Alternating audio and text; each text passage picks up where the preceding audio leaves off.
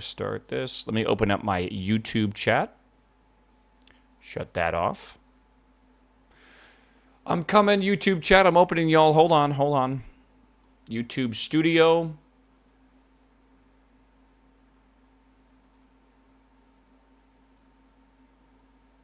All right. Chat, can I get a fucking 07 for 9 anime and Anawave this weekend? Fucking 07, you will be missed. This is why you gatekeep the fucking sites you watch anime on, all right? Stop talking about it to your friends, or to Twitter at least. I swear to God, man. God damn it. It was so good.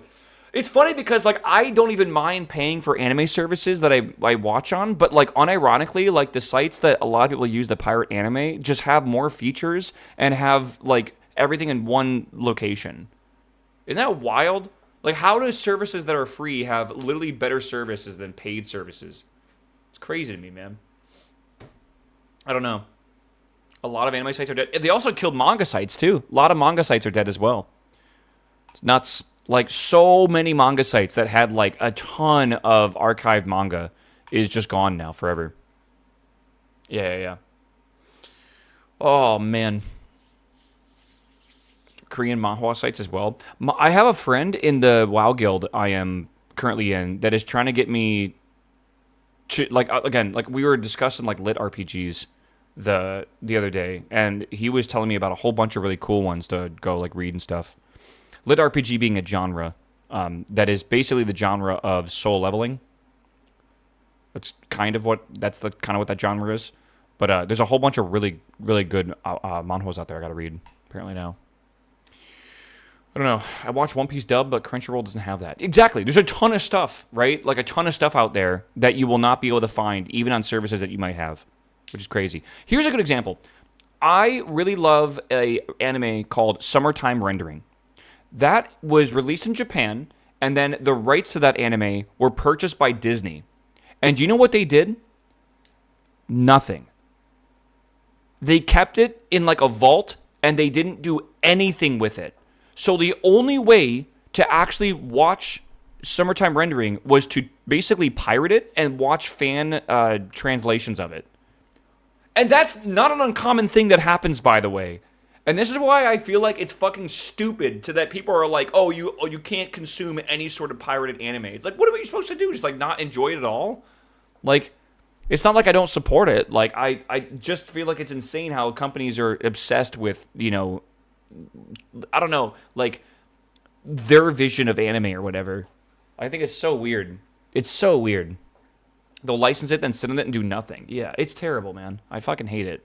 The worst thing ever is when a movie comes out in Japan, but legally it's not allowed to because of commercial rights released in the US for 8 months. So when the Reze Arc movie came out, right, we couldn't watch that in the West for I think it was 3 or 4 months after it came out in Japan, and there were just spoilers everywhere.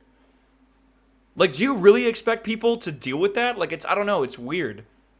It's fucking crazy. Oh, man, there's so many situations like that, man. Is anyone watching Witch Hat Atelier? Everyone is. That is the anime of the season. Okay, chat, I'm locked in today, man. We got a big schedule for today's stream. I gotta continue. We're gonna set up this mod pack real quick. I gotta modify the mod pack we were using previously. I think I'm gonna remove ScanSat. Installed. Yeah, ScanSat we'll get rid of. This and this. We're going to get rid of that. Okay. Yeah. We'll get rid of this as well. I think I will keep free IVA, but I don't really think we need it for what we're doing today.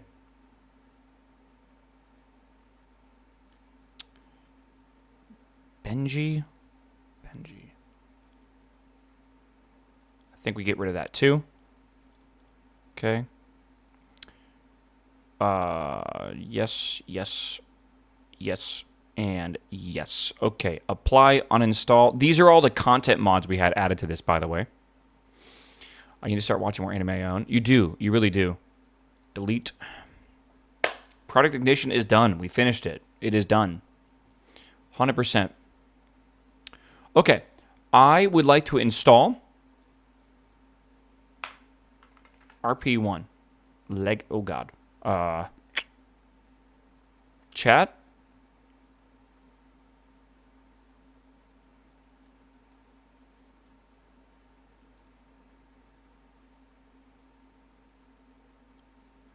Am I misremembering what RP1 is? Realistic Progression 1. This is the mod that adds like the new engines and stuff, correct? Or am I thinking of something different? Maybe I'm thinking of RO.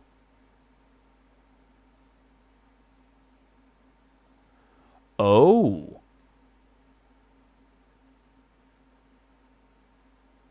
So we want to do RP1, realistic progression, and RO, realistic overhaul, to have the realistic engines and then also realistic progression. Realism overhaul is a full mod pack? Is it? Or is it just like the engines? No, that is. RP1 is it. Okay. So we want to grab this plus high graphics is what we want to grab. Correct? VABA RP1 organ. Yeah, we definitely want that as well. Okay. What does it mean, realistic progression? I don't know. We're gonna find out. I assume it's gonna be like a science mode or something that's gonna be a lot more realistic to like stuff. I will find out. I have no clue. This is what today's stream is gonna be about, so it should be fine. Okay. Apply.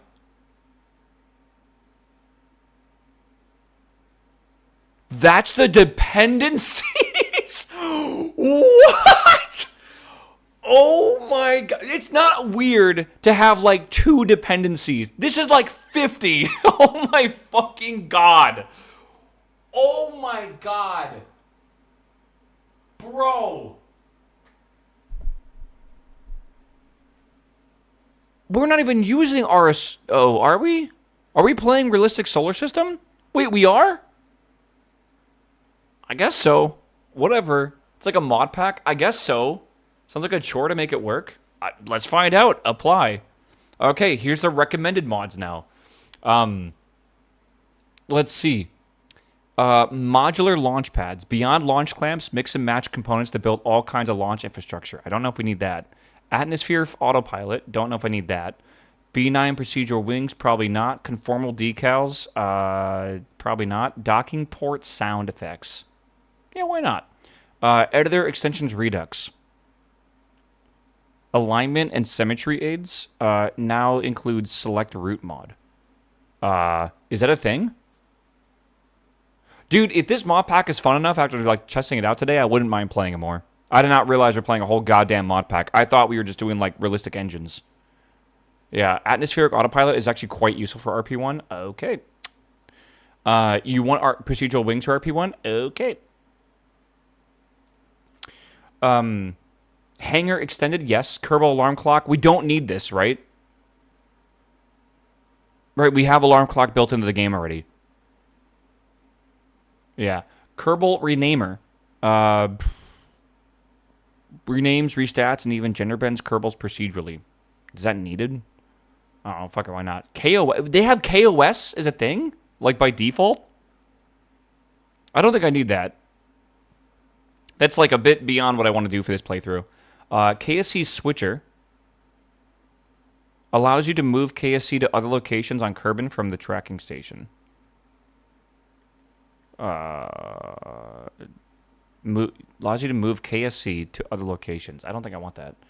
KSP wheel replacement for the U4 wheel collider geared for use in KSP. What does that mean?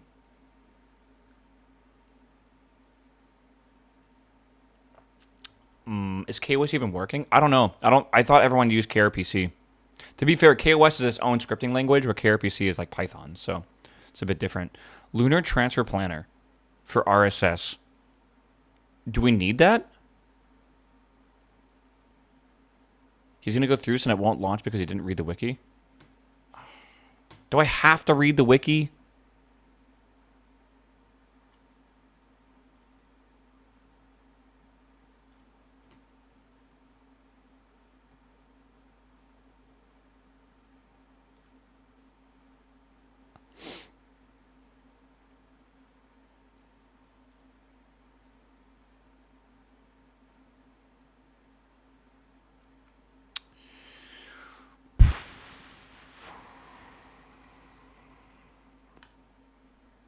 I do already have a lot of mods installed.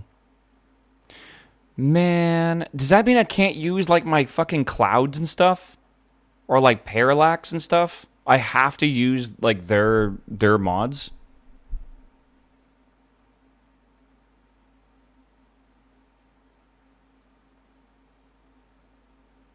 Like, do I have to? Hobbs, hello, my man. Welcome back, my dude. They need different configs for RSS. What do you mean by that? The cloud mod?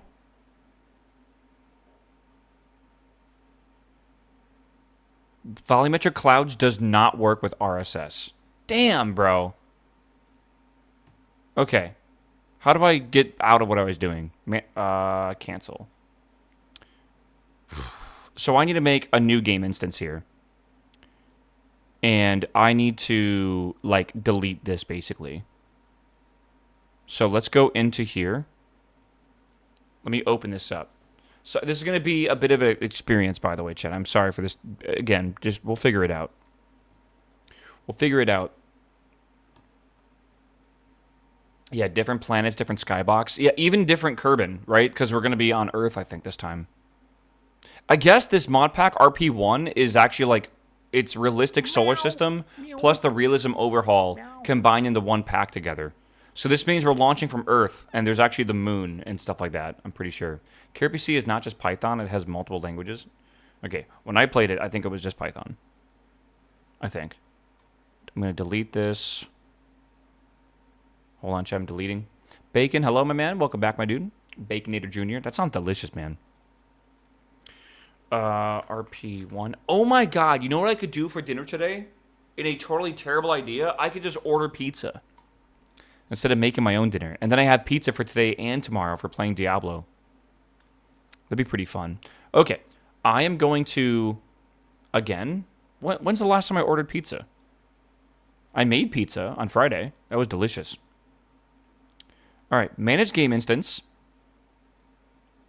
Forget. I want to make a new game instance. Add instance to CCAN. That's not right. Hold on.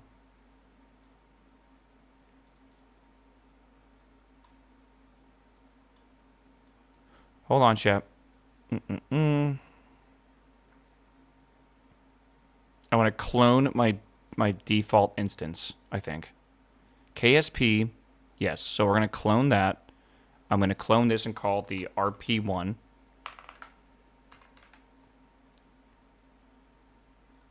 We'll go here.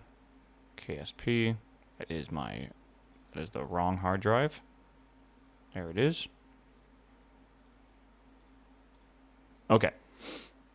I am going to install fresh. Like it says, I'm installing a fresh copy of KSP 112.5. I'm copying it from my Steam folder as well. So clone, and this should be completely blank with nothing in it. I guess we're not going to be able to use like the black rack clouds and stuff, which sucks, but whatever. We'll see. I guess. Okay. So nothing is installed. We are fresh nothing. Separate directory, you already have that. It's all fine. Yeah. Is this a thing? Hold up. Someone said BlackRack 4 works with RSS. Ooh. What is that quest? Why is that still on my fucking... Thank God that's not something worse than that. Why is my clipboard not working from one computer to the next? There we go. I was doing a quest thing yesterday in WoW. That's a WoW console command. You need a V4. By the way, there's a Falcon Heavy launch in like... Hello, everyone, and welcome. I'm pretty sure it's very soon, by the way, in like less than an hour, so we got to watch that.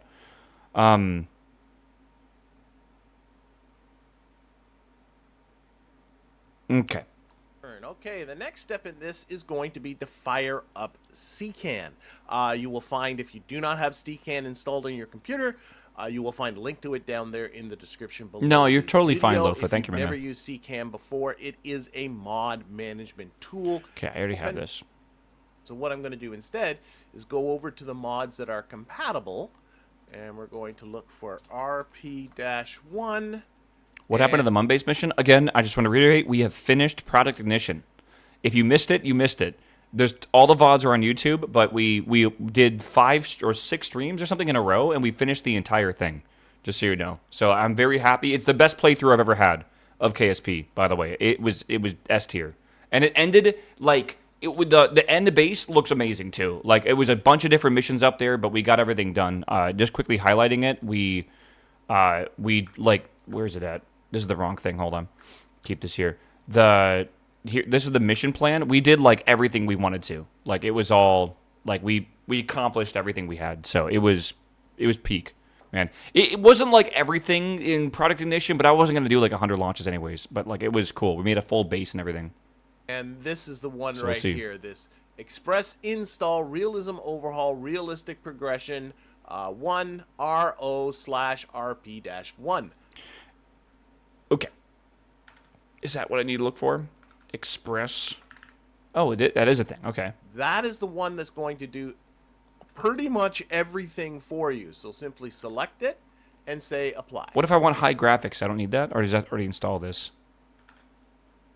And these are all the mods it's going to install. If you look at the list on the description, everything under the Express install is going to get installed. You simply have to say apply. And then we got, do we want, these are recommended mods. Editor extensions read, yeah, I want that. Oh, this was made 9 days ago. Okay. Alarm clock, yeah, I want that. Kerbal Foundries continue. Why do they want Kerbal Alarm Clock? Is that not built into the base game now? I'm a little confused. Is it like I have more features or something? I don't know. Use better wheel and anti-gravity repulse. Sure, why not? Lunar Transfer Planner, Why yep, not? we want that. RO loading images, loading screen, images replace, yeah, we'll do that. And transfer window planner, definitely want that. So we're going to say, yep, we'll take all those. Hit Oh, continue. there's a new time system that it integrates with? Oh, because like, again, the KSP time system is on like a 6-hour day. So, yeah. Support but not endorsed. The stock alarm clock disabler. Yeah, this will disable the stock alarm clock. I like that. So we're going to do that. Supported but not endorsed. And now you got to pick your graphics, which one you like. This, of course, depends on your computer. I'm going to leave it on the high graphics. And we got to select here. We'll do career. Whether we want Realistic Progression 1 or we want just the Realism Overhaul without a career mode. I want the career mode, so we're going to hit continue. And there it goes. All you got to do is let this fella do the work. Was that a wipe transition? What the hell? I haven't seen one of those since like Windows Movie Maker back in like 2004. All right, and there we go. That is Crazy. now installed. If I Kinda go over based. to the install. All right, let's install this. All right, boom. Apply. I'm just going to hit apply. I'm just going to hit apply. I'm just going to do everything he says, basically. I'm going to do yes, continue, and then high graphics, continue. And then yes, that's good, continue, and then holy fuck, bro. Do you guys remember that one day we wanted to play KSP and like the KSP forms or something was down? And that just so happened to take down like all the mods. This is 10 gigabytes? I am downloading 10 gigabytes of mods for KSP. Holy based, bro. What? Oh my god. Yeah, I remember that one day though. Like we couldn't even play KSP because like we couldn't download any mods because like the one time ever the mod fucking site was down. What's a clean KSP install size again? Oh, I don't know. I'm going to say a random number that I think is right. I think clean KSP installation is like 2 gigs. It's like, it's not large at all. Like maybe 2.4.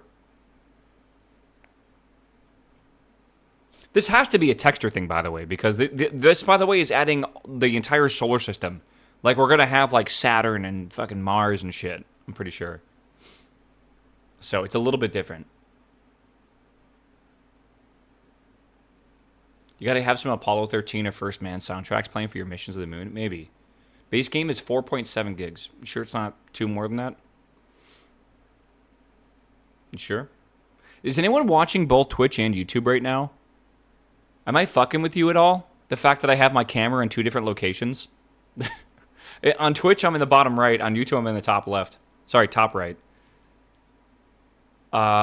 Is everything good here? I think it is. I don't know if anyone's noticed that yet. Thing. I have installed 100 mods. 100. They're all listed right Good God. here. Okay, next thing you want to do is you want to fire up KSP. You want to make sure that it works. And there are a couple of different ways in which you can do this. If you modded Just the one that's hit the in play your button. Steam folder, then you can go ahead and run it through Steam.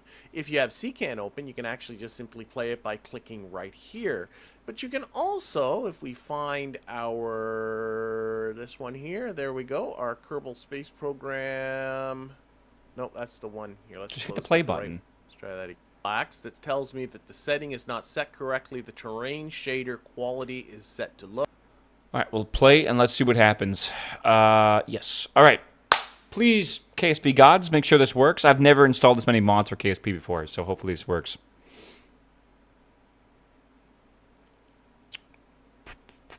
I'm gonna sneeze.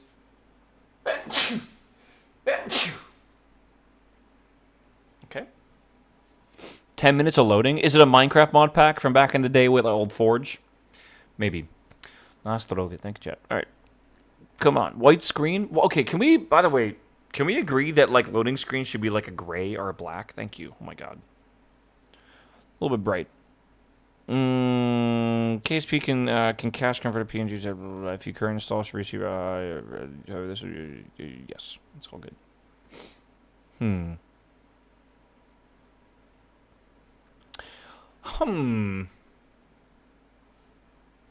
Whoa. So this will not work with parallax more than likely, but I'm gonna try to get the realistic clouds working with this because it shouldn't be too bad. I just have to move a couple files or whatever. Whoa.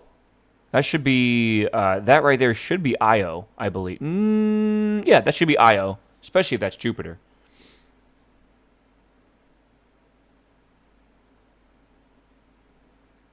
I have addictions and it is shapes too. Hell yeah, bro.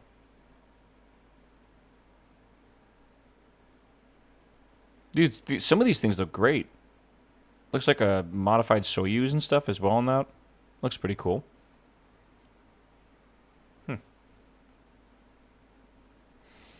Oh, we have sounding rockets and stuff as well. That'll be fun. It can work with parallax, but there's things that change. You'll get great ground details with it. Really? Maybe this guy in this video will explain how to do that. Doesn't RP1 include parallax 1 by default? Yeah, but isn't like the new parallax like the really good one? 80,000 patches? Oh my fucking God. Dude. Wait, this is on Deimos or Phobos, one of them. It looks like maybe Deimos. That's definitely Mars in the background. Where's its I mean, maybe it's at an angle, but we should be seeing some snow caps. I say snow, but some ice caps. The moon looks amazing with the rocks. Okay.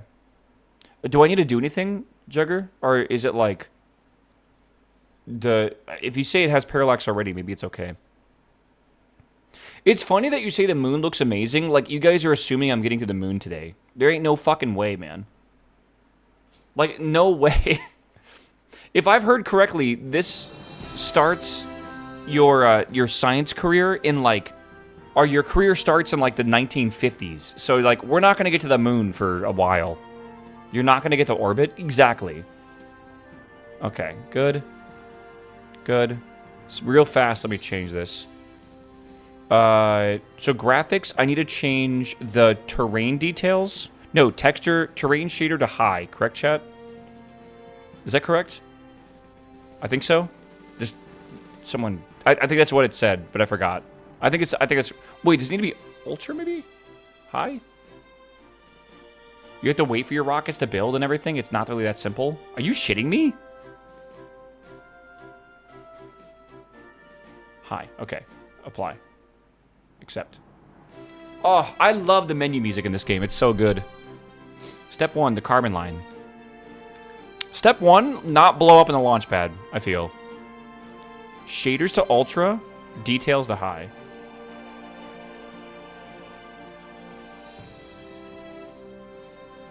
So shaders go to ultra, and details go to high.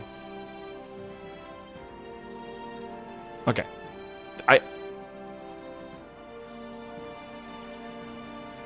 This is probably why they expect you to do that, by the way.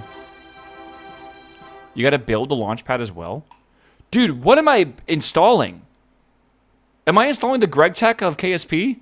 What is happening? This is like the Pianodon of KSP, man. All right, that's good. I thought RP1 was like realistic propulsion. Like, apparently that's called RO. I thought this just added like real-life rocket engines and stuff. First thing is discover fire. I feel like that's to what's it called? To understand the universe, first you must bake a pie or some shit. Oh, it should be on high or ultra. I'm gonna keep this to the side here to remind me to do that. And also, we have here community KSP Community what? I'm sorry, what? fixes. If on your current install, this will take reduce the loading to bake time a pie, by about you must first 27 create the seconds, universe. but Oh, did I say it wrong? of additional disk That's space. backwards. Sorry, Carl Yeah, Sagan. I like that, so I'm going to say yes. Go ahead and do that for me, please. Turned out this window wasn't active until after I ignored the warning that was coming from Parallax, so I had to do that first, and then I was able to accept the community fixes. Hey, I got that. All right. Oh no, it was the terrain shader quality that has to be on high ultra. So there we go. We'll apply that. And in the first place I want to go to is to install RSS Reborn. The link to this is going to be in the description. But you really do want to make sure that you do follow these instructions. So read through these carefully and do what it says. So you're going to need either the zip file or WinRAR file. So I'm going to download the zip file. There we go. And that's downloading WinZip or 7-zip. Download for Windows 64 time. Yes, that's the one we want. And you can see it downloading over here. And if we go back to here. Oh, let's open up those instructions. He doesn't know, dude. There we are. Okay. It is recommended that you install RP1 first via CCAN, so make sure we've already done that, so that is good. Let me just grab this.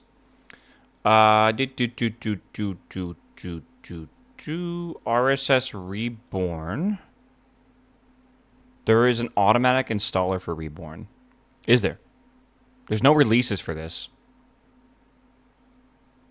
Should I be worried? The GitHub version of RSS Reborn is currently in its pre-release phase. Check out the installation wiki here. Okay.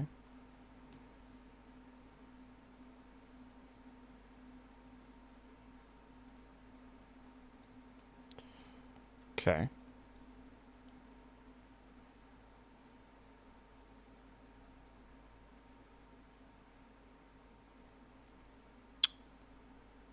So, I don't want this in my default KSP.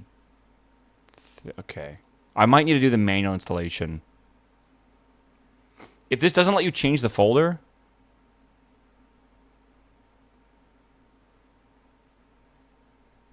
Also, like, do I need to install the volumetric clouds first? Because this almost makes it seem like you do. Remove the following folders from your game data. Yeah, like, I feel like you would need to install... Yeah, just watch Mike's video. Bro, he's downloading 7-zip thinking it's the fucking files. And, if you are currently using... No, don't have to worry about the Google Doc version. And we're going to go through the automatic installation. So we're going to want to download this installer. So we're going to click on that. This little wizard makes your life a lot easier. Okay, so we'll download the zip file. Or install... Download version 4, then you can choose where the auto installer finds the cloud zip folder. The zip, we'll double click on that. I'll watch him run the installer. Okay, and we're going to go through this here, and we're going to say, yes, I have run RSS once and have backed up my game data. No, I have not backed up my game data, so let's go over to that folder. Always a good idea to back this up. So we're going to take our game data folder right here, and we're going to... So this is his custom thing, though, that he made in CCAN. not his actual default like file or whatever. I'm just going to download it or copy it over to my desktop. Again, we're going to make a copy over there. We'll let it do that. 14.5 gigs, Jesus. Okay, back to our installer here. RP1 staging and decoupling are much more complex, and engines may fail to ignite due to Ullage conditions. I'm telling you right now, stop spoiling. You're going to want me to experience that instead of just telling me ahead of time to worry about Ullage. All right? Yes, I have run RSS once, and I have backed up my game let data. me discover this myself. If you have BlackRack's volumetric clouds, you can add that into it. You have to download that from his Patreon page. There is a link to it again in the description. Up to version 3 is free. Version 4 and version 5 are not free. You have to become one of his patrons for that. So I'm going to say yes, optionally I am using that. We're going to go to next. Okay, where is your directory for your install? You can change using my Steam one. I don't want that. So I got to point it to where I actually have this RP1 install right there. There we go. Okay. Do I had to put? I don't know if I had to probably add the Raymarch files. exe. Oh no, it's not asking me to put in the exe, so that's cool. It's just the folder path, and select where you have Raymarch volumetric file. That's the file that or the folder that you download. I assume a zip file, right? From BlackRack's Patreon page. Here and you need 4 right here. And this is EA. This is EA 14. Okay, I'll have to go download it. Let's see. Enable recommended community visual settings. Sure, we're gonna do that. Add the tough installation for needed for BlackRack's profile. We're watching Falcon Heavy. We will. Yeah. What's probably going to happen, chat, realistically looking at this time right now, because it's currently 8:48, we'll probably get this installed and working. Then we'll watch Falcon Heavy, and then we'll start this campaign. I think that's what the schedule for today is going to basically be. Because it's like right now, the launch is at 9:21, but I'll probably tune into it at least 15 minutes ahead of time, right? So, like, if we can get this whole thing installed and working in the next 15 minutes, we'll be on schedule for that, basically. And then we can go right when this launch is done, and I'll probably watch it till they land the boosters, and then like they kind of talk about whatever else. 15 or 50. Brother, just read the clock. It can't even be 50. It's 32 minutes until launch. We should be able to, I assume we should be able to do all this in time, hopefully. And then you can actually, I'm going to leave these off because it says change the reflection quality down to low, texture quality to, I'm going to just leave, although remove parallax texture warning during game launch. Yeah, that's the one that, you wanted that one on. Remove HQ volumetric clouds config if present. I don't know if it's present or not. We'll leave it off. Adjust volumetric clouds for performance boosts. Minimal visual impact. Yeah, let's do that. So we're going to click that on. We're going to go next. We're going to leave these all on their defaults. I'm not going to change anything. So let's. Earth is a 64K texture. Let's just go next. And then click install. Damn. Damn. Do the installation. So install. 4K textures? Fucking absolutely not. What the fuck? Off she goes. Your poor single-fan GPU will be crying. I know. And what we'll do is we'll fire up KSP again, see if... Okay, I'm going to do this. I'm going to run the same things that he just ran. I got to download a few things, though, real fast, chat. Give me a second. I need to download the V4 or release 14 or whatever the hell they are. Okay, download this. Save. Okay. Let me go over here to BlackRack. You can see whenever I open a browser tab, it just goes pink. All right, does anyone know what release I need from BlackRack? Is it collection? You said release 4, correct? Release 4 is the one I want. So let me download this. Hold on. Download. This is Early Access 16. This is the 4th time I've installed this. What? He said 4 and 5 are paid, so I think both work. No. 5 apparently does not work. Like, specifically, I think people have said 5 does not work. This is going in one ear and out the next. This isn't even that complicated of installation. Listen, some of y'all never tried to install mod packs for Minecraft back in 2014, and it really shows. Yeah, 4 works, but 5 does not. Okay. Okay. We got that. That's good.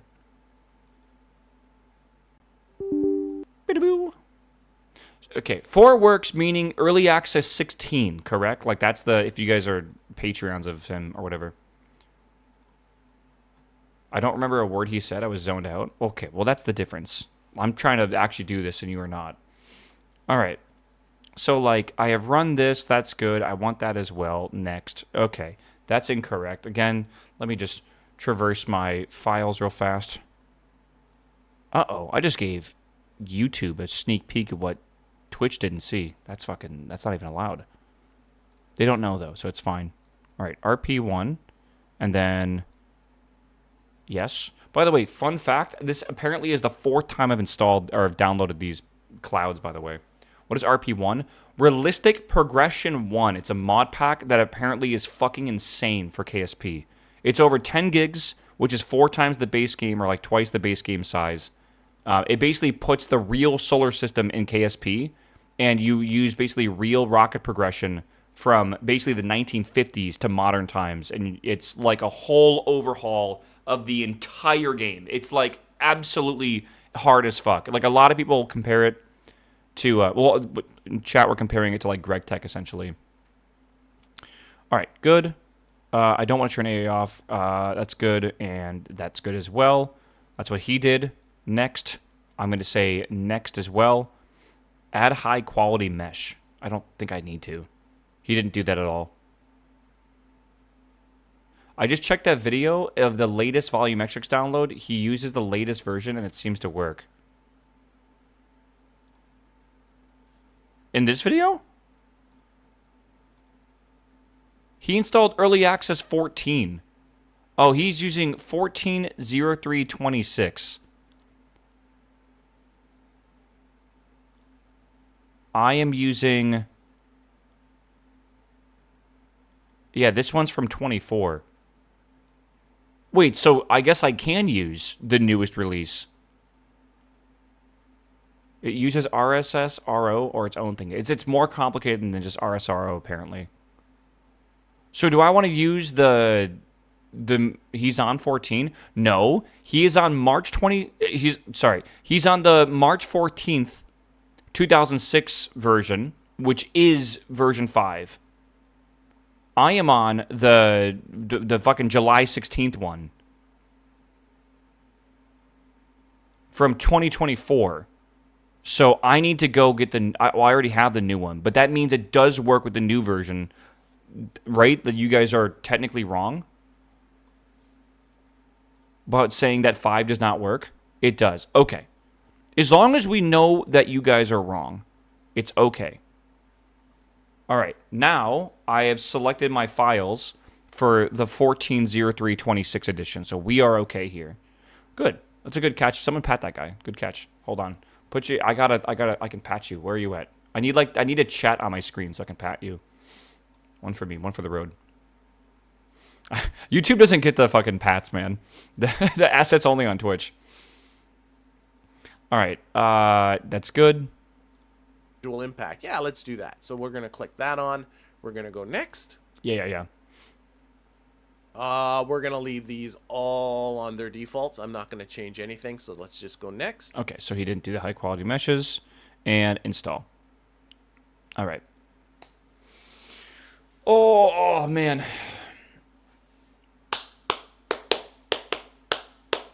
I am excited for today, chat. I think I am going to order pizza for dinner. I'll order pizza, I don't know. Let me schedule my pizza ordering in here. I think I'm going to order pizza, like, at 4 o'clock, actually, right when I get off stream. And it takes, like, 30 minutes to arrive. And then it should arrive, and I should be good to go. Did you back up your game data folder? His was 14 gigs. Why do I need to back up a game data folder? The thing is, I believe they're saying that for people that have installed this to their main game. Right? Like, I'm not doing that because I'm not insane. I made a completely separate copy, like completely separate clone already. If this doesn't work, I can literally just reinstall the whole thing, and it will probably be easier than trying to move over game data on like things that have been changed. So I don't know. Yeah. Let me see here.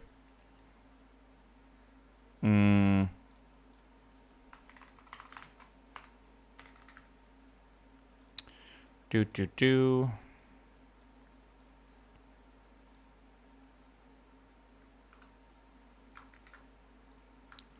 I wonder if it's possible to erase this line easier. Because it's on top of the text element is like the whole thing right now, which is basically the problem here.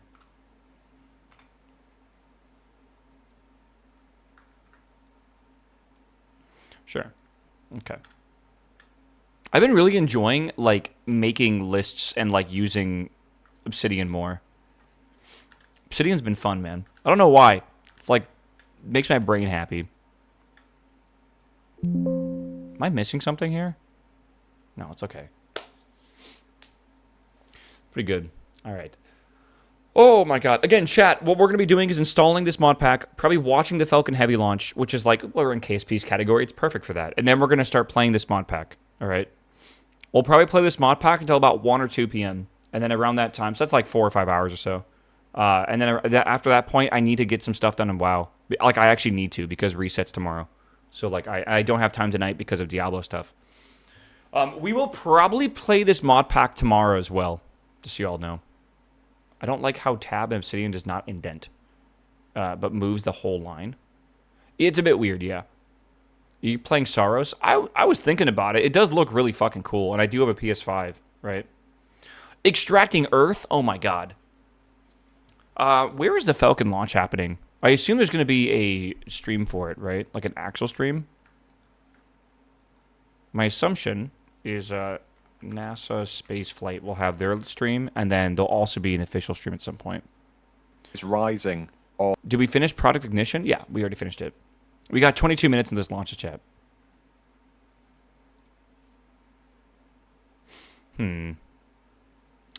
Oh, man.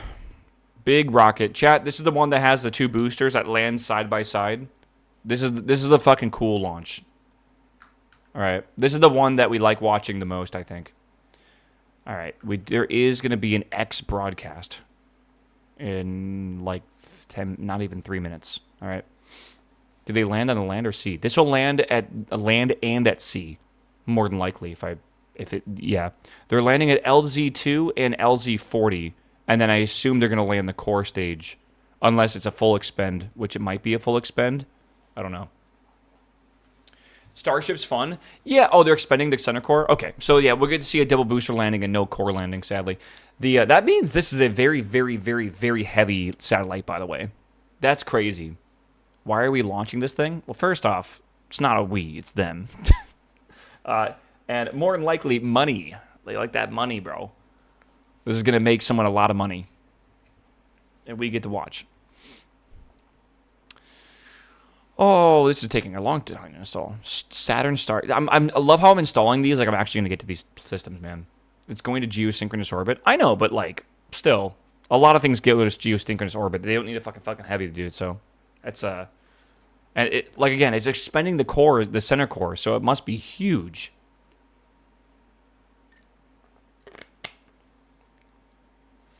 I've never heard of Viasat 3, so I don't know. I don't really keep up with, like, the companies that put big satellites in space. I don't think they've ever done a Falcon Heavy launch where they recover the core. Yes, they have.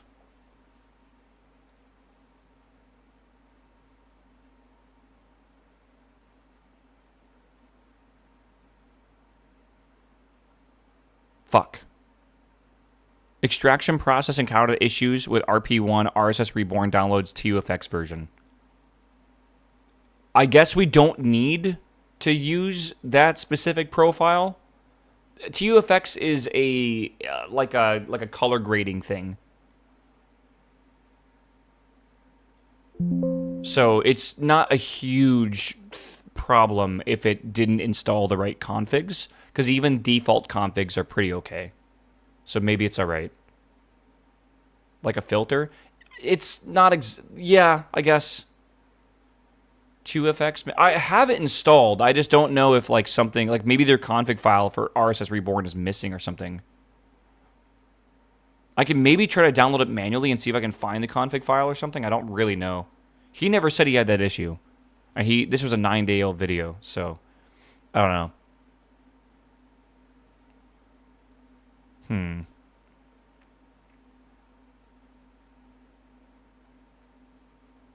Did you hire someone to design your room? What does that mean? Like behind me? No.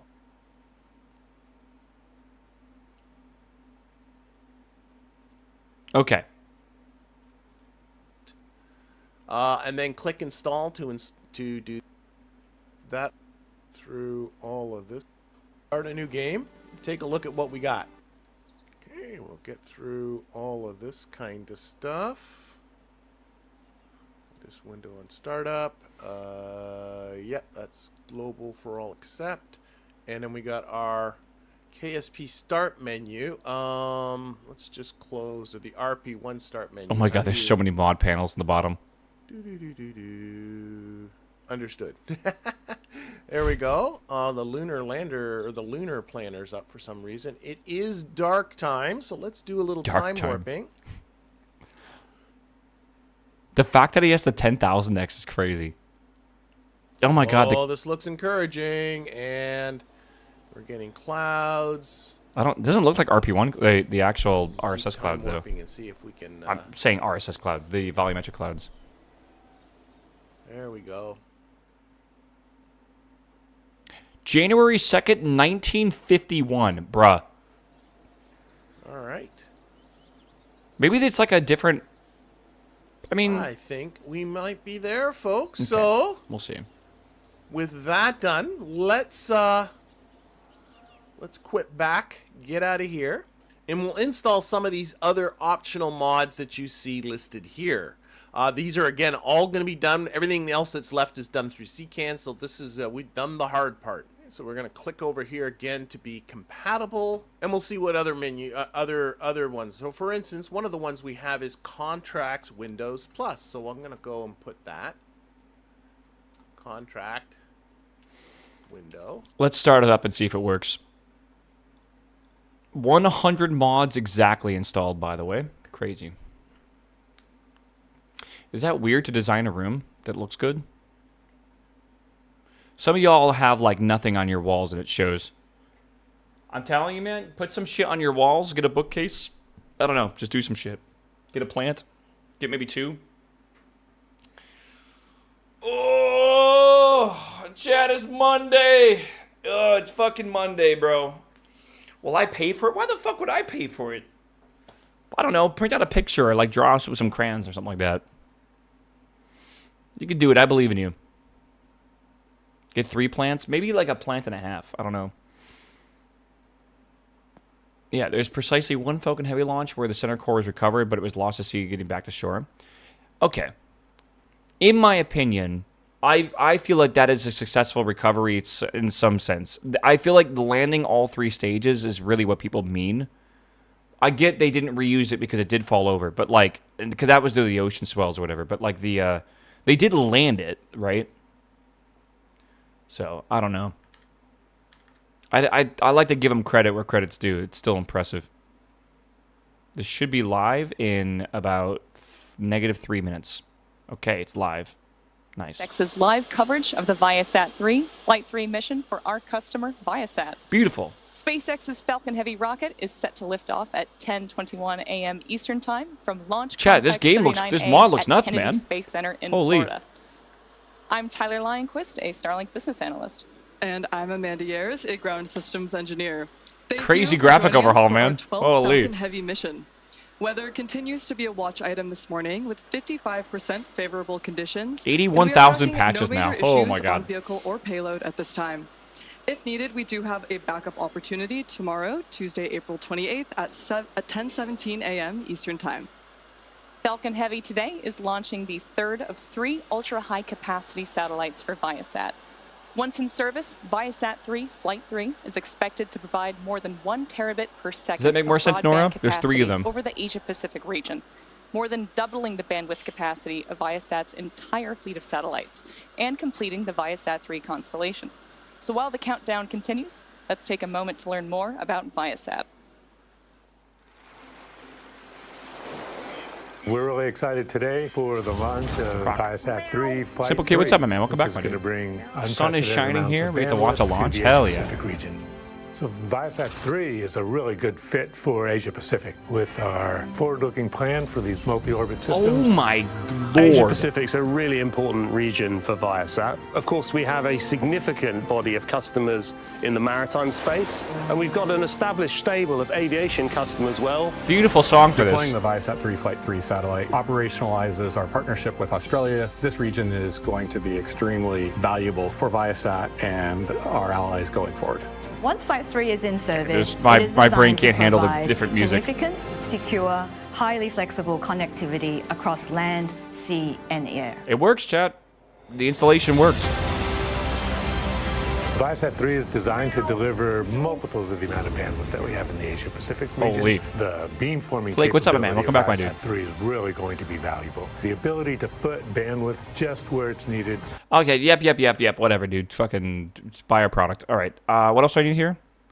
Contract window plus. Is that right? Tracks. Window. Contracts window plus. All right. Contracts window plus. Polish translation. Hell yeah. There we go. Contracts window plus. Now, Is it a SpaceX competitor? one of the things with Launched on a some of these SpaceX rocket? mods that I have listed here is if you look, you'll see the max game version is 1.8.1. We don't care. We know they're Space compatible. Program, including the one I just installed, is 1.12.5. That's Yeah. the Carton, what's up, my dude? final Welcome back, my dude. version of Kerbal Space Programs. And if you just try to install this without making any modifications to CCAN, then you will get, you'll get a message from CCAN It's gonna say that to go to this isn't up settings and date. go to the fucking You settings can and fix that whatever by simply compatible going to your editions, settings and looking at whatever it said. compatible game Yeah, versions, select them all. and you get this menu here, and you can select Okay. old mod. Guarantee that they will end off. This is going stalling. Okay. Oops, there we go. And all I got to do now is click that, hit apply, just like I did with other things, and go and do that. As per usual, you're going to get some recommend that if you're installing a whole crop load of mods, don't do 100 mods and then see if they all work. Install a few mods at. Okay, what other ones is he's just deferred? Why does deferred comes with Black Rack, Firefly? Oh, Firefly works with this as well. It's also weird it's not by default installed. Firefly. Do you guys think I don't think the reentry stuff's gonna work, is it? What's it called? Firefly is the reentry thing. We already have waterfall. Okay. We don't need KOS. Minimal ambient light updated. Nodes parking brake. The fuck is parking brake? Reentry particle effects renewed. Don't we already have Firefly though? Is TUFX not installed by default? Oh, that's probably why we had an issue.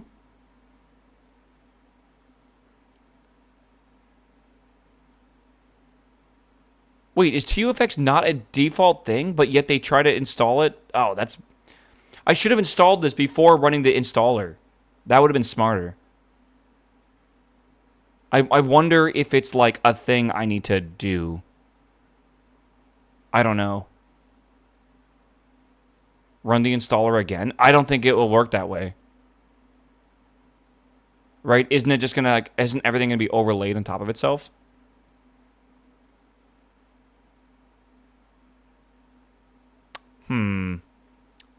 Yeah. Fab organizer RP1 configs. I like that. Quick fresh install then. Oh yeah, let's just do a quick fresh install. Just take another half an hour. It's all cached. It's kind of funny. If it isn't important, they have failed. I'm sorry. Indopotent?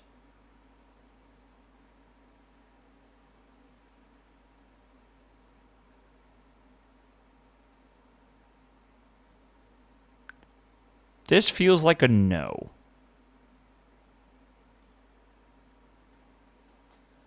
Independent. Okay. I don't know.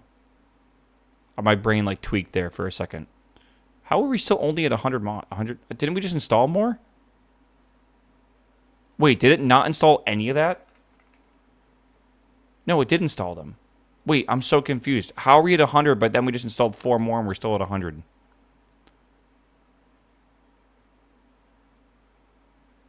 Idempotence is a property of a certain operation in mathematics and computer science. Idempotence? That is a crazy word. I learned a term the other day called isotropic, which is cool. And quasi-isotropic.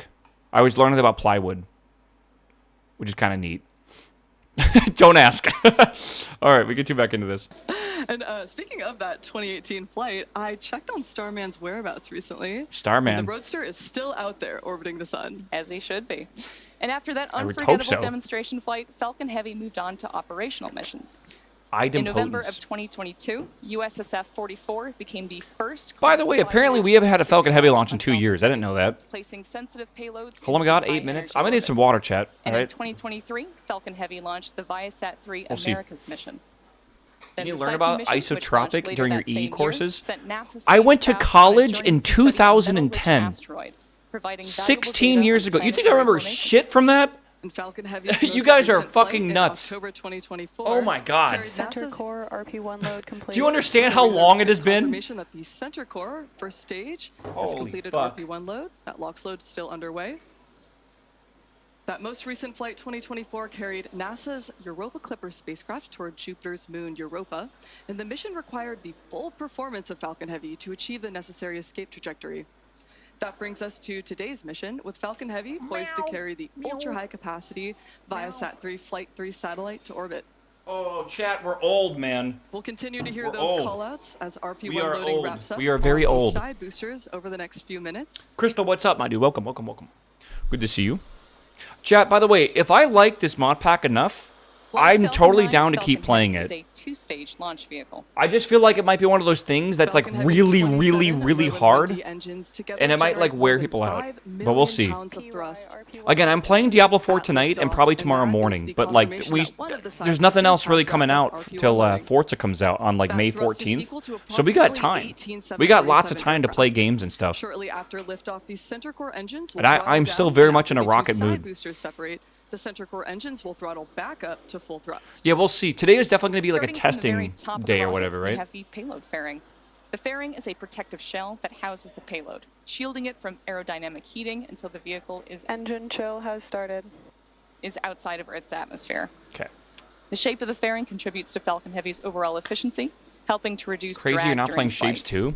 And Why? once in space, the two fairing halves separate and fall back to Earth. I for played an a bunch of ocean shapes, landing, man, already. Where they'll be recovered by our recovery vessel to be refurbished and reused on future flights. I've learned my lesson at this point. Both If I'm in the halves of mood to this play a game, I fairing play are the game. flight proven, with one side flying for its 25th time, and the other Shouldn't for that its be in the 18th. rocket?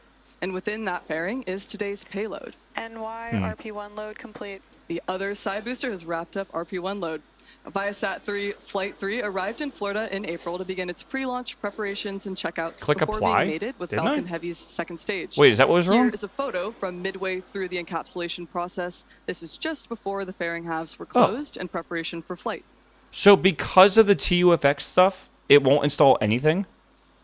And here's a live view inside the second stage as we await liftoff. We might actually need Now, to fix right below this, the chat. fairing is Falcon Heavy's second stage, which houses the MVAC engine. Below the second stage is the black carbon composite interstage, and inside of that is where the MVAC engine is located. This The is interstage connects this the already center core says on the that first and it second might stages exist and holds potentially. the release and separation system. AD means it's already there Below basically that, we have in the those folder. 3 first stage boosters that we've mentioned. I'll which make up the launch it bottom and see if it 2/3 starts of the vehicle. TUFX or if it's actually The broken. side boosters supporting today's mission are both flight proven, with If one so, flying we might need to today for reinstall its the whole thing. 22nd time, and the other just for its second.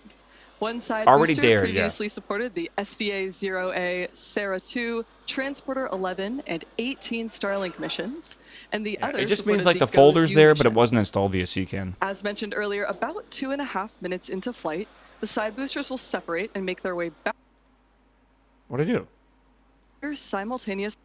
Minute or so, that strong back to slowly recline away. Maybe I from can't the alt rocket. tab. I don't know. So that truss structure next to the vehicle. Go to your game is folder. I called just the tried, but my transporter fucking erector, stream just died. Which is also called the TE, or the strong back by the launch team. In preparation for retraction, those clamp arms around the second stage will open, making way for the transporter erector to move away from the vehicle. Shaders, That TE is textures, designed to assets. I mean, maybe transport it's rays- actually okay. Back retract has started. Yeah, move the support TUFX the stuff rocket at out, the launch install pad. TUFX with CCAN, then merge it back in. So in a few seconds here, we'll start to see those arms, those clamp arms underneath Maybe the second that stage start to is open. the play. And it's going to take about 15 seconds for them to fully open. But then once they're out of the way, the strong back is free to recline away from the vehicle and give it room for liftoff. And you can start to see those clamp arms opening now.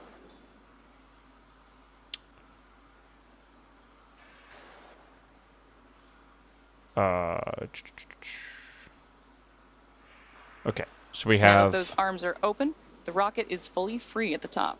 NY, LOX load complete. There we heard the call out that one of the side boosters is now complete with its LOX load. So it's fully loaded with all of its propellants. Huh. Still says there. Maybe because, you know why? There's probably some like config file, like something here, module manager, that has everything in We it. can see that strong back slowly I wonder if I can, start like, to retract update away. it. LOX load complete. And then we heard the call out that we are fully loaded with LOX on the other side booster. Okay. Now, Installation as we failed. mentioned earlier, this is our first Falcon Heavy flight since 2024, and a lot's going to happen in the first 4 minutes of flight. First, we'll light the two side boosters, followed by the center core. Then about Okay. 40 seconds after liftoff, we will decrease power on the two side Go boosters. to the version in on the right preparation side for under max Q. TUFX and select which version you At want. about What are you 2.5 talking minutes about? into flight, the side boosters shut Version? down during Do I need the to booster change the engine version? cutoff, or BECO, and the boosters will separate. Once clear of the side boosters, the center core will throttle up once again until the center core shuts down. We have with 2 minutes to main launch chat. engine We'll do this cutoff, afterwards. or All right. MECO. I want to watch this. Center core LOX load complete. And there we heard the call out that stage 1 LOX load is complete. So at this point in time, both side boosters and the center core Hit are refresh now on fully CCAN. loaded I with did. liquid I did oxygen. that. I hit refresh and it's still there. Meanwhile, Still those here. side boosters It's will somehow complete their finding flip it. maneuvers and boost back burns. Making Why would their I need to way change back the Earth version? for recovery? And then the first stage will separate from the second stage around What? the 4-minute mark, and the second stage will light its engine, and the fairing will separate. Chat, stop. It's fine. It's fine. It's fine. I feel like we're too many chefs in the Coming up kitchen right on now. our last milestone of propellant loading. Last which will Falcon be Heavy the launch was completion of 2024. Second stage liquid oxygen loading. Doesn't it Propellant look load has slightly been underway tilted at since the top? the Just like T-minus 15 slightly. minute mark. 2 LOX load complete. Right on time, and with that, liquid oxygen has loaded on to stage 2. Falcon Heavy is fully loaded with nearly 3 million pounds of propellant. Coming up next will be ground gas closeouts at the launch pad. Looking at T-minus 1 minute mark, Falcon Heavy will enter startup, and the onboard flight computers will take Is it over payload? the launch 3 countdown. massive satellites. Your mom? Jesus Christ. Chat, stop. Ground gas closeouts. The increase in white cloud and the venting that you hear is a nominal part of ground closeouts, and it comes from venting down the TE liquid oxygen fill line. Yeah, they're like just fucking purging the lines. I wonder if I got to do that in We're now this standing RP1 by mod. for Falcon Heavy to enter startup.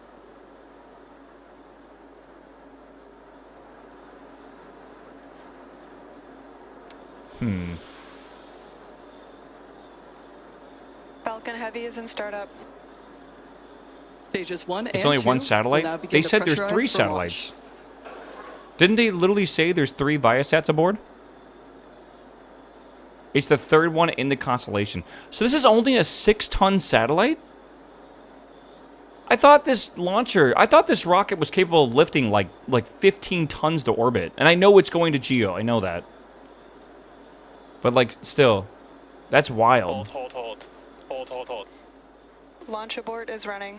Damn. I don't think they're going to recycle. I don't know if they can. As you just heard, we did have a hold in the countdown. Wonder if it's weather related. Usually under 40, it's an internal problem, by the way, because the computer takes over and starts doing a bunch of system checks, and if it ever runs into an issue, typically weather hold is like before 40 seconds. I don't think it's the cloud. It's probably something on board. Can they hold for We're standing by to get a little bit more information. Yeah, I was gonna say, on can they the recycle? nature It looks of like they the can. abort. Dude, Elon must be watching the stream. All right, I appreciate it. Now I have time to fix this. We'll keep the audio onto the background. Okay, so back to here. So I got that folder there in case we need it. Now I can delete this. So delete. Okay, good. Now I can refresh this. Yeah. Good. Apply. Install. It's already cached, which I love. Nice that they have a window. It's nice that they can actually hold, right? Because now they got to keep filling it with oxygen and stuff. Okay, so we're installed. Or did it fail? I wasn't paying attention.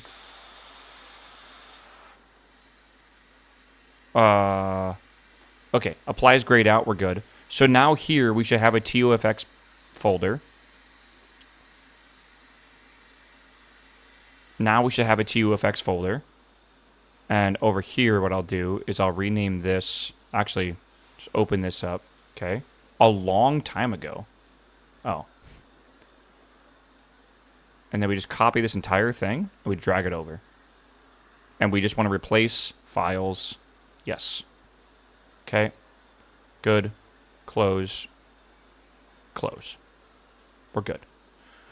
Chat, we're good. As you heard on We're the good. nets, it looks like we will be standing down from today's launch attempt due to weather. The vehicle and payloads remain Actually, weather in good issue. health. That cloud was and big. Our next launch opportunity That was is a tomorrow scary at cloud. 10. Yeah, G fucking G. When do they say March 10th? As always, thank you so much We're a little for past watching, that. and we hope to see everyone back. It lagged right when they said their next window is. I might need to look this up. Yeah. Did anyone have this stream open for themselves? Oh, tomorrow. Okay. Okay, good. I'll be live tomorrow. So we should be okay. All right, dude. Well, good timing. Let's just I fixed the mod pack. We should be good. Let's see. It's an ugly cloud. It's a big cloud. What happens to the propellant they fill with after an aborted launch? They put it back into the tanks. They just basically reverse it. Like that's actually what they do. They pump it back. Remember, the only thing that's cryogenic on Falcon is the oxidizer, right? Everything else is like doesn't need to be cryogenic because they use like unironically, isn't it called RP1? Rocket propellant version 1. They use like a highly refined kerosene essentially. So it's not like needed to be like cryogenic at all. They use RP1, which is also like what we use. We'll see. I cannot fucking believe there's 80,000 patches. Holy shit.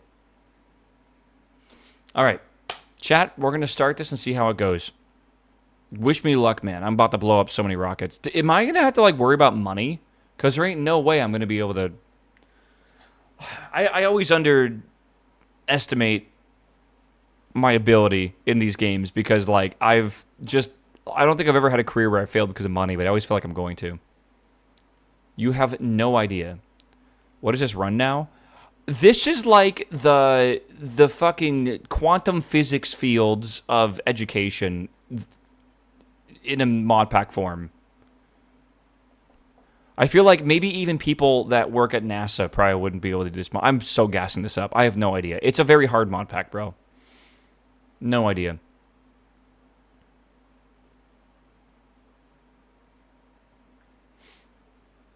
Sweet man-made horrors beyond our comprehension. Yes, it's it literally should be possible because like it can't be impossible.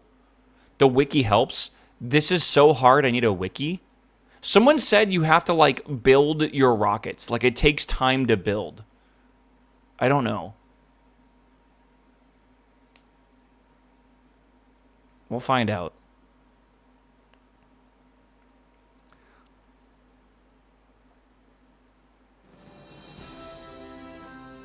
This makes me think that it's going to be like what's the term? Like you'll launch one rocket and then you'll have to like while it's on its way somewhere, you'll have to launch another rocket. Right? Like you don't just like speed up time to get it to like Mars. You got to do other stuff. Or something. I don't know. If you make it to Pluto and RP1, NASA hires you on the spot. I fucking bet. Career mode, I assume? We'll do Strutco for this one.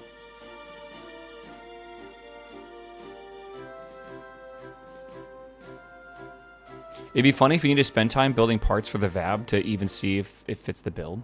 Yeah, we'll see. I think this is right. Chat, anything else? Maybe this is like a wiki point.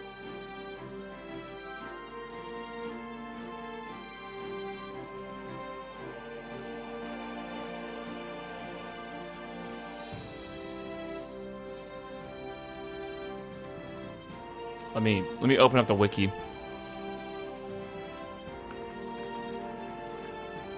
I'm pretty sure balanced for normal. Yeah. Hold on. I feel like it just makes sense. I love when I click on go to the wiki and it brings me to a GitHub page. Because first off, wholly based. Second off, like, that's how it should be. Yeah. Begin reading the instructions to introduce yourself to RP1. The countdown is running again? Didn't they say that's going to be it? What do you mean the countdown's running again? They scrubbed it. I'm getting one guide, but how? How is that even like a bait? I guess it worked a lot. Like it almost like was like, how do I describe it? I don't know, dude. It's fucking Monday. Someone fucking squirt that guy with some fucking, like a spray bottle. Thank you. Never mind, I'm dumb. I know, but you were so dumb, it actually, like, shocked me. Like, it made me dumb. Like, somehow I took your dumb and then took it myself. Like, chat, it doesn't matter how dumb you are as long as you make someone else look dumber, all right? Jesus. Oh, I absorbed his dumb. Yeah. Okay. Let me use my old man eyes. Dude, I'm on my phone, right, on my text messages, and apparently I, like, zoomed in with, like, the pinch feature, my text messages, right? And the text is, like, the whole size of my phone screen. And I don't hate it. Like, I could set it back to normal. I could just, like, shrink it. But, like, it's, like, easy to read. Like, it's actually kind of nice. I'm not gonna lie. Like, maybe, like, our parents were right. That's how my mom's phone is. But is it so bad? Like, it's not that bad. There's a font increase setting, too. I mean, again, just pinch. Just, like, you can just make it larger. You're good. It's not that bad. It's not that bad, chat. Okay. RP1... sorry. Did I even read this to begin with? Okay. So, RP1 is a modern career mod for Realism Overhaul and successor to RP0. I want you all to understand that I don't think we're ready for this mod pack. Like, I don't think you just casually go into this on a Monday morning. But let's find out. Oh, yeah. Also, just real quick. Shit.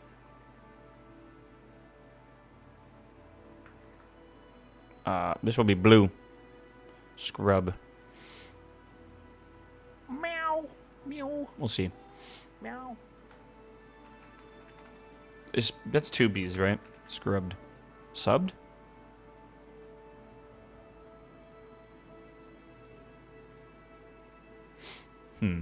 Scrubbed. LIV, what's up, my dude? Welcome back, my man. Good to see you. All right. Back to KSP it is. Are we on time? Chat, we're 15 minutes ahead of schedule. 15 minutes. We're doing pretty good. All right. Let me just double check here. All right, so this is basically a simulation of real life in KSP. That's basically, I'm going to sum up a lot of this. All right. Holy fuck. This is going to be fun. All right, so there's major features in RP1 that are different from normal KSP. There's time. Time is one of the key considerations. Okay. Rockets take time to build. They take time to integrate and roll out to the pad. The pad must be refurbished after each launch. New technology takes time to research. Astronauts take time to train and will eventually retire. Launch windows and transfer windows will come and go. Programs have deadlines, and your reputation will suffer. Oh, God. Okay. Your program will now start... we now start with no crew. You have to hire them when you start thinking about crewed flights. Prior to going up to anything more complex than a jet trainer, we have to do jets? Each crew member must complete one-time proficiency courses to become qualified on the cockpit or capsule type. Additional mission types training is required prior to each flight. Returning crew will be on leave for a variable period of time after each mission, and eventually each astronaut in your roster will retire. Okay. Don't leave them idle. Even training them helps stave off boredom. Okay. KSC upgrades. The KSC upgrades are even more extensive now than previous. There are 10 levels of tracking station. Oh my fucking god. You have to build the first upgrade along with mission control upgrade to access maneuver nodes. Administration building starts off with 5 slots to select programs. Yeah, enough to select 2 beginning programs. But upgrading the admin building will allow you to have more than 5 slots and accept more programs later. Okay. You can build a number of launch complexes to support different rocket families with their own engineering staff. Oh my god. There's a new tech tree. Okay.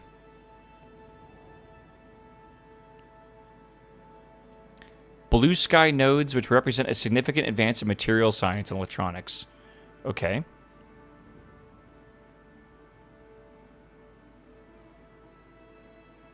Oh, God. We're not getting to the... I don't even know if we're going to get to orbit today, man. To offset the funds cost of parts and upgrade unlocks and tooling... Tooling? RP1 now includes a credit system where a portion of the researcher salaries used in research nodes are available as credits to reduce these costs. So like a grant or something.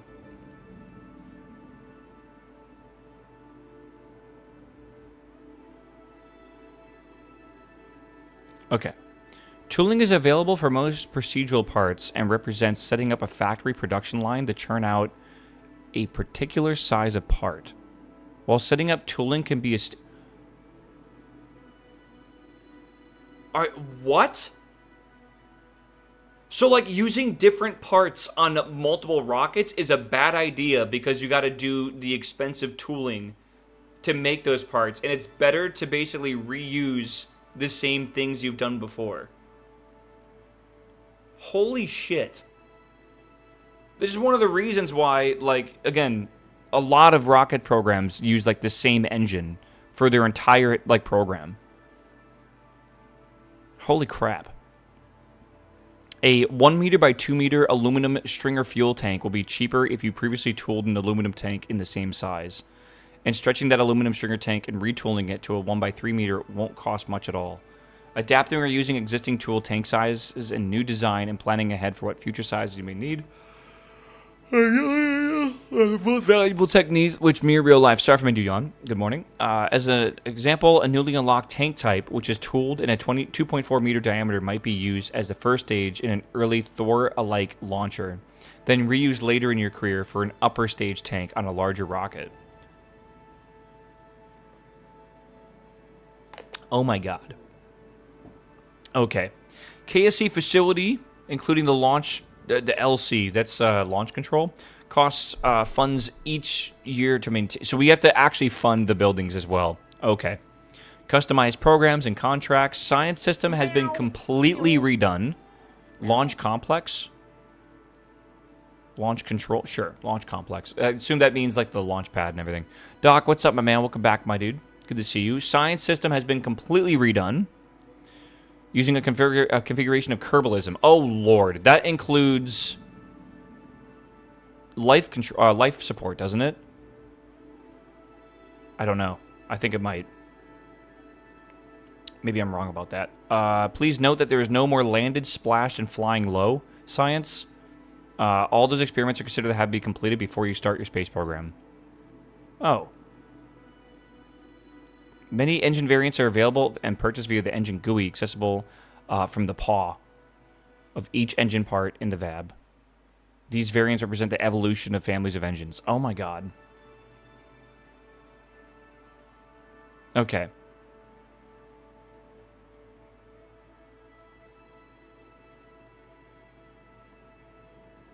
Early career tutorial and a lot of FAQ stuff. Okay.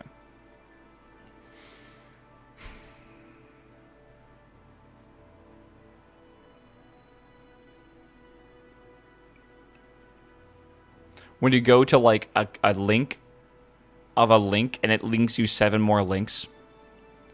Part 7 is early satellites?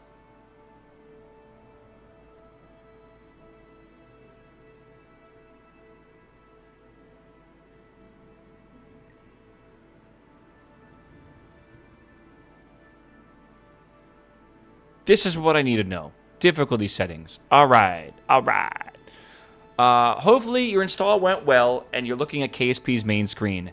Hey, look at it's going well. Okay, I'm alt-tabbing wrong. It is normal for Earth to not have any clouds here, so don't worry. Go into KSP's main window settings under General tab and set default throttle in pre-launch to 100%. You nearly always want the throttle to be 100% at launch. Okay. Is that in the settings? Back. Hold. Okay.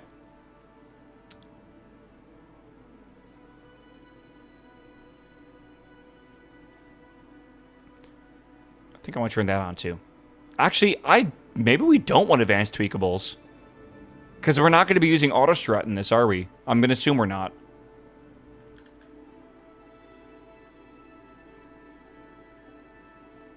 They do not have it on. So, we'll see. Alright, let's see. Do you think they set it to 100% by default? That's what I'm wondering. Why don't they? Okay. You should definitely also turn on advanced tweakables. Bro, read? It was the next fucking sentence. How about you calm the fuck down, bro? Alright? Fucking spray that guy too in chat. Jesus. Yeah. God forbid I fucking just say my thoughts out loud, bro. Start a new game and choose career mode. RP1 is only balanced around this mode. The default settings will probably be acceptable for you. Okay. Good lord. Yeah, power wash chat, man. All right. It's probably fine. All right, start game. All right, start new. RP1, career, strut co. It's all good. Difficulty options is all normal. It's interesting I have like a scenario, but okay. The biggest change you can make your experience is change the difficulty. Besides that, making the overall economics and let's just like keep it the same. Okay.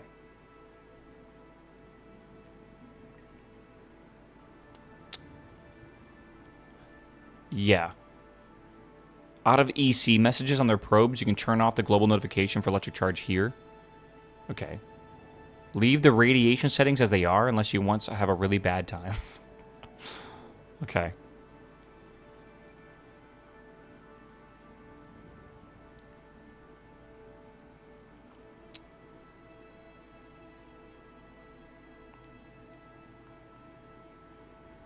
Test Flight is a mod that controls engine failures. There's engine failures.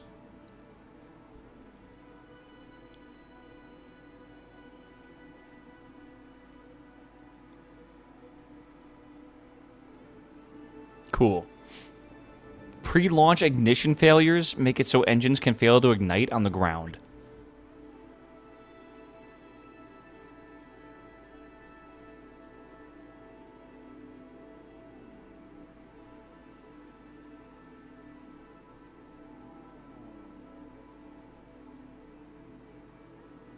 Okay. Do not click random settings. Initial career setup. Click through blocker, read and select your preference. Don't understand our one tutorial tell you what to pick. Pick focus, follows mouse, and then click accept.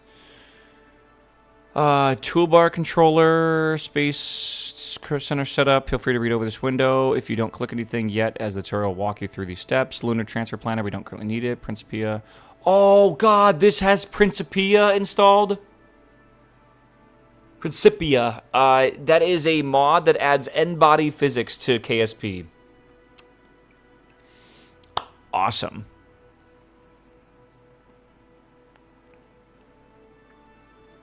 We're not using KOS, it's fine. It doesn't? If you're using the mod. Oh, thank God. Dude, imagine throwing that on top of this mod pack. Reading is hard.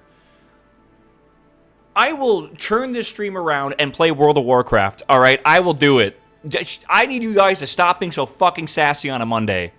All right, this is a rough day already. I've had 4 hours of sleep. We're sorry. You better fucking be sorry. No ice cream for y'all. I swear to God. I already have it scheduled today, man. We could just push it forward, you know? All right. Choose a launch site. If you're planning on launching from the Kennedy Space Center at Cape Canaveral, you can skip this step. Okay, that's what we'll do. All right. Choosing starting programs. All right, let's get in. Let's get in and do this. Career, we're good. Oh my God. Oh. Hopefully everything starts smoothly and doesn't crash because I'm already like hyped for this.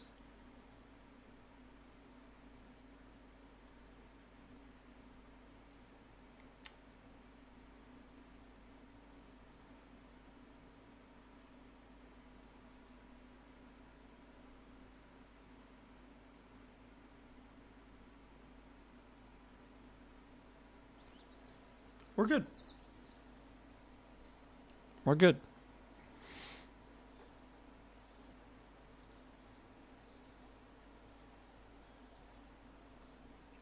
Can I don't know if I can close that. I might look how many mods I've installed.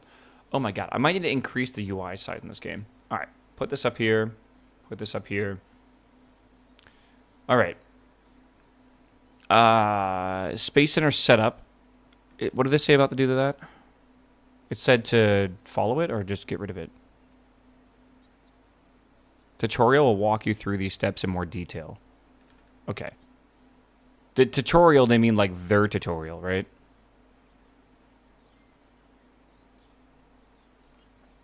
I think so.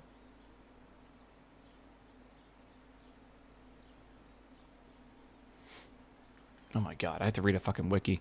All right, tracking station, administration. Okay, starting programs, contract, launch complex, assign your 20 starting applicant. 20? Okay, understood. All right. Let's read. Starting programs. We might as well advance time to the morning using the time warp to sunrise button. All right. Go to sunrise. Ah, a beautiful day in Florida. Gorgeous. I think the clouds are working fine. You can barely see everything as the sun's just rising. Beautiful day in 1951. It's like I'm using like zero, like, what's it called? Not Unix time. What's the time? Is it Unix time? Like the 73 or whatever. Ron Gold, good to see you, my dude. Welcome back. All right. Epoch? No. If you were to use, like... It's not epoch, right? What's that? What's the time called? Like the time in milliseconds since like something like January 1st, 1973 or whatever? 1970? It's got a name, doesn't it? Meow. It is Unix epoch. Okay, that's not... I'm trying to figure out that first part. All right, dude. A beautiful morning. All right, we might as well begin in the morning. A time warp there. Okay, much better. Look at the top left. Look at the top of your screen for available resources. The UI is a bit small, is it not, chat? I'm gonna see if I can increase the UI size. UI. I like to go to 150, but that is a bit crazy. But we'll try it. I wonder if I can install Z theme for this, if it works or not. It may or may not work. All right. You have funds. Yep. We have reputation. Yep. We got science. Yep. And we got confidence. Yep. All right. Main source of funding is from programs, which are commitments you can make to secure funding for a period of time. To manage programs, go to the admin building. Boom. All right. Z theme would work. All right. Remind me to install it.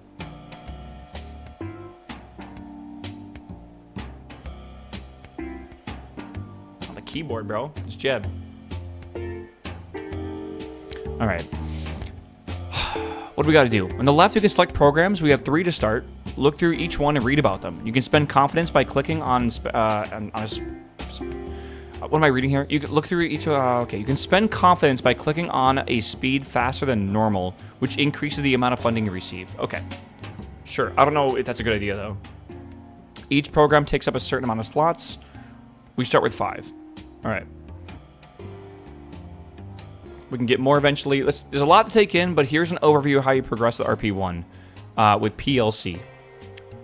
Accept a program to earn daily funding. Complete the program's contracts using that funding. Finish the program, exchanging remaining funds for some reputation. Open up slots for a new program. Accept a new program for more daily funding than what you were getting previously. Repeat. I'm really confused. Remaining funds? I thought this was supposed to be like a simulation to real life. What space program has ever been like under budget ever? I don't know. Maybe back. I don't know. Like I don't think that's ever been a thing. Maybe it's fantasy. We have a choice. Each of our starting programs takes up 2 slots, but we only have 5. You're gonna need to choose 2 of them. This is a long-term commitment, so don't take it lightly. There's X-plane research. Okay. Early rocket development. I kind of want to do that one. Sorbet over to research. Maybe the bottom 2. I like rockets. I don't really want to do too many planes. There is a lot of potential strategy here, but for new players, the recommendation is easy. Pick the 2 rocket programs. Designing and flying planes in RP1 with FAR is quite difficult compared to designing and flying rockets. Okay. Now that we know what to pick, we need to decide if we want to program it to normal, fast, or breakneck speeds. You earn the same amount of money over the course of the program, but at faster speeds, you get the money faster. Additionally, completing all the contracts of a program before it is finished gives you additional reputation. Okay. Okay. It's hard to recommend a speed to pick. It will depend on the player, but overall, the system is more forgiving than it may appear. Choose to spend to your confidence or not as you see fit. Not sure what to pick. Fast is the default setting, so pick fast for both of them. That's what I'll do. This will spend 300 of your confidence, leaving 200. Okay, so we got to do early rocket development on fast. Accept program. I don't have like a lead or anything yet, right? Okay. Yes. You sure you want to activate this program? It cannot be canceled. Yes. Okay. And then, so we're over to, oh. You've activated your first program, but you still have free slots. Activate another program to increase your funding. It is generally best to keep all your slots filled unless you're saving them for a program that will unlock soon. Okay. So, suborbital research. Fast speed. Yes. All right. Objectives. Complete a Kármán line, which means you have to get a Kerbal above 100 kilometers. Reach a suborbital trajectory and return uncrewed. And a downrange milestone of 5,000 kilometers. Milestone contract. Okay. This gave us quite a bit of funding. 252,000. But again, we don't get any right now. We get it per day. Oh, wow. Okay. All right, and then suborbital research is... So we got to go Kármán line, first low space film, first low space biological experiment, and then first advanced biological suborbital experiment. And you can see the amount of money we're going to get per month down here as well. Is like in a chart. Oh, Lord. Well, all right. Okay. Now you can review some of the programs. Incomplete objectives are red. When you've completed them, you can finish the program to free its slots. All right. Or maybe hold on to it to get some more free funding. The choice is yours, but that's a decision for another day. Okay. Go to the mission control and click on available contracts. All right. So let's back out of here. Switch the mission control. There's just a button for that. All right. Oh. Holy moly. Okay. So this is like every category of mission that we'll ever see. And then there's subcategories in here. Oh, wow. It's like a campaign. Like, they even want us to go to Pluto, bro. Crude Mars exploration? Has anyone watched a series on YouTube where they've even made it this far? I have never seen someone go this far. I've watched a series of this. I feel like I watched Martin Cedo Pants, but he was role playing as North Korea, and I don't know if we even like got to the moon. I'm gonna be real. I'm overwhelmed that I'm not playing it. Yeah, this is like when you start with Piano Donna, you start with like Greg Tech. Just take a deep breath. It's gonna be all right. It's gonna be okay. I'm the one that will be fucking up, and it's gonna be okay. All right. And there's also records. Nathan Kell did a series, but I don't remember how far he got. Okay. Yeah. Has anyone watched the series on YouTube? I bet this is months of work to get over here. I feel like it is going to be a more enjoyable experience to fail at this mod pack than it is to fail at like Greg Tech or like Piano Don. I think it's going to be fun, right? We'll see. Yeah, I think he did that before RP1. Yeah, okay. When did RP1 come out? It must be kind of new-ish, right? Because they said it was based on RP0 before, which I don't know if I have. I mean, it's edited last week, but still, I don't know. Bigger boom. Yeah, we're gonna see what this is like, man. I have no idea. Where's my career? Okay, we have 2 contracts to choose from based on the program we selected. First launch, go up faster than 50 meters a second. That is extremely slow. That is like a fucking model rocket speed. I might be wrong. That guy Mike you watched earlier is over 6 months in at the moment. Yeah, but okay, and where is he at in the program? Like, how far has he gotten? Like, surely he's been to the moon at that point, right? If he's been playing for 6 months. All right. These 2 contracts are kind of related. Yeah, first rocket is going to be closer to a bottle rocket. To be fair, that's kind of how it was in 1951 as well, right?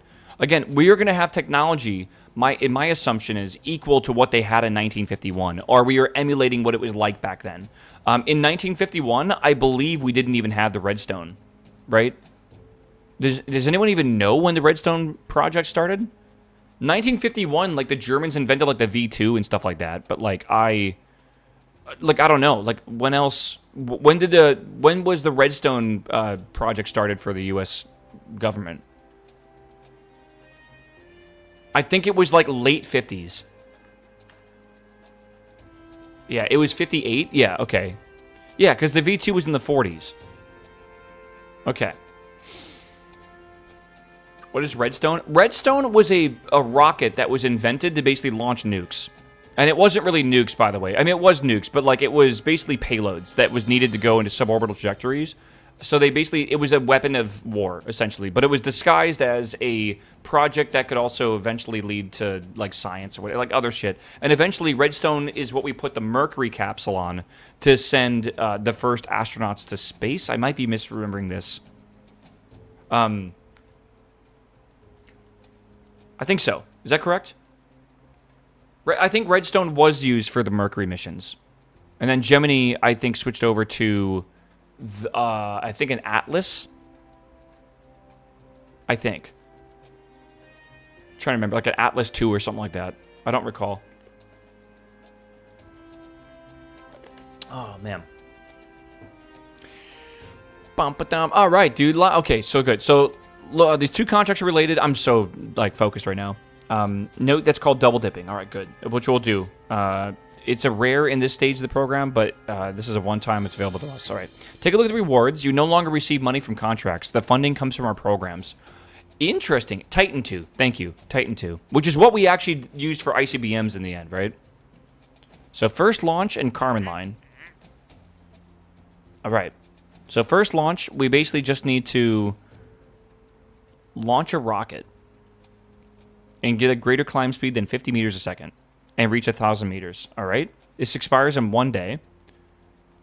Oh, the offer expires, but how long do I have to complete it?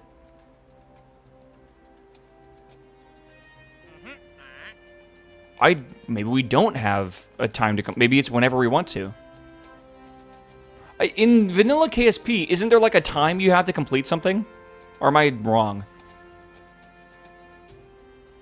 Are you done with the mod already? What are you talking about? Yeah. Some contracts do not have time limits in vanilla? Okay. Interesting. Okay, accept both contracts. Note that you have a total of 3 contract slots. Oh, let me also double check this. Take a look at the rewards. You are no longer receiving money. Funding comes from programs. The contracts mainly give reputation, which increases your yearly subsidy a little. However, sometimes you get more than that. Additionally, in RP1, canceling a contract has no negative consequence. Check out the Carmen Line contract besides some reputation. You also get 10 applicants, more of them later, and some leaders as well. Okay, so accept and accept. Cool. All right, accepted on January 1st, 1951. Beautiful. All right. So, yep, we can do sounding rockets, and then we have downrange rockets. We should probably start with sounding rockets, though. It's probably a good idea. All right, a good strategy in your early program is never build a downgrade rocket when a sounding rocket can do the job. Right. Knowing that, our mission is to go up faster than 50 meters a second and to go higher than 100 kilometers. Does that sound like something a sounding rocket can do? Yes.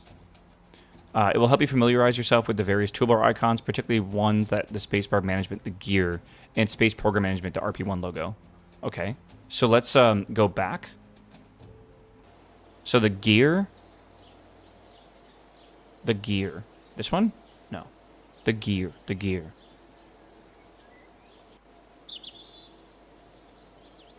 Does anyone read Cyrillic? What is this word?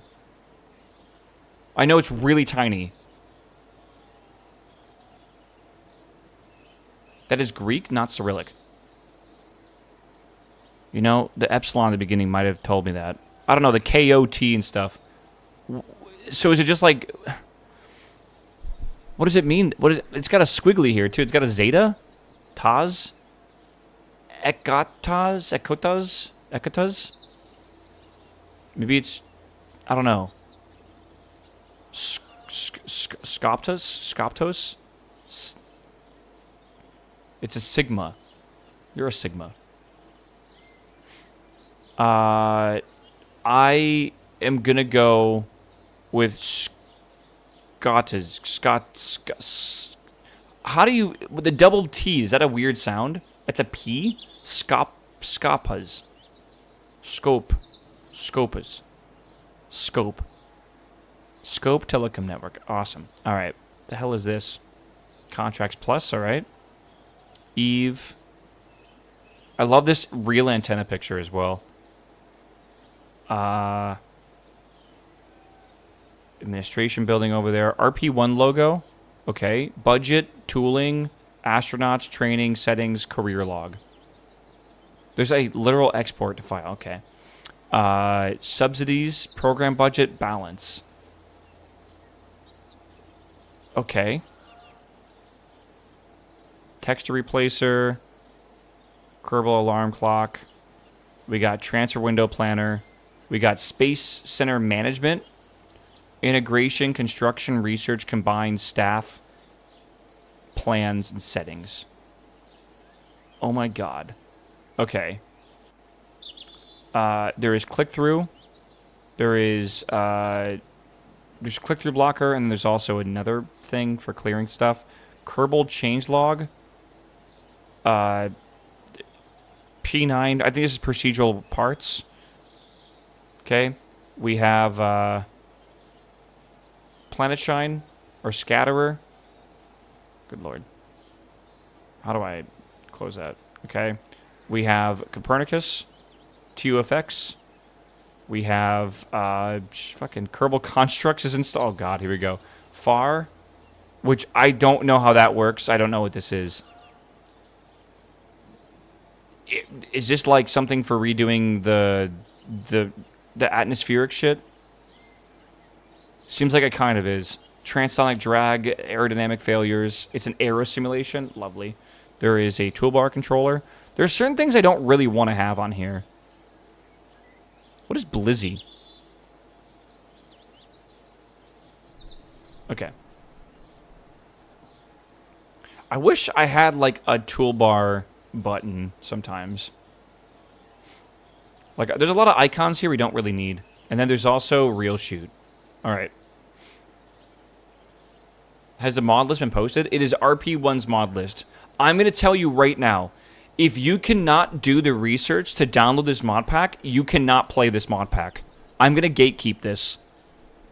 Google, and if you can't do that, don't play it. I'm not going to try to fucking guide your failure or whatever because you're too lazy to Google this shit. Because I'm going to need, like, I'm already going to be kind of in the same boat because I don't read very well. So, we'll see. I read but also get distracted super easily. All right. All right, good. There's more to setting up. There's more to do. Awesome. All right. Next chapter. All right, we got a sounding rocket, bro. Oh, I didn't know I'd be going to school today, bro. Our contracts require us to go faster than 50 meters a second and go above 100 kilometers, which is very definition of a sounding rocket. When you're building something new and you're not sure where to start, consider looking at real-life rockets and mirror them. Unironically, some of the best rockets I've ever built in KSP look just like real-life rockets. It's almost like there's something to the science behind it, a little bit, right? A lot of times, planes that look like real planes, you know, in KSP also just fly really well. Today we'll be setting up RP1. If it is, I'm not upset. I'm not. If we like do all today and we end up like going broke and learning a lesson, I'm cool with that. Right? We're gonna get our inspiration from the Aerobee, a long-lived sounding rocket. Am I gonna go back and start watching a bunch of rocket history like video essays on YouTube now to get ideas for shit? I feel like it, yeah. Let's analyze its individual components and abstract them into something we can build in RP1. Avionics, fuel tank, engine, solid booster. Okay. Just about everything in RP1 is either procedural or allows you to change many aspects of any given part. Unless you know exactly what kind of rocket you're designing, it can be intimidating making these custom parts. For now, let's just place the parts in order and worry about size second. All rockets need... Wait. Don't I need to, like, hire people? I feel like I am missing something here. It says managing a space program. You do it after? Okay, so I don't need these then? I can close all this stuff? Space Center Management. What is that even on? Space Center... What page is this on? Oh, it's... where the fuck was it? It's not that, because that's RP1. That's lunar transfer. That's the gear? This one. Thank you. Okay, there's 2 gears. All right. Vehicle assembly building. Design, test, tool, plan, build, rollout to pad, fly. Integration info. Integration at BPS. Oh, what the fuck? Okay. I don't know what it is. I'll hide it behind my webcam. Okay.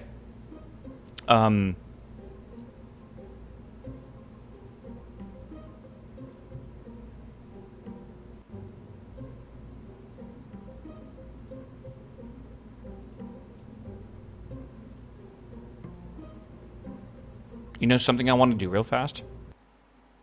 Maybe it was that green button. I want to go check out the tech tree real quick. I just want to see how bad this is going to be. Let's see here.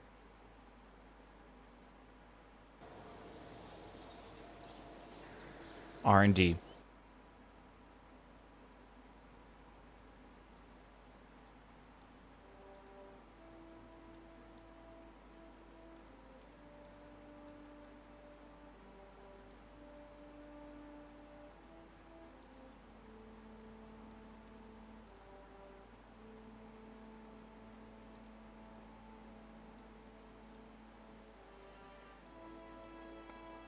There is nuclear propulsion.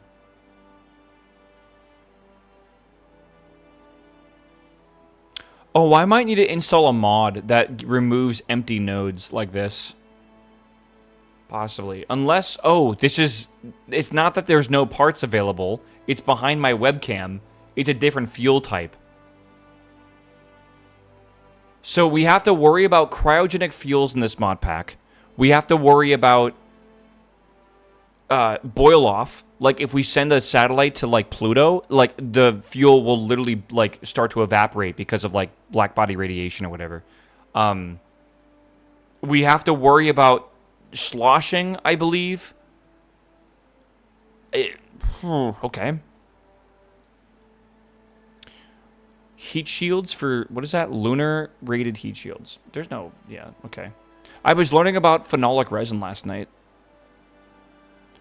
Phenolic, like urethane resins and phenolic formaldehyde ones, which is pretty cool.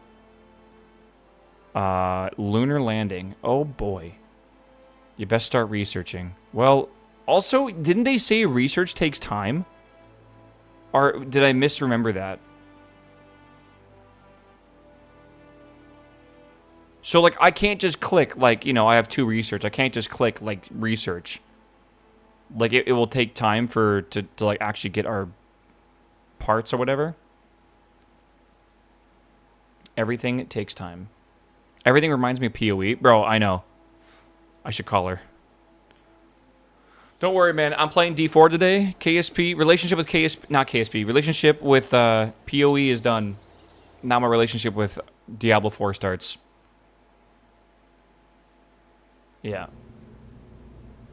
Why is there an RV camp in the middle of a NASCAR track? My brain does not comprehend it. Because it's fucking awesome. That's why. Hell yeah, brother. Nothing cooler than sitting on top of your RV with a folding chair and like a cooler beer next to you, brother. Hell yeah.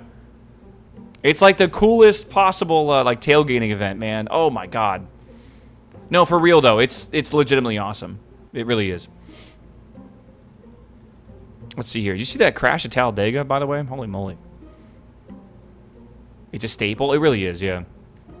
The 2-day D4 trip. It is what it is, man. Sometimes you gotta just dabble for 2 days. Alright. So, avionics, fuel tank, engine, booster. Okay. All rockets need some form of avionics, which go usually near the top of the rocket. So let's place that first. It's the metal disc in the pod category. Do not worry about adjusting it. Metal disc and pod category. Okay, so boom. We have our avionics. It is the I can see the fucking the bloom. It's so much. It's procedural entry cost $1. What does that mean? Oh. Oh.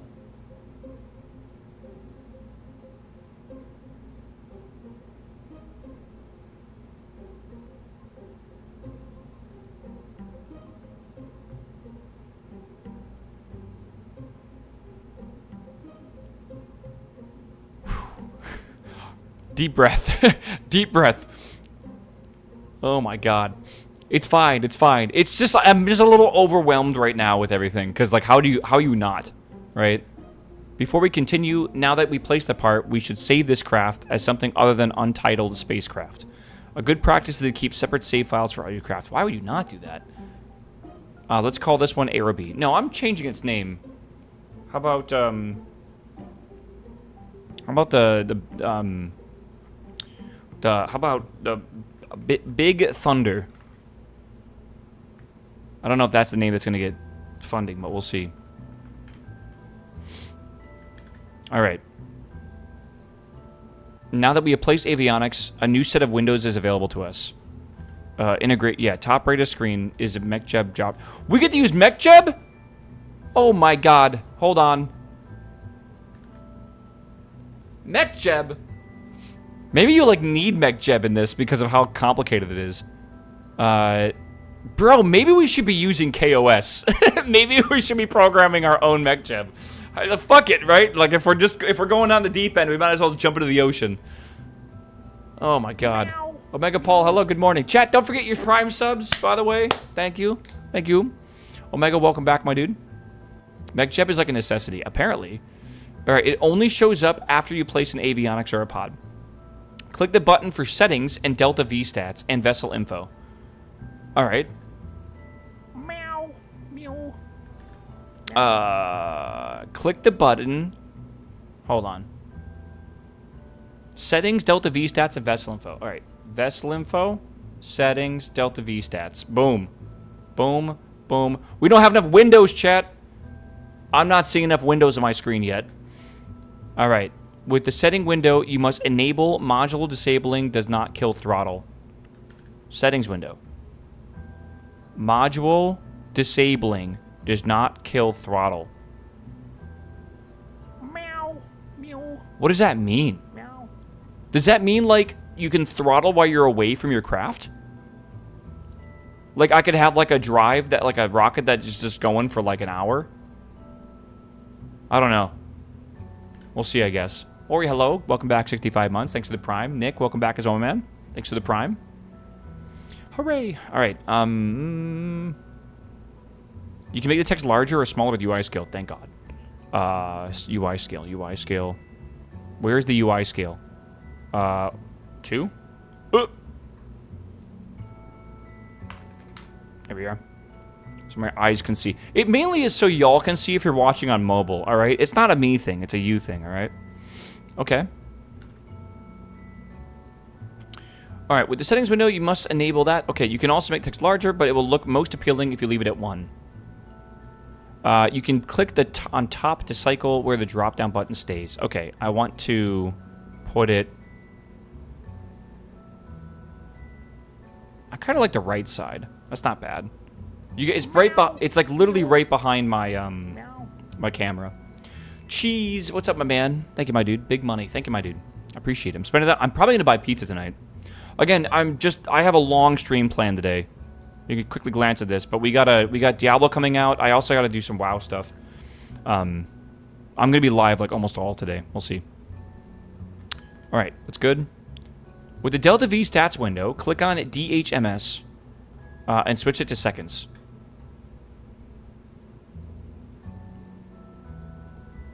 Okay. Engine burn times are usually referred to in seconds, so this will save you a little time calculating things in your head. Click short stats once to put it to long stats. Okay. Having this increased information can help other users assist you better. Do they know? Do they know? The only people that play this are streamers or YouTubers.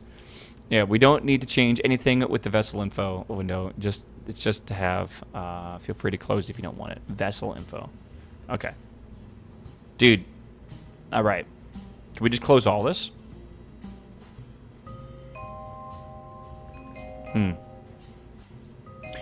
Next, we need a fuel tank. You have several options. The procedural tanks, shiny metal cylinders, are simpler and easier tanks to use, so I recommend starting with those. When you have more experience, consider using modular tanks, also procedural, which looks nicer, but are a little less flexible when it comes to shapes, and take longer to configure. So, fuel tanks, I need... Sure. So we just need procedural tank. How do I...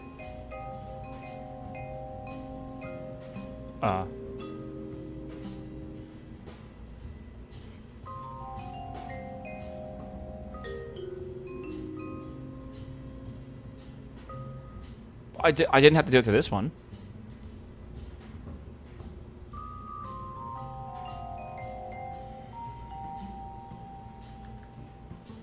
Why do they not have to purchase this? I was just able to drag it over.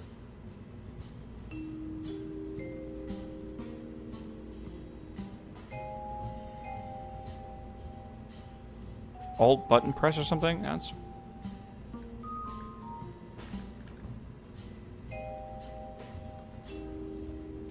Click the lock mouse button. Thank you. Thank you. Yeah, I clicked that earlier. All right. So what did I just do by buying that, by the way?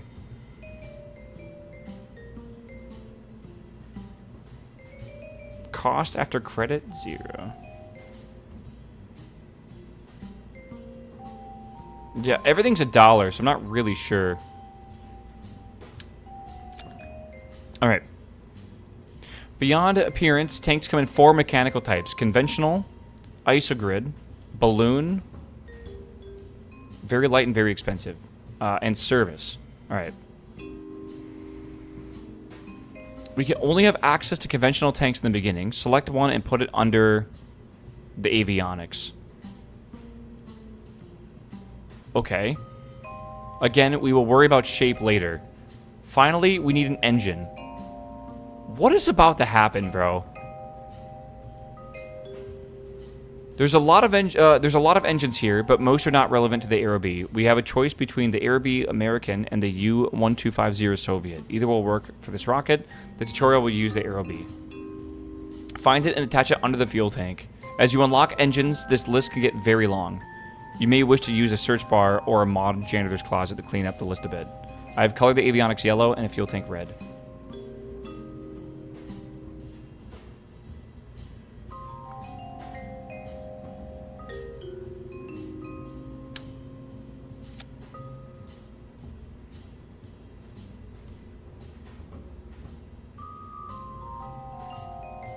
Okay. Most items have a purchase cost, like a licensing fee. Some are cheap, others are not. If you can use the money or credits for them. Gotcha. Seems like a lot. All the basic stuff is like basically free. Okay. The engine we have chosen will impact many elements of our rocket design. You can right-click the parts to access its part action window to get some info of the engine. There's a lot of relevant information here.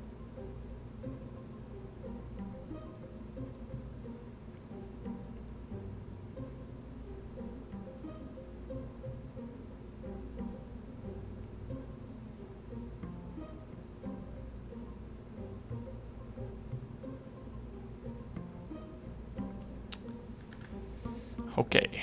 Under the engine category, we can see various basic info about the engine. Pressure fed means it needs high pressure tanks to function. Ullage, the engine is subject to the movement of fuel within the tank, like sloshing. Ignitions remaining. This engine only has one ignition. I want you all to understand, when I started my stream today, my assumption is that we were not actually playing the RP1 mod pack, because I totally misthought about it. It was actually that we were playing the Realistic Overhaul mod pack, which adds stuff like a limited number of ignitions, minimum throttle, stuff like that. A lot of engines can't throttle below like 80% or whatever. This one can't go below 100%, right? So this is like a one and done kind of thing, right? But it's a liquid engine, which is very different. Yeah. Yeah, it's fun watching you be visibly in pain. This is one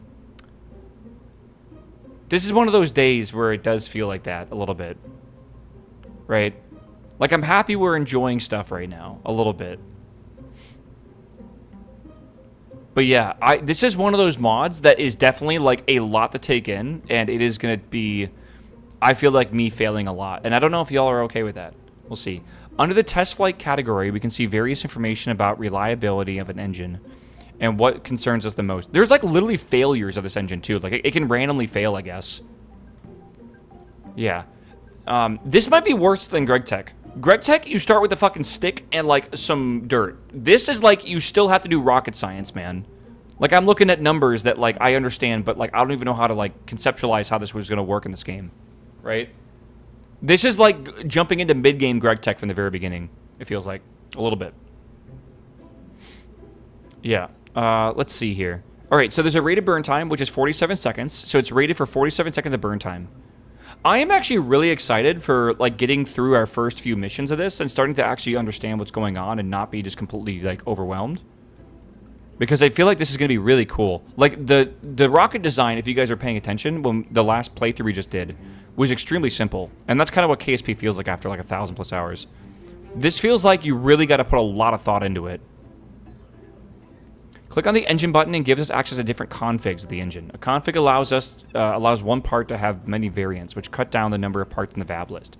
A lot of the same info is listed here. If the purchase button is grayed out, this might mean, but it might not mean. Like, for example, the Merlin engine used on the Falcon 9 has a vacuum pressure variant and a normal, like, atmosphere variant. So they use the atmosphere variant, right, on the ground at sea level, but in space they use the vacuum variant.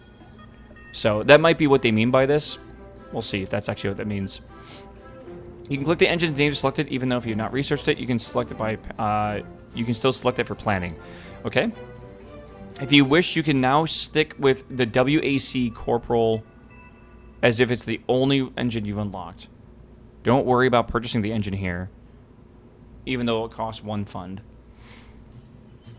Okay, so I want current configure. Okay, that's fine. So we don't need this. Which, if you look at the ISP of these, the efficiency is going up a little bit.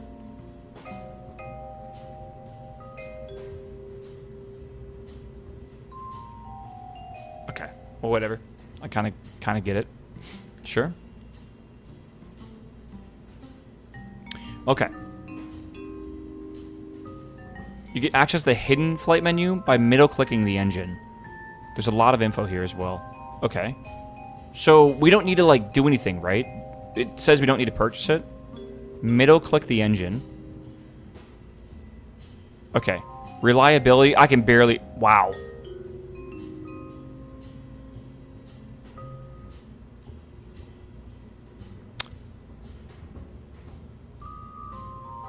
This is only 96% chance to work. Actually, right now it's 90% chance. And I know you can't really read that. I don't know why. I don't know how to make it larger. But that's kind of wild.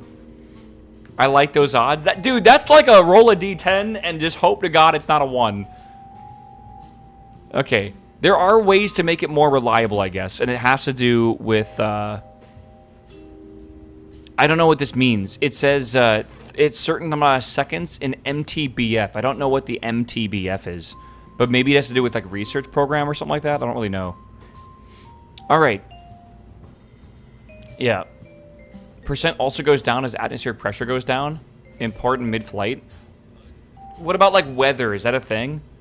Like, if it's, like, a little bit more humid one day, like, the atmospheric pressure would be higher or something? Mean time between failure. What does that mean? Weather doesn't matter, if I remember correctly. Thank God. Can you imagine if it did? God. Imagine if they got, like, the real weather, like, you know, reports from, like, 1951 to modern times. And then they set it up to, like, basically emulate that in game. Oh, God. That'd be fucking hilarious, man. Okay. Under real fuels, click choose tank type. Don't give them ideas. To open up the tank definitions window, listed will be all unlocked tanks, which we only have 2. Regular steel and their high pressure version. Or maybe HP does not mean high pressure. Later, when you have more tank types, you can use this window to filter through them. Okay. Wait, that's texture selector? Tank UI? Oh! Oh my God. Oh my God.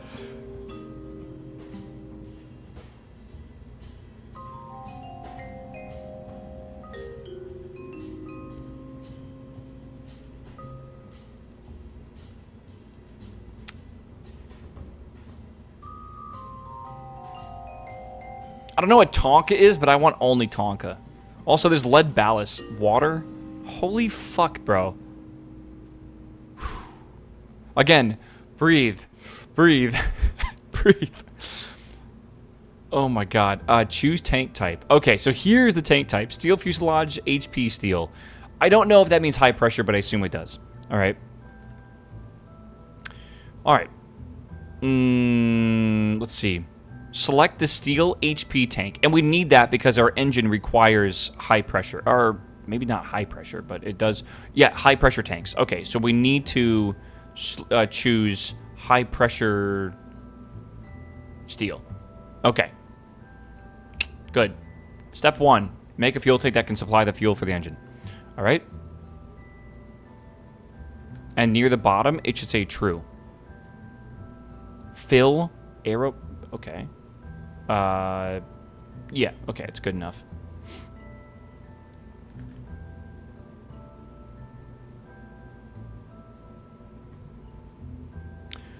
All right, the selection, this selects how much of the internal... I'm going to have to do a fucking research, like, marathon tonight while playing Diablo about, like, the entire history of 1995 rocket engines so I could figure out what I actually need to use in this game.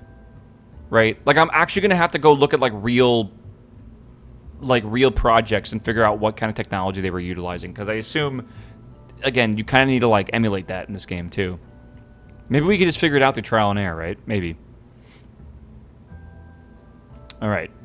Generally, you want to use maximum for internal volume. Okay.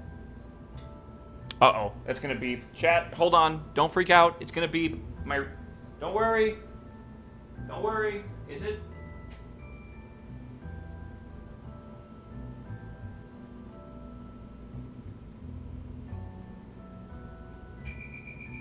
Yeah. Okay. It's good. No. Beep. It's the UPS is just, it does a health check every day. And my battery is not alive on that UPS anymore. So it doesn't, it's, unironically it is. It only lasts about 7 minutes though. So, but that's enough for me. That's enough for me to be like, all right, chat. It's like, see you guys in an hour when my power comes back. Yeah. I gotta buy a new lead cell battery for it, and then I gotta put it in there. So that's fine. This selects how much of an internal volume you want to dedicate to the fuel. All right. All right. So utilization and pressure. So utilization 75%. So we can only use 75% of the volume of this. My assumption is because I think I'm going to start a new drawing for this. There we go. All right. Yeah, my assumption is we have a tank like this, but the actual internal tank is probably like this, if I had to guess. Right, it's high pressure. So they're probably using a sphere, if I had to guess. Maybe. I might be wrong. But sphere is the best shape for high pressure. That's my assumption. What's the, does anyone know the packing factor or whatever of a sphere in a square? Or a circle in a square? Or whatever it's called? What is the utilization percentage? For some reason, I think it's above 75. I'm not entirely sure. 72 is what I want to say? So maybe it's a slightly elongated cylinder. Or circle into a cylinder. Kind of. Alright. One reason you might want to lower the utilization is if you want to underfuel your rocket. Designing rockets with half-empty fuel tanks can get you in trouble on the launch pad. That's true.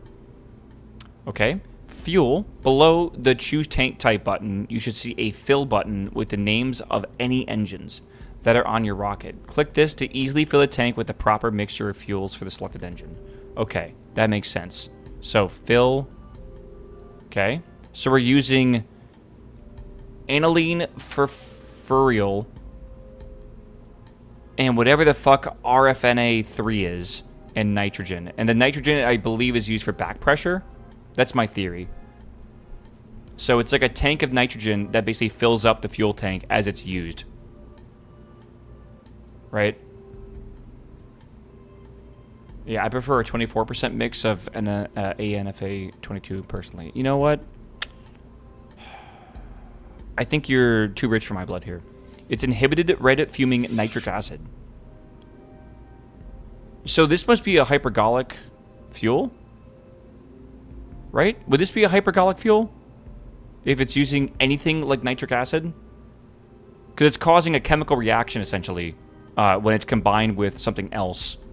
So my assumption is NAFA is a very, very, like, base, you know, in pH, like, chemical that has an extreme exothermic reaction, probably, when it gets in contact with this nitric acid.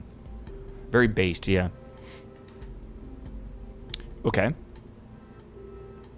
We only have one engine, so there is only one button. However, when you have more than one engine, make sure you carefully select the correct one.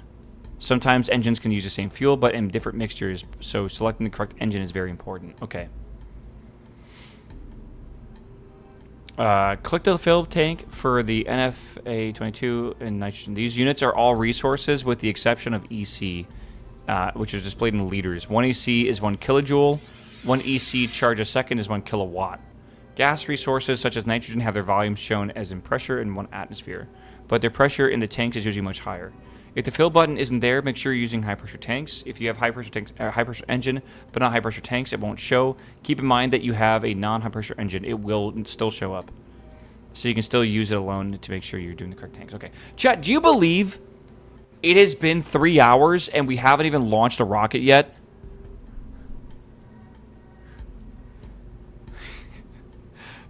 I don't even feel like we're close. It's been 3 hours and we don't even have a rocket shape yet. Oh my god. Okay. Shape. You can change various aspects of the shape of the procedural tank by selecting it in the paw. Okay. We need to make sure this rocket shape, a cylinder is a good shape. But this tank is too wide. Let's reduce the diameter to 0.3 meters. Use the arrows on the side to adjust the tank, okay? Diameter.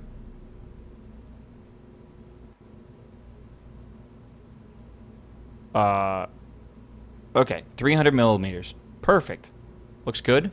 What kind of length do we want? You can click and hold on the bar itself to make changes. Okay, that's fine. Yeah. Use MechJeb's Delta V stats windows to see the burn time for your rocket. Currently, it's 12.9 seconds. Yes. Oh my god, what the fuck is simulate?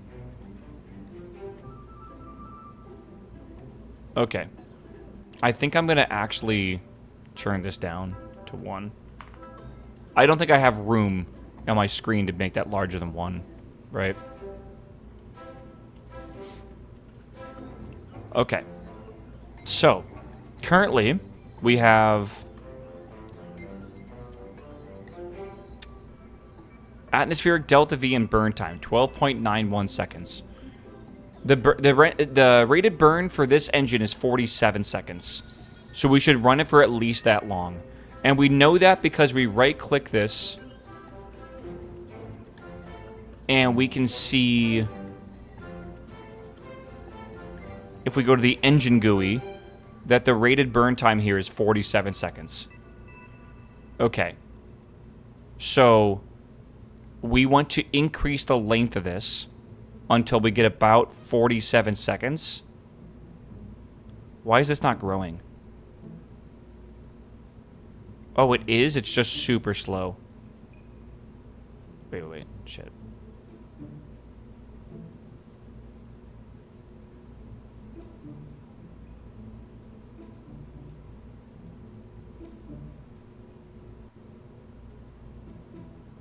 Okay, maybe we'll do that.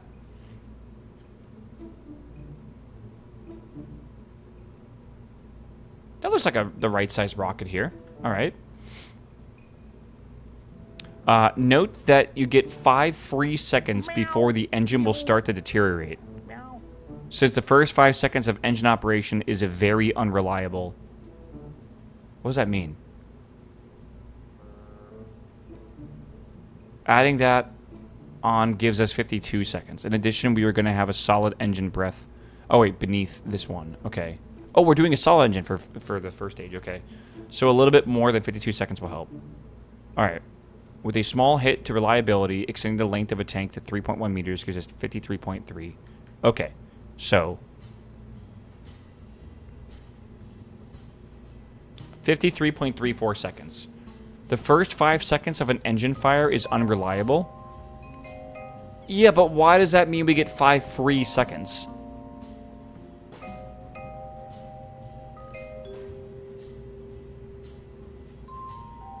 I don't know. Mobrin, thanks for the 148-month sub. Holy fuck. Welcome back, my dude. As I gotta do the math on that one. 12.3 years. Not bad. 333 repeating, of course. Yeah. Thrust is not destroying itself yet? I don't know. Maybe the 5 seconds is like after the unreliable period or whatever. That's the amount of length you have. So if it does work, if it does make it past the first 5 seconds, it'll have an additional 47 seconds.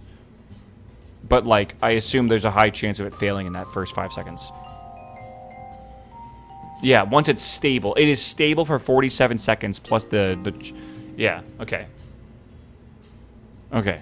Damn, that is wild. All right, avionics time. Now we need to configure the avionics and give our rocket a smooth aerodynamic nose. Use the procedural parts section in the paw to select smooth cone. All right. Bro, I am overwhelmed, but I love it. I feel like I'm playing KSP for the first time ever. It's kind of crazy. Okay, hold on. Configurable procedural avionics.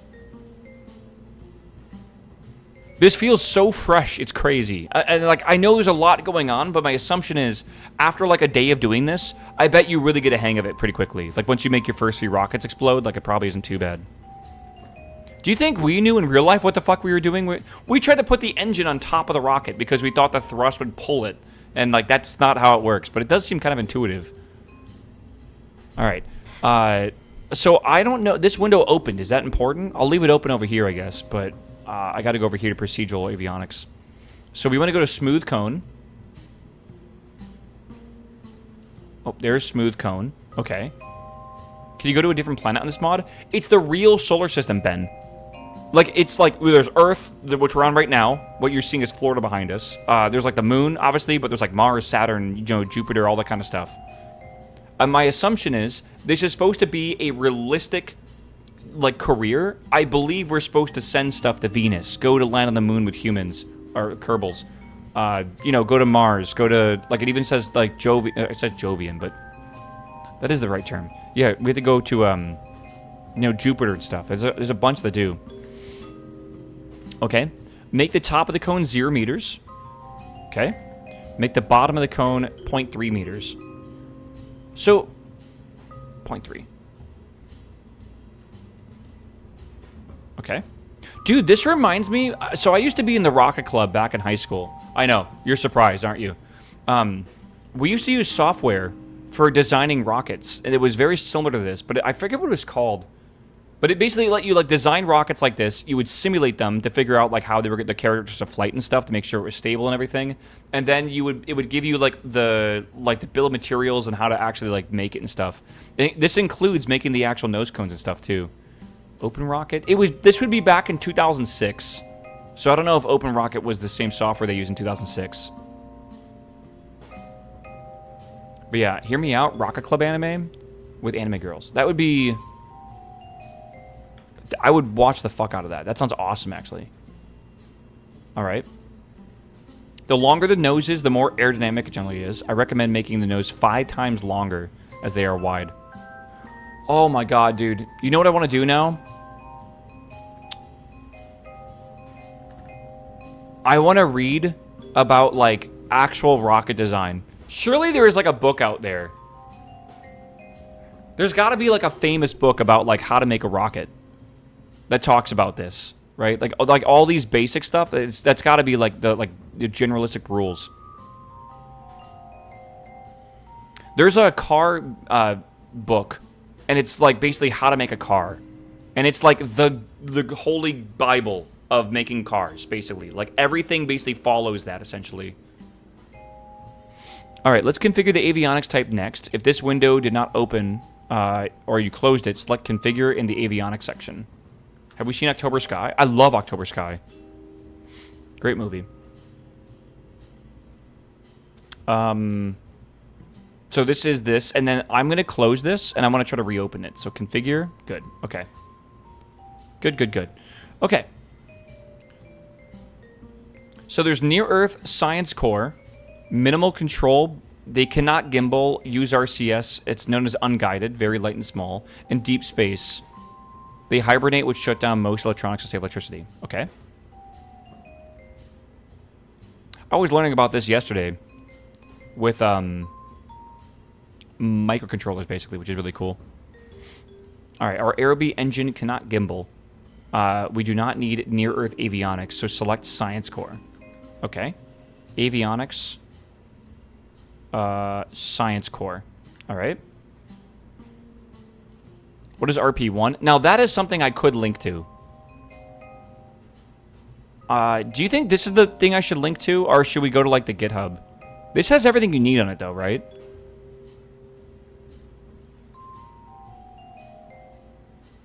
I think so. Yeah. Alright. The forum? Yeah, I think we just link the forum. It's probably smarter.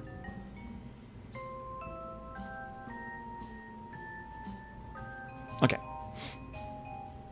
Our Aerobee engine cannot gimbal, so we blah, blah, blah, blah, blah. Okay, a good way to improve your rocket designs is to use a science core if you can make it work with the mission you're trying to accomplish.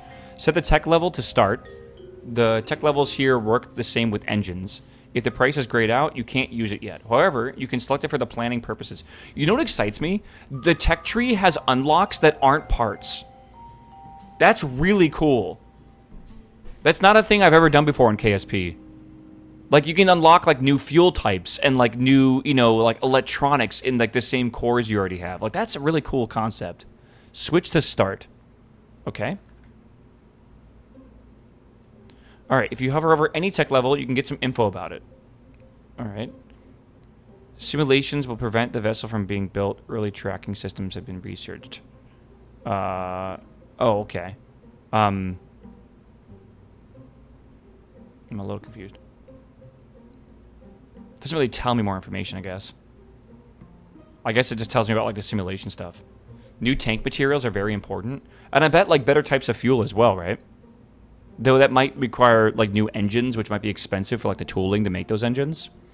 Okay. On the bottom, we can configure... oh, yeah, okay. On the bottom... Okay, yeah. So over here... Is that on here? Yes. Choose the right shape and desired diameters in the part action window, main part paw, and then fill in the fields below to determine the correct volume or length.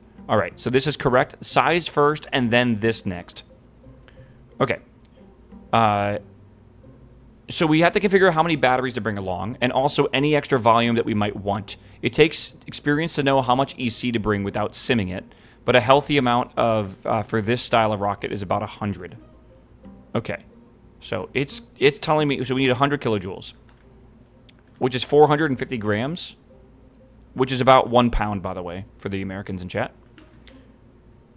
We don't need extra volume. We already have that no shape we want, so don't worry about this field. Okay. The big thing to remember is not to fill up empty volume to the max with EC. So that's this additional volume here. Okay. Click Apply to preserve dimensions. Oh, I see.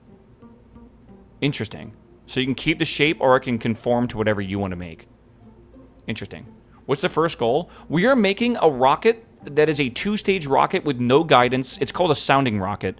The goal is to try to launch something above 100 kilometers. That's the goal. And faster than 50 meters a second, which should easily go more than that. Hopefully. We'll see. This is a real thing that they do all the time in real life. Okay. Good. So that's set. So we can close this now. All right. You can look at the avionics section of the paw for some more info about the configured avionics. Avionics utilization says how much of the internal volume is being used by the avionics. So avionics utilization, it says, right here, 24%. 100 watts, power requirements. Power requirements is 100 watts. And that's the exact amount we put in there. Is that like how... Okay. I'm a little confused, I guess. When I configured this, it said that I had 100 kilojoules, which is 100 watts. A watt is 1 joule per second, correct? I believe.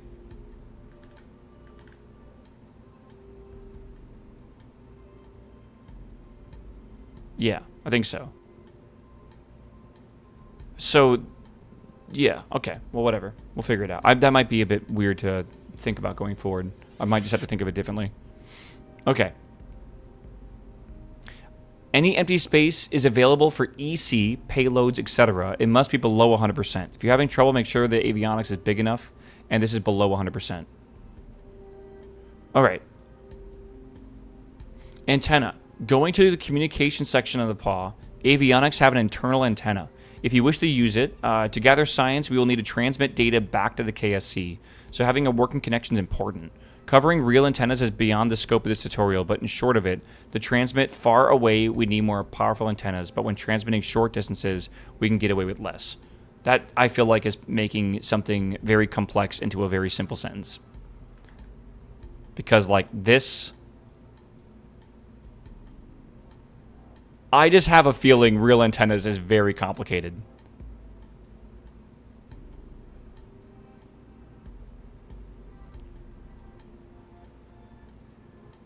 Interesting. Open the antenna planner for a taste. Is that like launch control console, or where is the antenna planner?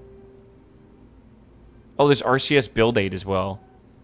What is MJ? Oh, MechJeb. In avionics. I'm in avionics. You said to antenna planner. Communication. Antenna. Antenna planning.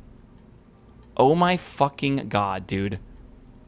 I didn't even know this many menus existed in KSP. Like, how?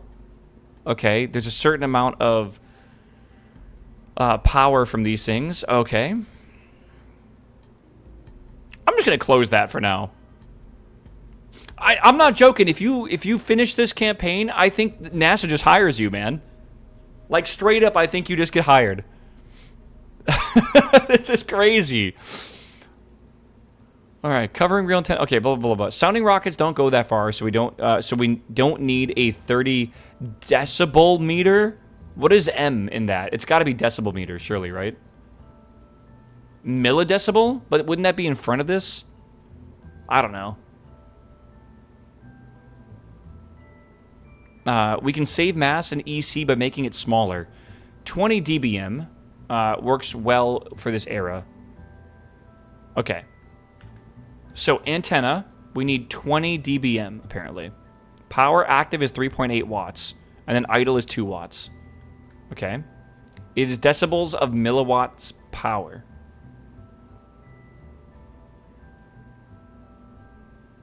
Decibel milliwatts. Okay. Woo, that's... I don't know much about audio, or, like, signals like that. I hated signal class, by the way, because everything worked in the frequency domain, and if you don't know how the frequency domain works, it's not real. That's not even a joke. It's literally in the zeta domain, which is also known as the imaginary domain. So if you ever worked with, like, imaginary numbers, which are a fucking thing, that is the entirety of signals and signal processing. It's where you do all the Laplace transforms and all the Fourier transforms, differential equations, and it's just fucking very... Like, you go to class at 9 in the morning, and then they start yapping to you about Laplace transforms, and you just want to fall asleep. It's the worst thing ever. I did not really enjoy that part of my electrical engineering college. It was hell on earth. And then you did that for 2 to 3 classes every semester for like 6 years straight. All right. You can disable the internal one to save some mass. Hold on. So antenna. Disable the internal one. Sounding hold on. If you want to use a different one, you can disable this one. Okay. If I want a better one. I don't need that. Science experiments, you can attach individual science parts to the sides of the rocket, but it is cleaner to put them inside the avionics. You can attach them to this. Oh, I understand. Okay. To do this, go to configuration near the bottom of the paw. You can go up to 4 experiments inside of avionics. Use the window that popped up to put a thermometer, barometer inside by clicking the left and right arrows next to the slots. Okay. So... configure experiments, and we have 4 slots here. Okay. I want to put in empty slot for mass and cost savings. Should not require any experiments installed. Okay, let's see. None, none, none. All right, barometer and thermometer. Okay. Data size, duration, situations, EC needed, mass, cost. Okay.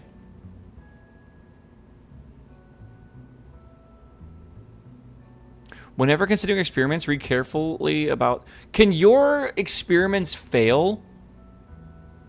Like, for example, let's say I send, like a package to Mars that has to deal with, like, spectrometry.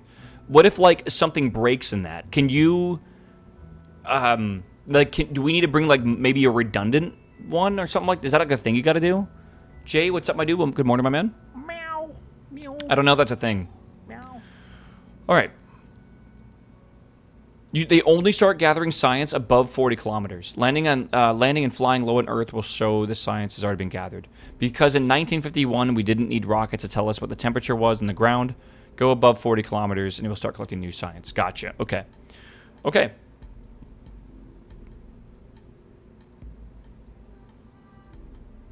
Along with telemetry analysis, which is an experiment that avionics comes with automatically. They just, the default to stopped. So let's turn them on so we don't have to remember to do it later. What does that mean? So I've done this. Okay. That's good. They default to...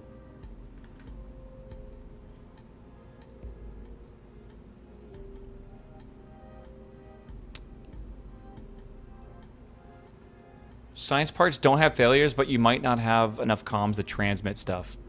Okay, I think I'm done with that, and I think I need to go over here.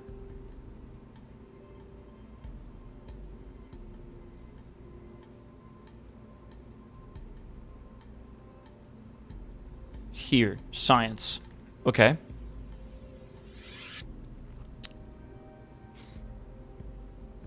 Let's turn them on so we don't have to remember later. So...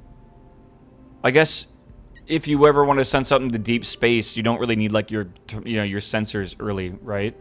Waiting, waiting, waiting. Okay, so waiting is correct, I believe. Okay. Good. If you have a working antenna connection with the KSP, it will also transmit the data back. Leave sample capacity at 1. Going high. You know what, dude? I did not think we would need to follow a wiki tutorial for this. I could not believe how wrong I was. You can see I was like misguided when I heard about RP1 initially. Going higher adds unnecessary mass, as this rocket won't have any samples. Okay. Fins. It's starting to look like a rocket, but now it's missing something very important. Fins. All right. Use the button in the bottom left to turn on the center of mass and center of lift indicators to make it aerodynamically stable. We need to move the SOL lower than the SOM. COM. I'm saying S. Imagine an arrow. If it is heavy in front and draggy in the back. Okay, so we want to create the same effect for our unguided rocket. Sure? We got to add drag to the back. All right, so I can close this now. We no longer need to worry about the avionics. I think it's all good. All right, so pog. There we go. Why is this red and yellow, by the way? Is that normal? Maybe they just colored it that way. Why does it say 15 degrees? Oh my god, it's like a snap thing. Oh, okay. Find the procedural wing and then 3 in symmetry of the rocket. Procedural wings. Which one do we want? Early or moving? I think we just want procedural wing.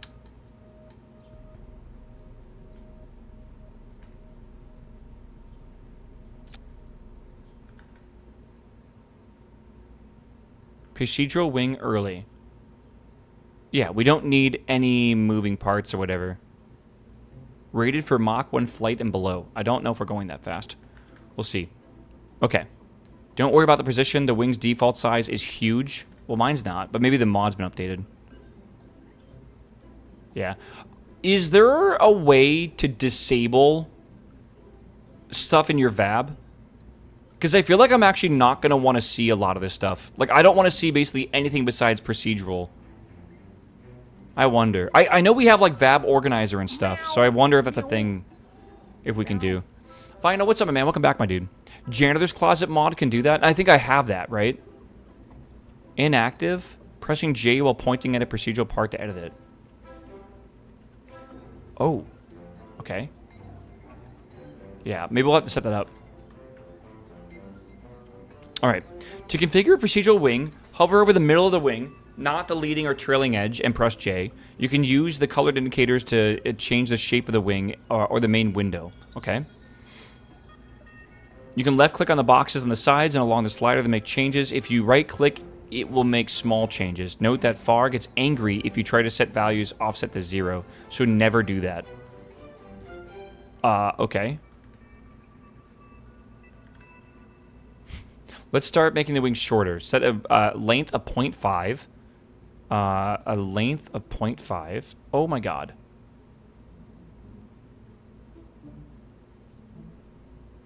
Can I just type that in? How do I type that in?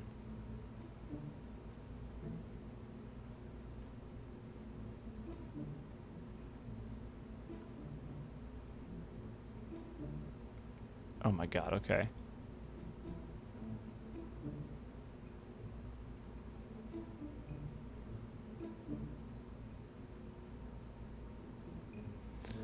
Yeah. Pull arrows with hand, it's easier. Which one am I changing? This is like length. Does that mean like there's length, width, root, width, tip? Length has to be like this thing, right? Okay. I never realized how insane this is. It's probably close enough. All right. Sure. Set the thickness at the root and tip to 0.0. Okay. At the root and the tip. That's like the width. What does that mean? Is that the yellow here? 0.25, is that what you said?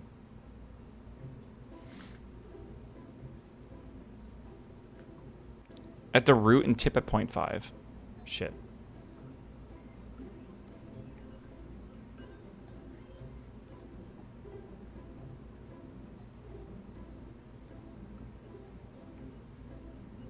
Okay, so the yellow here, I mean, you can kind of see what I'm doing, though. Like, this needs to be 0.5.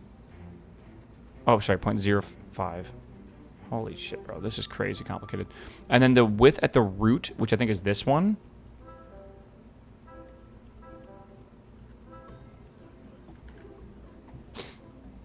So the thickness. Thickness has to be maybe the green. No. But how do I set the thickness with the sliders here? Or can I?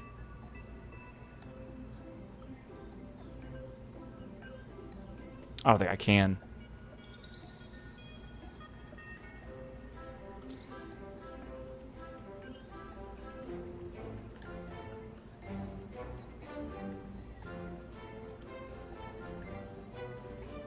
Okay, there we go. I've set the thickness correctly.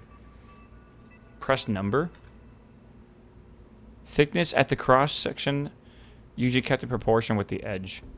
Oh my god, beautiful. So I can go, if I want to, I can go between slider and number here. I think I'd rather just do number here. Okay. Alright. Add the width at the root and tip. And the width and the... Okay, so that seems weird. The width at root and tip to 0.05.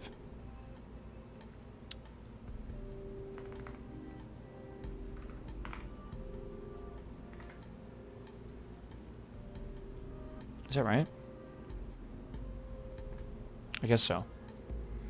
Offset, we'll make it there. And then, like, is it supposed to be angled like that? Is that normal?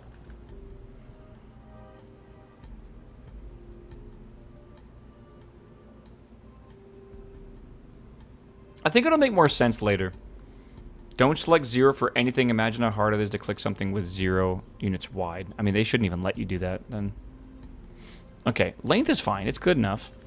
It's close enough, bro. It's not rocket science. The fins are still too big, and they look a little funny. That is not what mine looks like. That is not what mine looks like at all. Meow. Meow. Meow. Didn't they say to never have an offset be 0?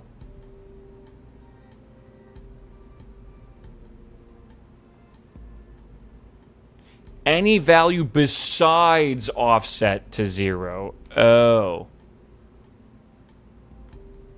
Well, that doesn't even make sense now. Now I made that one, like, fucking javelin missile thing. Glimphy, hello, my man. Welcome back, my dude. Good to see you. Chat, don't forget your Prime subs. Do not forget. Let me just check this out again. 0.5. Yeah. Hello? 0.5, 0.0.5, 0.05, 0.005, 0, 0.25, 0.25. That is the exact values they had. But now we're doing leading edge and trailing edge.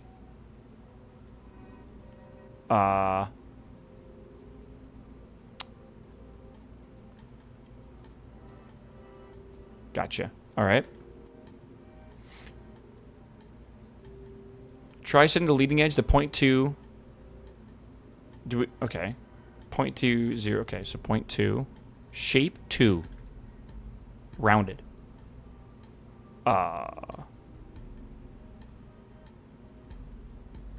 Biconvex. Meow. All right. Meow.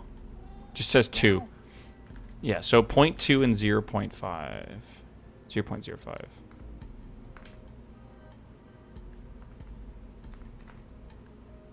Okay. And then the other edge is going to be 0.3, 0.1.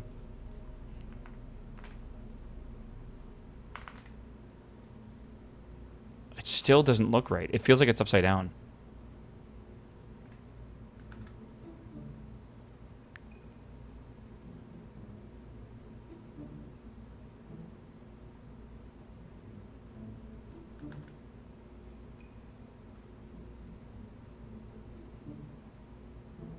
Could it be upside down?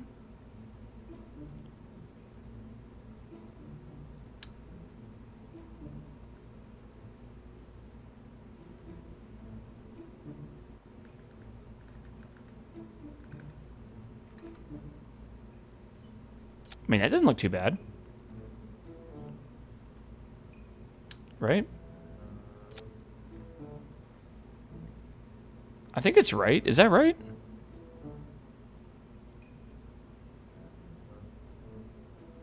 Change the leading edge so you know which one it is. Change the leading edge so you... What does that mean, change the leading edge? Leading edge. Let's make the width huge, I guess. That's... Yeah, so it wasn't wrong.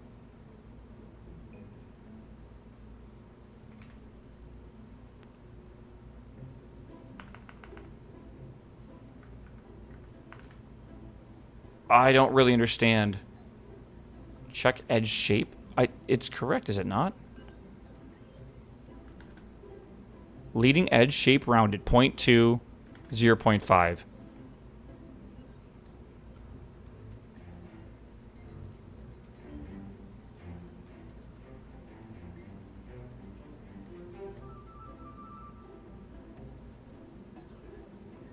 Try an offset tip from 0.2, which causes the bottom to be flat.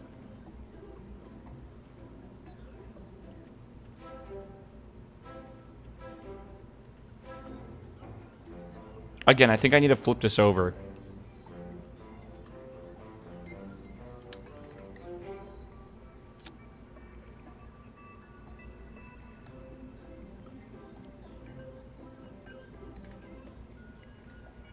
Maybe the tutorial's out of date. I don't know.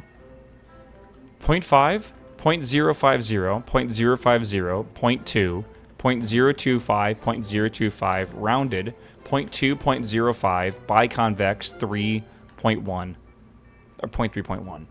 Everything is exactly correct. I might do my own... I might just try to copy what they're doing, basically. Like, image-wise. Maybe this is half the fun, right? Well, should we go down a little more, like more than flat?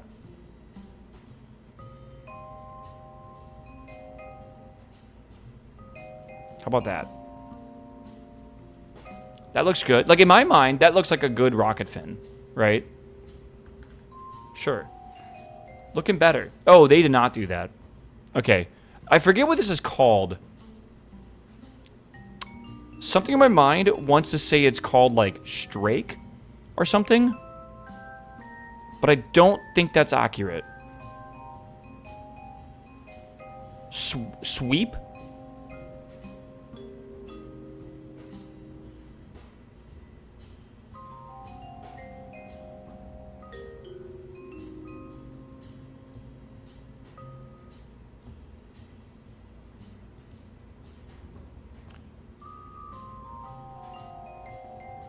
Yeah, I don't know.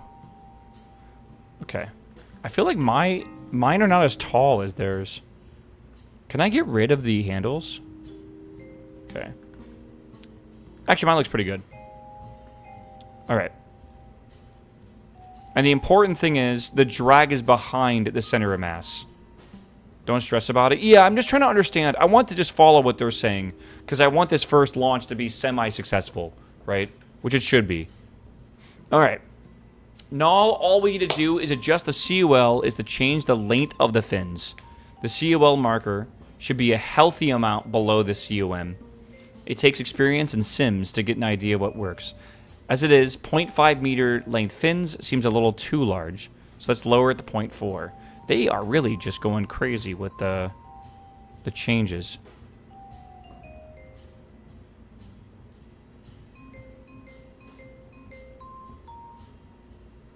I wish I could like keep it's like it's really fucking weird how they expect you to drag this.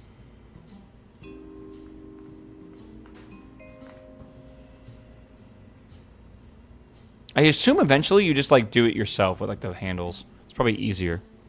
Okay. There's a lot of data here, but we'll need to worry about... let's open the fin's paw. There's a lot of data here, but we need... Okay. How much is the mass stress multiplier? This allows you to set the strength of the fin at the cost of mass. It takes a lot of simming to see how low this can go. We want to avoid the fins breaking off or overheating due to aerodynamic forces. 0.35 is too high. Let's try 0.2. Okay. Simming is crazy. What simulations do they have in 1951? Great question. That's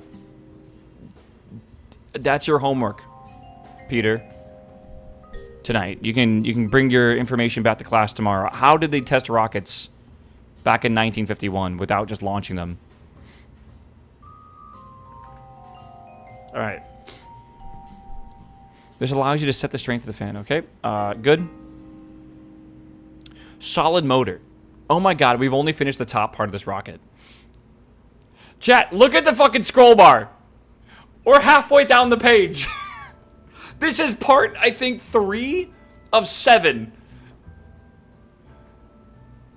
Oh, part 7 is putting a satellite in orbit, though. A tiny one, like not Soyuz, like fucking Oh my god, I've forgotten the name of the first satellite. My brain is fried, and it is 11 a.m. Beep, beep, beep. The fucking Sputnik. Thank you. Jesus Christ.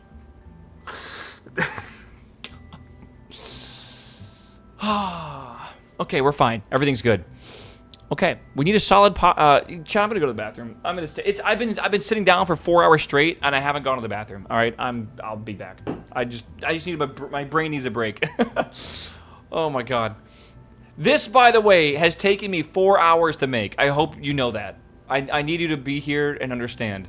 4 hours. It's fine. I'll be RB.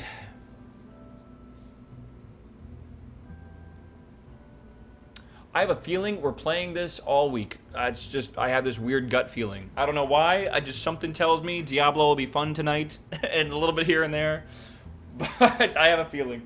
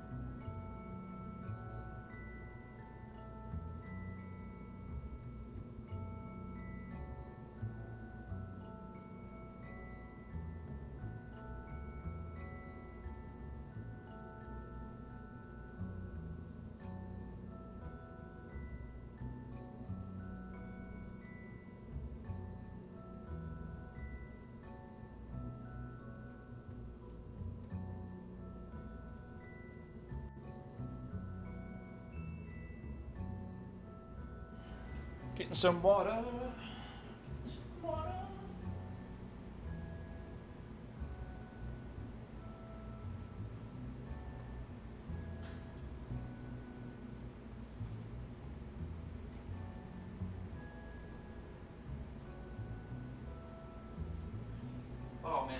Chat, you know what's missing? I was thinking about this. It's the 50s. We're not chain smoking enough cigarettes. I feel like have you guys seen the pictures or like the videos of like the old, I guess like the 70s or like the 60s for the space program? Holy shit. Holy shit, bro. The amount of cigarettes, there was literally a guy whose job was to empty the ashtrays in mission control because they would fill up so fast. They would, I mean, to be fair, kind of a stressful job, but still, good lord. Yeah, can you show today's stream schedule? Making a command. I mean, I can, but like, don't get too convinced that it's perfect. Yeah, we gotta, dude, I feel like you guys are gonna be pissed at WoW today, I'm gonna be real. By the way, I haven't launched a single rocket yet, so I don't want to get ahead of myself, but I'm having a fuck ton of fun with this, and I have a feeling that we will be playing this throughout the week. All right, so I do need to do WoW stuff today because I need to get it done before tomorrow, and I don't have time because I'm also doing like a fucking 12+ hour stream today because Diablo 4 launch. So we're doing that at like 2 o'clock or whatever.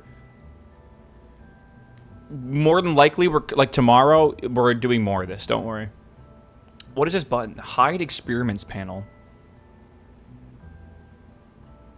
Hide experiments panel. And it grays all that out. That's interesting. It should be okay. We're going to need more pink potions. I might have ordered some potions from Amazon. I might have.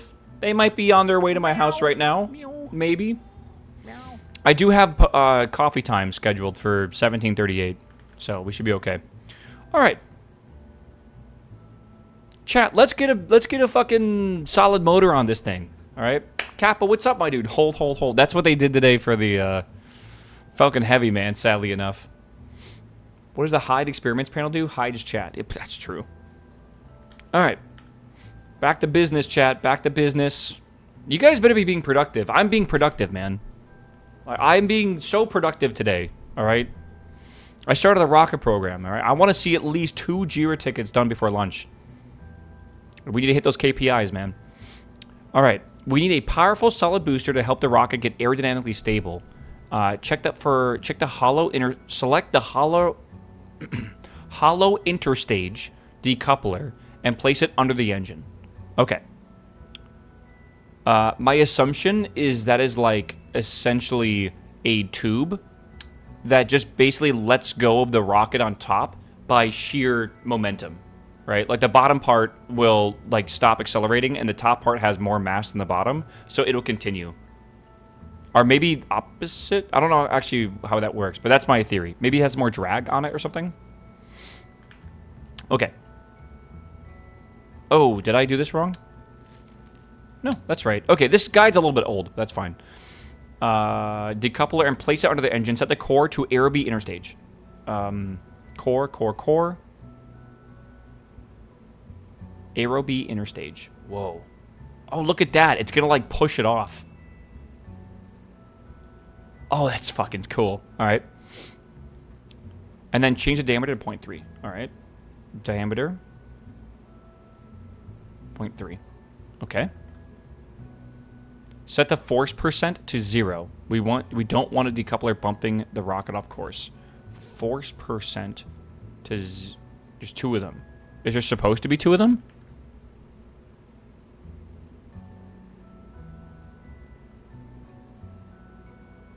Okay. The Tiny Tim solid rocket motor. Sorry, Tim, but like we're saying things around the office about you. Is perfect size for the aerobee. All right. Solid rocket motor. We need. Where's the Tiny Tim? Tiny Tim. Boom. All right. Yo. Holy shit. Okay.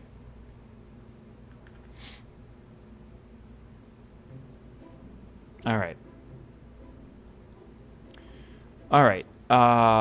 You have between the option of what am I doing here? It's an engine, so you can use the same as you did with the aerobee, but it looks different stats. Okay. You have the option between 30 kilopounds of force, maybe, and 50. Their efficiency in delta V is the same. The tutorial uses 50.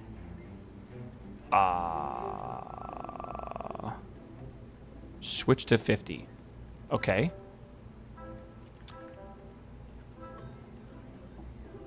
Why is this like their I'm a little confused between each version, but my assumption is that it might be the type of propellant.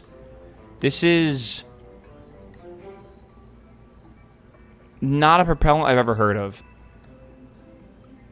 NGNC. Nitrogen something. I don't know. Sure. Adding Tiny Tim changed the COM-COL relationship, so we need to fix that.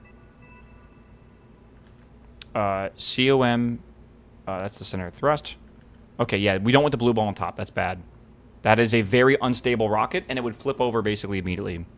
SRM thrust is determined by the internal propellant geometry. Yeah. Yeah. I mean, like, I've seen what they're doing for the big rocket boosters, and it's pretty wild. Nitroglycerin, nitrocellulose per Google AI. Okay. Interesting. Hold Alt to make a copy of the fin you made and put 3 symmetry at the bottom of Tiny Tim. All right. So hold Alt and click like normal. I got to make sure that's right.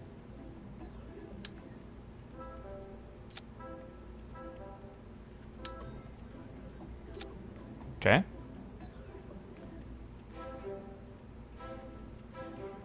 Meow.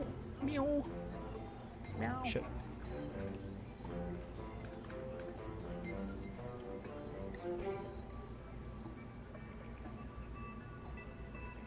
Okay.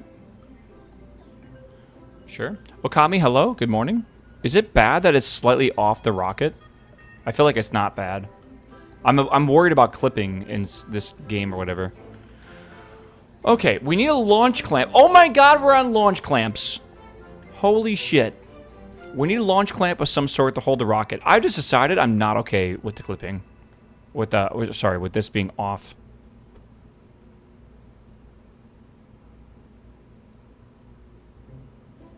Wait, maybe it's not actually off at all? And the only reason it's like that is because the... oh, no, it was. Okay. Okay, good. Launching a rocket today? We will see, man. We actually might. We might. We need a launch clamp of some sort to hold the rocket on the pad. There are in the structural tab. Feel free to use whatever you wish, as one could certainly spend a lot of time making a pretty launch tower. However, the tutorial would choose the small launch clamp for simplicity and place it at the bottom of Tiny Tim. At this point, you should look very close to the example image in the beginning of the chapter. You can use modular launch pads to add additional parts to make your launch pad look prettier, if you wish. It's just for looks and screenshots. All that is required is some sort of launch clamp. Okay. Boom. Holy fuck.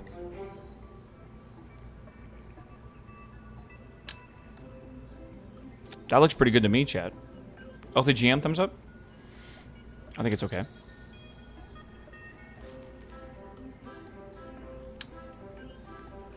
Yo.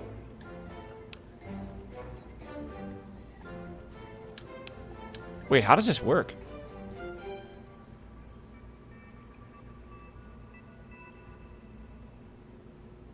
Space Shuttle Launch Platform, Structure, Procedural. Hold on. Will you be live and ready? Oh, Waffle will be live and ready. I mean, like, I wouldn't go that far. I don't even know what I want to do yet. So how does this, like, how do you place these if they don't have a, you know, like if you're... Shit's not ready for that. I need a small launch clamp. Okay. Again, this seems a bit crazy to put it all the way up there. Isn't that bad?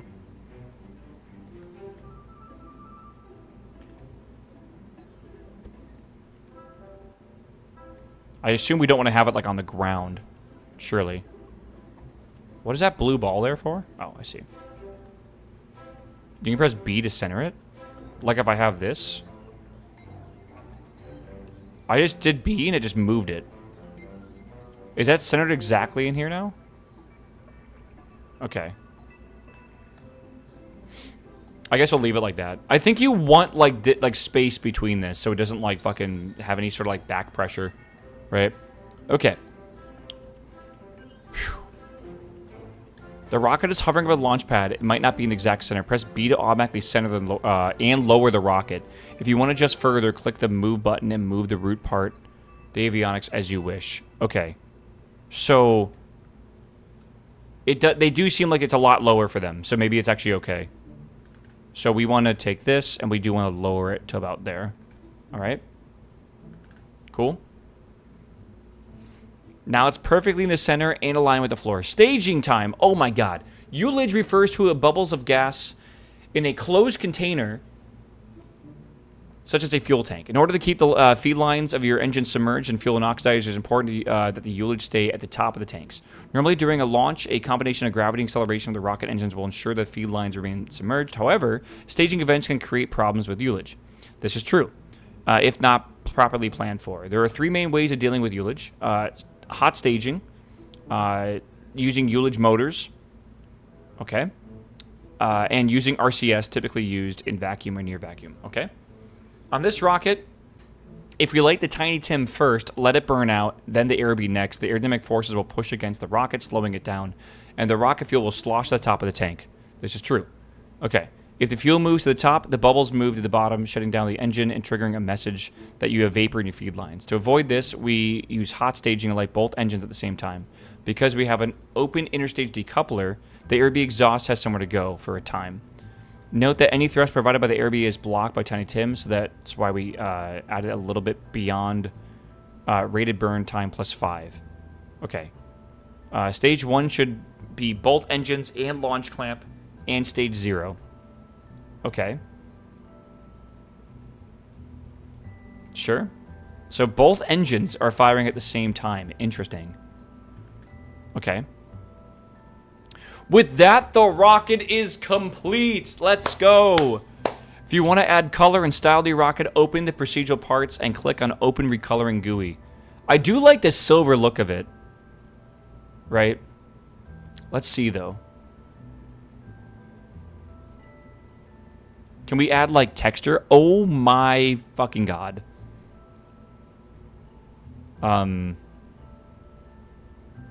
Brass metallic. Bronze metallic. Yo.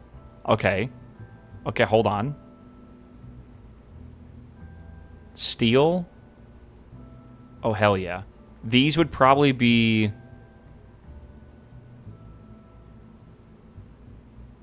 Let's see here.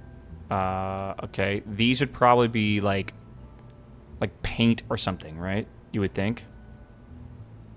White paint metallic. Oh, it doesn't like that. Why doesn't this let me do that? Surface?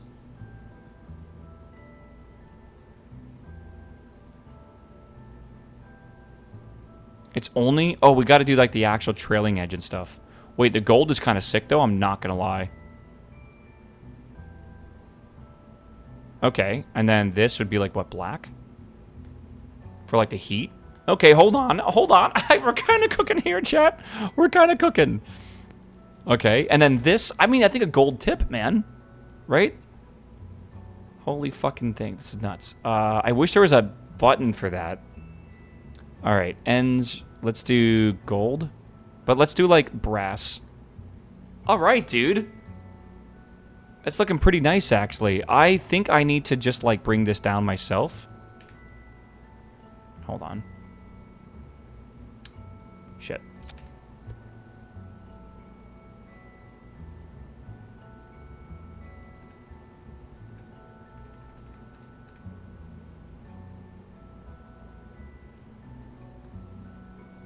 Okay. Yeah. Okay. Maybe a tiny gold trim. What do you mean by that? And then this down here probably needs to be changed as well. Actually, I don't think I can change that. I can do TU recolor. Is that what? I don't know what that is, but it looks better. And then I think I want to get rid of these. And then just alt-click this because I want the same color. And put that on like that. Whoa, I'm just realizing what that does now. Do you know how in default you usually have a snap for either like, what do you call it? Like you either have like freeform snap or you have no snap, right? It is really wild because this allows you to actually have a snap of like a few degrees or whatever. That is really nice. Isn't that in default? No. You either have like no snapping or you have snapping on. This lets you, here, let me just show you as an example. So here, I'm snapping to 30 degrees, which is actually probably pretty accurate to what the default game is. But I can change it to 90 degrees, and now it will only snap. It's kind of even hard to show you this. It's technically snapping by 90, but it looks a bit weird when it does that. This is freeform. This is every 1 degree. This is every 5 degrees. See what I mean? Every 15. Every 22. Like, it's actually really cool. Edit extensions is default installed in any map, is my default install. That, I've never used it before. This is really cool, actually. Okay. And then one thing I kind of want to do is, can I recolor this at top? The decoupler, or no? I don't think I can. Yeah, no, I cannot. Okay.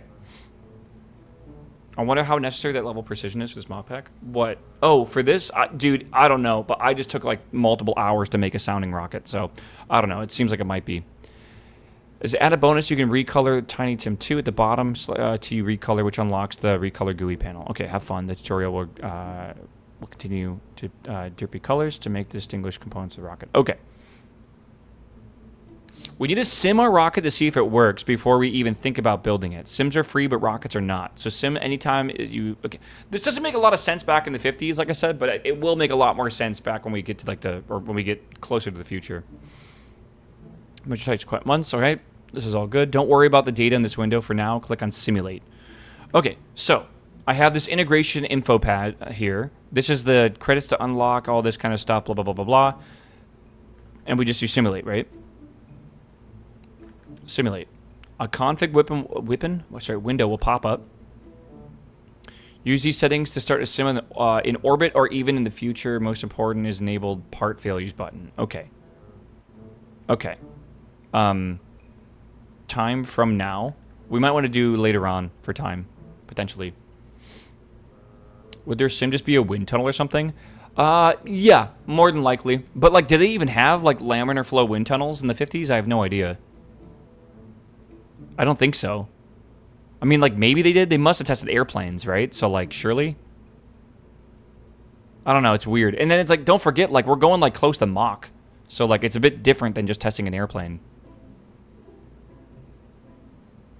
So, I don't know. I don't think they had CFD. I don't think they had CFD either, brother. What the... How surprising. If you're new to RO, and then you most surely haven't experienced engine failures yet. There are many types of engine failures and causes for them. All right.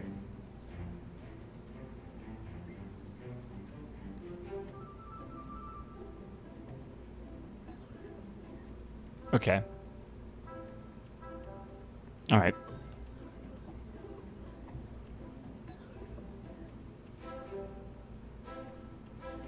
Okay. Dynamic pressures failures were disabled in this old tutorial, but they were enabled by default in the Express install, and you should plan for them. Okay. Dynamic pressure failures. I wonder what that means. Like when you like overpressure a vehicle?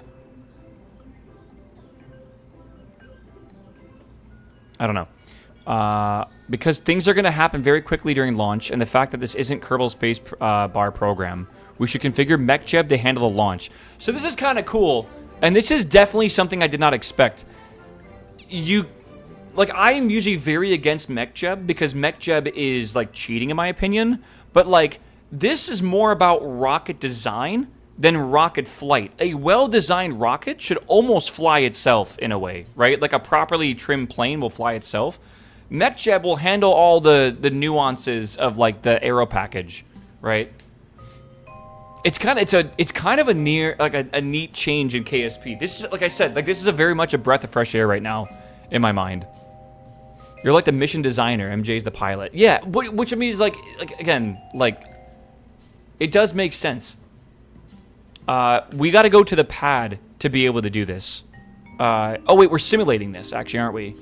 So simulate, I think. Isn't it like really dark?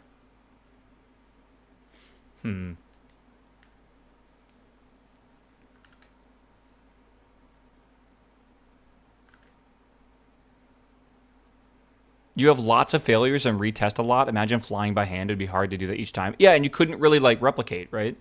This is why people also... Okay, so first off, beautiful sunrise. But we got to go back to the... how do I get out of the simulation? Do I just go back to the... whatever it's called? The... do I just revert flight to launch? Or to, like, vehicle assembly? You can skip time here? Yeah, but I don't want to skip time every time. There's a thing here where I can say wait 2 hours, right? Oops, 2 hours. Time 2 hours from now. If selected, the game will warp forward by the entered amount. Otherwise, the date will be... Okay. Did you save the rocket? No, I don't think so. I didn't really think about that, did I? Surely we won't... You know what? Let me go back and fix that. Because if the game crashes because of some bullshit, like First off, the rocket's going to crash. We know that for sure. I like the wind. All right. Let me revert flight again to VAB. That's a head pat moment. All right. All right. Save. Big Thunder. What a name. All right. Simulate. Simulate. I got to remember to hit the simulate button. All right. It's very important. All right. MechJeb drop down for now. We're in flight scene. We'll have a lot more options available to us. Open the windows you see fit for the tutorial. I like to open the orbit info and surface info in windows in addition to the vessel info. I like to switch the delta V stats to short to take up less space. All right. Chat, look at where we're at, by the way. I know the resolution of the textures look awful, but when you get to orbital altitudes, they look fine. Right? Like, it looks great from this height. Right? And that's kind of like the thing you just have to do. We are in Florida. Oh my gosh, dude. Yeah. We probably won't be doing any, like, vertical landing in this playthrough. I'm just guessing. Like, more than likely. Okay. So, they said to pull open MechJeb and open up some of these things that we want. First off, let me get the settings and put this at the top right again. That's going to be better for me anyways.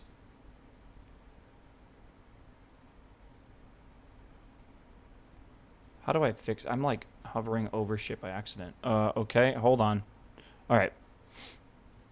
All right, so they said that we should open up stuff that we'd like to see, like the orbit, surface, and vessel.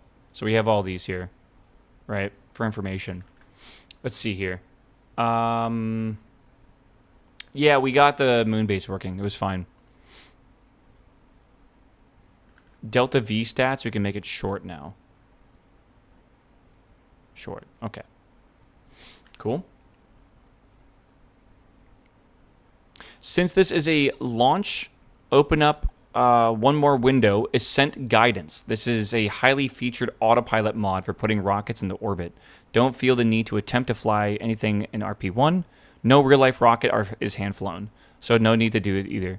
The computer's definitely more capable than you will ever be at flying a rocket. Okay, relax, Wikipedia article. Or fucking... That's not Wiki... Whatever, you get it. Just fucking chill, man. However, it's hard to describe to a new player how exactly you should fly a rocket, so I won't explain the process. Where is that again? Like, what's the name of it? Autopilot Module Manager. Is that it? MechJeb Assisted Guidance. Oh, Ascent Guidance. It's a MechJeb thing. Okay. Okay. Sure. Many people prefer using smartass to fly their rockets, and this works well if you know what you're doing. However, it's hard to describe to a new player how they should fly a rocket. Ascent Guidance has 3 modes you can select near the top window. Classic Ascent Profile, used for suborbital rockets, such as our Air B, in some cases, very early orbital rockets. Stock Style Gravity Churn, do not use under any circumstances. Right. That's because we're not on Earth anymore. Or we're not on Kerbin anymore. We're on Earth. Prime Vector Guidance, a premier way to put rockets into orbit, but is not appropriate for suborbital rockets. Okay, so we want Classic. Yes, okay. Can't even circularize without upgraded tracking extension. Yeah, and you can even see the pathways here. Well, here. Holy shit. Okay. Cool. Cool. Will it go boom? There's a 10% chance it does, I guess. Classic Ascent suits our purpose, so we are going to select that. We aren't going to use much of this capability of ARB. The main reason I'm explaining this right now is because your next rocket will use it. Okay. Okay. Orbital altitude, we're not going to orbit, but this is where your setting officially does shut down the engine once our AP reaches this number. We don't want the autopilot ever to shut down the engine, so as it only has one ignition and cannot be relit. Setting it to a high number, the rocket will not hope. Let's go for 500 kilometers. Okay, we are not going to hit 500 kilometers. That'd be insane anyways. Okay. This way it will never shut the engine down. Orbit, Inc. All right, this is inclination we don't need to worry about. But if you click current, it will get rid of the warning. Okay, cool. In fact, many of the settings in this window do nothing due to a rocket not being able to steer, but nonetheless, let's go do random don't go changing random things. Auto stage, enable, and set the pre and post delays to 0. Ascent settings. Oh my god. Auto stage. Yeah, so we want to do delay at 0 and post at 0. Sure. Uh-huh. Sure. Yeah, okay. To ensure MechJeb uses all of the stages we have set up. Okay. Make sure the stop at stage is set to 0. Okay, so stop at stage 0. Good. All right, the auto stage function is the main reason we are using Ascent Guidance. Okay. Do you guys understand why people also use, like, the programming mod with this as well? Like KOS and stuff? Like, I totally get it. Like, imagine, like, instead of, like, you playing KSP, you are now trying to program KSP along with, like, rocket design. Actually really cool to think about. Yeah, this is like 1/20th of the entire GitHub. Oh, I bet there's like a massive amount of information about engines and fuels and tanks and composites and stuff like that. All right, one thing you can do is monitor your rocket is open up the paw for various rocket parts, avionics, fuel engines, etc. And then press the pin button, which will allow you to keep windows open, allowing you to monitor them, screen space permitting. I need 4K monitor now, man. Additionally, feel free to open up the contracts window. This way we can monitor the flight and ensure it actually completes the contracts. It feels pretty bad to think your rocket completed a contract, take the time and money to build it, only to find out later that you forgot one tiny thing. Sim as many times as you have to in order to complete the tasks and finish the desire of the rocket. Never assume it will be fine. Always test every change until it's perfect. Scroll through contracts. Notice how there are some in there we did not accept. These are automatically generated milestones. Okay. Okay. Right. When you're ready to launch, press spacebar. MechJeb will handle everything, allowing you to carefully monitor the open windows and look at the pretty view. The tiny Tim should burn strong and fast, and when it does, MechJeb will decouple it. Then the rocket will stay pointed upwards mostly. Okay. If the fins break off or overheat, make them stronger. If the rocket tips over, make them larger. Also note, MechJeb will say controlled disabled avionics in scary red letters. But don't worry, that's just MechJeb saying I can't steer this rocket. Okay, so do we need to engage the autopilot? It seems like we do. And the mission tab is right here as well. So autopilot is enabled. I don't think we really need the ascent profile anymore.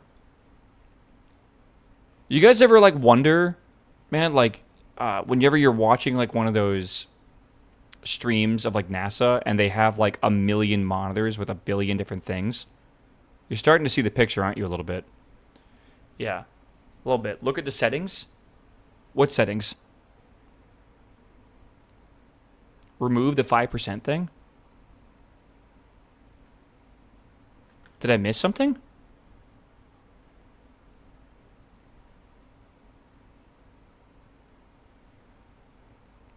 What do you mean? I don't think I even saw a part that does that.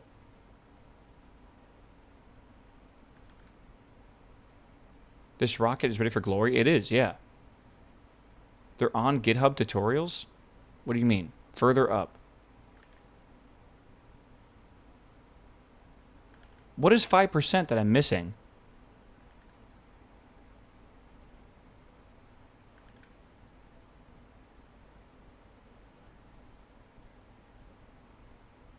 What? Am I getting one guide? I don't know. To keep limited throttle? This cannot throttle. You keep limited throttle over 5%. I can disable that, I guess. Okay. It can't even do that if it wanted to. Okay.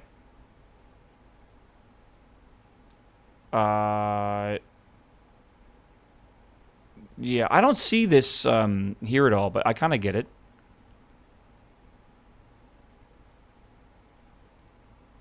All right, fuck it. Whatever, we're good. All right, chat, we ready? Hopefully nothing breaks here. This is Big Thunder.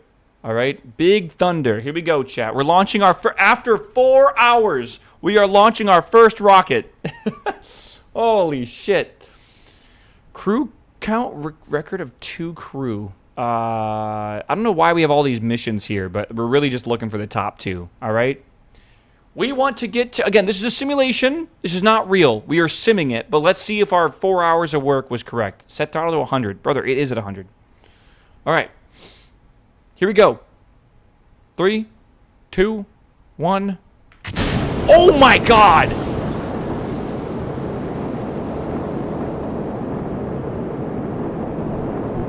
I was not expecting that to go like holy fuck.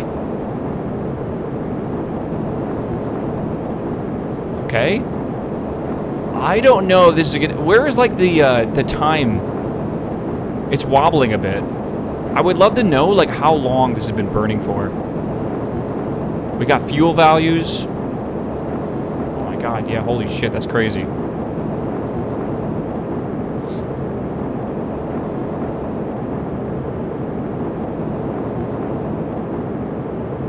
You just pulled like 1,000 Gs. Don't like artillery shells pull like 2,000 or 10,000? Click on the engine itself. Yeah. Oh, it's got like an overheat warning too. I guess that has to do with like the status failed. Did it make it to full burn?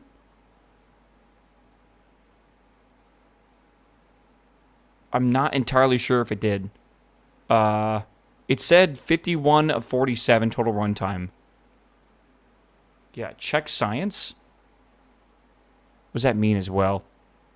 I see sensors. Telemetry, they're all running. It's all good. So I think this is good. I think this would work. It definitely failed. Check the fuel, see if it all burned. It did not. So we actually had an engine burnout towards the very end of it. It just says engine shutdown failed.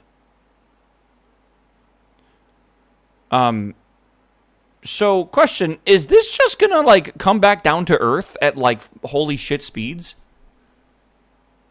You went over the rated burn anyways? Yeah. Yeah.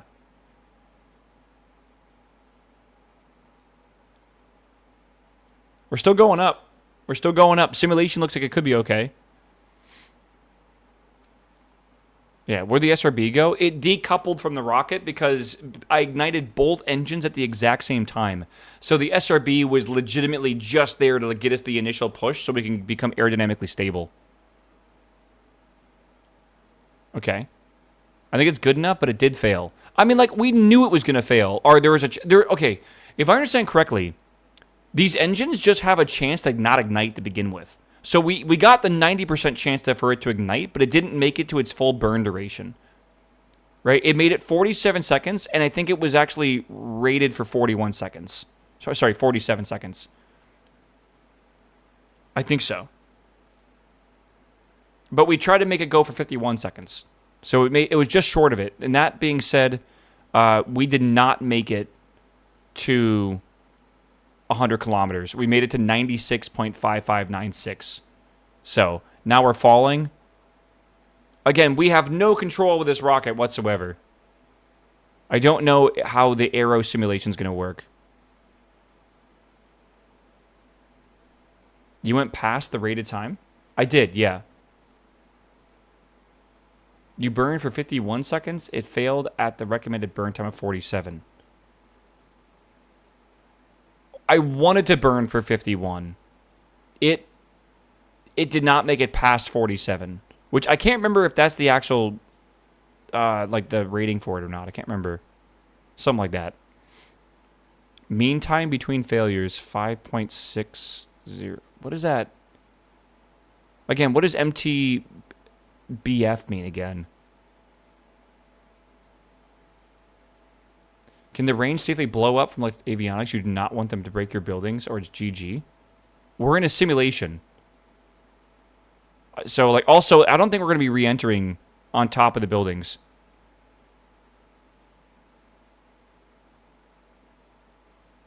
This is why lawn darts are banned, man. Oh, this thing's about to fucking put a hole in the ground.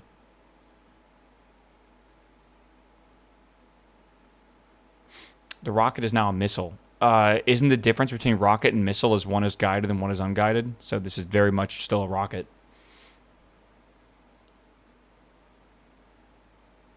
Oh, it might just burn up. Okay. Hey, maybe we're smart. The materials made out of it, we can't do anything about it. Okay. What? A missile is guided. That's what I said. A rocket's unguided, the missile is guided.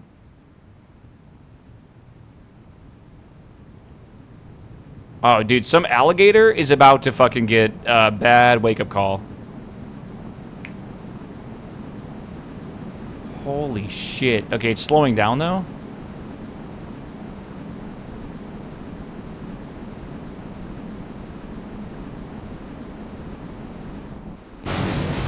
Yeah, right into the fucking swamp, bro. That's not really a swamp. This is more like the... what's it called when it's like a saltwater... It's got a name. It's not a bayou. It's got a name. A marsh? Maybe an estuary is the right word. All right. Well, okay. Well, this is actually almost like a bay coming in here, like a sound, actually. Okay. Let's revert flight to the VAB. I mean, like, are we supposed to simulate again or something? Should I, like, should I make it, like, less drag? Should I bring the wings in so it can go a little bit higher? Like, this needs to work. We didn't get the second mission done. Right?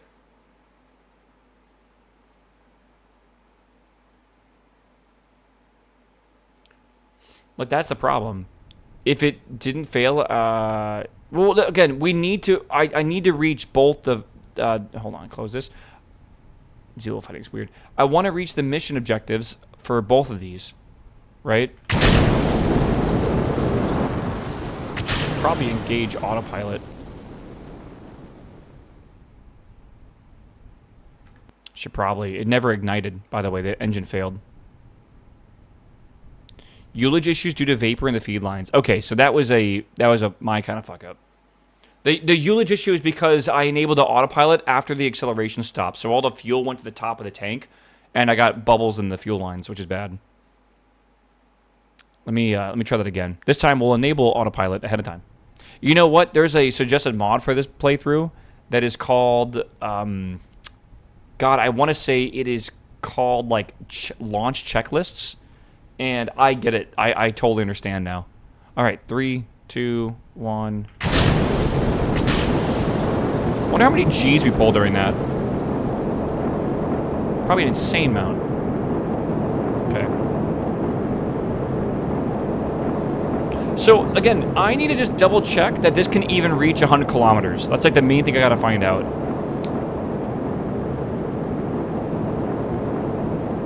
If it can't, then we're gonna have to go change some of the design a little bit. And I think the design is gonna be maybe smaller wings to prevent less drag.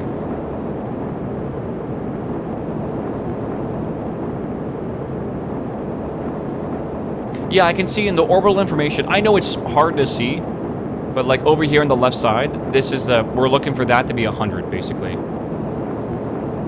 It's 100 with the drag, by the way. So like we're well over 100, but once it stops accelerating, this will come down. So we had a burnout, flame out. We actually had a successful burn. That was successful, 100%. So it looks like that little bit more of a push is going to get us over 100K, and I think that's good. I think we're ready to launch this thing for real. I don't know, man. like, yeah, there's like a little bit left here, just a little bit, but I think we ran out of the aniline for real. These rockets are cheap and quick to build. Yeah, that's the thing, by the way, chat. Apparently, we have to actually build this. Like, now that we've designed it properly and simulated it, we need to spend in-game time, like, building it and integrating it and then putting it on the launch pad. Which is wild. 1% fail? It's about a 10% fail right now. This engine has a 90% chance to ignite properly. Again, these are very early rocketry days. We're in the 50s right now. It's like January 1st, 1951. So we have just began the 50s. All right, chat. We have officially finished both of these missions if we do it for real. So I'm going to revert to vehicle assembly building. And I'm happy with that. Okay. All right.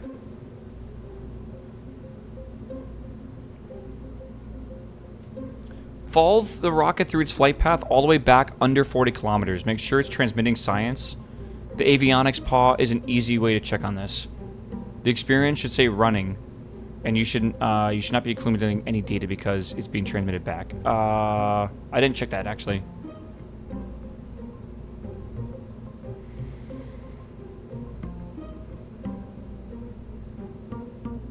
I saw this. I saw it running here.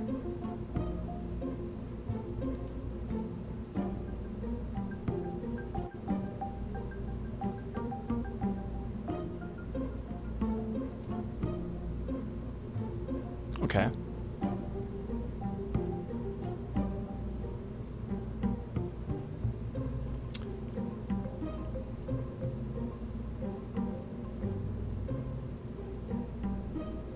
Okay. So we should simulate one more time.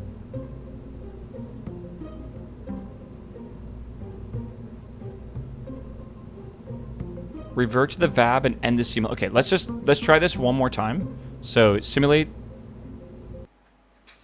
I didn't realize I needed to pay attention to the science things or whatever. What was that thing he had open, by the way? The Aerobee file manager. How do you open a file manager? Like, what is that? I see the data here. Does that say you can just you can click this button and open it up? Okay. Engage autopilot. So here, data. Okay, so there's a file manager, I guess. Big Thunder. Info. I'm just going to put this at the bottom or something. I don't know. Okay. Mission. How do I stop? How do I like literally stop? I don't. Oh God. Okay, there we go. All right, chat. Here we go. 3, 2, 1. One more time. One more time. So it won't even begin transmitting until it's over 40,000 meters. Because, again, I like the idea behind it. They say, like, we already have the information below that. Like, this is supposed to be exploring beyond that, right? Why the hell would we have a space program if we didn't understand, like, atmospheric pressure and stuff below 40,000? So I kind of get it.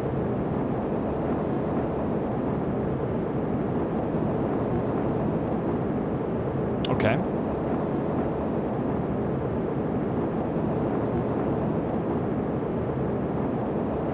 I cannot wait till we do this for real and it fucking blows up or something like the very first time. I think that burnt out a little earlier than I expected. Nope, that's correct. Did not. That's a flame out with no propellants. Okay. And here is the science coming in. And we're transmitting correctly, I think.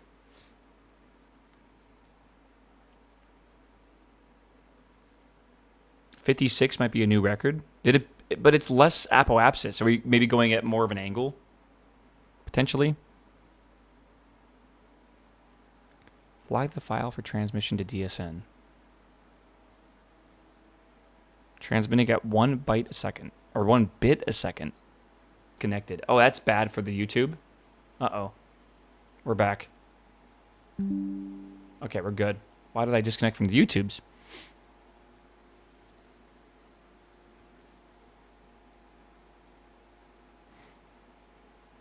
Until there's no longer any science, it can gather or transmit. So like, how do I know how much science I have? Like, what does that even mean?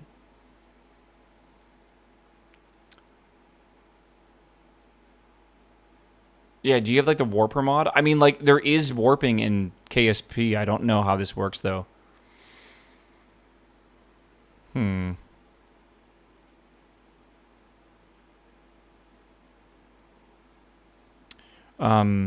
Yeah, I just don't know like how much science there is to gather, right? Like, this has been running for a while. Temperature scan info. You can kind of see some of this stuff here as well. I guess I'll try to speed up time here.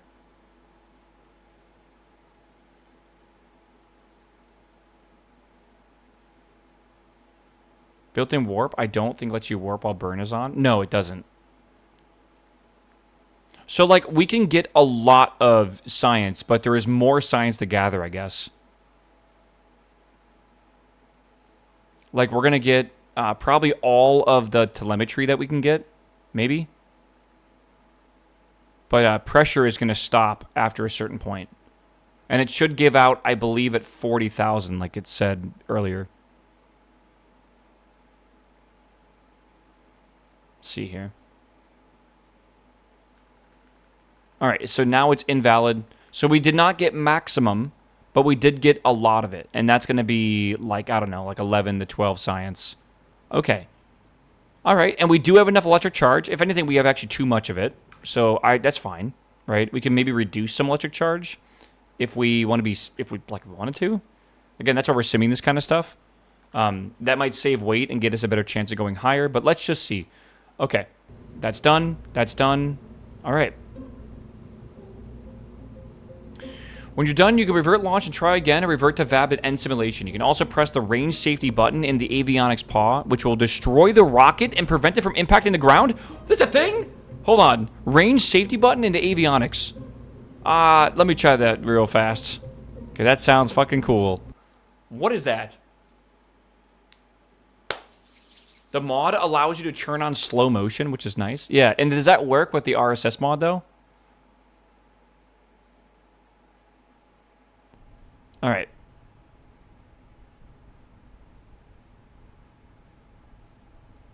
Where is the avionics? Is that in here? In the avionics panel, there is a range safety button. I kind of wish that was just integrated into a board. Right? Like, that'd be cool. Or, like, I wish there was a mod that made this a big red button or something, right? Like, that'd be super cool. All right, let's try it.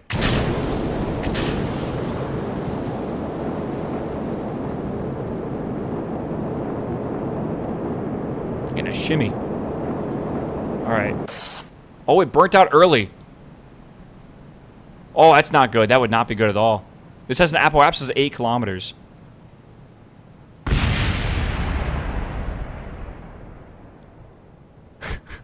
This is kind of a... Dude, this mod pack is like actual, like, insanity, I feel. But at the same time, it's like the perfect kind, right? It's like Pianodons are like GregTech, right? It's like, who the hell would ever want to play this? But then there are like specific people, like me, that legitimately, this is the coolest thing I think I've seen in KSP ever. I had no idea. I know this sort of existed. I didn't know it was this. We need the comms voice mod. Chatterer, whatever it's called. I think it is a thing. This is crazy cool. No, like I said earlier, this feels like I'm playing this game for the first time ever. Right? And I can take all the knowledge, like thousands of hours of me playing KSP, like, and use that to fuel at least the beginning part of understanding this. But I feel like you really gotta... Like, unironically, if I study actual rocket design, if I go watch some videos tonight and maybe, like you know, just watch some video essays about the history of, like, the beginning and, like, the 50s and 60s of rocketry, like, you can probably directly apply that real-life knowledge to this game, right? More so than you ever had with KSP before. And if you enjoy, like, learning, because who doesn't love space? And you enjoy, like, or the way I learn is I like to learn through, like, tactile, like, functions. So I like to get hands-on. It's very difficult to get hands-on with a rocket, right? I bet you would learn more with a mod pack like this. And you know, about like early rocketry or like basic rocket design than like any other method. Yeah, it's wild. Most of the engines give historical info as to their use. Yeah, you can kind of see that when you're selecting it as well. Okay.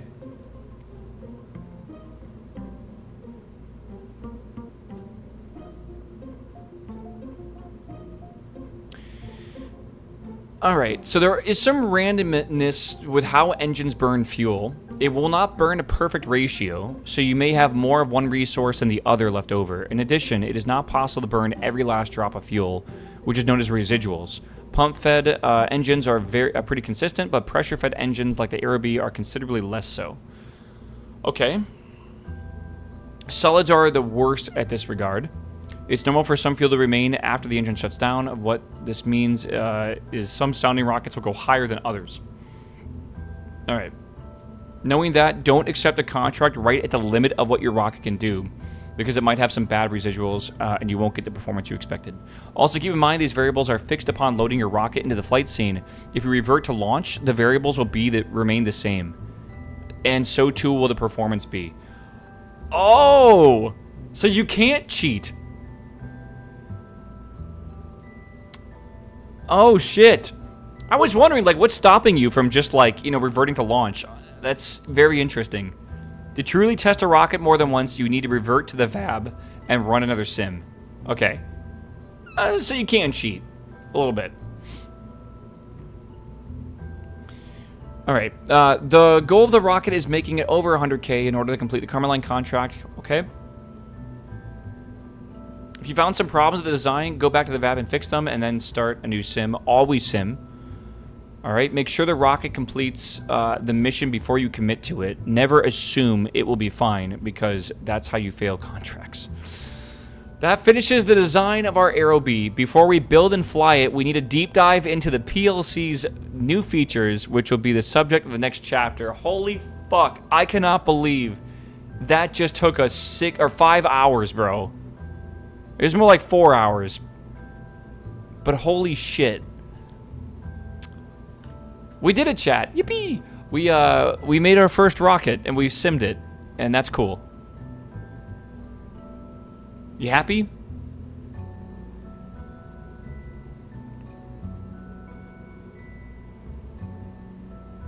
Yay. LC tutorial chapter is quite quick. I'm hoping so. Oh yeah, that scroll bar is not that bad. What the fuck do you mean it's not that quick? Sorry, it's not that... It should be quick. What the fuck do you... Do you read 2,000 pages a day? I had a meeting for an hour and a half. What did I miss? We finished our rocket. We simmed it. It works in the sims. Now we have to make the launch complex and actually start getting this rocket built so we can do our first contract. Wait till you see the next guide. Let me just... I'm just going to peek... Not the guide. I just want to see the scroll bar. Alright? That's all I care about.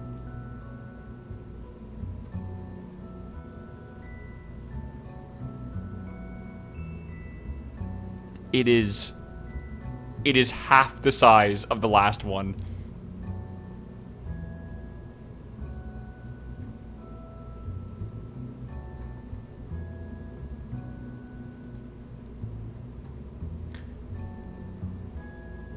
Maybe it's good we're doing this today, right? Maybe today is like a figure out what the fuck this mod pack is, and then like tomorrow we can actually start launching missions, bro. Holy shit. This chapter builds upon the Aerobee we built in the Sounding Rocket chapter. Once you have the rocket exactly as you want, it's time to build the launch complex to support it. Launch complexes include the manufacturing, integration, and launch facilities of your rocket. The capabilities have limits, which means you will need many LCs during your journey to the moon. We save this step until after the rocket is designed, so we know exactly what kind of launch complex we need.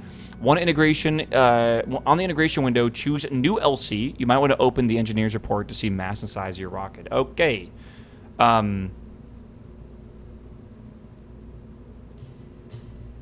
New LC. Sick. All right.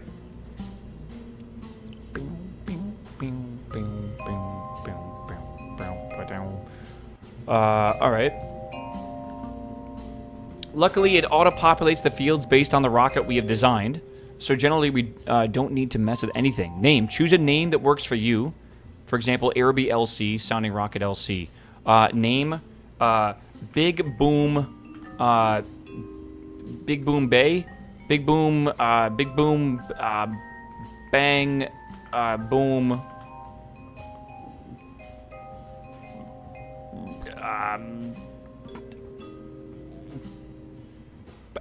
Bam, yeah, Bam, Boom. I need like a, what's another one thing here?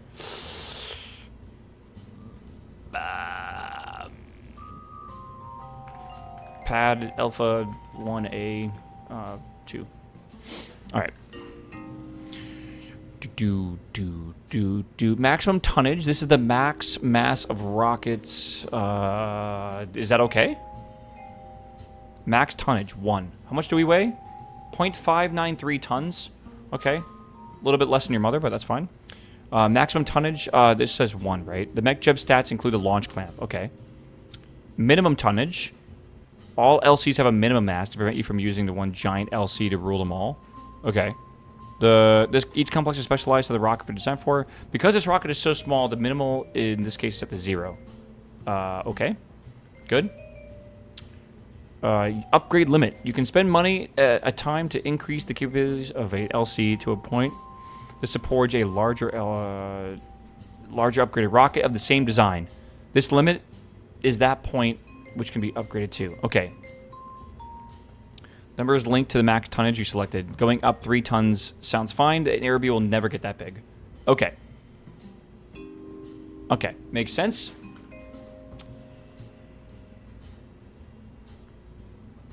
You can you can downgrade it, which I assume makes it cheaper to run if you're not using it or whatever.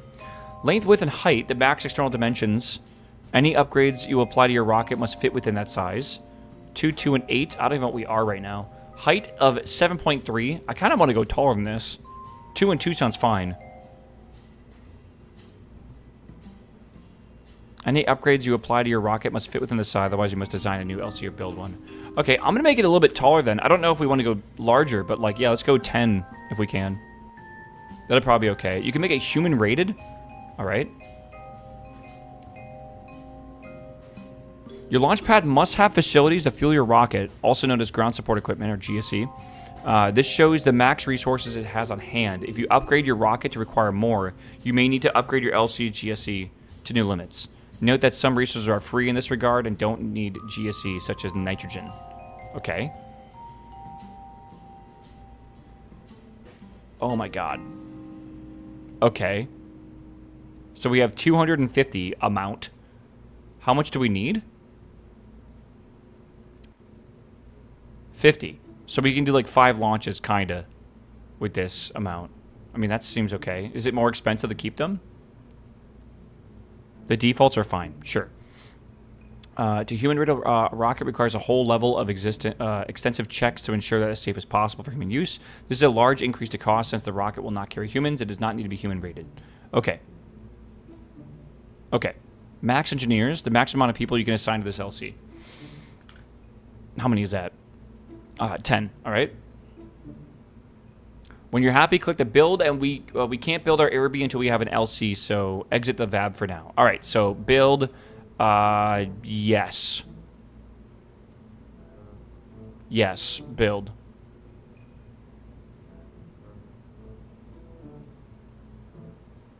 I think that's right. Yeah, bing, bang, big boom, bang, boom, bam, boom, padded alpha 1A2. It's currently 0%. It's in the top of, like, next by my camera.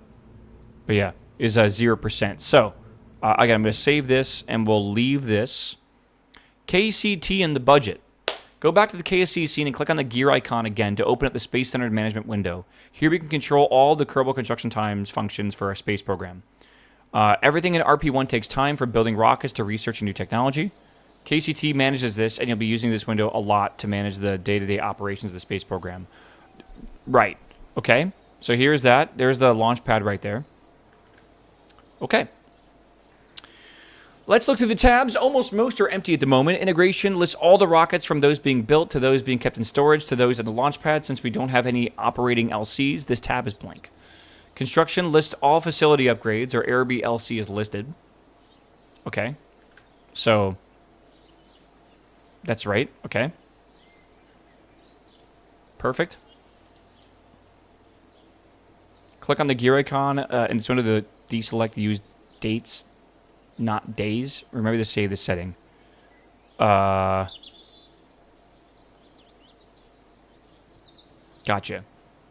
So it's 34 days is when it completes.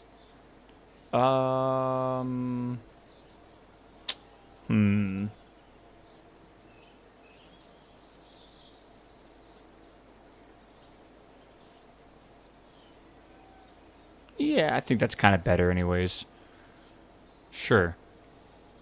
The work rate is how fast you want to work on the facility. You can slow down to 100% to spread out the cost in construction if you can't afford it.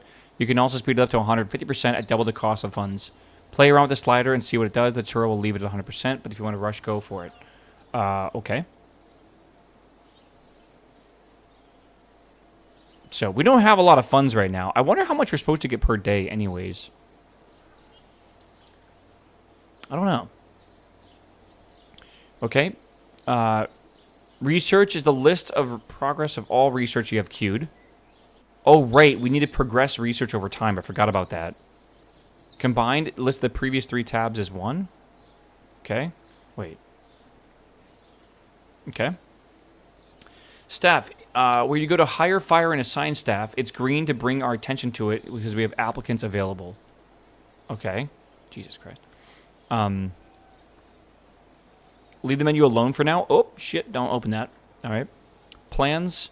You can save craft files and plans in the VAB, allowing you to add them to the queue from here, which I do not have any plans. So we'll have to fix that. Okay. Click on the RP1 icon on the toolbar. It's right next to the KCT. All right.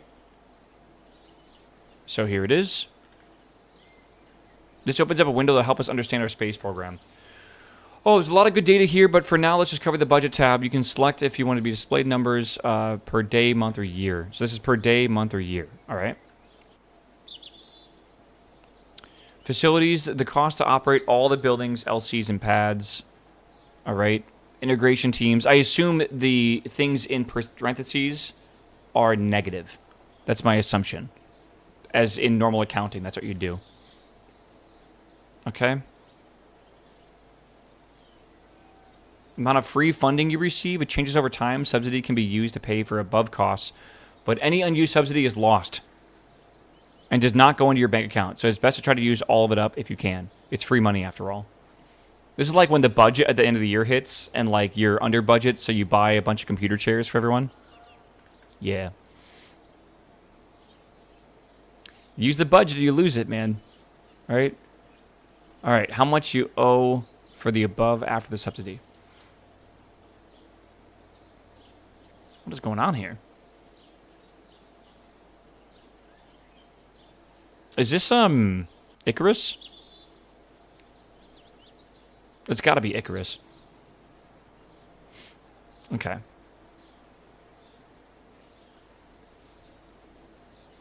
You can click the question mark or the exclamation points near the different lines to get itemization of that line. Okay. Yeah, okay, I see. Buy computer chairs, more like $5 grand and ice cream. Oh, that sounds so good. Best advice I can give you is to play it safe. If you fly too close to the sun, you'll get burned. Can I just, again, reiterate something about Icarus? Because everyone gets this wrong. Icarus is not about flying safe or playing it safe because you're afraid to get burned. It's about using the information that you know to make an actual educated response. Because Icarus, if he flies too close to the sun, the wax on his wings will melt and the feathers will fall off and he'll die. But if he flies too close to the ocean, the moisture from the ocean will basically soak up in the feathers and it will pull him in and he'll drown. So it's about like you don't want to play it too safe, right, and fly too low because you'll actually still perish. But you don't want to fly too high either. It's about managing risks and stuff. And I feel like everyone uses this analogy incorrectly, and I feel like it's actually better if you use both sides of the equation, right? Because it actually makes more sense a lot of the times. Reminds me how people get the jack of all trades saying wrong. What's that one, actually? I'm curious. Jack of all trades, master of none. I like, everyone knows that motto, sure. Painted by Peter Paul Rubens in 1636. Water will soak into the wax? No, the feathers, man. The feathers will soak up the water. Yeah. Often better than master of one. Jack of all trades, often better than master of one. Is that what the saying is, or like what? I thought the feathers are wax. No, he used wax to attach the feathers to this apparatus in the story. Like, he built the wings from wax and feathers because he was stuck in a tower, right? And he had to escape. So it was the way he was, supposed to escape, essentially. I'm trying to remember the story of Icarus. It's been a while since I've actually read it. Like, a long while. Jack of all, none. Jack of all trade, master of none. Okay.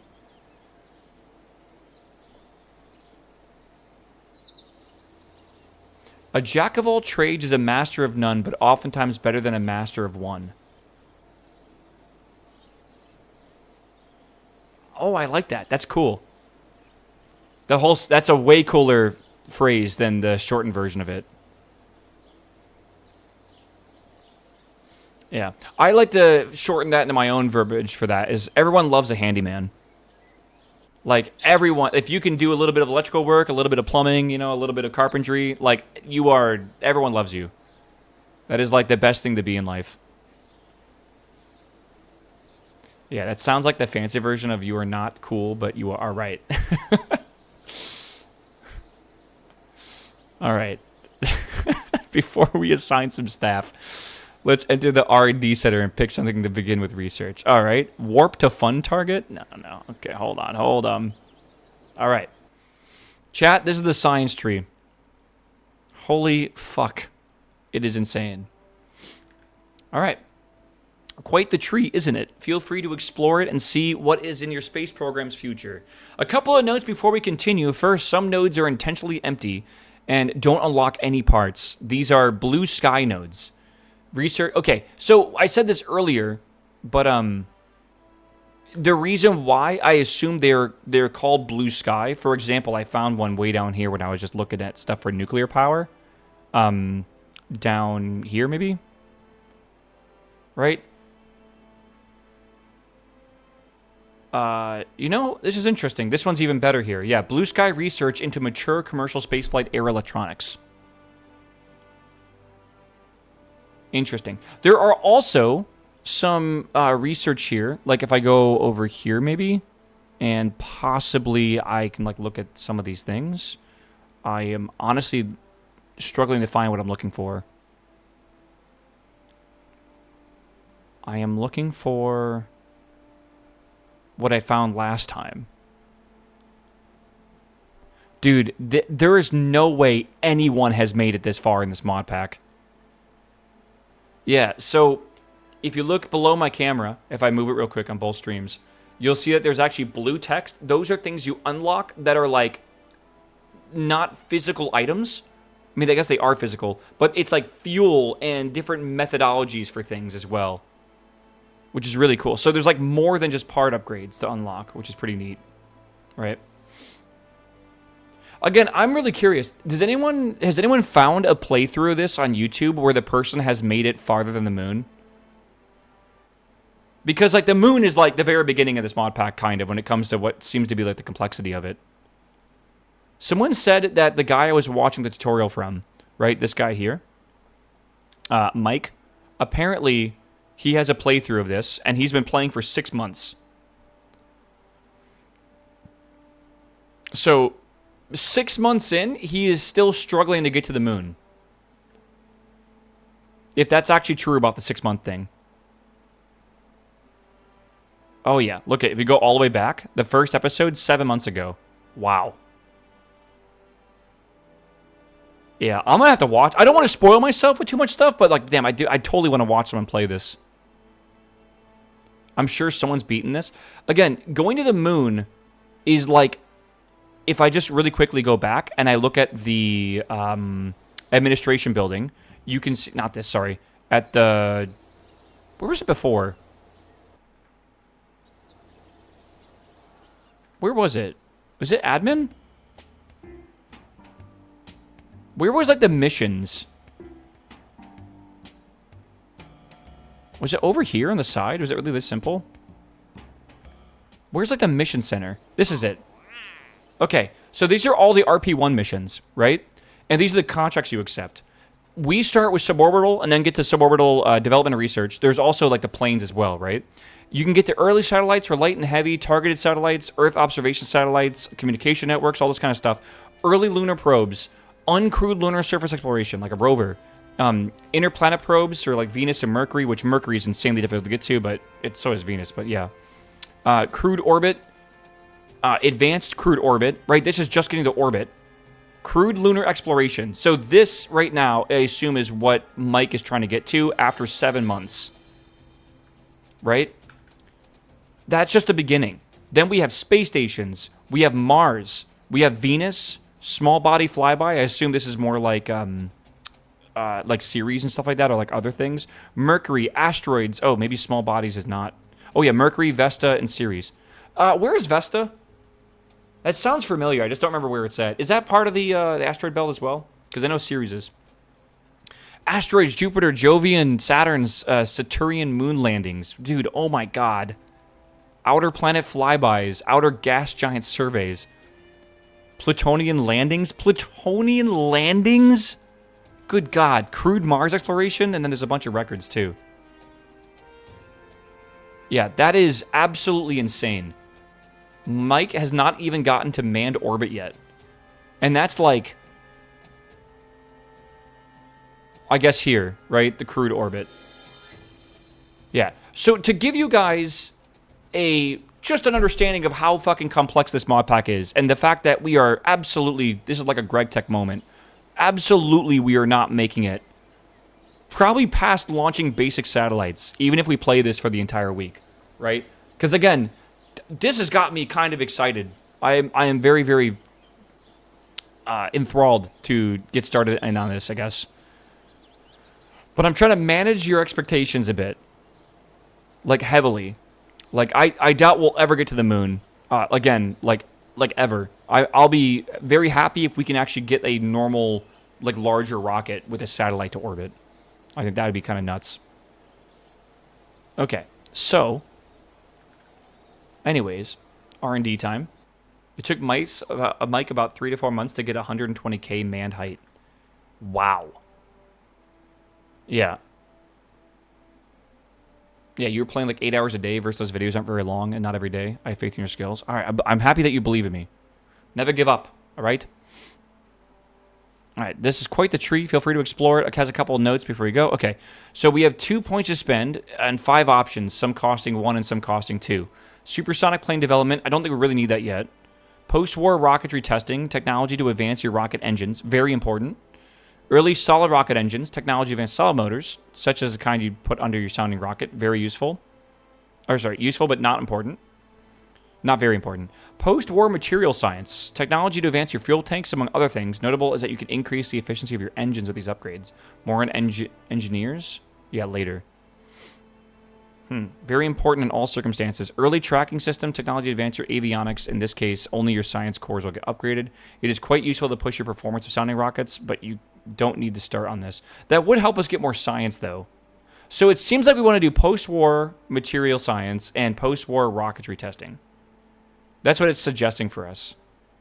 So, engineer efficiency upgrade. Right.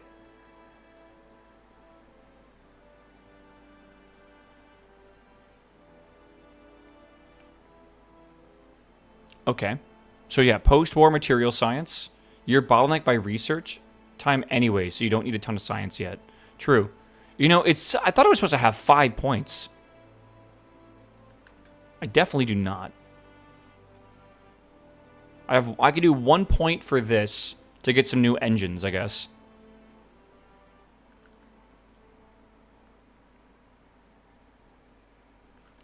New engines could be good. And then what's the other one? SRBs. Okay. We'll probably get 2 science from this mission alone. I think I'm going to do post-war rocketry testing and and early solid rocketry engines. I think that's the thing to go for here. So let's go... Yeah, upgrade engine with different configs. Okay, let's research this and research that. Okay. And there's progress %, so I guess you can technically do that differently if you want to. Okay.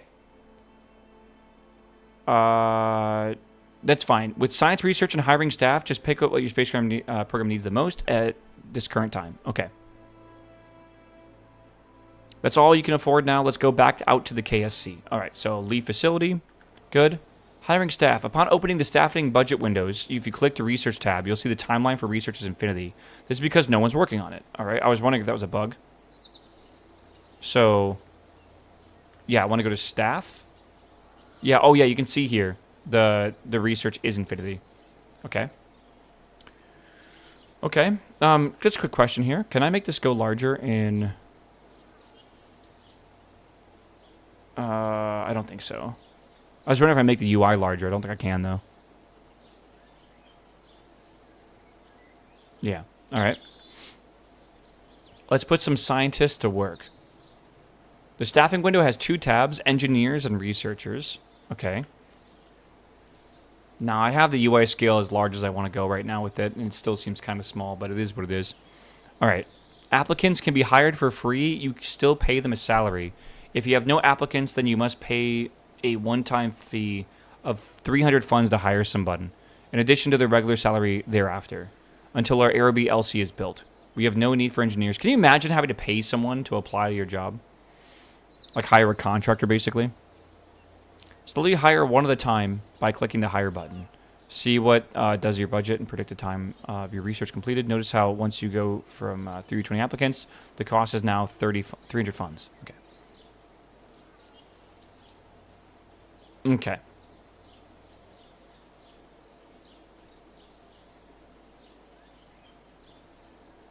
Since hiring a 21st researcher is going to cost us money, we want to stop and think about it. How much money do we need in the bank? Well, we accepted 2 rocketry programs. To complete both, we are going to require a much larger rocket than an Aerobee, and we're going to be building that rather shortly. So for now, let's hold on to the money that we have in the bank. If you look at the researcher cost and our subsidy, we're using about half of it already. We're going to need to hire some engineers soon, so having some spare subsidy for them sounds like a safe thing to plan for. It might seem scary that our first research is going to take about a year, but don't worry. We will hire more researchers in the future that will dramatically reduce the amount of time it takes to research things.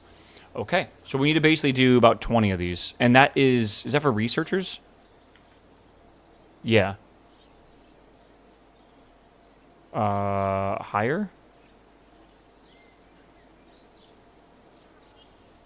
You can see it going down, yeah.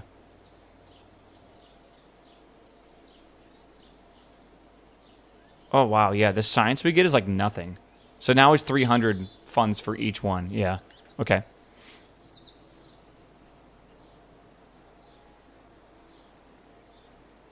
Okay.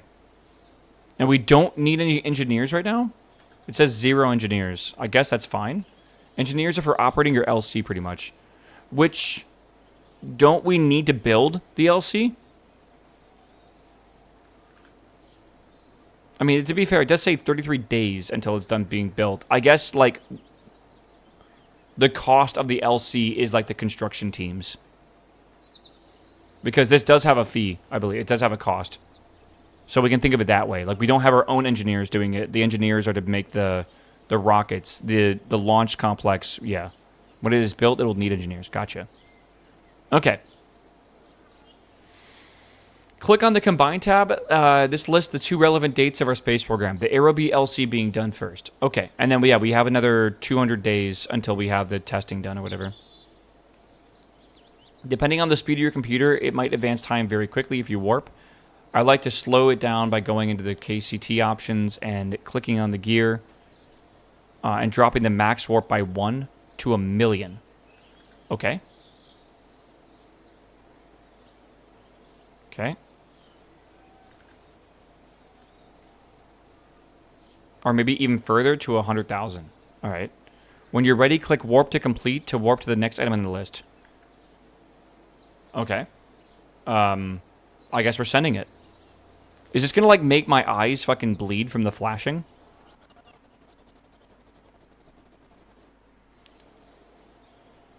Okay. Yes. All right. Your numbers, so it's already been a full, almost, no, it's only been a month actually. All right, your numbers might be different from mine, but you should have gained some funds in the bank account. Yeah, we got about 2,000. Due to running positive balance on the budget and made some progress with our research. Now that we have an LC, we need to assign some engineers to it. All right. In this staffing window, click the engineer tab. All right. You can now toggle between the hangar for planes and your new Airbnb LC. Right. Okay. So this right here, I believe, is the big boom, bang, boom, bam, boom, pad, alpha 1A2. Okay. Click the engineer tab. You can toggle between it. Okay. And your new Airbnb LC, select the LC. It can support 10 engineers. That's our efficiency of 10%. It can rise 25% with time as your engineers gain experience. So I need to hire 10 engineers. So 1, 2, 3, 4, 5, 6, 7, 8, 9, 10. All right. And I need to assign 10 of them to here. Okay, perfect. And now we're operating like that. Efficiency is 10%. Good. Yeah. Usually you want to fully staff an LC if you can afford it and to build rockets as fast as possible. We can easily afford 10 people, so hire 10. You want to try the hotkey to save yourself some clicks. Hold shift. All right. Watch as the cost of hire these people requires to 3,000 when you hold shift. Okay. Now you have 10 engineers, but they're unassigned. Researchers will only work at the R&D center, but engineers have to be assigned to a specific LC. You can hold shift again to assign 10 engineers to Airbnb LC. All right. Tooling and building rockets. So this is like a really big part, I feel. And then also, let's look at like the... How do I see my budget breakdown? Is that this one? Yeah, there's my budget breakdown. So right now, research teams and the integration teams or whatever, they all have a pretty expensive cost of 41. So yeah, we are looking at a net after subsidy is negative 11, but our program budget's 123. So every day we're going to earn unlock credit 24. Yeah, the range rocket will be the harder part. This is easy. The range rocket. Which one is that? Like another thing coming down? Take a look at the integration window. Remember the KCT gear icon if you need to open it. This window gives us some time and money cost to build and launch this rocket.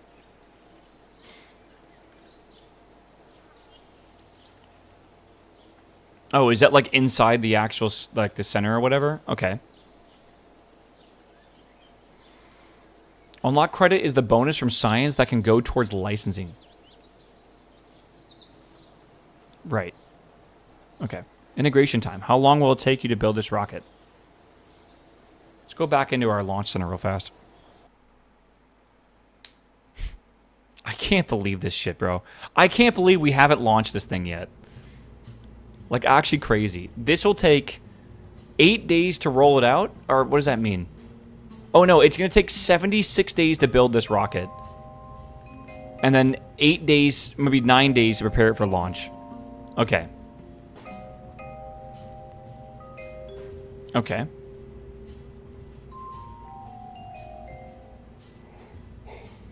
Oh, holy shit. That means if this fails, we got to wait another 70 days. Good lord. How much it will cost to tool this rocket, making it cheaper. More on this shortly. So tooling cost would be 3,000. For me, 1,000, I guess. I wonder why mine's cheaper. Weird. Maybe rebalancing's coming. Two Fang, what's up, my man? Thanks for the sub. Chat, don't forget your Prime subs. Thank you, my dude. Two Fang wasn't even a Prime sub, bro. Unlock credit. How much credit, free money, you can apply to make unlocks and tooling cheaper for this rocket? You get credits as a function of paying staff salaries. So it was just like a government credit? Like a tax credit?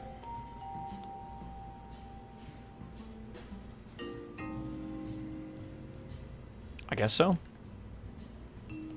Unlock credit, 50,000. That seems high. These numbers are pretty big, huh? We can do something about that. Tooling a rocket makes all future builds faster and cheaper if you intend on building more than one of something. It's almost always a good idea to tool it. Since we will be building more aerobes beyond just this one, let's tool it up. Open the RP1 window and go to the tooling tab if it isn't already. Tooling. Alright. Unlock credits you get from having researchers and many engineers over time. This mod's a lot. This is the most insane thing I have ever seen in KSP by a long shot. This is like the very first day you ever discovered GregTech, right? And you're like you're starting to understand like the size of the universe, right? It's like when you play Noita and you get past the first time you ever get over the wall. Shit's wild.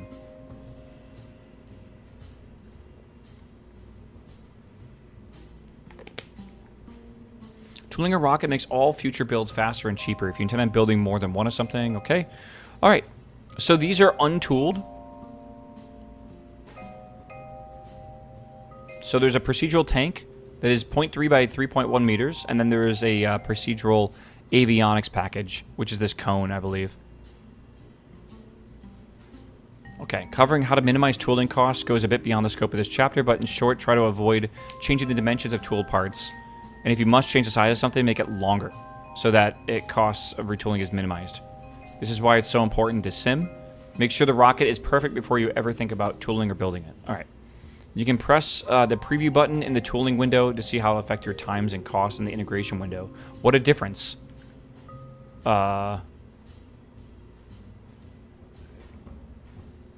Preview fully tooled integration?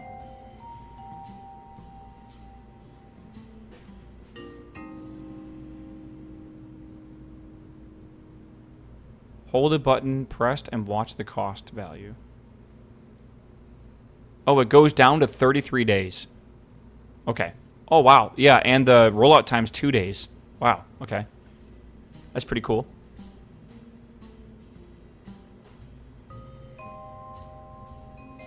Why did you say it goes down from 737 days to 87? They must have tweaked the game a bit. Like, I mean, this is like a little bit of an older tutorial, but my assumption is they've just done some updates and balancing. When you're ready, press the Tool All button, and the pop-up will tell us how much it costs to tool and how much credit we are getting for this action. It must be paid all at once, opposed to over time, with such things as worker salaries and LC costs. If you plan on building a new rocket soon, be aware that this will cost a tool and what your current unlock credit is. So you... Okay. So Tool All... Yeah. Okay. Spending 1,100 unlock credit. Boom. Okay. Good. And this is how much unlock credit we have. It's actually quite a bit. After tooling, the window will have buttons for different components that you have tooled thus far, each further detailing what tool parts are exactly. The integration window has updated with new numbers, and the unlock credit is now 0 because of what we use in tooling. That's not true for us, but we put this rocket on the assembly line. Let's give it a unique name to help us keep this rocket sorted. It'll be kind of confusing if we have 3 different aerobes. So let's in the queue. Let's call this one Aerobee Carmen Line and save it. Okay. So I'm a little confused here.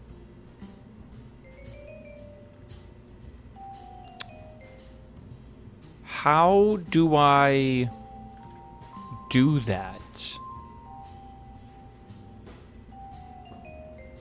Meow, meow, meow.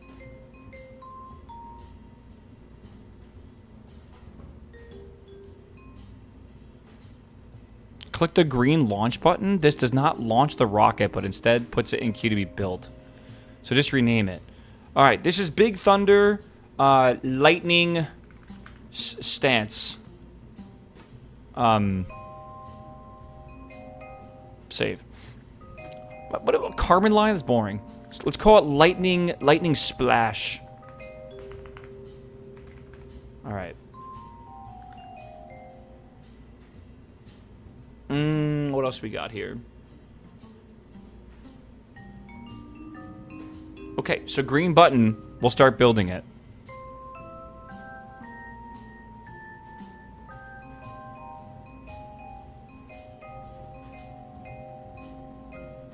Okay, this is the thing that we saw before, that we technically still, there are things in development that cost money to unlock, but I think we just use unlock 5 parts and we're good. So maybe save. Did I build? Is it building?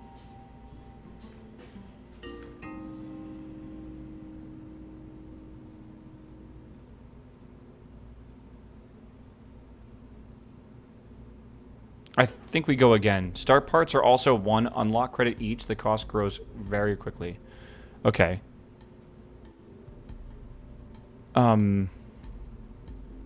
Show hide management to CQ.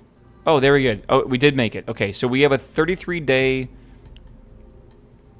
Yeah, okay. So, Big Thunder Lightning Splash will be ready in 33 days. Alright. Very cool. It's listed under both Integration tab and Combined tab. We'll take a look at the budget. We have consumed all of our subsidy and are paying a little back. I actually have not consumed all my subsidy yet, though. So we're actually okay, surprisingly. Surprisingly, I think. And again, it's kind of confusing, but like there is a way to see budget for stuff as well. And so far, I think we're still okay. But okay. Not confusing at all. Don't worry. Okay. Click warp to complete button. Let's go back. Start part? Yeah. Sorry. Oh my god, chat. Are you ready? We're about to launch, I think, soon. I think we're actually going to be able to launch our first rocket finally. Holy moly. I would like to fast forward a little bit until it's like... ooh, that's a good time. 6:30. I feel like that time is not really a 6:30 o'clock, but whatever. Okay. I want to... I don't even know why I would really think about that. Gain or loss is 3,000, so we're actually going to go up 3,000. So, warp to complete. Flash warning, for real, actually. Okay. Boom. So now in storage, we have a Big Thunder Lightning Splash. We're back around our starting... Yeah, we have 17K right now. Since we have an expensive rocket tool in the near future, the RB will complete before our research. So when you're ready, click warp to complete a button. All right, once a rocket or plane is completed, it will be put into storage. Planes can fly from the runway immediately, but rockets need to be rolled onto the pad first. This takes more time and funds. You can click the star icon to get access for more options with the rocket. If you click edit and modify rocket in the VAB. You can modify the rocket in the VAB. You might have noticed, though, that the expected date of completion was getting sooner. This is because of our engineers getting experience. Well, that's kind of cool. So if we look at that, staff, you can see the engineers that we hired are currently at 11.8%. They had 19, but I think it's because it's been a different amount of time. Okay. Yeah. Their XP bar is still low. Stop. Check out this budget. Our subsidy increased to 72.6 during the time warped. Remember, the integration team was engineers are now idle, so their cost is much lower. We've also saved up a bunch of money, like 67...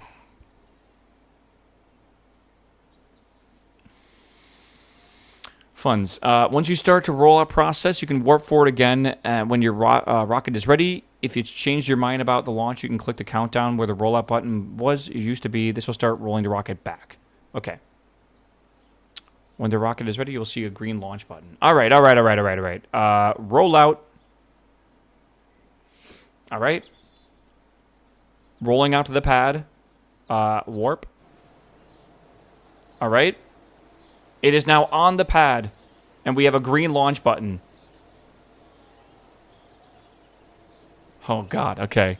Once you start the roll... Okay, blah, blah, blah. You can access the rollback button by holding Alt. If you finish the rollout at night, feel free to warp to sunrise.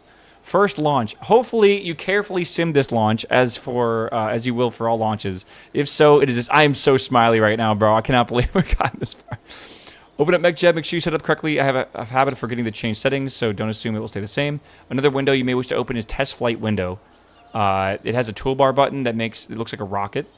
It gives you an overview of the reliability of various engines of our rocket. It's also a convenient place to read all outgoing engine failures. To move the test flight window, open its settings panel and uncheck the lock MSD position. Okay. When you're ready to launch a rocket, ideally it'll pass the Kármán line. Mine made it to 129 this time, which is more than enough. Like in the sim, follow the rocket through the full flight. When it's below 40K, you'll see you can use the range safety button to destroy the rocket. All right. Launch. Let's go, chat. It is time to launch this bad boy. Let's send it, man. To space we go. All right, we hopefully will be going to space today. We'll see. Chat, this launch brought to you by Twitch Prime. Thank you, everyone that has supported this launch. All right, dude. All right. So, we need MechJeb. I need the... what is it? Ascent guidance. Okay. 500 actually looks pretty good, not gonna lie. Okay. I need to see the missions. Ascent guidance. I want to see... I feel like a few things. Let's follow the amount of fuel we have. All right, we'll pin that. We'll, I wish I could make this smaller. I really don't need all this. Invalid situation's fine. Okay. I'm going to pin all these windows because we definitely need them all. And then they said there's one that looks like a rocket, right? This is the engines. Okay, we have like engines over here. This is like for like engine failure modes or something. I don't know. Okay, more windows, bro. Yeah, I need this to look like a SpaceX stream for sure. Yeah, Finite, what's up? Thank you for the Prime sub. Thanks for supporting the launch. All right, my dude. All right, I think we're good. We're gonna engage autopilot. Yeah, check ascent settings. It's the classic ascent profile. That is correct. The ascent path is fine. 500 orbit altitude is good.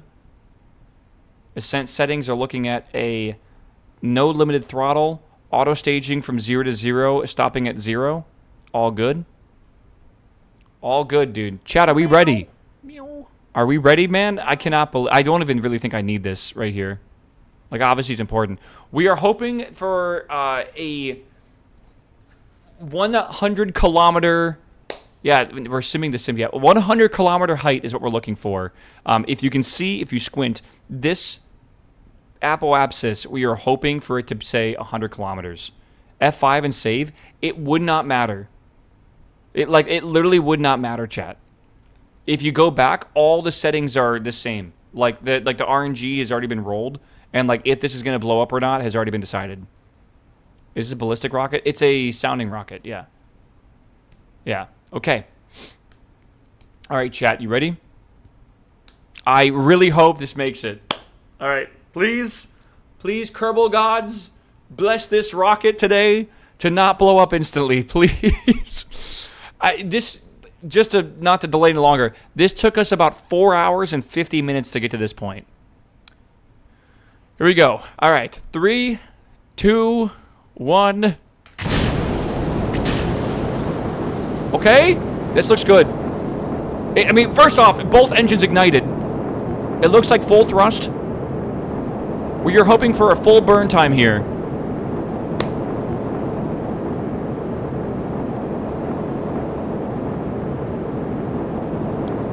Look at the data being transmitted by the cell phone here. Come on, keep going, keep going, keep going. We're at 27 kilometers.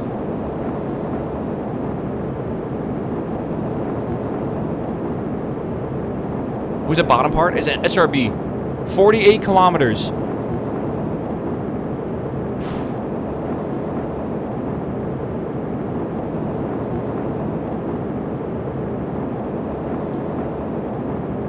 $100 kilometers. As long as I think it's good. As long as it doesn't blow up. 129 kilometers. Is it the highest we've actually hit? All right, we are now transmitting science, as the bottom says. We're transmitting a few bytes a second of telemetry, pressure, and temperature. Okay. Exactly the same as the tutorial. That's crazy, because I never got that in any of my sims. Okay. This is good. This is good. So far, very good. Holy moly, dude.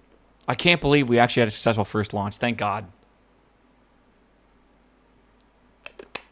We need that music. Where's the KSP music being in space?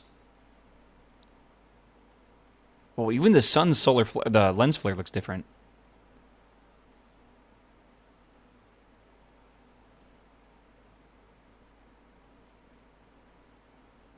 Is that a... Oh, Venus and Mars. That's pretty. Where's Jupiter? Whoa. Yeah, are the planet size changes? Not just that. We are flying off of Earth, basically, at this point. Florida's below us. We're flying off of Earth, which means gravity is no longer 1/6 of Earth, which is what Kerbin typically is, I believe, in KSP. Getting off Kerbin is actually insanely easy. Getting off of the real Earth when you're playing, you know, the realistic solar system and realism overhaul, basically what RP1 is, it apparently is incredibly, incredibly hard. Do you have the TUFX profile for flight engaged? What does that mean? Yes, scene flight, default flight. Is that correct? I assume so. Yeah. It's closer to Eve than Kerbin? Yeah, that's about right. And then on top of that, you're dealing with also the fact that you're using real engines and real mechanics as well. Yeah, you can see like how high we are and how like this is the only high resolution thing. It's kind of funny. Oh man. Chat, we're about to reach apogee, all right? We're about to reach it. I feel like my clouds are like I know they're working. It doesn't look like they're working though. There's some really good TUFX profiles for RP1. Okay. I mean, it does look really good, though. Like, I think it looks fantastic. All right. We have reached apogee, and we are now coming down from apogee. Oh, my God. This has been a very enjoyable... So we're going to go below 40,000, and then we're going to blow up our rocket. We did indeed reach the carbon line. We have achieved both contract objectives, first launch and carbon line. It's under my camera, but they're both fully green. So we're good. Yeah. Oh, this is cool. I really like the color scheme of this rocket. I think it looks awesome. I should have put like a decal on this. Like a name. Like I think I could have written something on it. Launching rockets in this mod is more exciting than KSP. It is a lot more simulator than arcade. Like I'm not even trying to shit talk it or whatever, but like honestly, KSP is like the Forza of rocket games, right? And that's totally awesome and fun.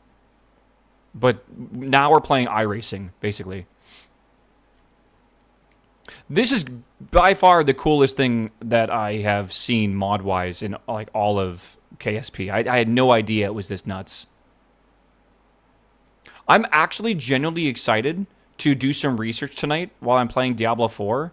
I just want to watch some videos about like the beginnings of the space program. Right? Like again, this seems like it's more like a mod that lets you think about management and rocket design more so than the actual missions. Like of like flying it. Like you're going to use like basically autopilot and stuff.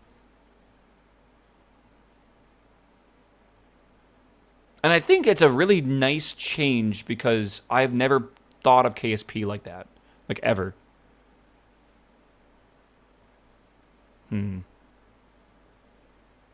Later on, the mission planning is pretty insane. Oh, I can't imagine what it must be like to send a satellite to, like, Mars. Like, I don't know if you guys have, like, gone and, like, opened. Oh, ready to detonate? All right, 3, 2, 1. Farthest I got was 1972. Did you get, like, bored, burnt out, or did you actually just go broke? I'm kind of curious. All right. Again, I would love that to be, like, a big red button on my screen. Like, I want to have, like, a red button, like a safety range officer button that I can just hit the button on. Maybe you got to flip a little, like, thing up, like, open, like, a little lid, and then click on it. Like this abort button up here, right? I don't know if that's a thing, but... I mean, it's all just surely this mod's got an API. Can't you program it? Maybe I can vibe code it, right? Okay, let's vessels destroyed, cannot autosave. So now we go back to the Space Center, right? Let me just double check.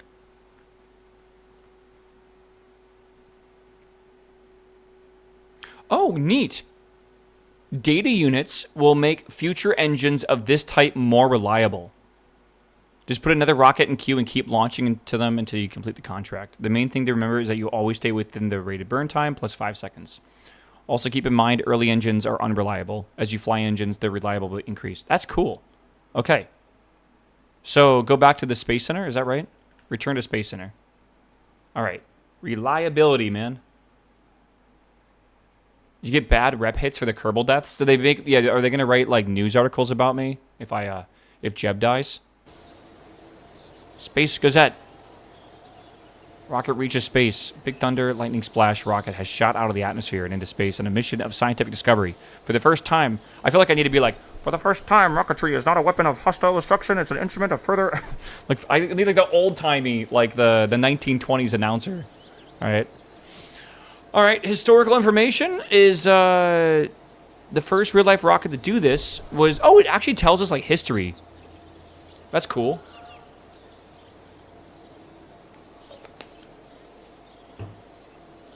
All right. So they need to clear the launch pad now of debris, I guess. All right.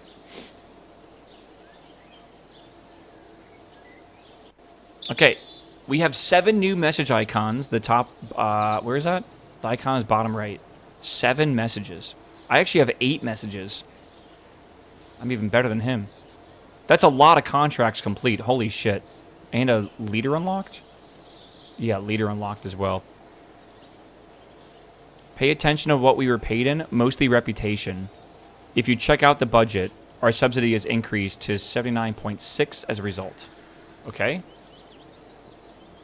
Remember that you can hover over the resource counters at the top of the screen to get more information. Alright. Cool. Cool. Cool. Go into the admin building and notice how Carmen line is green. Admin building. Okay. Oh, hell yeah. Okay. Once you've completed all objectives, you can finish the program. What next? There are many paths forward, but looking at your programs, you can help give you an idea to the ultimate objectives. We will look at these details in a bit. You probably noticed that we have some leaders to choose from. For now, we will just pick an admin from the list, check out their details, and don't lose much sleep over what you pick. Chewbacca, welcome back, my man. Thanks for the 2-year sub, man. Good to see you, brother. Okay.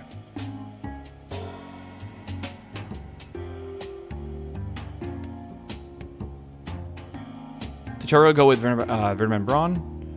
All right. Confidence, reputation. Okay. Let's go to mission control and pick new contracts. All right, Von Braun it is. Well, there's a few. We can do Sergey.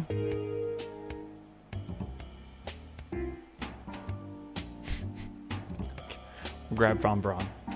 Just that way we don't lose sleep over it. Yeah. Okay. So now we're going to go to the contracts mission control. All right, so this one has been finished, unmet, and oh, we already did that. Right? Oh, must not have been completed before. Gotcha. All right.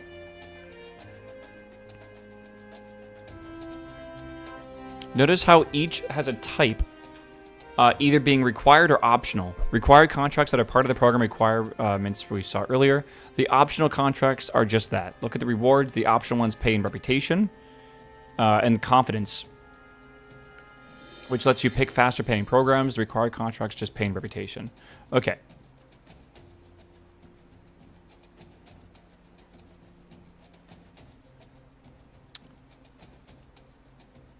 Get a rocket into space and return to the ground safely. Fairly easy, but we need a little more tech first.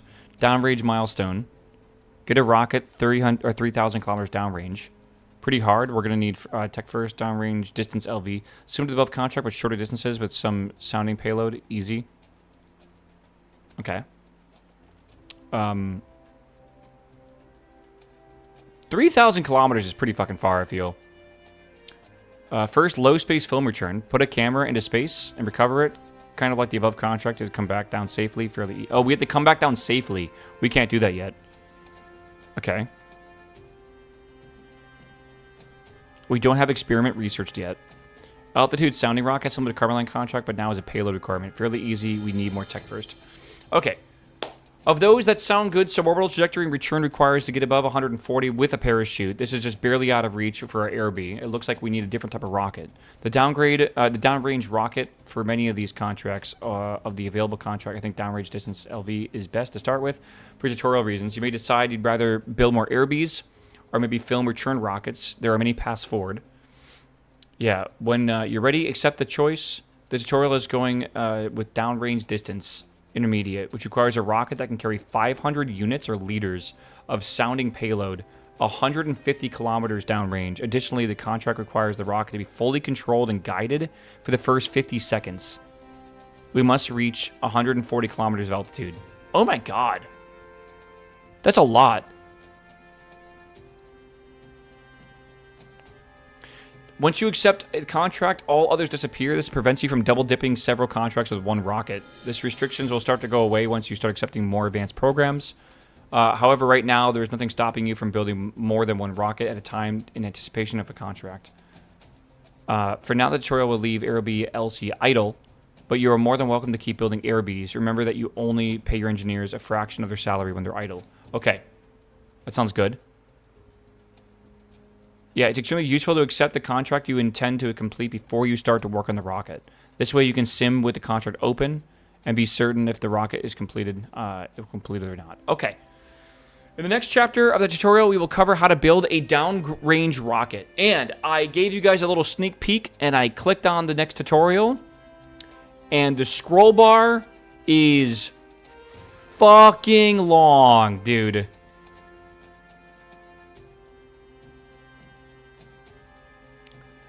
Oh my fucking... I still can't get over this, man. Lots of pictures, though. Thank God it's a picture book for us, right? Holy shit.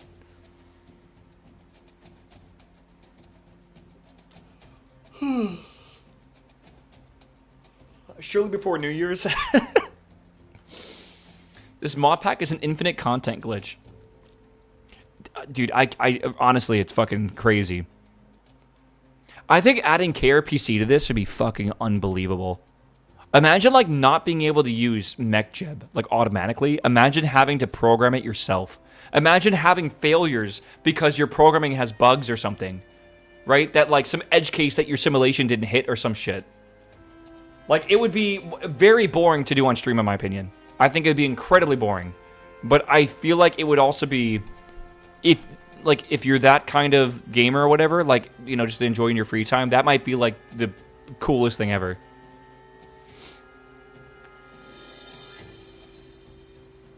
Why is my GPU fan on? Do you hear it?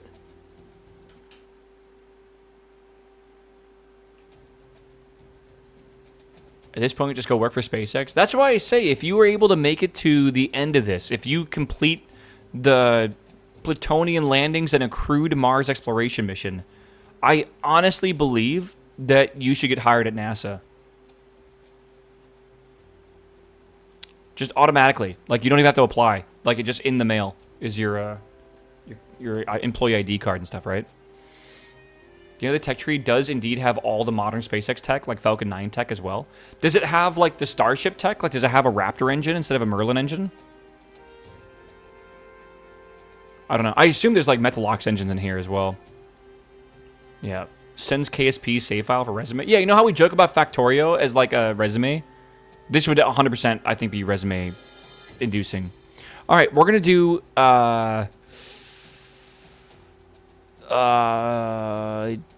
this one, right? I believe so.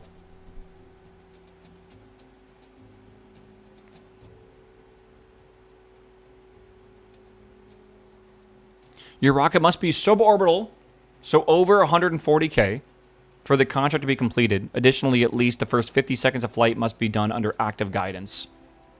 Okay. Look at available contracts, a little easier to see what's there. Thank you. It's not, I kind of like the other one, though, because it actually lets me see, like, what era we're in. And it's kind of cool to see, like, what's happening in the future. Like, you can kind of see what's going on. Suborbital rocket research and development. Okay. Oh, that's cool. Yeah, we can't do a lot of this yet. Altitude sounding rocket. How far does this got to go? This is 75 units of payload to 80 kilometers. I don't know how much 75 units is, but it doesn't seem too bad. Maybe it's kilograms.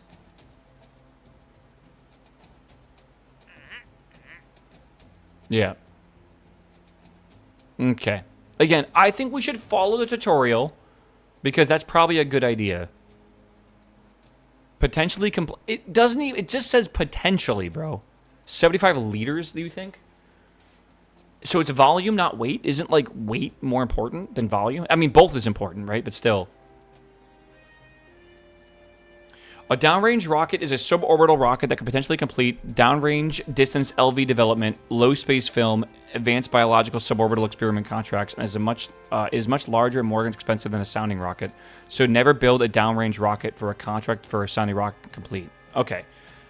I mean, that's a lot of missions, though, with one rocket, right? Especially if we make the tooling for it. Okay.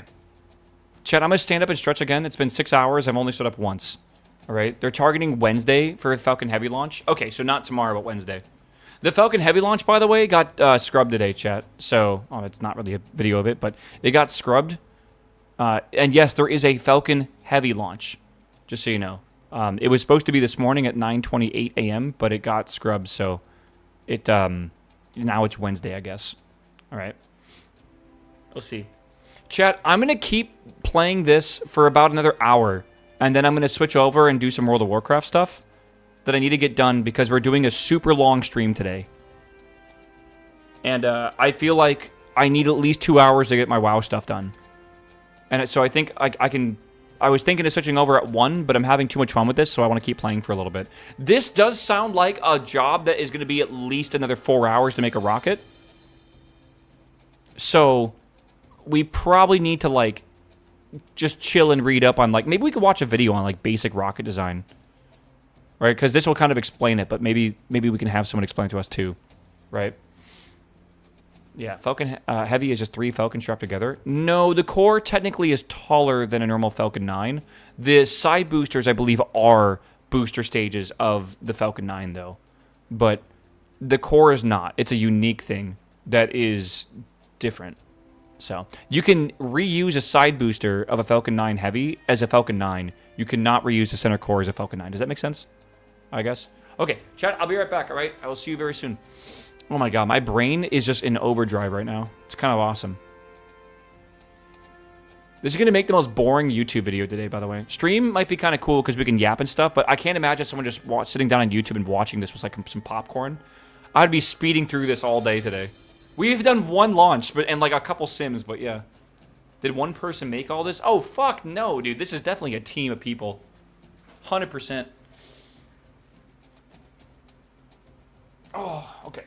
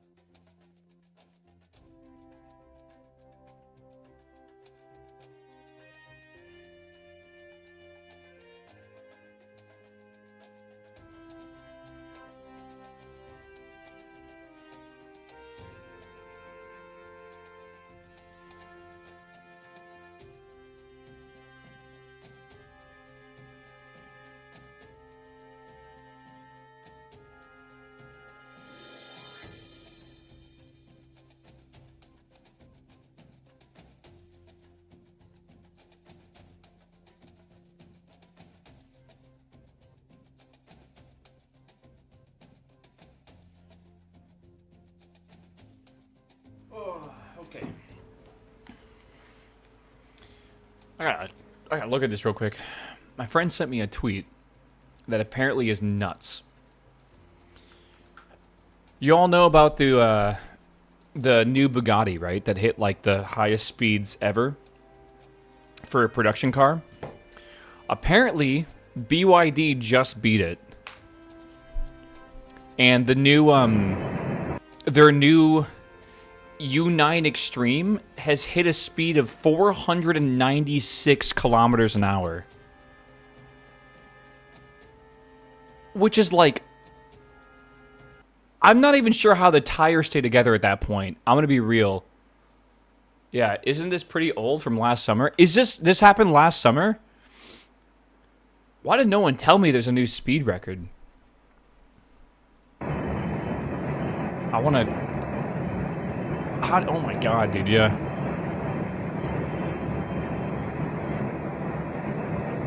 $67.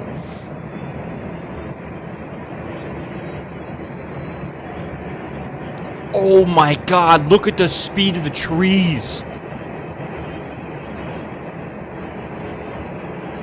Oh! That's terrifying. Oh, it's so wobbly, dude. Oh my god. Look at the punch. Yeah, look at the punch and acceleration when he just goes for it, bro.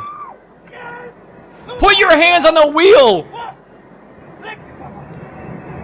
Oh my god, he took his hands off the wheel to clap at fucking like 300 kilometers an hour. Oh my god. Dude, that's nuts actually though. I have not seen that. So was that last year they did that? BYD is crazy. That's actually so fucking crazy. Yeah, I have a BYD. It sucks that we can never have BYDs in America, like ever. Like I actually think that would be a really good brand here. Yeah, they're coming to Canada. They're in Mexico as well. I've seen them in the parking lot around where I live because people buy them in Mexico, then bring them up to to Austin. That is faster than planes fly at. Not exactly, but kinda. That is 308 miles an hour. That's just insane to think about. Like, that is insane to think about, that a car can drive at 300 miles an hour. It's definitely faster than a Cessna. The plane I used to fly on would fly at, like, a maximum speed of, like, 120 miles an hour. I think Cessnas can go a little bit faster. Like a 172, I think, can go a little faster. Which is nuts. It's been 6 hours. Yeah, welcome to basic design of rocketry, right? Of course. Vintage Story fishing updates out. Bro, all I care about today is the Diablo 4 fishing update, which is coming, by the way. I cannot wait. We get to fish today in Diablo. The best thing ever.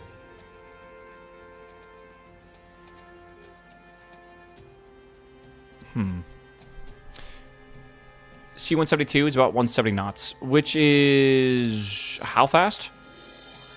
I don't know the conversion of knots to miles an hour or kilometers an hour to tell chat, because they don't know either, I promise you.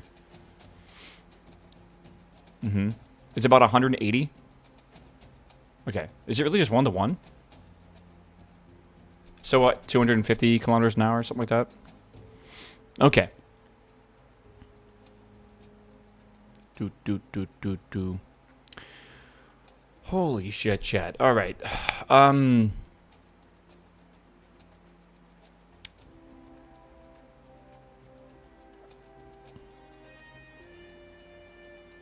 So we have the Warhead. Oh, this is the V2, man. Oh my god, the V2 was crazy.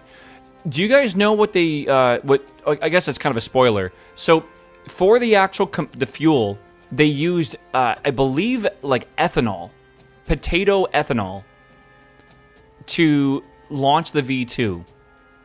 And I heard, because Germany was obviously in need of food, the fact that they would have to grow, you know, like a fuck ton of potatoes to basically refine into the actual fuel for this thing, I heard that the loss of life of Germans was greater because they were using the potatoes than the V2 actually killed. Like, it actually ended up killing more Germans than anyone else. And I feel like that's insane. The thing that the V2 did, though, was like, it was like a psychological weapon more than anything else. And it just put the fear in everyone's head that they could be hit by a missile from, like, at any time, at any place, basically. Yeah, actually, no. Sunken cost fallacy. Fun fact, it's actually sunk cost fallacy. All right. Yeah. Really wild, man. I don't know. Fun fact that wasn't fun. Well, I mean, like, that's most fun facts, man. You know. Oh, my God. Okay. My favorite form of missile was the British, I believe, who invented a missile that was guided by a pigeon. That they would replace part of their beak with a metal, probe, and it would be trained to peck at, like, a black object, and it would be fed treats, basically, right, or seeds or whatever, if it did that. And the black object is what it saw was actually the target of what they wanted it to hit. That is a really wild invention. The pigeon-guided missile, dude. You're making shit up? No, that's real, bro. That's a real thing. It's actually a very real thing. It's insane. Yeah, listen, man. Computers were very slow, right? The car you just watched is only 250,000 compared to the multiple millions. Yeah, BYD actually, I feel like makes. I'm not saying that's affordable, but even their low-end cars are like a lot more affordable than like most car companies right now. That's why I'm saying, like, if BYD is in America, I'm sorry, people aren't going to care it's a Chinese company. What they care about is that the fact that a brand new car is going to cost them $30,000 instead of like $80,000. Like, it's a really, like, right now, like, people are really strapped for finances, and I feel like people renting or leasing cars for like $1,000 a month is crazy to me. Yeah, Steve linked a video. Oh, you got timed out, but yeah, the pigeon-guided missile, bro.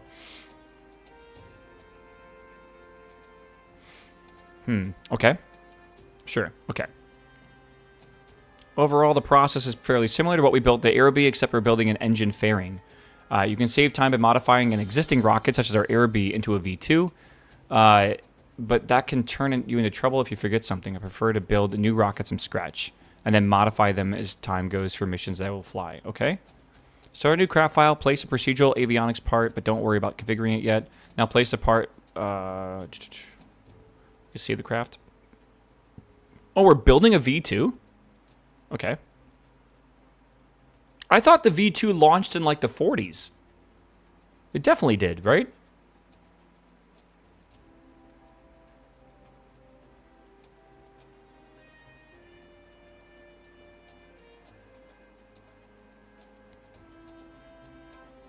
I don't know. BYD would disrupt the American market for sure. So much. That is why they're actually banned from the US.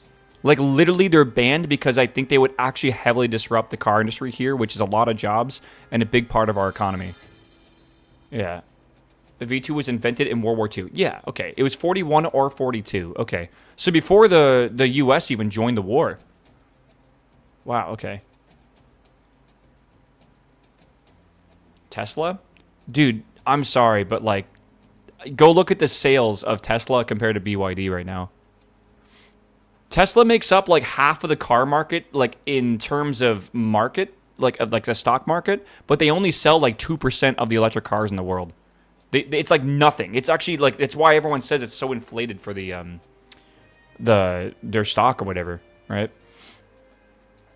Oh, Tesla would get like nuked by BYD. Oh yeah. No, I agree. Yeah, I mean honestly, every single manufacturer's car markets would get destroyed by it. Like it, and like even like again, like I feel like right now what people want is an affordable car. They are willing to get rid of these fucking fancy seats and subscriptions and fucking, you know, like screens and stuff. What people want right now is actually a reliable, affordable car. We need like a new Camry, I feel. Like hell, maybe I'm just an age of like, cause I'm 33. I'm not that old, but like I'm getting there.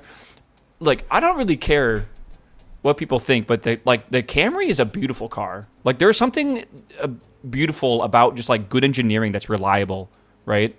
Like, cars should last 20 plus years, and they should be like, you know, easy and cheap to repair and to work on, right? Like, it's crazy to me that we're now making cars that you have to remove the tires to replace, you know, like a headlight, or even worse than that is when you replace the headlight, you just replace the entire unit instead of just the bulb. Like, it just seems absolutely wasteful and stupid at this point. I don't know. It's just weird. I only own Camrys. They last forever. Yeah, I feel like I would absolutely... If I buy a new car, which I don't want to, my car is fine. But I want to get rid of my car at some point. But if I bought a new car, I'd probably get a Toyota. Realistically. Yeah. It has a 7.8% market share, and BYD's at 19%. Of the EV market? Okay. That's interesting. I would think BYD would be more. I wonder, like, who owns... Or is BYD the first... Yeah, okay, BYD is first at 19%. It's interesting how diverse that market is. All right. If you research post-war rocketry testing, you can have a choice between the Model 39, the RD100, and the XLR41. They're similar, so check out their stats and choose what you like. We can't do that, though, right? I assume? Okay, so I need to do this one. Downrange distance, LV, development, intermediate, and there's also difficult. So 150 kilometers is what I want to do. Let me just double check. I guess it's all these. All right.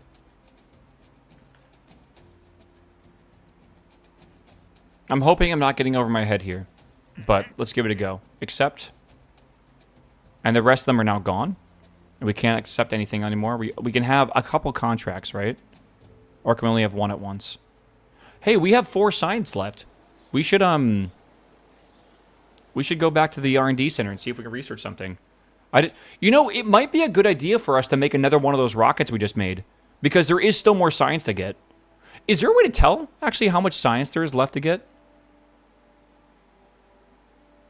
I think so. Earth. Yeah, you can see all the science here. Kinda. Situations, flying high. Yeah, here we go. There, the Kerbalism tab will show that. Is that true? I mean, I see it here, but is that actually true? I'm missing the Kerbalism tab. Okay. So the telemetry analysis is not that important, but the pressure scan we can get a lot more of, the temperature scan, and we can get one of the upper atmosphere over oceans and subtropics. Yeah, where is the Kerbalism? I don't remember what mod image that is. Maybe this one? No. This one? No. This one? No. This one? No. Can't you look at other planets from the tracking station? Let's find out. I have no idea. I recommend the RP1 tech tree compacted mod. It makes the tech tree so much more readable. Okay. Whoa. Holy shit. Oh, it's really pretty. By the way, is my cloud mod working? It feels like it's not working. I mean, I guess it does look pretty, but like I feel like I've seen a lot more clouds like on real Earth. I don't know. I don't know. Oh, whoa. That looks cool too.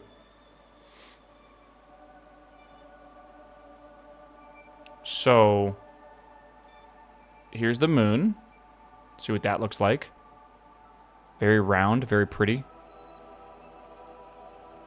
I have, I can't see. I can't see the other side, but yeah.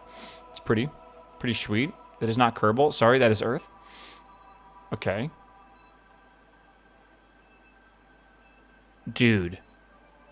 Whoa. I don't know why. The sun's just very pretty. Here's Mercury. God, is Mercury really this close to our sun? Check your CCAN for Scatterer having been manually installed with an 80 on it. Scatterer. Scatterer is not manually installed. So I used a installer for this mod pack that did not require me to do that. The video I watched was from Mike, and it like walked through the whole thing and how to like use the installer and stuff. It was pretty simple. Volumetric needs manual installation, so it did it for me. It's hard to describe, but it literally did it for me. RSS Reborn. God, that's so pretty. So I assume it's okay.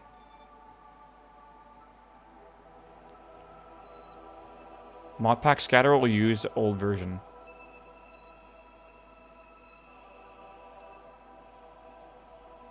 The modpack CCAM file? RP1 is the modpack. You can, again, I'm just going to link you this. This is all I'm going to link you. I said this earlier. This is the RP1 progression pack here. This will explain everything. You just got to go down, go to the download and install, you know, follow the instructions and that kind of stuff. I am telling you right now, if you are not, if you're not willing to Google and do this yourself, you will not survive this mod pack. I think it failed to do it. I tried to use the RSS Reborn installer and had to still manually install my clouds, even with checking the boxes. Same way you had to manually copy the 2FX stuff as well. Okay. Mercury is as close as 28 million miles to the sun. Yeah, Mercury is super close. So I kind of want to try fixing that. Mercury's so pretty, man. It took me 6 tries to get RP1 plus RSS Reborn auto installer plus Blackrock Clouds V5 working. So Lofa, do you suggest just basically installing the clouds manually? Oh my god, it's actually realistic Venus. Everyone thinks Venus is yellow. It's not. It's actually a white pearl. It's so pretty.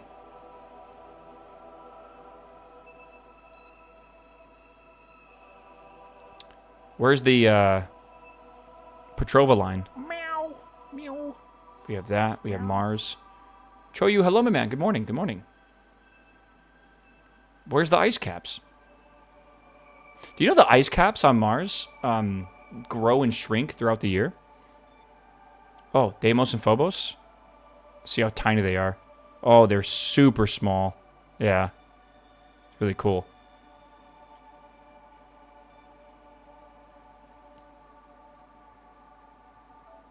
Vesta and Ceres, beautiful. There's Jupiter. Whoa.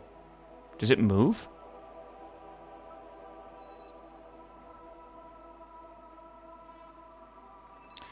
It doesn't look like it's animated at all. The, dude, the new, what do you call it? The new shaders for, the volumetric clouds for Joule are so fucking good. Here's Saturn. Oh my god, it has so many moons.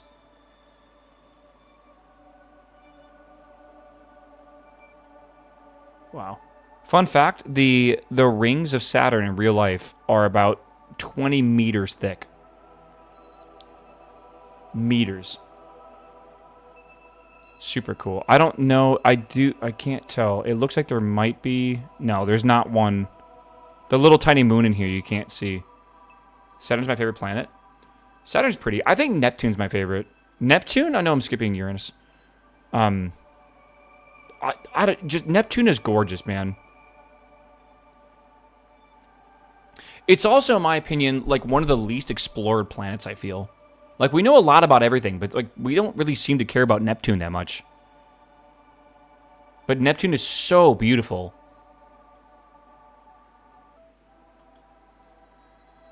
Triton.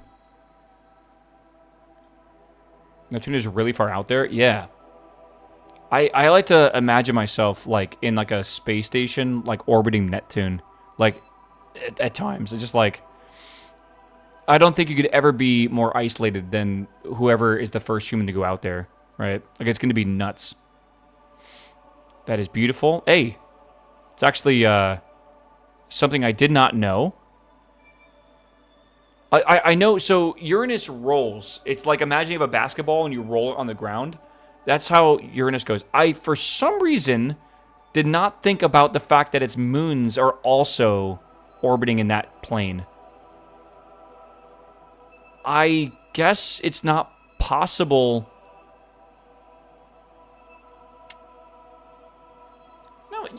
polarly orbit, I guess. Wow, I don't know why. I just never thought about that. Again, a lot of these moons are probably not even captured. They probably came from like the formation of Uranus, right? So like it would make sense. Something collided with it, which probably sent it off axis anyways. And then I guess those things kind of got caught in orbit. So I guess that makes sense.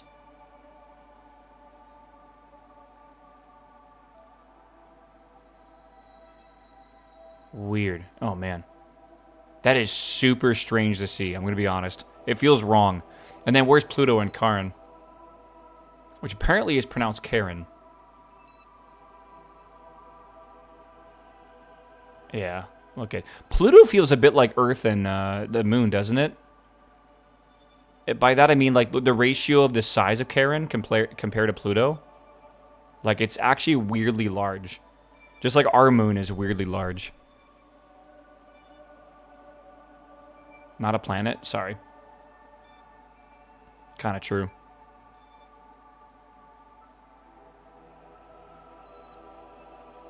Where's planet 9? Planet X? Could go way out. I think it's been pretty much proven at this point that there is no extra planet out there. Some like dark planet. It is. We would be able to tell, I believe, based off of like gravity, and it's very much not the case. A little bright. A little bright. I want to try two things real quick. I think I'm going to save this real fast and see if I can get those clouds working. Is it just our solar system? Yeah, that's it. What, it's not good enough for you? You don't like our solar system? Yeah. Lofa, do I need to do anything else, man? Starminer announced a release date yesterday. I heard about it, yeah. Just how said he when, yeah, right?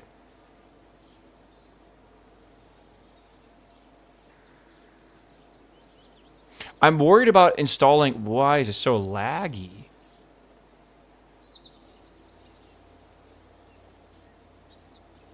There we go. Oh my god. Maybe it's loading this texture to like memory or something. There's been some speculations about a ninth planet orbiting in a completely different plane, too far away to have many of... The thing is, imagine we had a planet or something, I don't even know how it would be possible, orbiting 5 times the distance of Pluto. Again, not possible, really. The orbital period, if you guys don't know, of Pluto is like 700 or 800 years for one orbit. Which is insane. I think it's something like that. So, like, if it's farther out, it would be, like, literally... It would barely be moving. Like, it would literally almost be a still object. In the lifetime of humans, basically. Like, we would not even be able to really observe it. It's like 70 and Pluto is 230 years? No. 230 years makes sense, actually, because I think the funny thing is that the orbit of Pluto is about the same age of the U.S., something like that. Like, I think, like, I can't remember the joke, but it's like the U.S. has been around less time than Pluto is orbited, or something like that. Like at one Plutonian? Is Plutonian a word? It is now. Plutonian orbit. All right. Let's go quit and save. I'm going to try... Folders, do not copy those over. All I copied over from the V5 zip is the Eve and Scatterer folders alongside the TUFX CFG file. Leave the stock XX. Okay. Okay. Hold on, chat. Let me cook. I'm cooking. How you guys doing on Monday, by the way? How's your day going? So far, gonna be real, chat. Pretty good Monday. Pretty decent Monday. We could have gotten a Falcon 9 launch, or a Falcon Heavy launch, but we didn't, sadly. Okay. I need these. Good. Yeah. Okay. Let me see. Lofa. I have a boy on YouTube right now helping me. Lofa. So I have these files, right? And then we have these here, right? Like Eve and stuff. Yeah. Prage, I don't fuck this up for you. Yeah, it should be fine, right? Totally. 7.5 hours of Diablo 4 so far, going strong. Amy, you're gonna like pass out like right before the right before the launch. You've been up so long. I got my final written exam for my job next week. I'm not panicking. No, am I distressed? Final written exam for my job. That sucks. Delete the RP1. In RP1, delete even scatterer. Not just move over the folders. You want me to delete them?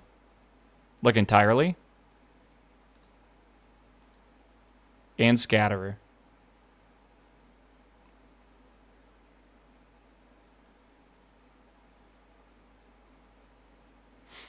In RP1, okay, I'm going to do something. Take game data. Compress the zip file. Give me a second here. I think you just remove the folders that are overlapping and paste the ones in. Yeah, right, yeah. Yeah. In RP1, delete even scatterer. Copy, then you copy over. You don't want to merge from the zip. That way it gets rid of the version CCAN has. Yeah. I'm just going to... 45 minutes. Excuse me? CPU, what are you doing, man? That is absolutely not possible, I feel. It would be faster to reinstall the whole mod pack. Jesus.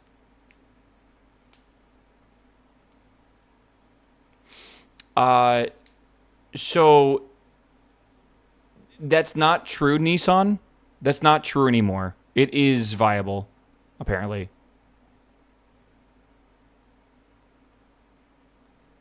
Move it to another folder instead. Well, I need to copy it, right? I guess I could cancel this because I could just make a copy and then, like, let's see here. Copy. Oh, Jesus Christ. I guess just copy. Let me see. Let's put this, like, I don't know, somewhere else. It's 10 gigs, right? Do I just have a free 10 gigs somewhere nicely? Just make a pointer or whatever, right? Think about this. PC, yeah. Okay, so I have 195 gigs in my C drive. I'll put it on the... Is it on the E drive right now? Dude, why is my E drive like so full? You know why it's so full? Because I fucking installed the high resolution textures for Diablo 4 and it's 190 gigs, which is a bit insane.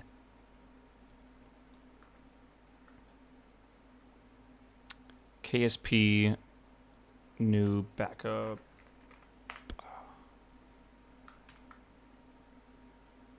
Okay. Well, now I'm just copying over a bunch of files. So many gigs for a shit game. I'm going to be real with you. I don't want to get baited by you. If I liked the game and people didn't like it, but I liked it, right? Because, you know, it's a personal taste thing. And it was like a terabyte, but it was amazing. I wouldn't give a shit. I just don't want to waste space, right? Like, I'm not sure. T-Man, what's up, my dude? I know, dude. He's going to be screaming at his monitor today. Like, stop enjoying things I don't like. Stop having fun. Oh, God. Okay, at least this is copying pretty quickly. Chat, I'm installing the fancy pretty clouds. Or I'm going to try to and see if I can get this working. Again, if you're looking for progression on this mod pack, come back tomorrow. Tomorrow, we are more than likely going to continue where we left off. But for today, we are going to be probably done with KSP for like a majority. But what I'm going to do is I'm going to slowly start reading through this and start to get an idea of what we're looking forward to tomorrow. But this is a very, very, very, very long tutorial. A very long tutorial, right? And I want to just read through some of it casually or whatever while we're kind of like just doing whatever. Again, it took us 4 hours to make the rocket, like 4.5 hours to make the rocket earlier. I do not have time today to make this rocket. We will be making it tomorrow, okay? Again, I do want to apologize, but at the same time, just like, I did not expect the level of complexity. I thought we were playing a mod pack today that had like, sorry, my voice is also going, Like, legitimately, I thought it had to do with realistic thrust, realistic, like, efficiencies and throttle limits, where you can't, like, you know, throttle down all the way, and also a certain amount of reignitions. I did not realize that we were going to find this at, like, this is the coolest thing I've ever seen in KSP, like, by far. So, yeah, definitely down my alley, but, like, I don't think I realized even what I stumbled upon. Because, again, my opinion of RP1 was always based on the assumption that it was just, like, realistic engines. I did not realize it was, like this giant, completely new game, right? With all this complexity and stuff, which is really cool. So, yeah, we still have a perfect amount of time today to try to get other stuff done. Okay, so we have this. Let me quickly step back and see if I can grab this. Right. Whoops, I muted this stream by accident over there. Okay, so you said delete Eve and delete Scatterer. So delete.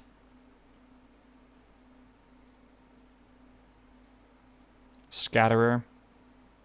Delete. Okay. Then we are going to take these two, copy them over.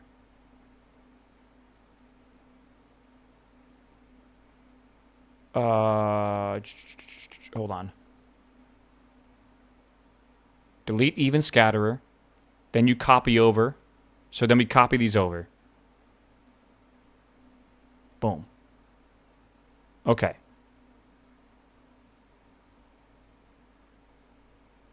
You don't want to merge from the zip. Okay, but what about the stock settings here? Do I need to worry about these? And the TUFX? Just copy this straight over. And that is gonna... Okay. We'll see what goes on here, chat. Add Principia to this, and you're basically just role-playing an employee at NASA. Okay. All right. Don't bring those stock over. Oh, don't bring these two? Okay. So get rid of them.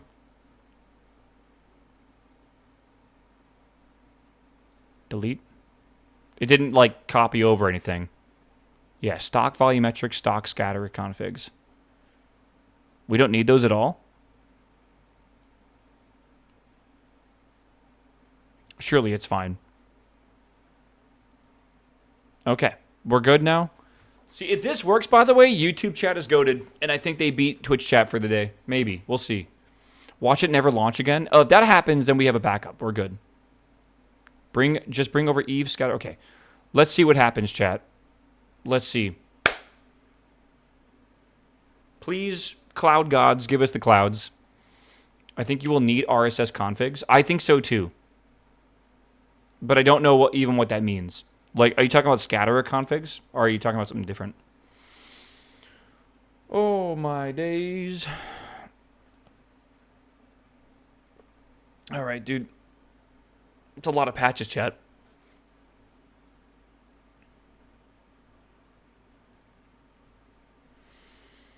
I don't know.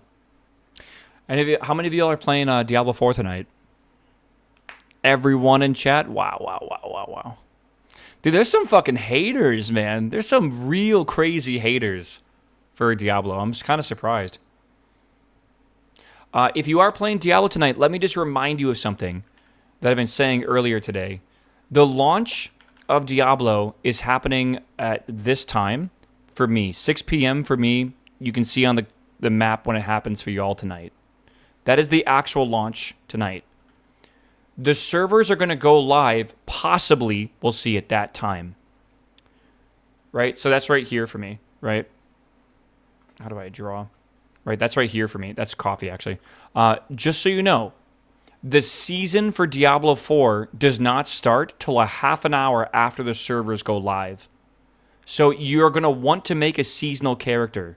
You will have to wait 30 minutes after the release time to do that. That means you can make another character and just, like, you know, make sure your graphic settings are right and your audio settings are right and stuff like that. But you're going to have to make a new character a half an hour after launch. Just so you know. If you don't make one, for the, and I assume they're talking, they think it's going to be like unstable, or they're not fully confident, you know, that they it's going to be working right away. That's my assumption. But my assumption is you are going to want to make a seasonal character. That's how you get on the leaderboards. That's how you become part of like the group that's all playing together, right? So just so you know ahead of time, you will have to make a character in that season. You'll have to wait to do that. But yeah, I feel like it's going to be very confusing for people because I don't know. Like I didn't hear about that till today at least. Just wait for the season. It is very silly, yeah. There's no clouds. The clouds look the same. Yeah, the clouds look the same.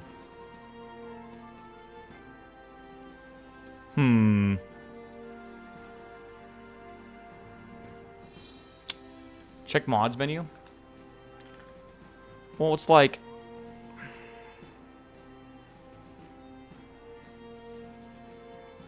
I'm not seeing any AD here anymore. Yeah, it did not work. Yeah, for sure. Again, yeah, you mentioned in the tutorial not worry about the menu. He mentioned in the tutorial. I don't think his was working, by the way. Like, I actually don't think his was working, Mike's. I'm pretty sure those are not the... Like, in some of these it looks right, but a lot of them it doesn't seem correct. Launch the game properly before judging clouds in RSS. They don't render volumetrics in many. Okay.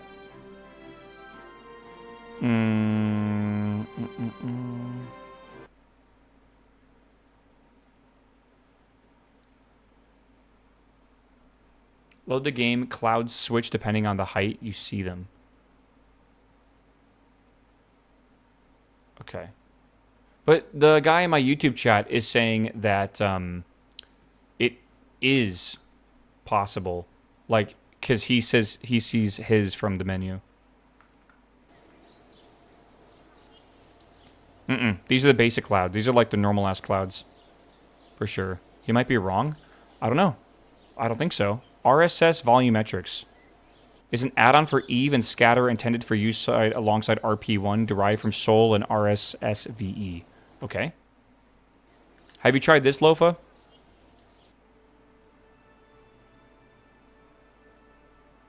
Follow the install guide to RP1 wiki. Delete folders, Eve, Scatterer, stock Scatterer configs, RSVE if present, Planet Shine only if using deferred lighting. Needed for puddles, screen space reflections, and better lighting. Install Sol volumetrics into game data. Download Release 5 of BlackRock's Raymarch volumetric clouds. Install specifically the following. Eve, Scatterer, stock volume clouds. Install deferred lighting. Is deferred lighting a simple one?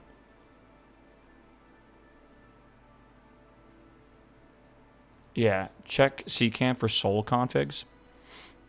Sol configs. I'm launching my game so I can show you a screenshot. Yeah. Let's see. I don't see Sol configs like that. Yeah, if we can get this running today, man, this will be great. Okay.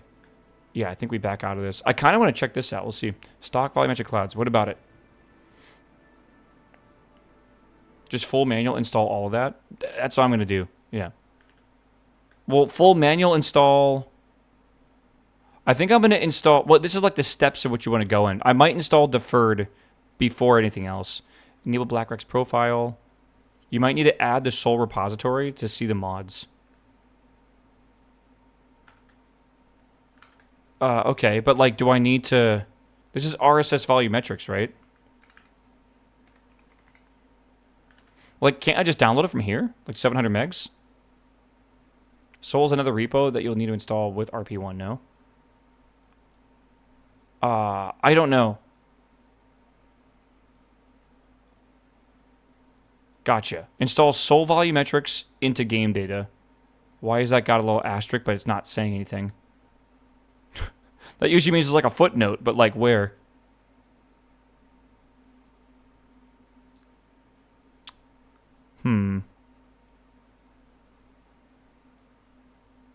Sol configs.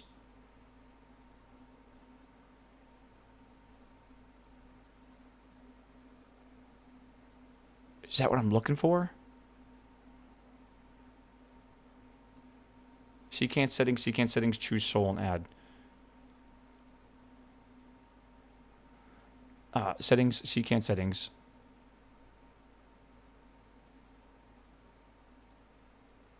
Do I need to add a new one?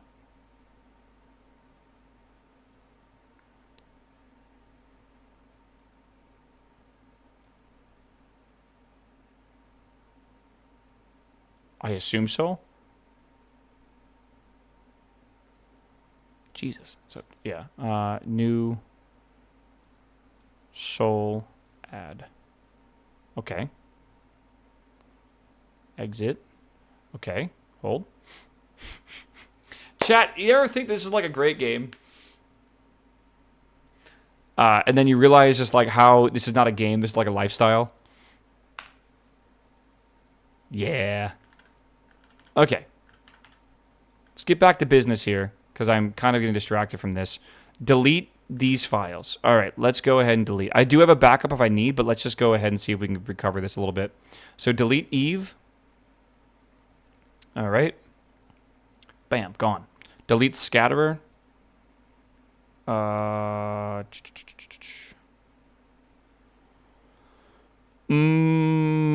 gone. Okay, good.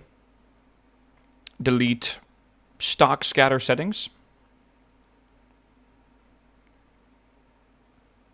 I definitely installed that. Where the hell is that? Oh, no, I deleted that folder. That's right. So that's gone. Okay. RSVE. I don't think we have RSVE. Oh, we do. RSVE. Like configs? Like, do we delete both of these? Configs and textures? That seems dangerous. This one's 1.3 gigs. Isn't that bad? Telling people I play Kerbals and D to form a flex. It is, yeah. Isn't that bad? Well, it's like we have RSVE configs and textures, but no actual RSVE like thing. I think it's fine. Planet Shine. We have to delete as well if we want to use deferred. Do we even have Planet Shine? Yes. Okay. Delete. I do want to use deferred.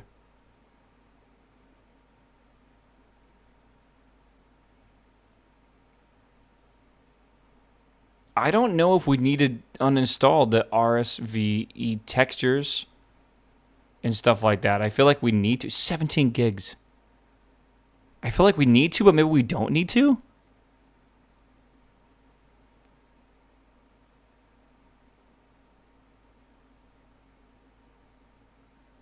RSVE if present. Do I send it?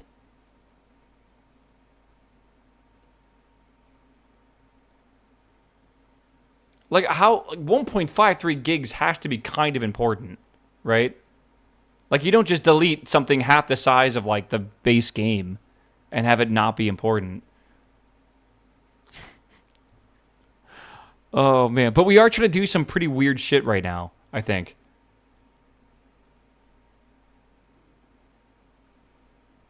Look what's inside of it. Eve, Scatterer, and Sound. Okay, maybe that does make more sense. All right. I'm deleting it. Fuck it. It's gone. I made a backup already. Don't worry. All right. Good. Install Sol Volumetrics into game data. Am I supposed to, like, do that via here?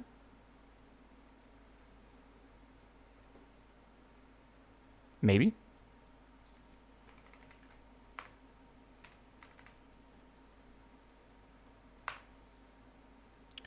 I don't see, like, volumetrics. Maybe I need to... There's Sol configs. What is Sol volumetrics with a little star? Because this is RSS volumetrics. Maybe that's what they want. That's got it. Yeah, that's got to make sense. That is this basically, because this is alongside Sol or whatever. Well, this is derived from Sol and RSSVE. Cloud's not visible on main menu. Yeah. Sol requires an extra repo. I did that. I added that. All right, secant settings, repo, we have Sol here. That's good. Right? So, like, am I thinking of something wrong? Do I have the wrong repo selected? I don't really know.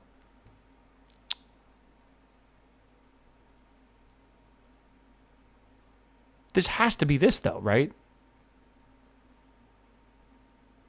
It's got to be. A lot of maybes. Well, like, where else would you install this is the thing. Like, it's got to be this. I feel like I'm taking crazy pills now.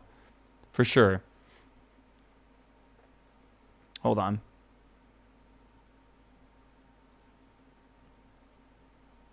Okay. Send it. I am sending it. Hold on. It's 700 megabytes. Give me a second to download it. Oh, yeah. Soul's just weird. I'm happy we have this time to figure this out today, so we're not doing it, like, out of future time. Because I feel like that could lead to a lot of issues.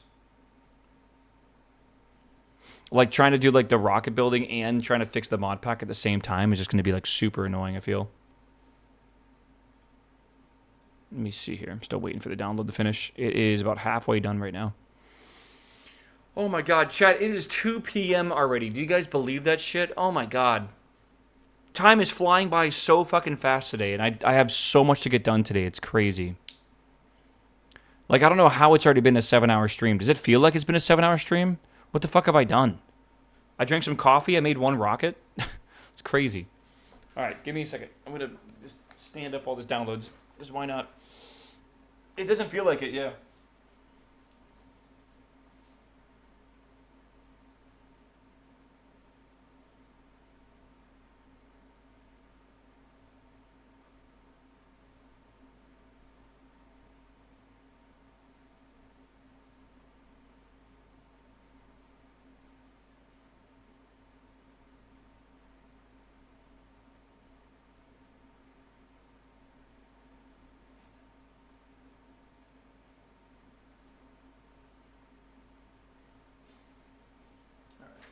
Is it a good or bad sign that Monday's gone fast? Oh, okay. Put some eye drops in, bro. Is it installed? It is volumetrics good. Okay, okay. Looking good, chat. Soul volumetrics. Pog.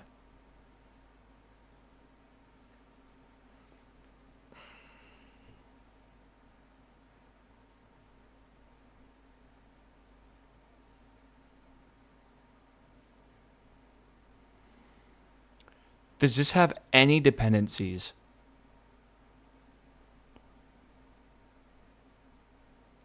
I hope not. I mean, that would like kind of say that here, wouldn't it? Download release 5 of BlackRock's RayMarch volumetric clouds and install specifically the Eve scatterer stock. Okay, so Eve scatterer stock. And probably the TUFX profile.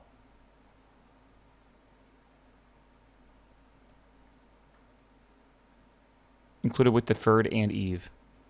Included with... I mean, we could just move that in, right?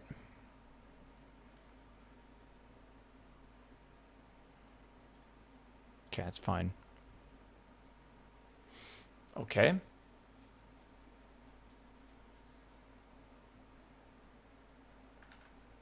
I moved the wrong thing, didn't I? Stock volumetric clouds. Pff, not stock scatterer settings. Okay. That's good. And now what we need to do is install deferred lighting. So deferred, install, apply, deferred, apply. All right, chat. What is the over-under this works? Meow, meow, meow. I'm not seeing AD here for some reason. For like a lot of stuff. Whoa, that's sketchy with all that like that. We'll see. Farouk, hello, my man. Welcome back, my man. Yeah, let's play and see if it works. It says it will not work in the main menu, though. Yeah. Okay, optional. Yeah. Clouds not visible in main menu. Oh, check the odds on poly market. Dude, we need a predictive market for this. Holy moly. Okay. Please, cloud gods. I really feel like we're going to spend a lot of time in the clouds. I think it'd be really fun to have volumetric clouds for this playthrough. And I think it's possible. From what it sounds like, it is possible. It's just, it requires some workarounds. Like, if it's really going to take us a full week to get a satellite in the orbit, then, yeah, I don't know. Over under on Baron Trump becoming Count Chocula II. I don't know. I feel like Count Chocula is, I think, a different vibe. I don't know if he would work off as a second one. What plane is that? Or is that just like anything? It's a weird looking jet. It looks like the X series or whatever it was from NASA. Oh, weird. Wait, it had like a capsule on top of it. That's strange. What's the over-under on Jesus returning this year? Is it still like 8%?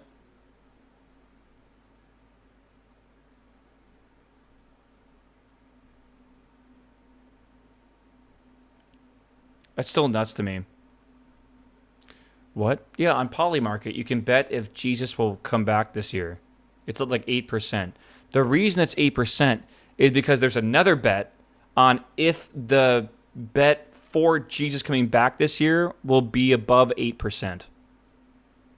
Or something like that. So you see it's easy money, and like for you it might be, but then there's like a hedge on that as well. So people are betting on him coming back to push the percentage up to then win even more on it going above 8%. It's a 4% chance right now. Yeah. Like, it's like, there's like 5D chess going on right now with all these derivatives. It's nuts.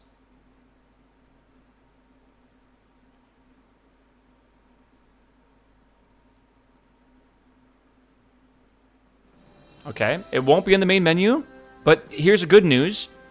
The game did start. All right. Let's see what happens. All right.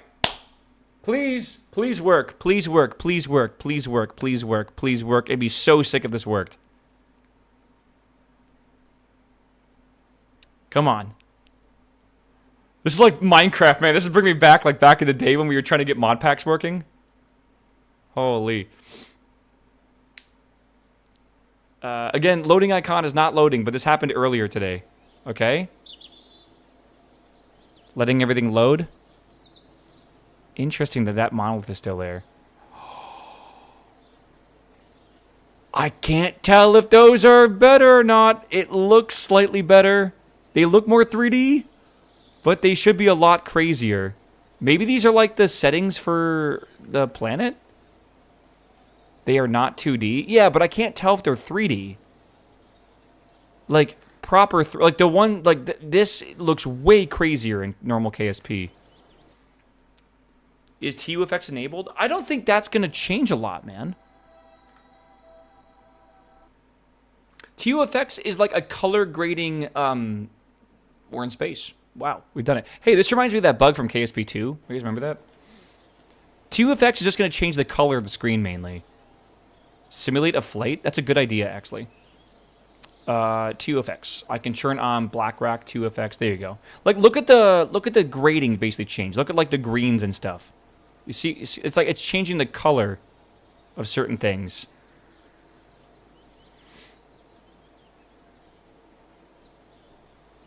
How do we... let's go here.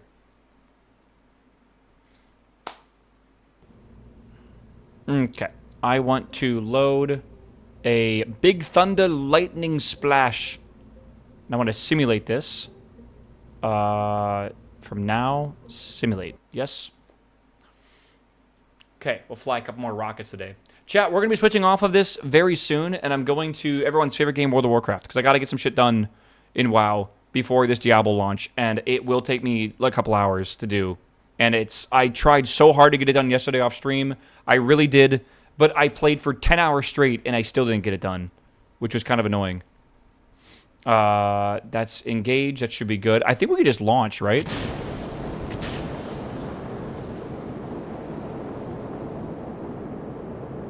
I mean, those definitely are not 2D clouds, I'll tell you that. But they don't look like the Blackrock clouds that I remember. Like, not even close.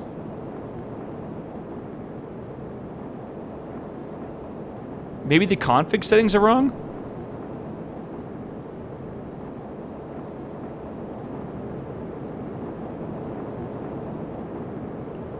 I'm a little confused. Wrong config, stock config or something? Yeah, but like...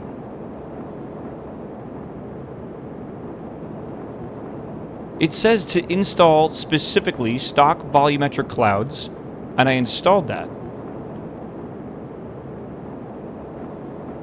And then this gets installed on top of that, which, again, I also did. Right? This is the SOL... where is it at? Where the fuck is it at, actually? Sol volumetrics. Do you think I need Sol config or something? This is the core config package of Sol. Install this first. But this is derived from Sol and RSS VE, right? Am I also supposed to have RSS VE installed? Because they told me to delete it. Delete folders from game data, RSS VE, if present. I did that. Again, I think this symbol, they don't explain what that means, but I think that means you need to install the dependencies as well. Derived from Sol and RSS VE. So, like, maybe it's not actually required. Did you install it from Black Rat Zip? What do you mean? Maybe you have to change a config from the Eve settings? But Eve is uninstalled. Wait, I still have Eve here. How? Wait, those are Venus clouds? Cloud Manager.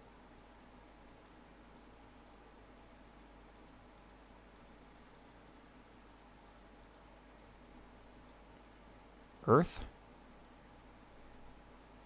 Stock? Earth Aurora Clouds? Oh, Lord. Okay. Not quite it. Earth Clouds? Apply? Earth System 3 Earth... No, it's not really it either. That's from Sol Volumetrics, though. Mars Clouds? So this should be it. Temperate, Cirrus. Like, this should be the config, right? Like, this should have everything done. This might be simply impossible. It might be. Like, unironically, it might be.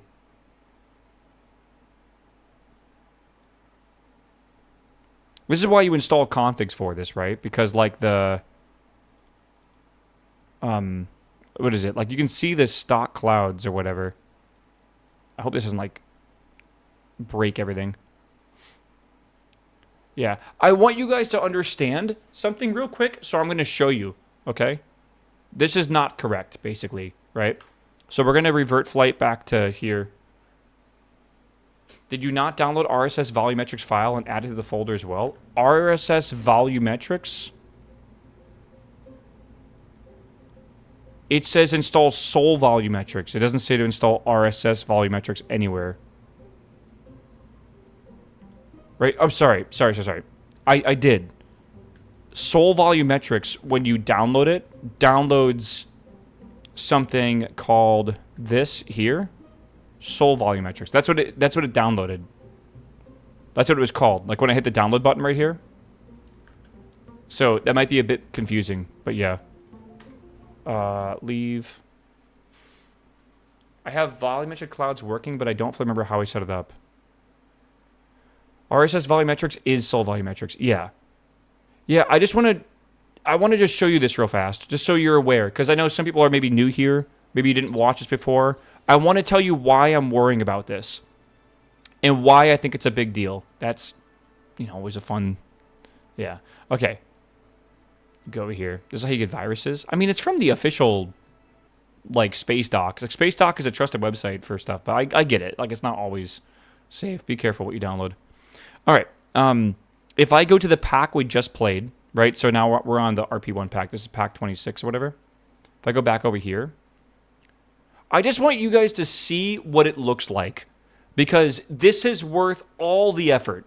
Because again, you got to remember, we're going to be firing sounding rockets and like sure we'll be just firing guided rockets and stuff, but like apparently it's going to be like a week before we even get into space. We are going to want our game to look good, right?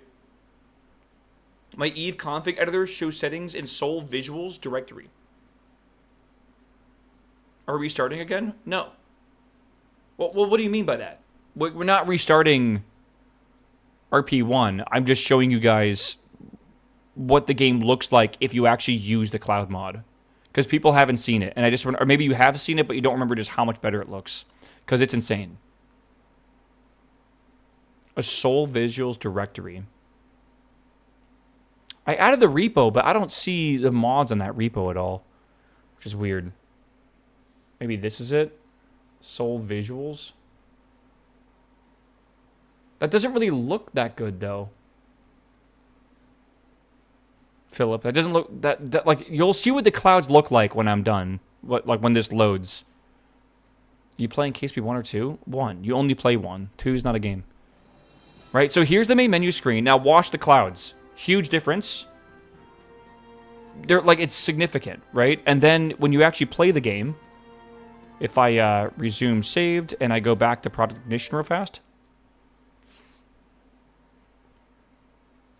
right? And we fast forward to daytime. Like, just look at the clouds in a second. Like, look at them. Like, these are actual clouds. Like, this is what it should look like. It doesn't look anything like this. Right? Like, it's crazy how good they look.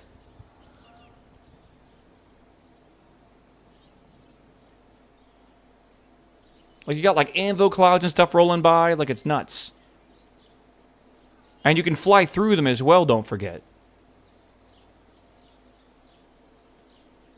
They look pretty? They are pretty, yeah. Like, look at those over there. Isn't that gorgeous? It's gorgeous.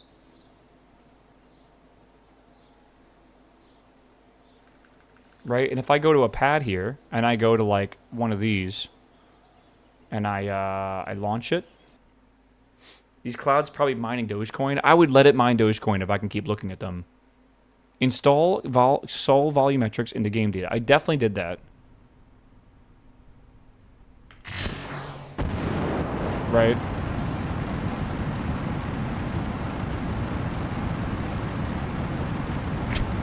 Tilton.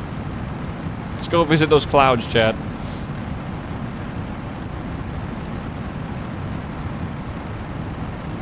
I wonder how far down range those are.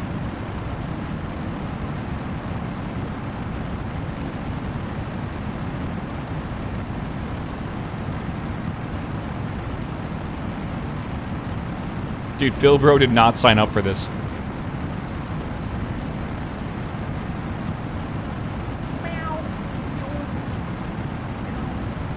Was this the last launch of Ignition?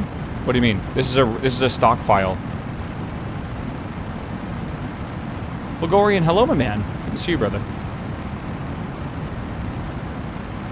Very difficult to keep this thing pointed in the right direction. Oh, I need SAS on. No wonder.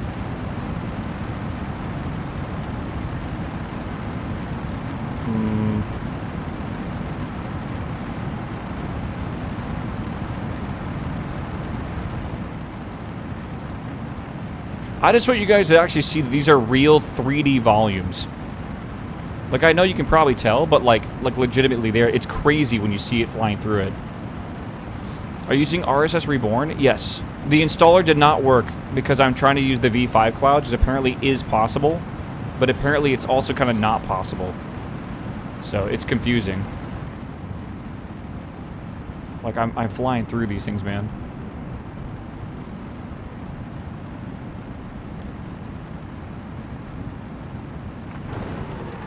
Holy shit.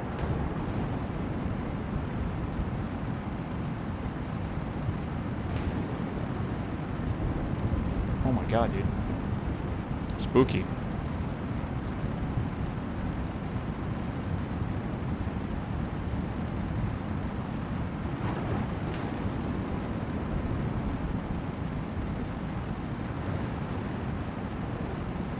Thread the needle here, bro. Like, I want these on Earth, right? Like, so bad. Like, this would be so much fun to fly through with our sounding rockets and stuff.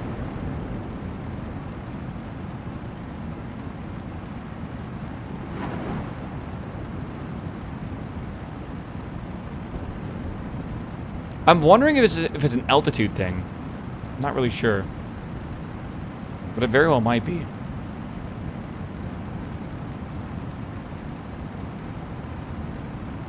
This thing is a lot of fuel, especially when you're not full throttle. Spooky. Take a little J turn around here.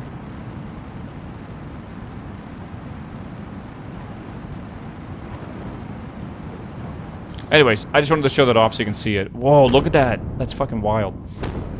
Can I get a mod list for what? We're not even in the mod pack we're playing. I went to Duna and back in this thing. It has a lot of fuel. Yeah.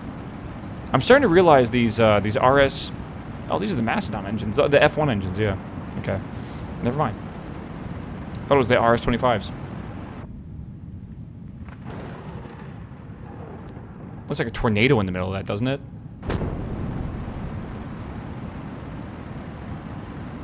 So I'm actually kind of having fun right now just flying this thing like a plane.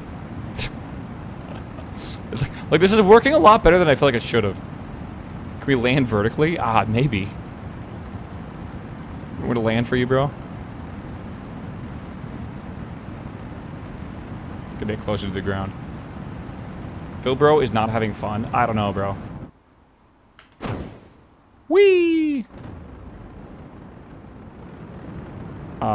Chad, I have a really bad news for you.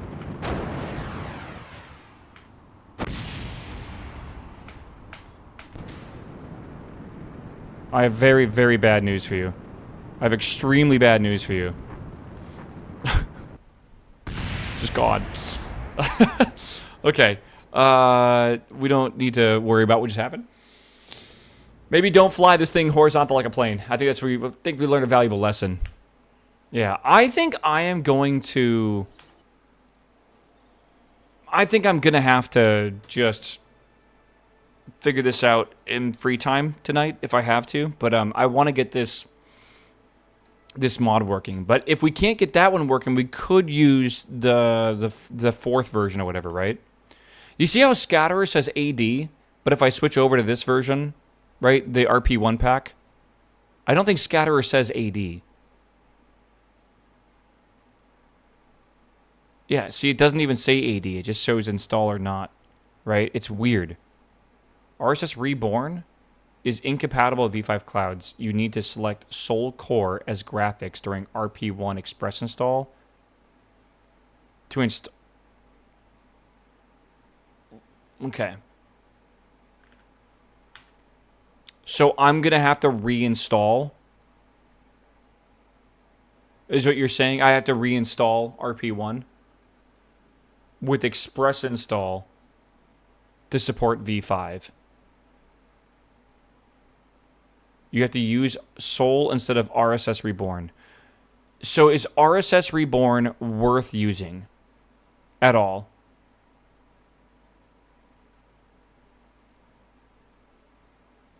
I don't know. Man, the last commit for this was 2 years ago. I think RSS Reborn is old. I think so too. Yeah. RSS Reborn doesn't support V5 Clouds. Yeah, I get that. I understand that. So you're saying if I make a new save file, manage game instance, again, let's just do this again. Why not, right? So we'll make a new game instance. I'm going to clone from there, right? And I'm going to, let me just really quickly go over here. And I'm going to clone to a new one, right? We gotta do KSP, or we gotta do World of Warcraft stuff. It's getting so late now. So I have RP1, make a new folder called RP2, because that won't get confusing.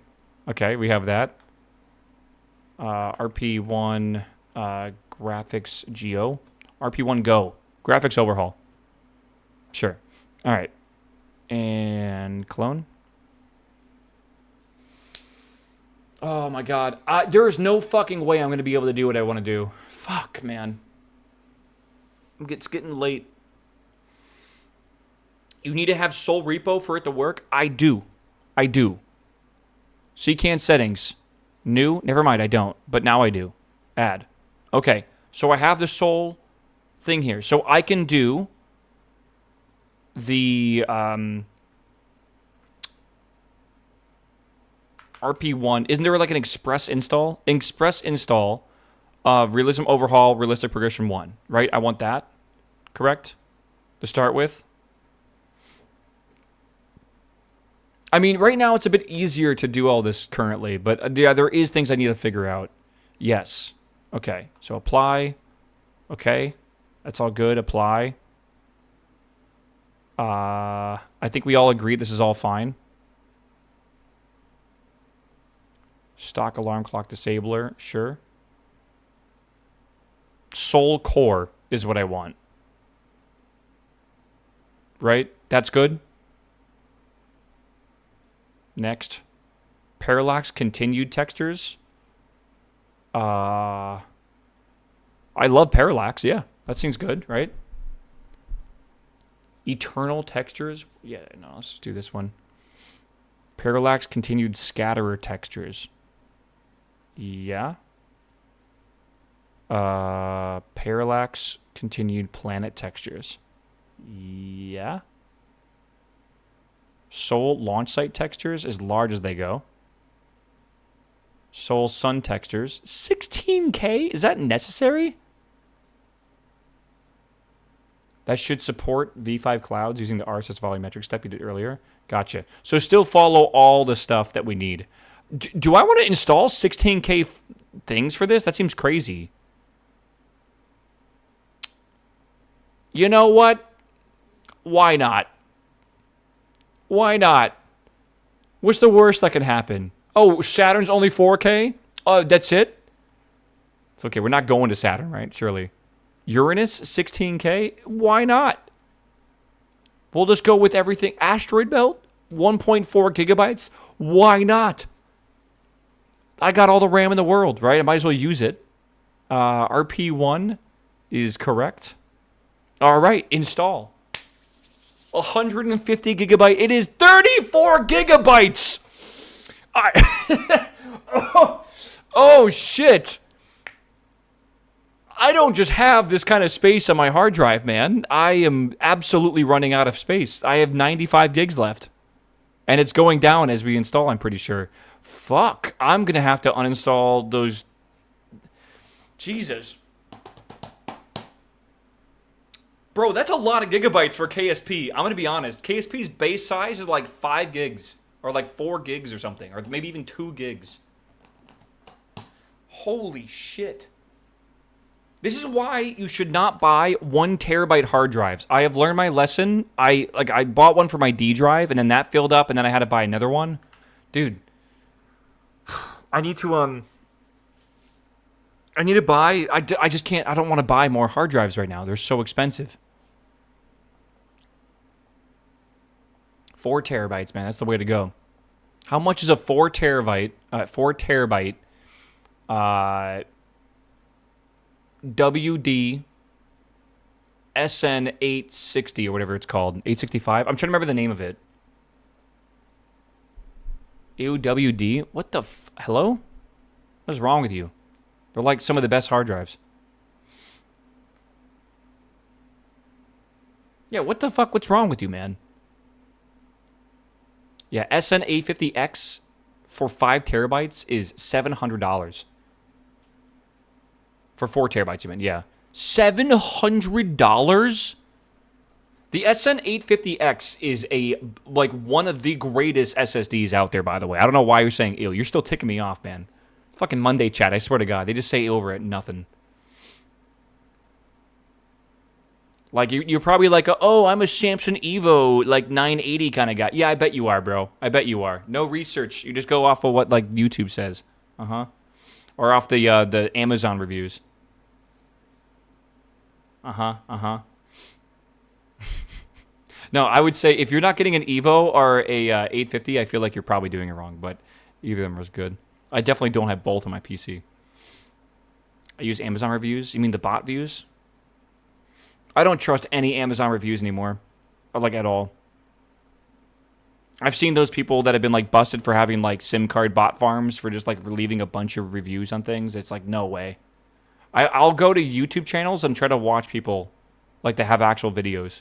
Until how long can we do that? Until AI takes over that too, man. Holy moly. This is, It's only got 500 megs left, but it's like a very questionable 500 megs. Like, it's not downloading some of these things. Like, Scatterer is, like, not even downloading. I'm worried that it can't connect to the repo. Soul Guide actually says after the install only, you'll want to replace Eve and Scatterer with V5 version for Patreon. It also says RSVE, or RSSVE, and that's something I'm a little worried about. If present. I guess it wouldn't be present then by default. What's the name of that mod, by the way? That makes the tech tree a lot better? RSSVE is E for RSS. Okay. Which we should have. What was the name of it?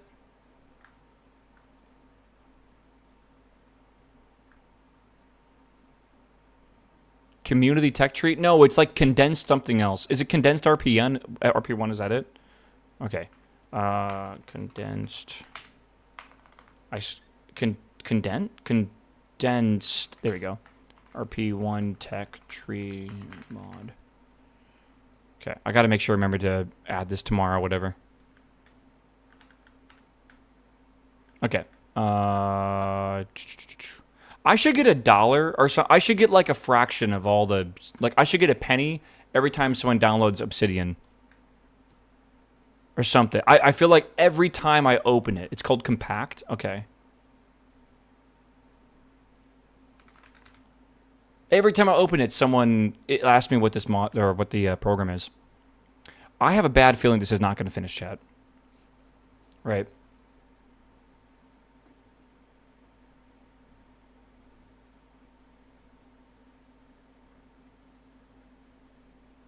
Okay. Yeah, 8 terabyte WD Black SN850X is only €1228.99.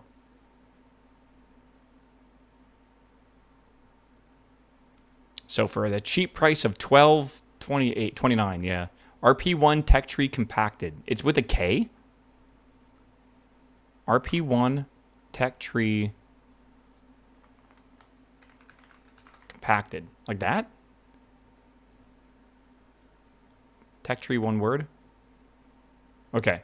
Maybe this will help. Oh, you found a video. Hold.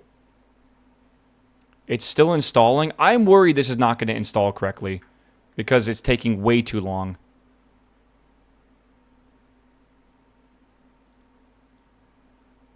Oh, my ad blocker does this now. YouTube is really trying to fight back against KSP videos and screenshots, and I get lots and lots of comments on my RP1 career playthrough videos about it. You're downloading 30 gigs? Oh, I only had 500 megs left for the last like 5 minutes. Like that. Today, I show you exactly that. Follow me on how we make a fresh new stock KSP installation to a hyper-realistic... This doesn't even really look anything like the settings. Right? Like, this looks nothing like the default KSP stuff. Right? My YouTube does 0.25 start video thanks to ad block. What does that even mean? You mean like it starts like after like a quarter second? Or what? Oh, you mean like it starts slow? Like the speed down here? That sucks. Yeah, mine just goes black for like, I don't know, like 10 seconds sometimes. It's very annoying. There's a volumetric chapter in this video. Okay. But you just extract data folder. And that was it. Launch in CK.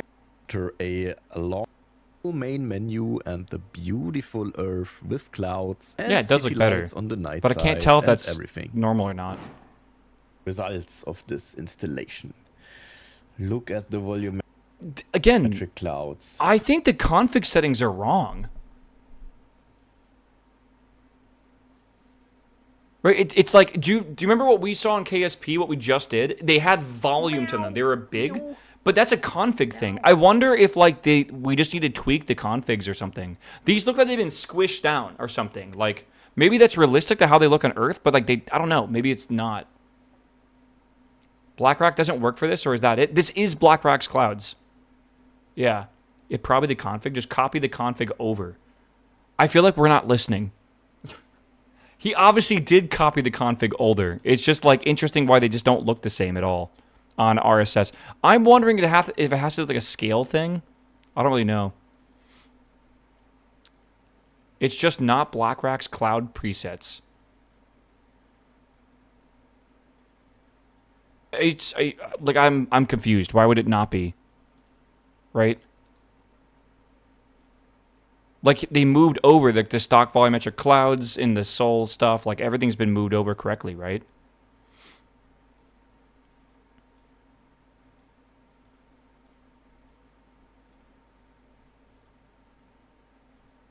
I don't know. Weird. As far as I know, Kerbin is 1/6 of Earth. I get that. That's why I think is wrong with it. I think the clouds aren't going to work because it's based off of a planet that is 1/6 the size. Right? So I think that's the problem right now. I don't know. Wasn't it loading a cloud preset from Sol instead when you check the Eve menu? Sure, but that was like my game. This is his game, and he's doing a tutorial on how to get the volumetric clouds from BlackRock working as he's showing how to manually install them right now, right? So I'm a little confused. I'm just confused, I guess, right?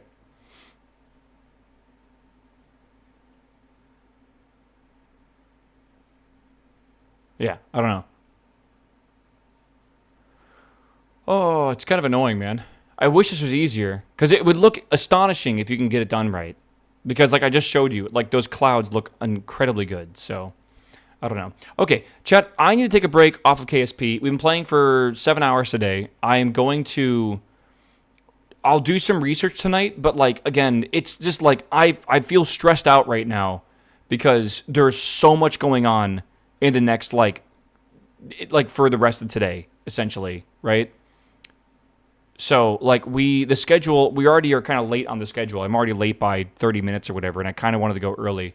But I need to... Diablo 4 comes out in a couple hours, and I need to be ready to play that when it comes out.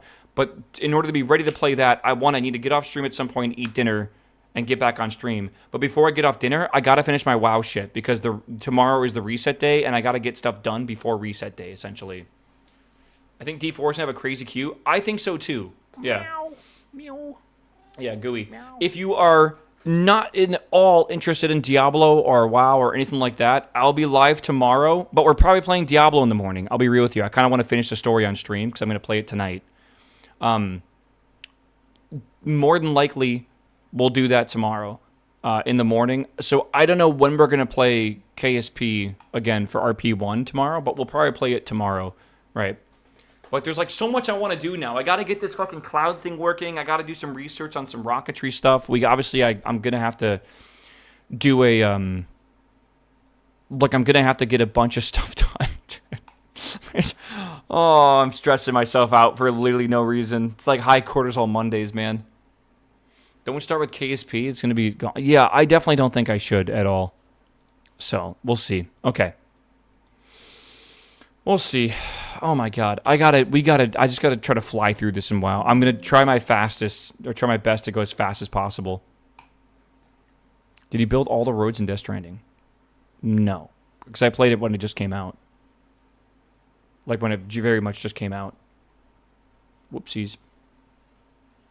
I need to order pizza, by the way. Like, for sure. Like, badly. I'm going to order pizza, I think, at 4 o'clock. I was not going to order pizza today, but I kind of convinced myself that I want to do it. I can hop on and do WoW stuff, get your queue times down. Please do. We got to go fast. I'm like an hour late.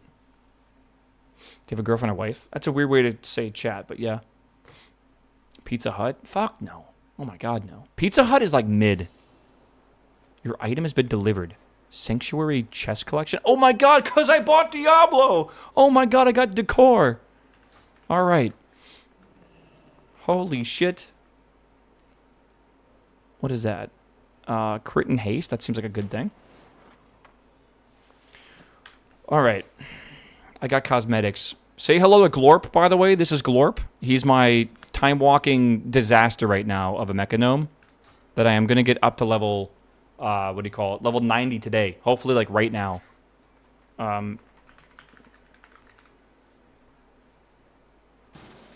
We'll see. All right, just queue it up instantly, brother. We got to go. We got things to do. I got to get to levels 88. 88. Alliance scum? All right, bro. Okay, have a better opinion. Okay.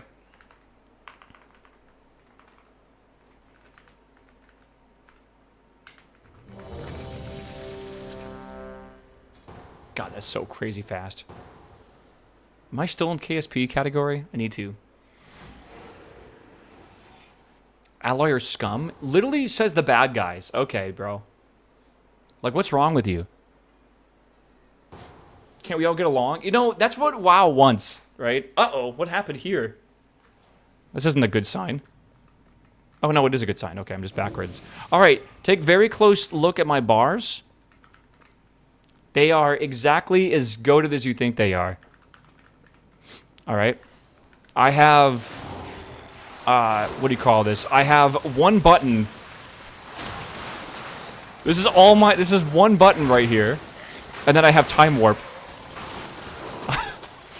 This is how I play Mage. It's pretty great. This UI? Yeah, dude, it's fucking great. What is this? Hello? Let me out. Your soul cannot withstand my power. Yeah, we gotta love Mage, dude. It's pretty good. LVI's GOAT. I've customized this UI to look a bit better than, like, default LVI or whatever. What the fuck? Why am I dying so hard? Stop it. Let me see. This is the new one-button rotation shit, by the way, that they've been talking about. The way it works is it's less DPS than normally playing the game. But if you're leveling alts and you don't want to think about it, you can just do one button, right? So you get to level 80, get your talents done, figure out your rotation from there. I get it's controversial. It does about 15% less DPS. That's about what it is, 15%. That's what you give up. Is it worth it for not having to think at all about your rotation? Honestly, you can probably run M10s with 15% less DPS, like realistically.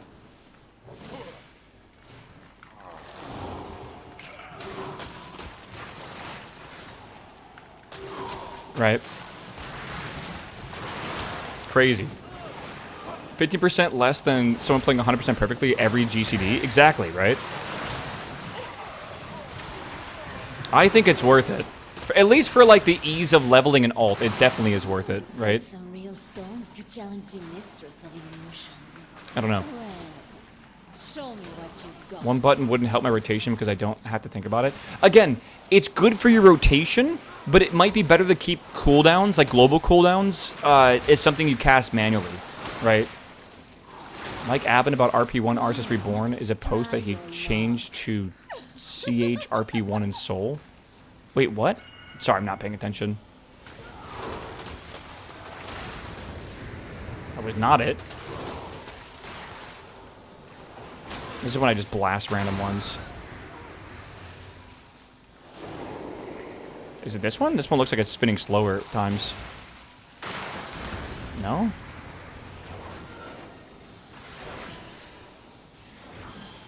Dude, I fucking hate this boss. There's like one difference in like one of the spinning people.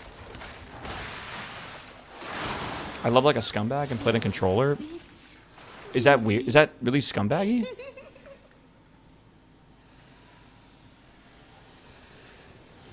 it this one?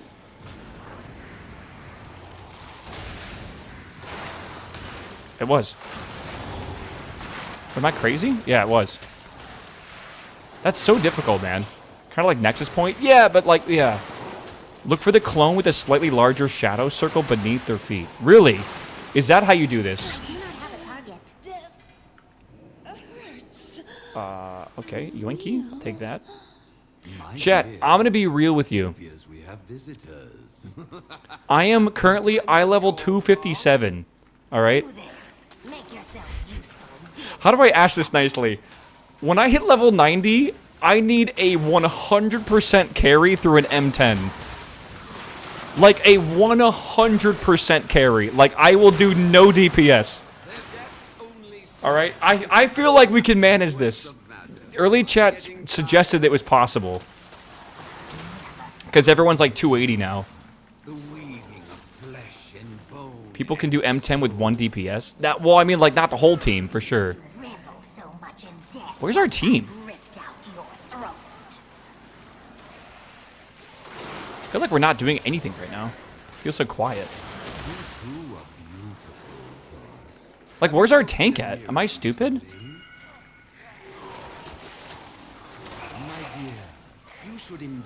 I don't know. M10 mercenaries, yeah. The full-on carry, bro. I hope I can get this done in time, by the way. I really hope I can. Because I want to get this done before I get off stream to go eat food and then come back for a Diablo stream. Your fate awaits you. What the fuck? What are they doing? Oh my god, okay. I'm so confused.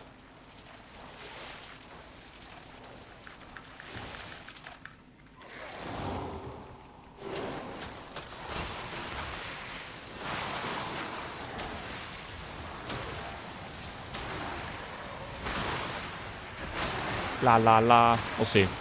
Thank you for streaming later. I'm going to be streaming all day, man. All day. Don't worry.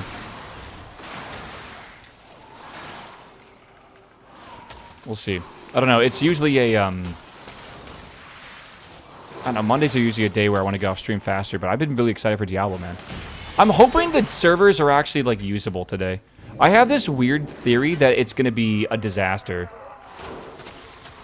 Which is funny, because, like, the WoW launch was not a disaster at all, right? Like, it was completely fine. Why are these healing?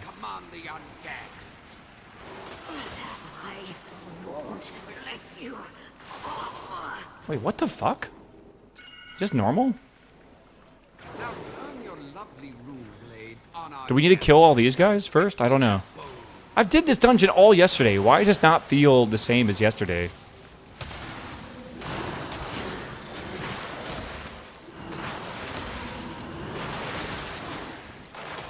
Weird. I can't fight him. Whatever. I'll play D4 in the morning after it's been US play tested. Well, I mean, like, it's the worldwide launch. It's happening at the same time, right? Surely. This is the first time. I'm going to be real. And I know this is kind of silly because now you guys are watching me do one-button rotation.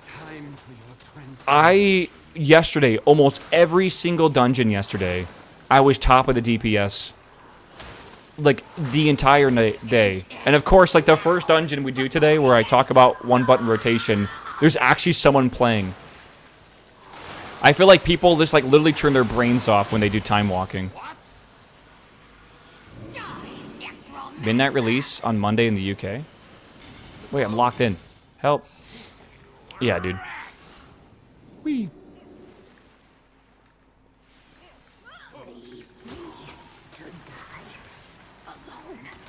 Oh god, why do I have threat? Why do I have threat? Why do I have threat? Okay. These guys hurt a little bit. Are you a robo-gnome? I am a robo-gnome, yeah. I wanted to be just an absolute fucking demon, bro. So that's why I went Mecha Gnome. You ding 87 and bam, no DPS anymore? Honestly, I've heard that's how it goes for tanks in time walking. Your stats, like, change significantly as it starts scaling up because you're missing gear. So I feel like I've heard tanking is a real struggle when you're trying to time warp. Or time warp, what's it called? Time walk. I'm really good at grabbing threat, man. It's a fun, intuitive system. I don't think time walking is something that they really planned on too well for, like, balance, if that makes sense. High school is in session. All right, this is the final boss.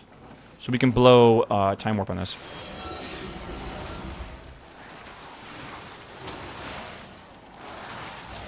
Let's see. What's the main objective of WoW? Never played it. God, I don't even know how to answer that question. It's an MMO. So your goal is to like play an MMO. It's like a giant world.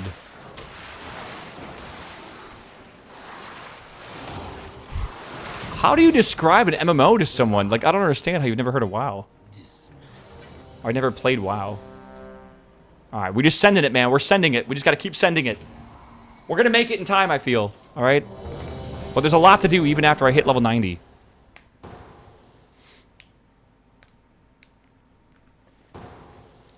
Okay, we're going to the Jade Serpent, okay. Good versus evil in a fantasy world? It's not even good versus evil anymore. Because what is good and what is evil? Right?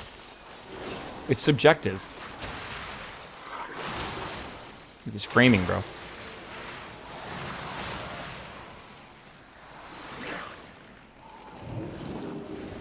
Why does it not feel familiar? Are we supposed to go this way?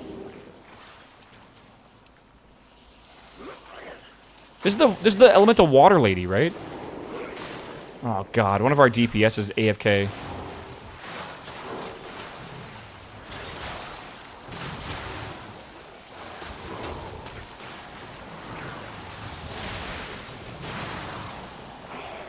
Usually we just pull these into the main room.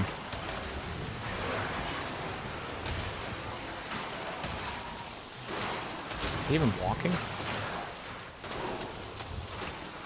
We love these dungeons taking longer for literally no reason. Because people will queue into them and then AFK to try to get free XP. We love that. Is he coming? He's finally coming. Oh my god. These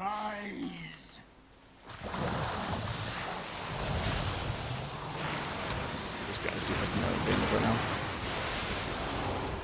It's actually pretty smart tech. No, you just get fucking... You get kicked instantly. Like if he didn't run into here, we would have kicked him, I feel. And now he wasn't fast enough, so now he's stuck outside, which means now we have to make up for his DPS. Is it not worth the cast Blizzard? No. Again, you gotta trust in the one-button rotation. Are you like a vanilla player, Cantide?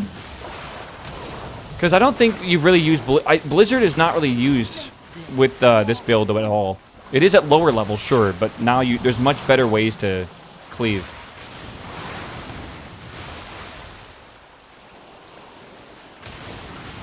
The one-button rotation is optimized, though. Like, it is. It really is not... It basically is your normal rotation with a slightly longer global cooldown.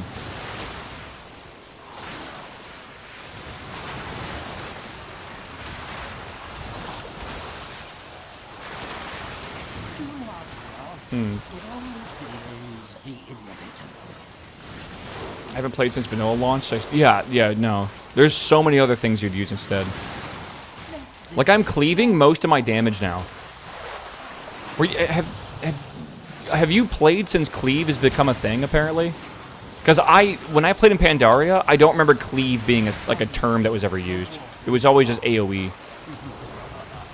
But now cleave is like a whole mechanic.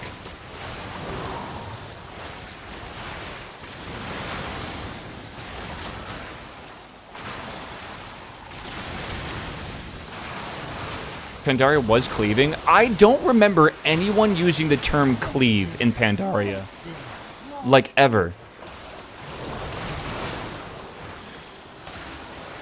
I think it's a new concept of, like, because cleaving is not AoE. Cleaving is specifically like a certain number of mobs you're trying to damage at the same time that are near each other.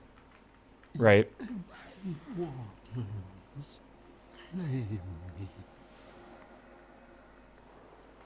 Like, it's like specifically you have a pack in a dungeon that has 5 mobs. How good is your 5 mob cleave or whatever? Right?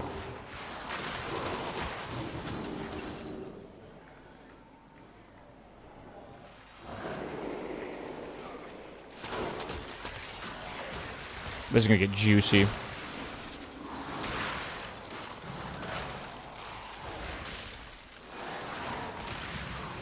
It's definitely not a new term.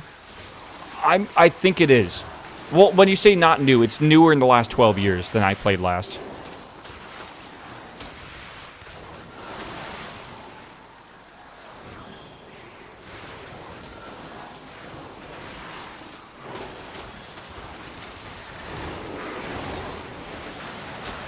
It's a lot of mobs, bro. AoE has always been a thing. I get that, but like the actual terminology of cleaving, specifically meaning like a group of mobs that isn't like infinite size or whatever, is definitely a thing that I feel like is a modern MMO term.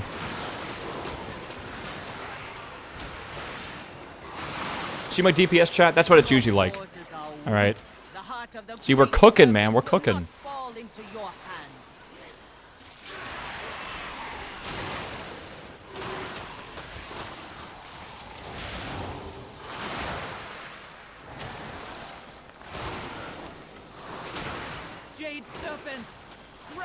We show overall? Why?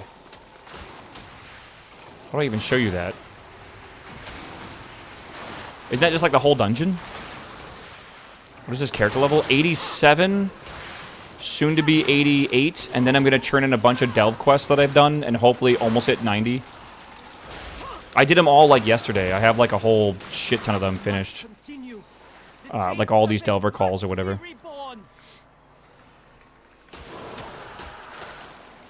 Yeah.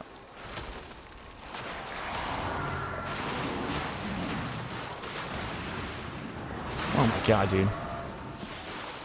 We should do one more after you hit 88. I don't know. I might just do first. I could do first time crafts and maybe do it. Get in. Make sure they get in here because this, like, if they're slow, the doors close. Who are we waiting on? Okay. Should be good.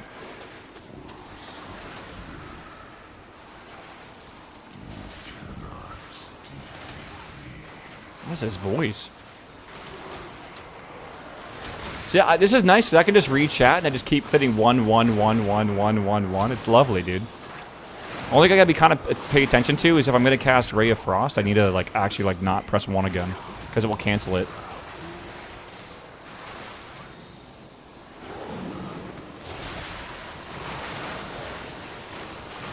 It's doing that much damage.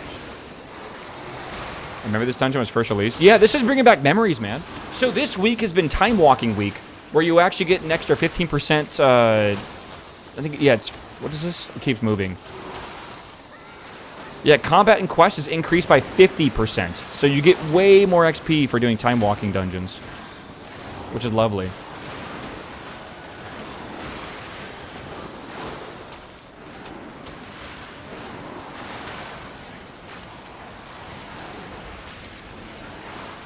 Alright.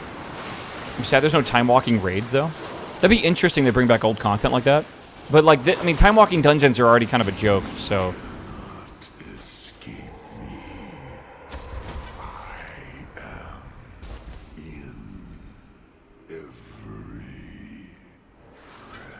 Wait, was that the last boss? For some reason, I didn't think it was. The one before it actually did have it. Interesting. What are we waiting on? Oh. Wait, what are we waiting on? I thought Maestro was the party leader. I guess, like, maybe he joined and someone else became the party leader. What are we doing? Okay. Taking forever, bro. The people leave so fast. Okay. The best thing to do ever is if you're going to spam these is to just stay together as the same party. Oh, all right, dude.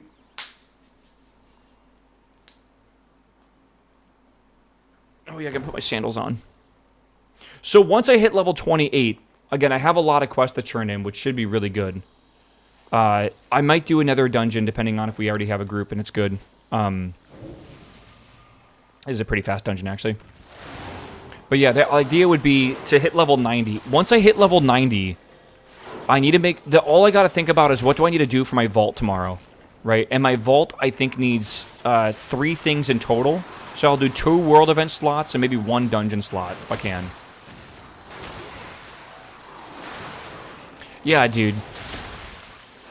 When I'm solo queuing as DPS and all the fucking people leave, I get really sad because I'm like, oh, god damn it, now I gotta sit in queue for 10 more minutes. It's actually the worst, man.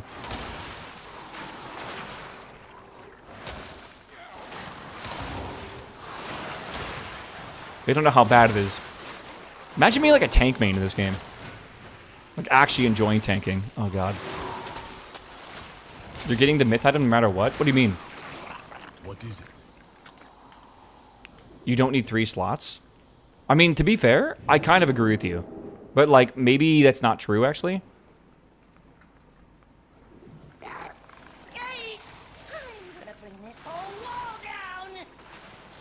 By the way, the myth item comes from dungeons you've unlocked or done, right? Like bosses you've beaten. Is that correct?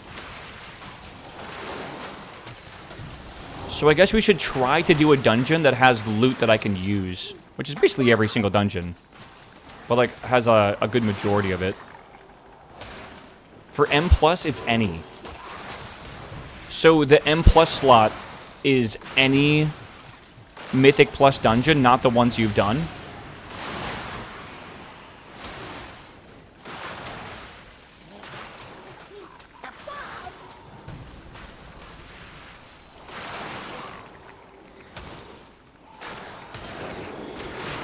Raid, you could pick and choose. Well, raid, it's whatever bosses you've killed. That loot pool becomes available then. So I assumed it kind of worked the same with M+ as well.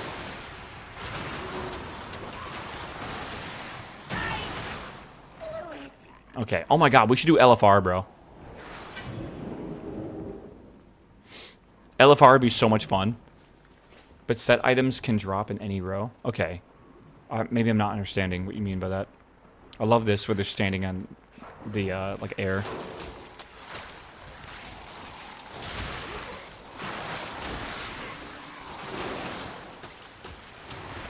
LFR is getting... I mean, like, is it... We could do, like, Chimeras fast. I don't know about anything else, though.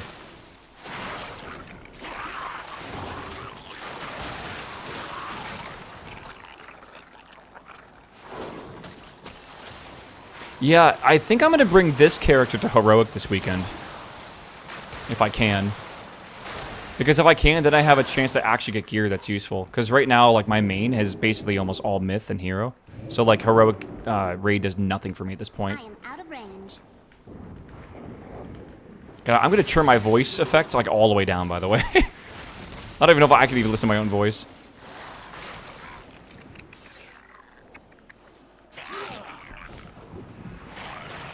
Yeah, I haven't looked up anything, though, about Mage, by the way. I'm going purely off vibes, and the vibes of Mage is good. Right? But I haven't looked up, like, an actual rotation guide or gearing guides or, like, anything, really. All I know is that they're squishy. Oh, that's basically it.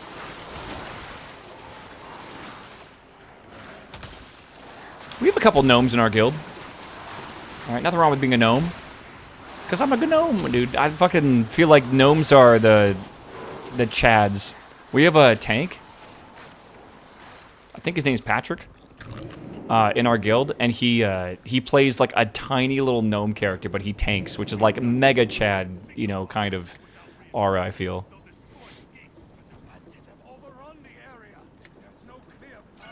What happened?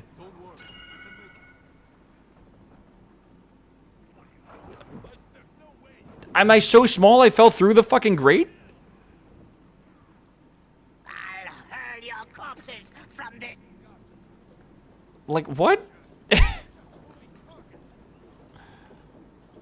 Like, can you, I thought this was like a full collider. Like, how'd I fall through it? Bring me up. What do I do? What the?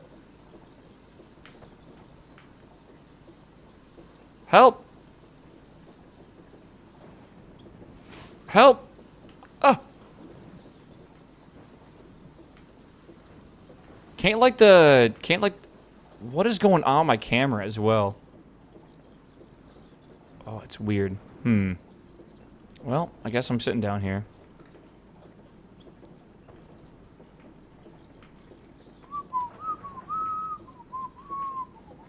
Cha, how's your day going, man? This is about the equivalent of my day, bro. Oh, my days, dude. I'm actually extremely excited for Diablo. I'm hyped. Dude, the cinematic for Diablo was fucking peak, and I cannot wait to watch it again, because surely they're going to, like, start the game with it. Yeah, it's too far. Damn. I was going to say, like, maybe the priest could actually, like, rip me up there. It's crazy that you can get stuck down here, and then they would still start the fight. No, I don't think it works, Vane. I don't understand how I fell through this. Did I actually fall? Like, there's no way this is a mesh collider. This has to just be a box collider. So, like, some bullshit happened. Yeah, Mephisto's crashing out. I know, dude. Do you think we're actually going to kill Mephisto?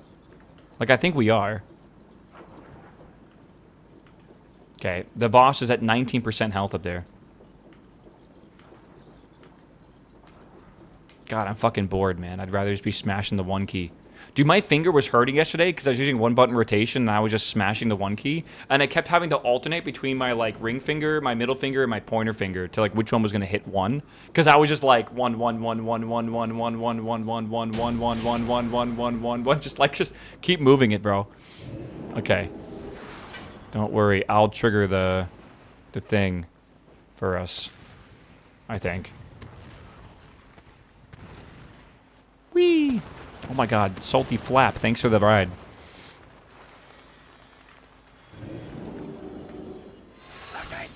Probably the boss being pulled, that locks a lift. Oh, for sure. Set up the leg pedal? Dude, yeah. Dude, imagine having like one of those like ticks because like your ADHD with like your leg bouncing up and down and you turn it into a one button rotation. Genius. I hate this guy's voice actor. He's just doing that fake like gravelly voice thing. I'm back, guys. Don't worry. I'm so back.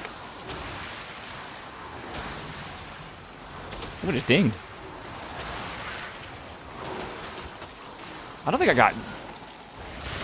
Yeah, I don't think I got experience for that guy, by the way. I got 1,500 experience. Doesn't sound right. How can you trigger the end when you didn't fight the boss? What does that mean? Magic, brother. Magic. Set up an auto hotkey script that you can toggle which hits your one key every 0.3 seconds. This feels like... Did someone die? This feels like a very good way to get banned for a very stupid reason. Look at him, he died in the green. I wonder what he died from. Chat, you think he stood in the green goop? I finally watched Project Hail Mary the other night. I cried multiple times. Dude, Amaze. I love that movie. And I want to watch it again. Badly. Hey, can you stop dying? Or a healer died. Brother, I'm gonna fucking time warp. Just survive. Just survive, man. Okay. Me not dying there is more important than the fucking healer dying. The book was better? Yes, you should read the book. 100% read the book. I do agree it was better, but I also really love the visuals, right, of the movie. All right, go, go, go. Go, go, go. You got wings. You're good. Go, go, go. Run off. Jump. Come on, team. Whee! You got this. All right, there's your slow fall. Good luck. I don't know how long you get slow fall for. What are you doing? Just jump. You're good. You got... Do you want more? All right. Salty Flap is good. All right, we're going down. Whee! The book is definitely better. There's a lot of stuff. Like, there's a lot of, what's the term? There's a lot of details that you just do not get. Where can I get the macro for one tapping? Hit P. Hold on. Hit P, and it's the very, very top right. You see that where it says singles button assist? Drag that to your bars. And then you just, the whole thing's done.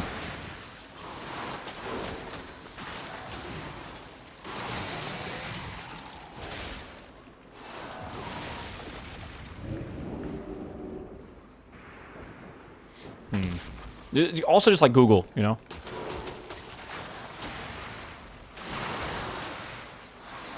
I'm really curious to see how it compares to like actual DPS. I plan to read the book. I think it's usually better to watch the film first. I disagree, but it's okay.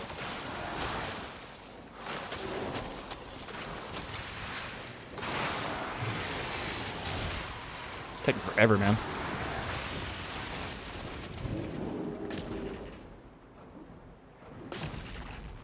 This encounter's cool. It's alright.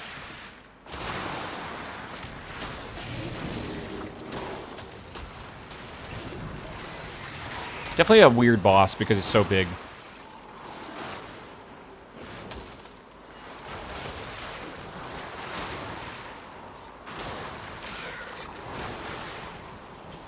The tone is different. It felt like Grace looked a lot dumber in the movie. Getting lucky instead of thinking logically through a lot of things. I don't think the movie really showed you how smart he was. Because he was really fucking smart, man. Not needed. Okay, I think I need one more of these time walking dungeons, chat. One more of these, and I might do 2 more. Because I'm level 87. I'll be 88 very soon. Brothers, dispose of these insolent outsiders. The Shadowpan need no outside aid. Remove these interlopers. Are you still obsessed with professions? Oh yeah. I started doing alchemy on this guy, and I actually really love alchemy. Makes me excited.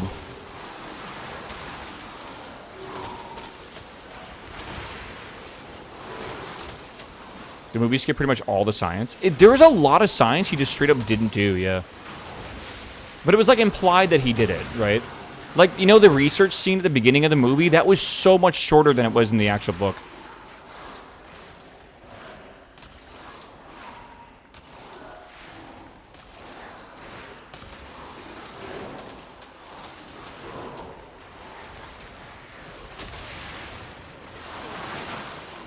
A lot of the science was show and tell and didn't explain it for sure. Yeah.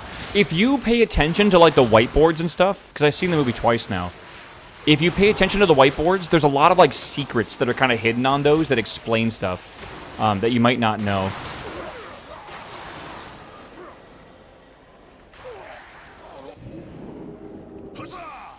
Huzzah!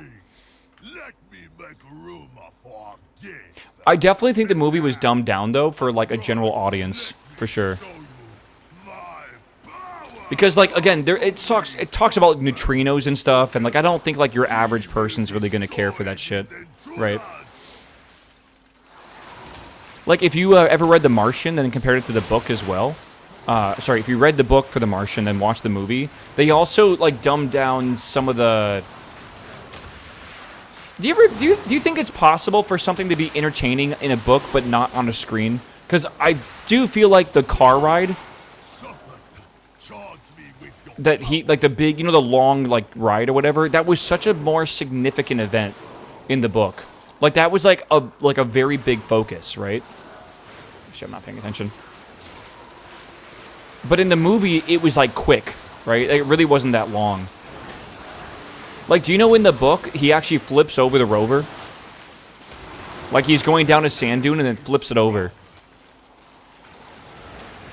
Like, that never happened in the movie, ever, right? But just like, for example, so, like, time passes on Earth quite significantly, right, in Project Hail Mary. I want to say it's, like 20 or 30 years pass, right, on Earth. And Earth gets so desperate that they actually nuke Australia. Sorry, I wish. They fucking nuke Antarctica, right? Fucking get rid of all the spiders. And then they use that to generate basically more greenhouse gas to keep the fucking, like, planet warm, basically, right? Because it's going into, like, a thermal shock, essentially. Love from New Zealand? I didn't say Melbourne specifically, all right? Just wherever the fucking spiders are at. You know what's funny? I went to Australia for 2 weeks. You know what fucking happened? A giant spider ended up in my bag. I thought they were just making that shit up. They were not. Because for a long time, I was like, man, I didn't really see a lot of bugs. Like, I didn't really see much there. I thought this place was supposed to be filled with, like, you know, spiders and snakes and shit, but, like, I just thought they were lying. I don't think this tank... Like, what... Maestro, what do you... Is this what like playing a Vengeance is like? Is this why no one plays Vengeance? I'm so confused. I feel like you have no control over the mobs. Like, he struggles to grab, like, threat over, like, a big area. And I feel like other tanks just run by and everything just get fucking suction cupped to him. Like, Brewmaster, Paladin, fucking, even, like, Blood DK I feel like is better. The thing is, no one's playing fucking Vengeance, right? Everyone's playing Devourer. Whee!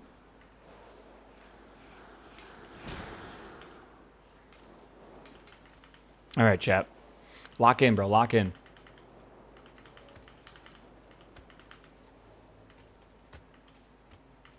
$360. I cannot tell you enough though. I've been loving WoW. Oh, that's gonna trigger it before. Be careful. You have allowed the Shah This door does close, right? after all these years. If you Maybe truly not. wish to undo We're good. what your kind have wrought upon our land, you must first Yeah, dude. I just been loving WoW again, man. It's been nice. I will have to check out The Martian book. The movie I thought was entertaining, but nothing can beat a decent read. It's great. Yeah, I'm telling you, The Martian is actually better than Project Hail Mary, in my opinion. I will stick by that. Because The Martian is a lot more, like, hard sci-fi than it is, like, Project Hail Mary is, like, aliens and, you know, like, time dilation and stuff. And it's very, like, pseudo-concepts that are complicated to even, like, form a, you know, like, an understanding of. But, like, The Martian is, like, actually feels realistic. Like, it could legitimately happen that way, right? That's what it feels like. And that's the beauty of Andy Weir, man. Andy Weir, that's his entire, like, that's how he writes.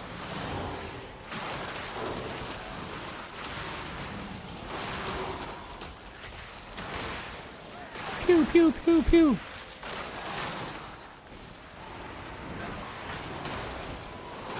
Yeah. What do we think of the UI for Mage, by the way? We got the big shatter bar at the bottom, right? So we can figure out my shards or whatever it's called. We got the cast bar. And then we have 2 bars of stuff, which I'll have to set up. I'm going to actually use a real rotation, by the way, when I get level 90. But for just leveling, I didn't want to think about it. Yesterday, I was playing this for, like, all day, like, over 10 hours. And I wanted to level up while also playing, or watching anime. So I found myself just, like, spamming the 1 key while just, like, looking at my other screen with, like, subtitles. Because I couldn't find a dub. Because all the fucking anime sites got taken down. All the main ones got taken down, bro. Fucking Anawave and 9anime, just fucking everything. There's, like, several different versions of it. Artemis is the weakest book. I haven't even read it. I need to read it, though. I should. Everything's so big. Is that bad? I made the party members small, right?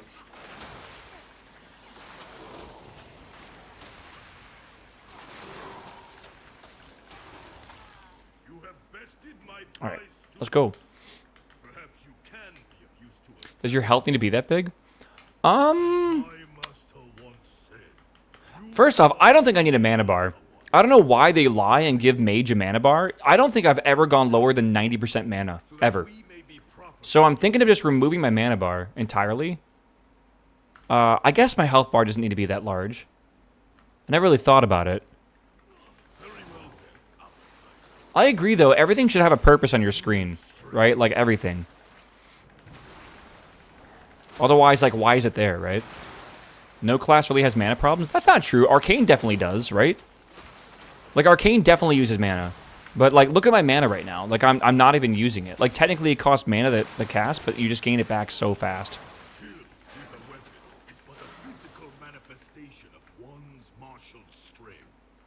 What are you guys having for dinner tonight? And why is it pizza? Because I want an excuse to have pizza, by the way. Oh, he went back to here.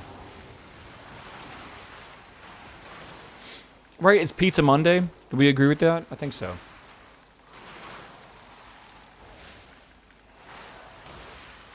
The only thing you really need that big is maybe shatter. Yeah. I feel like that knowing your amount of shatter you have is important, right?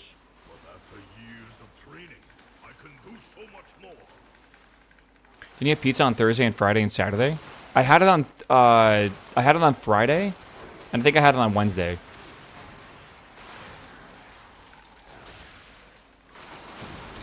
I had a sandwich though before raid on Saturday. Pineapple pizza with jalapeno. That's bait. It's bait. Yeah, it's currently 3:20, right? I am debating. Oh, you're just gonna keep going? Okay, fuck. Fuck, dude. I'm coming. I am not debating. I'm gonna order some pizza. I think in the next 20... No, probably in the next 30 minutes I'll order some pizza. Okay, where are we keeping these guys?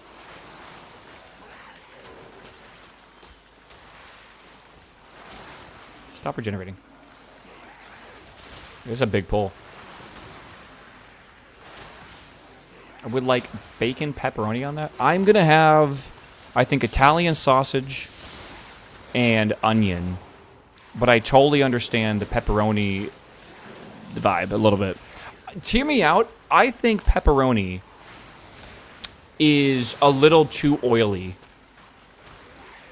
Is that bad to think that? This is absolutely atrocious. What is just doing no damage right now? I feel like maybe the regenerating shots are healing.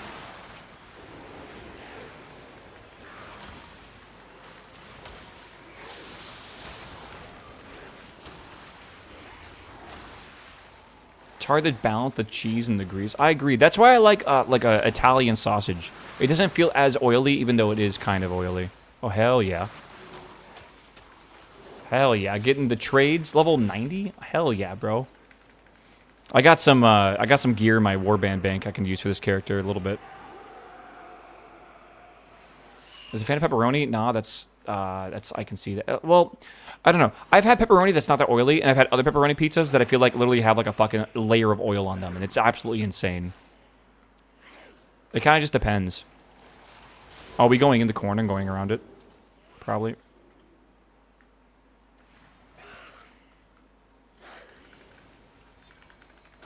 I don't know. What was that? Not me. I got excited. Hormel pepperoni is a no-go for sure. Is that like a very oily pepperoni?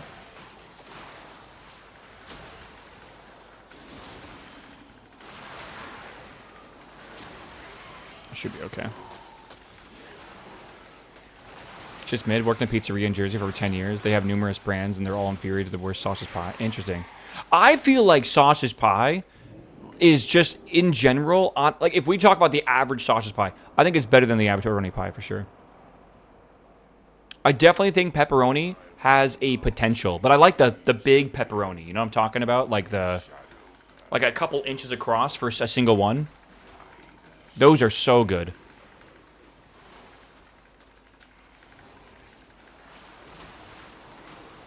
It's just a brand? Okay, gotcha. They're good for cheese and crackers, though? Alright.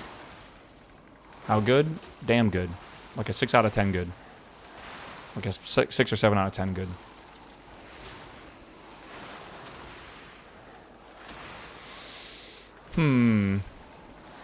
Chad, do you believe it's already 3:23 today? The day is almost over. The work day is almost over. I feel like the day has gone quick. I say that, but like it's only 3. We might be on stream another 5 hours, dude. Well, I say that. I am going offline for a little bit. Again, I think it's a better idea for me to go offline than come back online before Diablo launches. It's just smarter, I bet.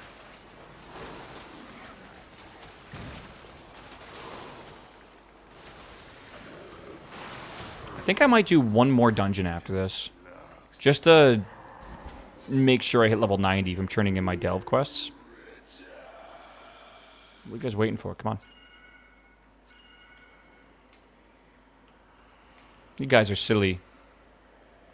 You forget where to go?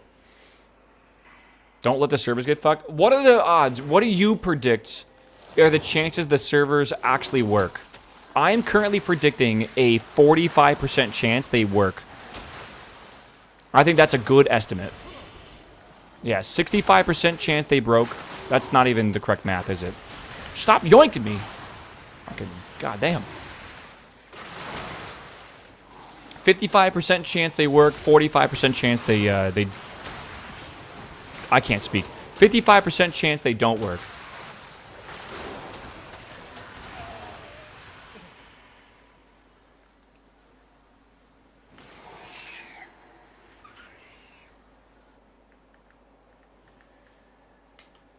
No, no, no, no, no, no, no, no. Oh, you motherfuckers.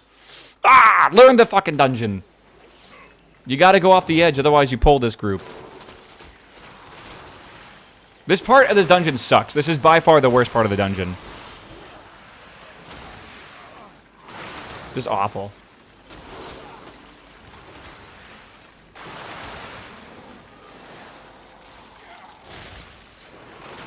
It's just so slow, man. Like, some dungeons in this game, you can do, like, you can do 2 of them in the time it takes you to do this dungeon. Okay, we are still on time right now, but the problem is we still need to do a M10 if we can even do that. And I'm not fully convinced we have a full party here.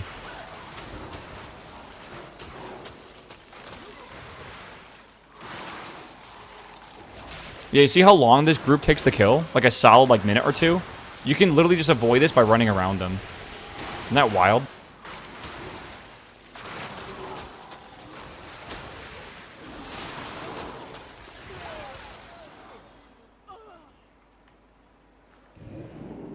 This one you have to go through. But the next one you can't avoid, so it's good.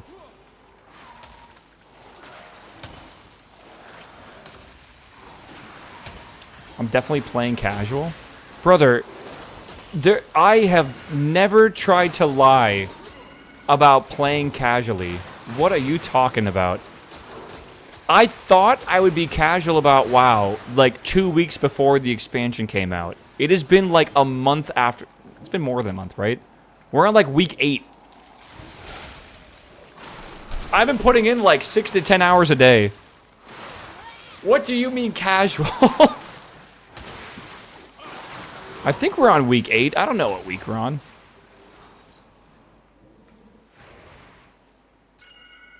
Please don't grab that group. Why can't I fucking... No, no, bad. Bad. Bad paladin.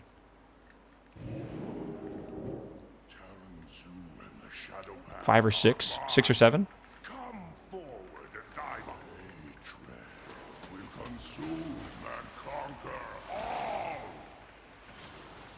Do you actually have a bet on a prediction market site that the servers will have issues? Oh my god, he pulled, and now we gotta go click on the fucking body. I'll go get it. Oh my god. Who is pulling me back? Is that like one of them pulling me back? Was that the hand? Oh, this is fucking awful, dude.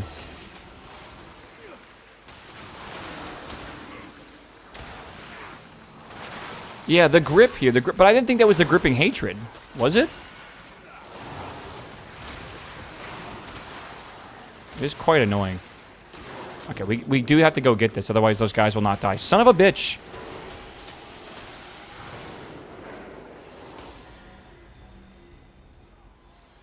It's so annoying.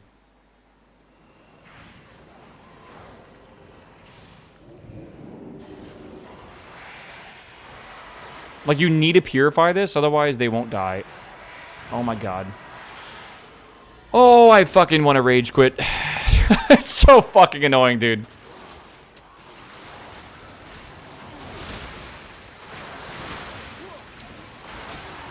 There's a reason why you absolutely clear that mob pack out if you're going to attack it before this boss. No, I thought you could still run into it with low hatred and still clear it before then.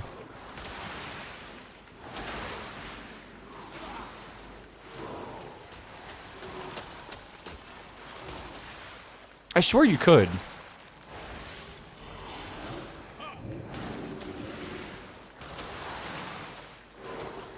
New Witcher episode? True.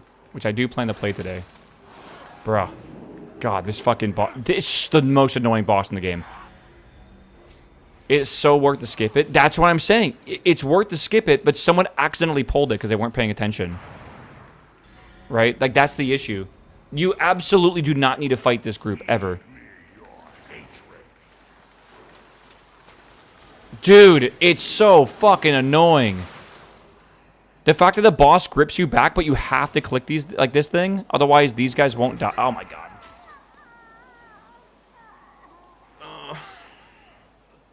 I cannot believe I'm dying during a time-walking dungeon.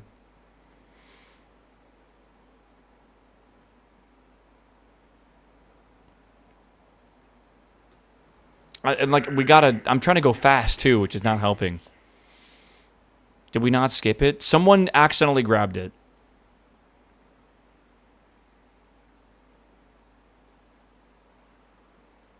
Brother, just die.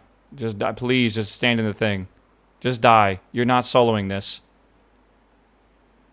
Bro, just die, please.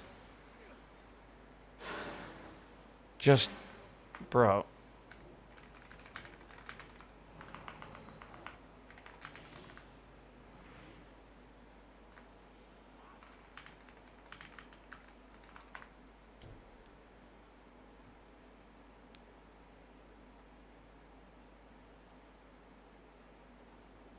I have no idea what he's doing.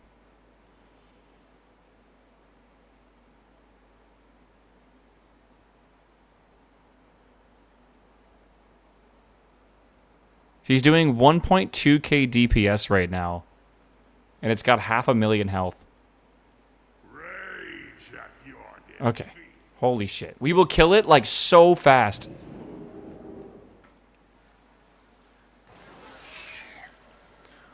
Send it. How fast can we get back?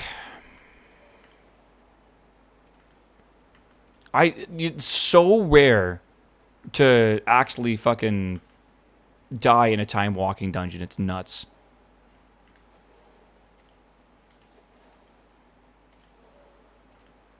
This is the only time-walking dungeon I feel like you can die in. And it's specifically that pack that you pull because it's... Well, I guess I feel like if we knew what we were doing, we easily could have cleared it. Right? Like, easily, but we just didn't. I don't think these people realized how bad it was that we pulled that pack.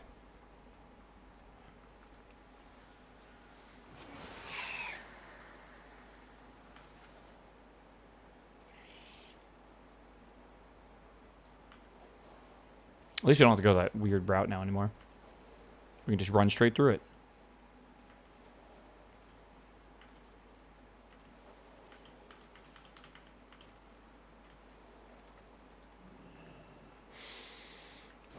Lovely, dude. Come on, boys. It's 150,000 XP if we kill this boss. I know we can do it. I believe in you. Doing this and people don't know they click on the floating bodies. Yeah, right? And then everyone's just... All the people are, like, dead, but they're still doing crazy damage. Again, this sucks because you're trying to click on it, but yet the gripping arm things, like, yoink you back because of the fight.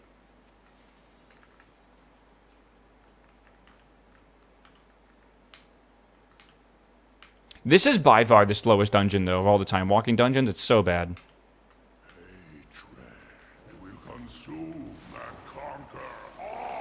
Alright. Have you guys made a lot of alts in this game? This will be my fourth alt, or my third alt up to level 90, so I'll have 4 main characters. Well, I'll have 4 characters just in general. Okay, we can fucking time warp. I don't know what I'm doing. I have 6 90s. Are you actually, like, using 6 of them? That seems crazy. Oops. Just blinked into the wall. Hello?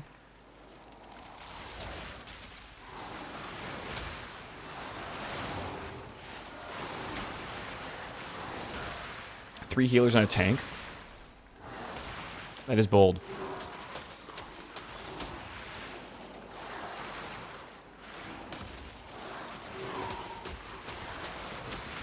You just like hate DPS? I kind of want to make a Shadow Priest. I'll be real with you. I have a Warlock as my main, right? And now I have a Mage as well. But like, I feel like at this point, I kind of have to make a Shadow Priest. Right? Like, surely. Bro, I hate the double grip.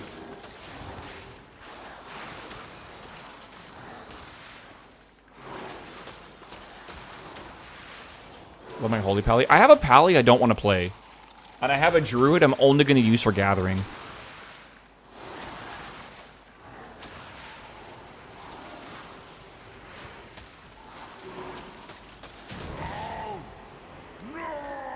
All right. Holy shit, that was a that was two of them's first time doing this dungeon. That explains a lot, to be honest. The Shah of hatred has fled my body. I'm surprised these guys have never done this. I'll do one more. And then it's probably... Then I can just send it. The Shadowpan are in your debt. Now, there is much work to be done. What do I gotta do? Grab that. Oh my god. Chat. Jesus Christ. I feel like I'm stressed out today for some reason. I feel like there's too much more going on. I feel like I'm stressed out because I meant to finish this yesterday off stream. But I literally am out of time. And I don't know any time else. I would do this off stream or after stream, right? But like I can't today. And it's stressing me out. Because like I know you guys don't want to watch WoW. But at the same... Well, you guys watching now might. But like a lot of people don't want to watch WoW. But like... I need to do this. Like, I gotta get this shit done before the reset on Tuesday. And tonight is Diablo time.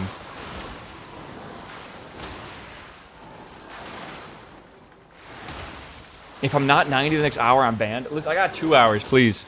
Zune, please. Zune, how badly do you want to carry me through an M10 after this? Please, please, please, please, please, please. Please. Oh god. I've got to find 5 people. 4 people. We can do... I think I have at least a healer in chat. Maybe a tank, even. I don't know. Tomorrow we're back to RP1. Tomorrow in the morning, we're going to play probably Diablo Story. If I had to guess. And then after that, we'll play RP1. Don't worry about RP1 too much. I feel like that's not something that's going to be a quick, really exciting game. That's going to be a long, slow burn game. I feel, as usual. What is a single plus 10 going to do? It's going to get me a guaranteed mythic, which is the highest level piece of gear, sort of highest potential level gear for tomorrow's reset. You have a thing called a vault, and you can see it in the bottom right. Basically, based on what you actually do during the week, you'll unlock basically like extra, kind of like a reward, right? Like you did raids, you did dungeons, you did like world stuff. So we're going to reward you with some extra gear. A single M10 dungeon will get you a myth track piece, which is again like really important because that's the highest you can get. And it's the only way you can get it without raiding in Mythic tier. Yeah. On my rat alts, I do 1 plus 10 and slowly collect myth. And that's all you gotta do, right? It's just 1. It's not a big deal.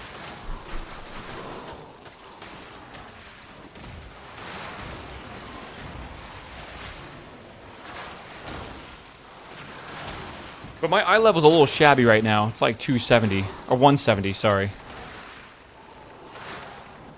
Someone get locked out? Okay. I don't think that does a lot of DPS.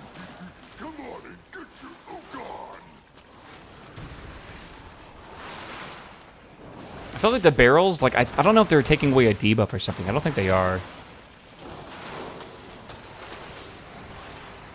Don't you guys love this class, though? Isn't it so easy?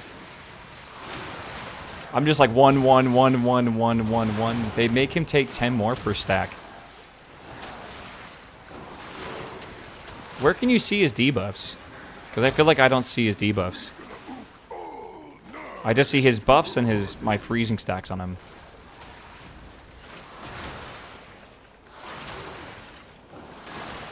Maybe it's my bars. I feel like that'd be important to know. This fight's taking a long time. Did we release a new teaser with a big spider? I'm out. And for that reason, I am out.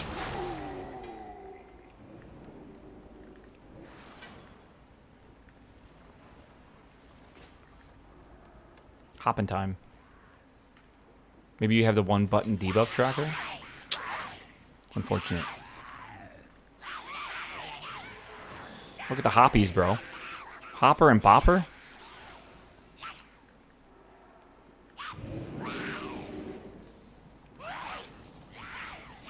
I remember tweaking something like that in LVY a long time ago. What, the debuffs and stuff? I should be on. Whether it's icons or not, I don't know.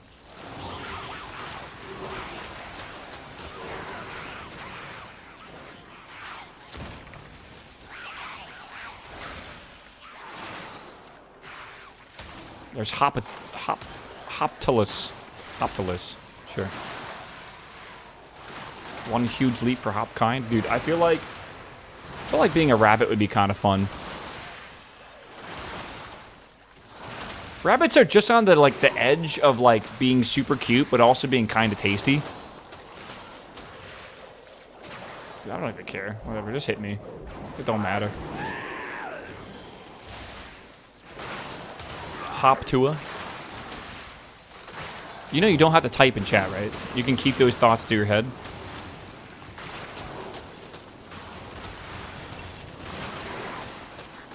Never see him go anti-clockwise. Weird.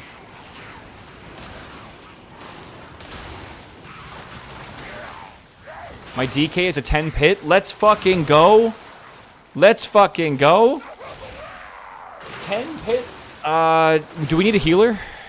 What's your ult, by the way? Is it a... Oh, your DK. Do you just want a DPS? We might have a tank in chat, but... Kind of depends. Depends what you want to do. Dude, we're going to start putting this group together now. If I DPS, it'll be with blood anyways. Okay. Dude, chat, it's about time for me to order pizza. I should get this ready. After this dungeon, I'll put the pizza order in, alright? Actually, I might... Holy shit, I just realized I'm going to be late. I got a eye level 280 pally ready. Like, to tank or to do ret?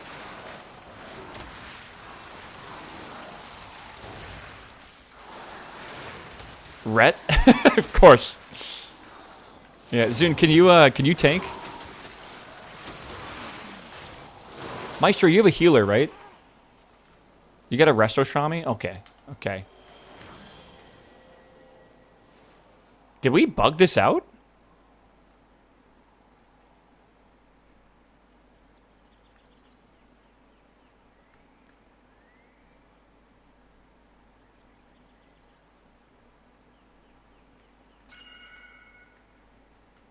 Oh my fucking god. How did it I've never seen that bug out before. I'm time warping. I'm fucking time warping. Pleading for a tank round 2? Yeah, okay. I got a tank. Zune's the boy. King, bro, king. How do we convince Shep to come with us? I'm not even fully sure I can get to level, what's it called? I can get to level 90 right away. It should be close, though. I've done, I think of all the delves, I've done all but 2.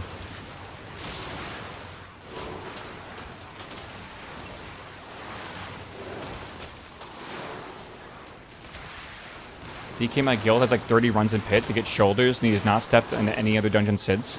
Can we agree that the pit is by far the best fucking dungeon there is in this entire game? It is top, it is S tier. Like if you rated all the dungeons, the pit, S tier, everything else probably B and below.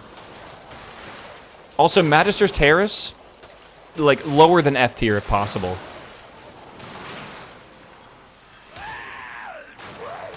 Loud screech. What the fuck is that? I don't know if you've been paying attention, but like every single boss in this entire dungeon just sounds insane. You little bit of professions? For, a couple of them, but we can do more. I could pick up a random profession and get some first crafts if we need to.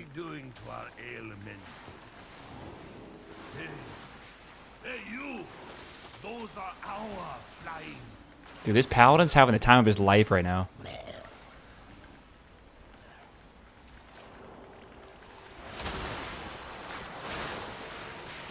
Og's entire vault is just pit. Nice. Dude, we love that, though. Bubble shield dies and you gain 1 experience. It's in my chat right now, the behind my camera. It's lovely. Yeah, we should be fighting this up here, actually. What are we doing? Like, over here.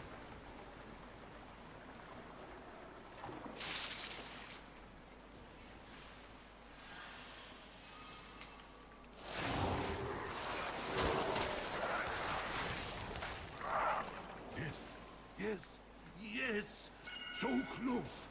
Just a pinch of... Oops. See if they can actually get here in time.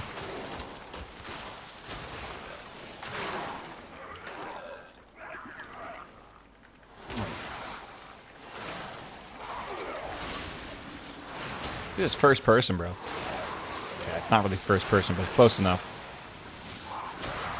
Dude, first person maging? Oh, hell yeah. This is the optimal WoW experience. Hell yeah, man.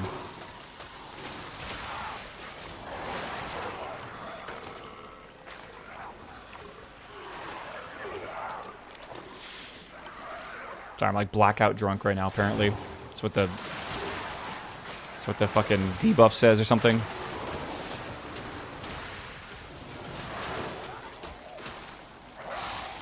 Owie. Why am I tanking these guys? I wasn't even damaging them. Oh, this is so annoying. My finger's starting to hurt from hitting 1 too much. Oh, I'm blackout drunk again. God damn it. I don't pay attention. I feel like it's just like a really annoying debuff to pay attention to because you got to keep moving. How do I still have 8 stacks of this shit?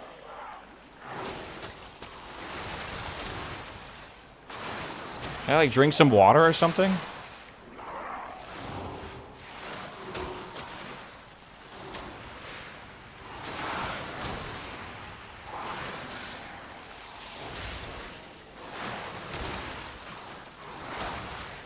Jump it. Oh, can you jump and get rid of it?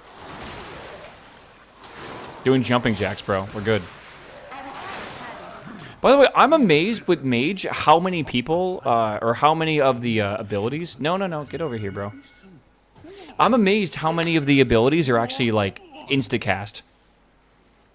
Like, it's a good number of your rotation besides, like, 2 things, basically.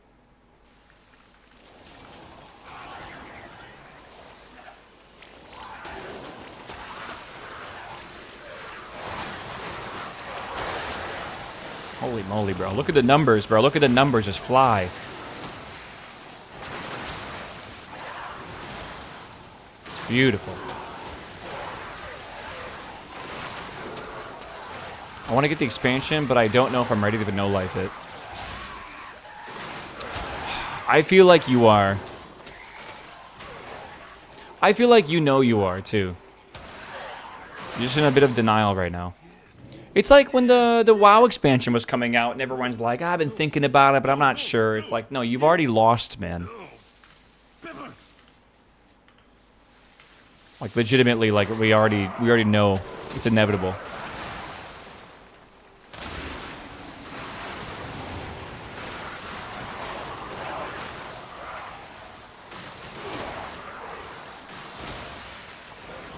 Okay.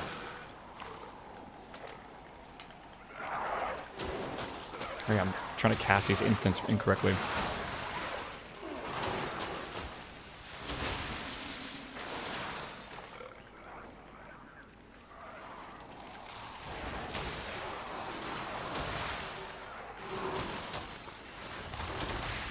Alright. I hope I don't have to do one more time walking dungeon. I feel like I have to.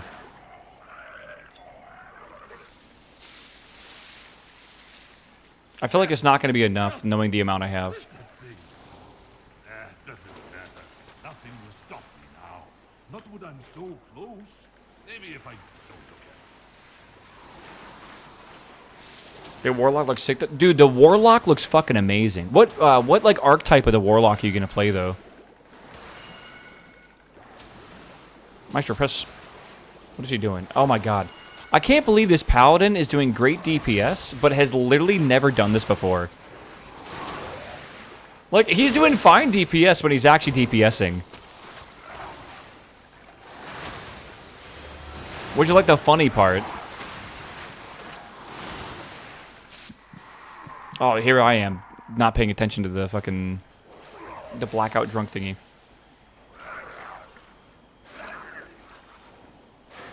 I'm awake, I'm awake, I'm awake, I'm awake.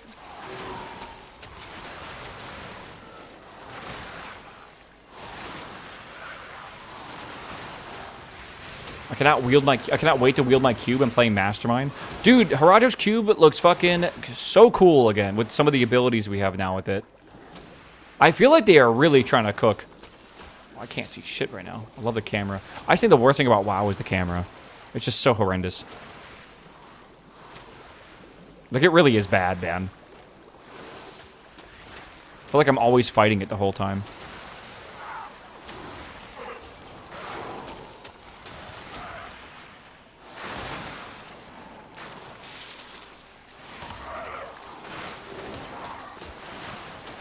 I'm leveling. I'm almost there. I'm almost there. The summon build is my go-to. I'm going to also do a summon build. It's called Legion. I wasn't paying attention. Oh, yeah, I got the name Glorp. You like that? I got the name Glorp. Because, like, no one plays on my server, apparently, so there's, like, a lot of good names left. Meow. Meow. All right. That's good. All right, I'm out of here. Let's leave. I'm escaping. What's up, Tim? How you doing, my man? Good morning. Chat, don't forget your Prime subs, but also good morning. It's like 3... It's almost 4 o'clock already. I don't know if I'm allowed to say good morning. Okay. We need to churn in, like, all these Delver calls. What is this?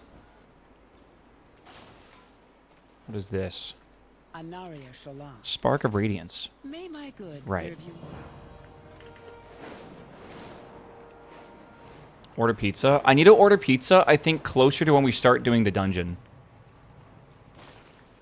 What is this guy? What do you have? Do you have any good... Dornigal? I don't want to go to Dornigal right now. Do you have War Mode on? I do have War Mode on. I do, yeah. So I have a few of these to churn in. I don't have all of them, but I think you turn them into different locations anyways. So I should be able to get like 100,000 stuff from this. I think so. Let me know what you find. 88,000 XP. That's not going to be enough to level. Remember, Fuck. there's magic in discovery. My last level is going to be 50-something thousand. And I have like 6 more of these to churn in. Like 1, 2, 3. And then like 1, 2 as well. Fuck, man.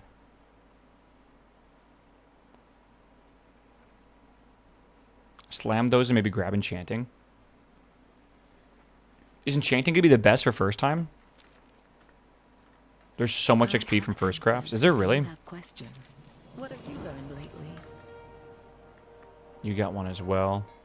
What is your wish? The Dark Way. Okay, that's 89.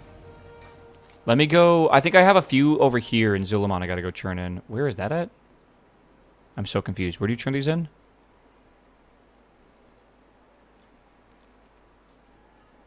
Where?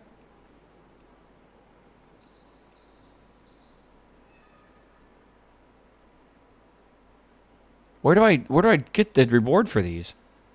The main town? Like this one down here? Whatever it's called. Like this one. What the fuck is the main town?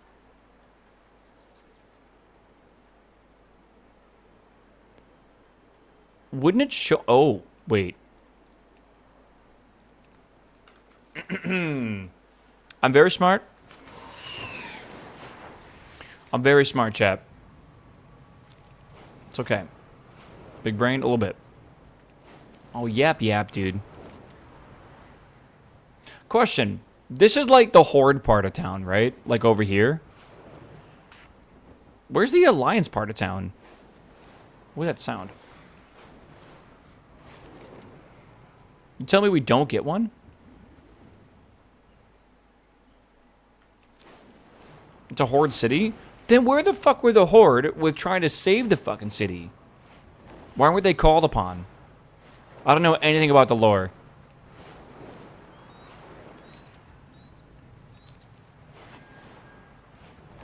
I'm a little confused, man. I did both of these over here yesterday, but I don't think I did a quest for them.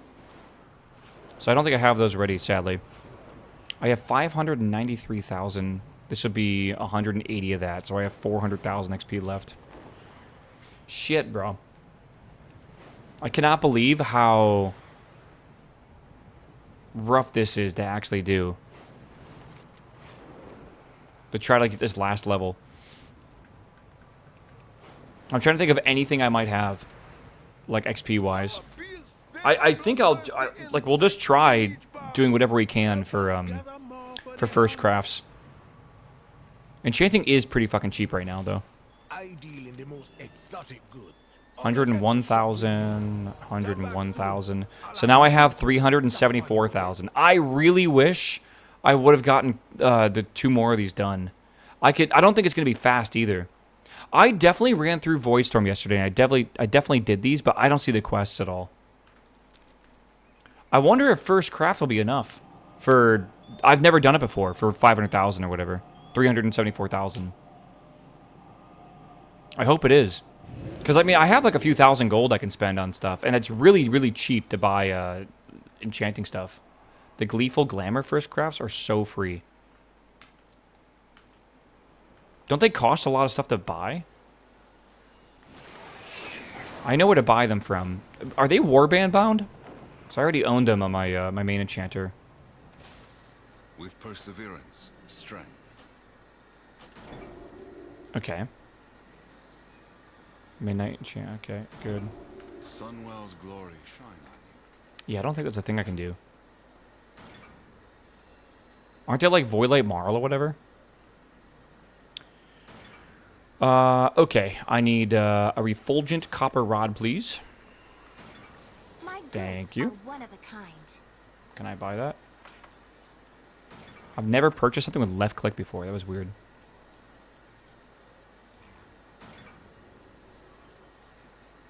What am I doing? I have enchanting now. I can disenchant this shit. Jesus. Alright. You need like 25 skill to get them? We can probably get there. Just thinking.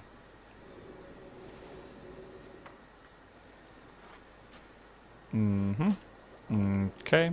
Make one of these. Put it on whatever. Alright. What do we want to do? Just a bunch of those? Probably like 5 or 6 of these. I don't know if it really matters. Again, how much do you get from that? 18,000 experience from a first craft. What?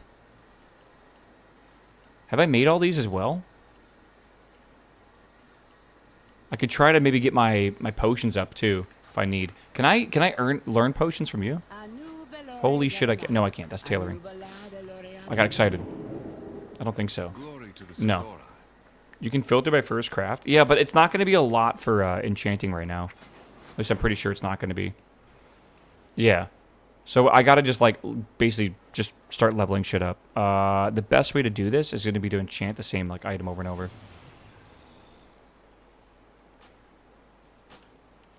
Yeah, we'll eventually start dropping the XP per craft it gives. Drop the XP if it gives per craft. Yeah, okay. I mean, I kind of get what you're saying. Ever-Singing Dust is really cheap, even in gold.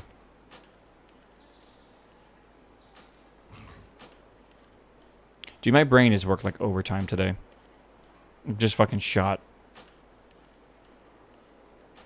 I guess I could just put this on Vellum, couldn't I?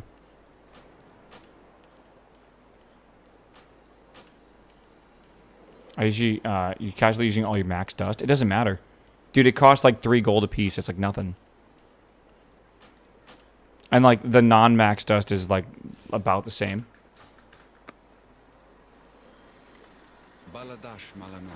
Where's enchanting? Come here.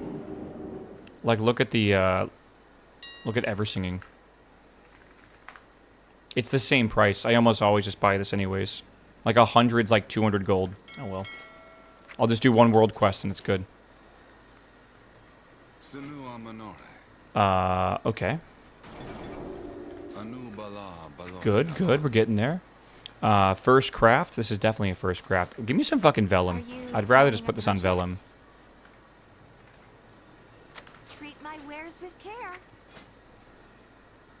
All right, so this is a craft. This is a craft. Shit.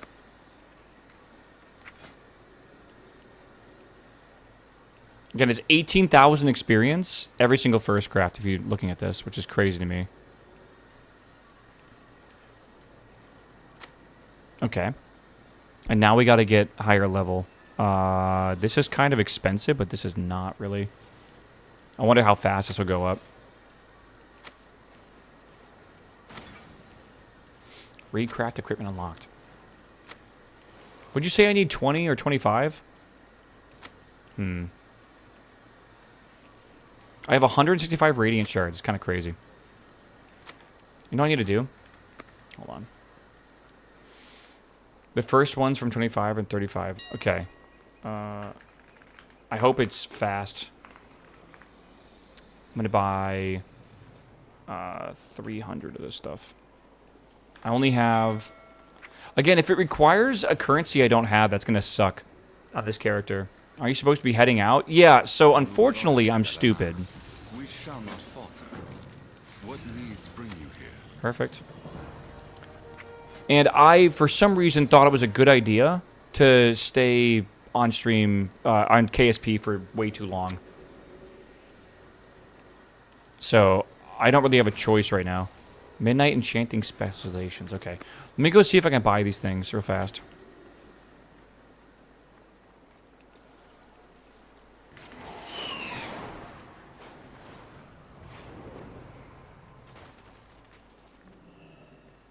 I'm in the wrong place. Wait, no, I'm not. I'm just in the wrong level. How long's the learning curve in this game? I mean, like, I really do think anyone can play it.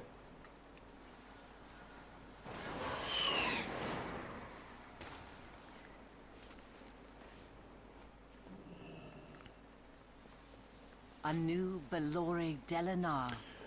It's literally 5. Stay the course. Okay, so all I gotta do now is this.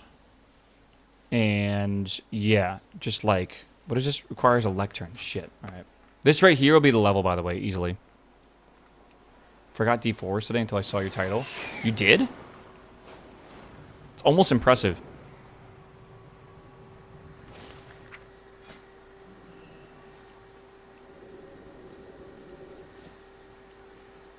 Yeah, Moat of Light. Look at my XP bar right now. That's the main thing.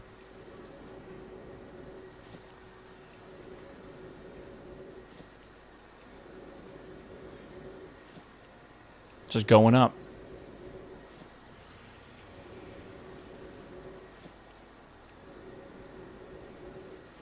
What is this? Moat of Light. Who's got a bronchi?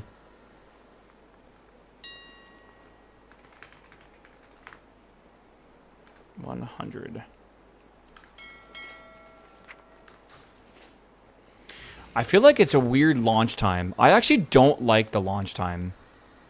I'll be honest with you. I think it's a bad time for it. But, oh well. Okay, we need to get like 3 or 4 more of these. What's my current... we're at 26 right now. We endure. Okay. Phoenix Oil, Berserker's Rage. That should be fine, right? Are you aware of 3-minute delay before a seasonal character? I am very aware of it, yes. I am 100% aware.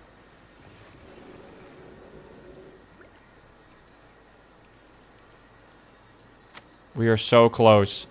We are so close. I can't believe I'm doing this right now just to basically drop this. Are we at 30 yet? I don't think we are.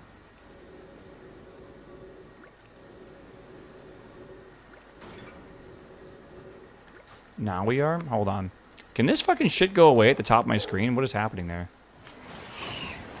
Yeah, I think they're ensuring stability. I agree. I gotta get a group together, man. I still gotta run the pit. Times will pass. Farewell. Like, I need to get at least an M10 done. I can do other stuff tonight, like maybe while fishing in Diablo. You can right-click pop-ups. Oh my god, you can't, thank god. Okay, chat, here we go. This should be it, I believe. Alright, here is Volpera. Here is Worgen, and that is...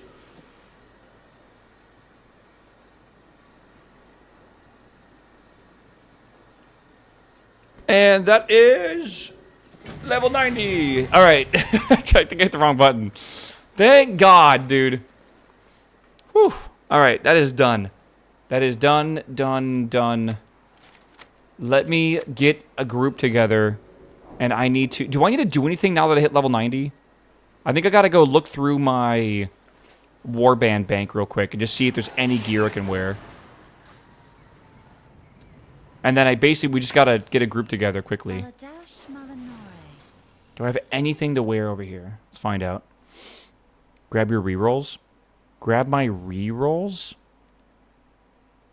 What? Why do I not understand that? Bow, sword, warglaves, mace, voidforge thing? Oh god, yeah. Well, no. I'll worry about that later.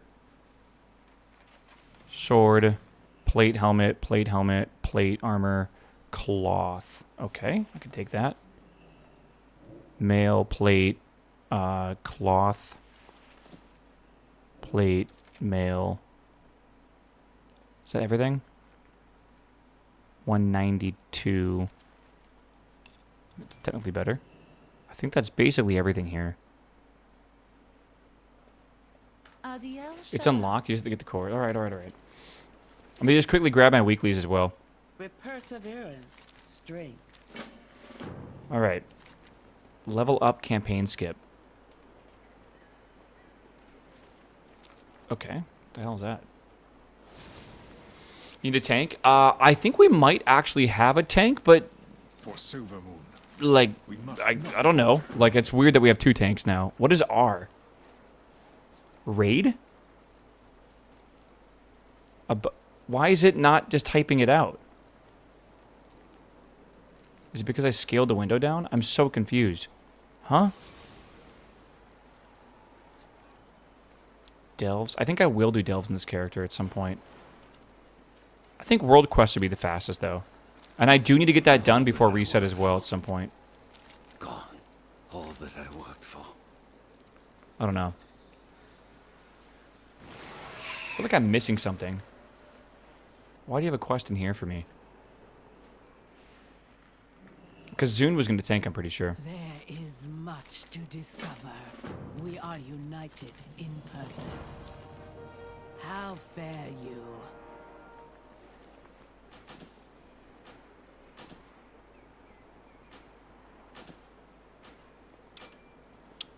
Okay.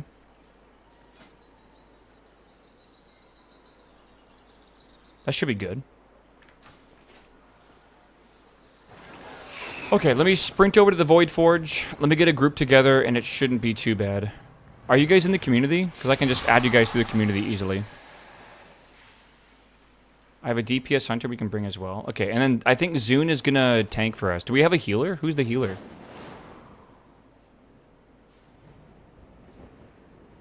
Okay. Just the Azerothian I've been looking for. 5,000 gold? Holy shit. That's expensive. I don't really need Veteran Dong. I don't have him on this character, though. Jesus, that's expensive, man.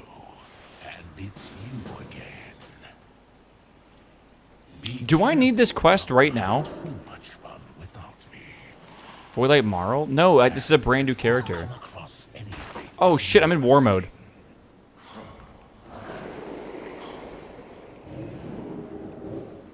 I'm in fucking war mode. Whoops. Transfer Marls? Can you do that? That's a free myth item? What do you mean it's a free myth item? Oh, from the Pit of Sauron? Bro, let me go! I'm sorry! Holy shit, this fucking raid just came out of here, bro. This must be a raid group right now. They're all going over to, they're going over the Void Spire. Holy shit, dude. What was that? Bro, I ain't got time to die right now, man. This is unfair. It's 4:10. I gotta do an entire dungeon, and then I gotta get offline. Oh my god, there's too much to do. Holy shit. I should have switched off of KSP earlier. I knew what I was doing. Or mode off. All right. Let me see if I can get Zune on. Zune, are you? I don't have you as a friend, do I? I do. Maybe I don't. Is this you? Death Knight. That's got to be you. Oh yeah, it's Zune. Okay. There we go. Okay. Fuck it. I'll just pay the 5,000 gold though. Did you put your last talent point in? No, thank you. Forgot about that. Last 2 talent points. All right, dude. We need one more DPS. We need a giga DPS, chat. Oh, what pleasure will you bring me today? We need a giga DPS. Okay, so I got those 2 nebulous void cores, right? Should I spend those in the dungeon we're about to go to get more pieces, or does it even matter? I think I shouldn't. I think I should wait real fast.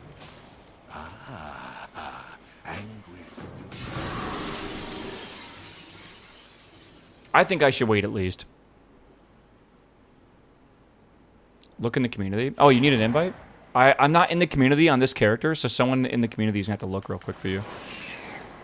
Yeah, I don't think the pit's the best for me. And as long as I get the void cores, I can roll them over to the next week. But I need to get them this week specifically. Right. My directive is Almost to positive. serve you. Okay. I have an extended supply of goods for Outlanders. Again, I can DE a lot of stuff if I need to right now. I suggested an invite. Okay, but I'm not the leader. We'll see. Mizors, hello, my man. Welcome back, my dude. Chat, we're going to the pit. We're going to the pit. We're going to the pit. Let's go. I need a, where is this guy? Where is the guy that repairs? Isn't there usually a guy here to repairs? Man, I'm crazy. Maybe, oh, he moves around. You were, in fact, the leader. Why don't I see the person that was requested? Or suggested. Teleports are warbound, though? Wait, really? I'm already here, but really? Bezos, good morning, though. Pass me a lead back. Which one is you? Which one is you? You know what? Here we go. Maestro and May. That's close enough. Oh, wait. All right. Here we go, chat. Here we go. Best dungeon in the whole game. Look at the boy. He's ready, man. He's ready. This is a 173 charity dungeon, bro. Oh my god.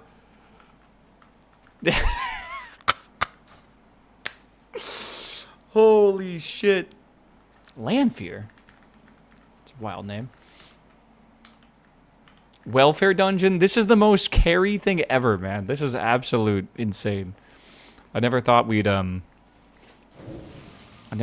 to this point. Who has the pit key? Don't worry, my boy's got it, man. I bring the key, you bring your DPS and your heals and your tanks and stuff, alright? Or at least your DPS. We gotta go, too. Like, we gotta fucking send this, chat. I'm gonna start ordering pizza right now. Chat, do you guys want anything from Domino's? Not even an optimized cloth run? I don't even care about the drops from this dungeon whatsoever. All I care about is the vault slot, and then I can log the fuck off. Give me that shit. Delicious. Yes, bro. Blub the fuck up. Let's blub it up, bro. Oh my god, you're huge. Is Hunt here? Oh my god. You're missing buttons? Oh, sorry. Like too many on there. Okay. I don't want to order carry out. I gotta order delivery. Oh, man. I can't believe how fucking stressed out I am right now over nothing.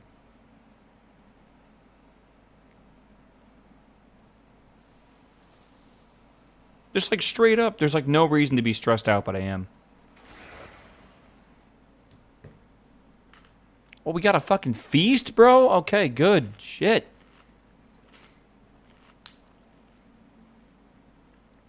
All right.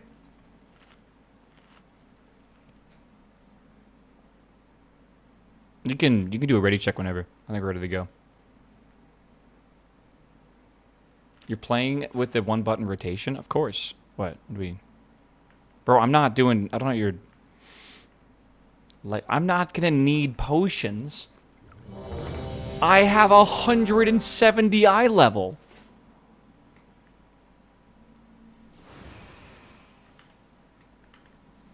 Okay, he's building his stacks. He's building his stacks. Get ready, boys. The second that thing's dead, we're going.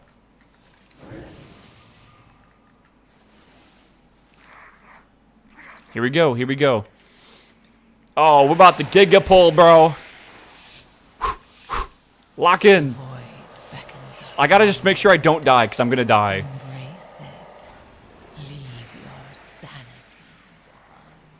I'll get the boys. Don't worry. This is my job. Oh, shit.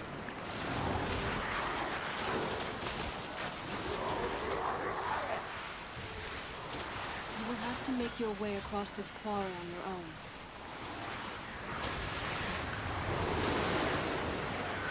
There's a plus 10, yeah, right now. You can see on the right side.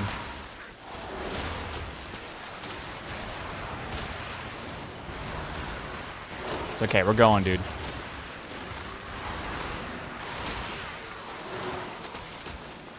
Listen, I don't gotta do nothing as long as I don't die. Oh my god, I might die. Jesus.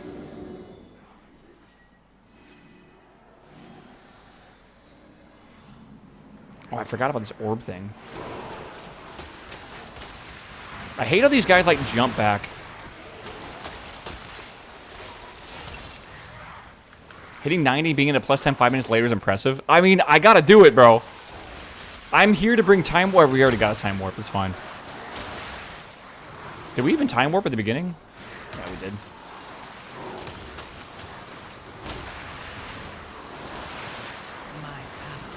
I'm just trying to make sure that, like, I don't die. Oh my god, like that. What the fuck is hitting me? You've recently triggered emergency failsafe and cannot benefit from it again. What does that even mean? What is that debuff from? Did he forget to talk to the NPC? I think I did. I'll get him, don't worry. I'll get him, you guys just keep DPSing. This is my job. Alright, good job. Good call on that one, by the way. Holy shit, Kizu. Someone pet that guy. Okay, we're good, we're good.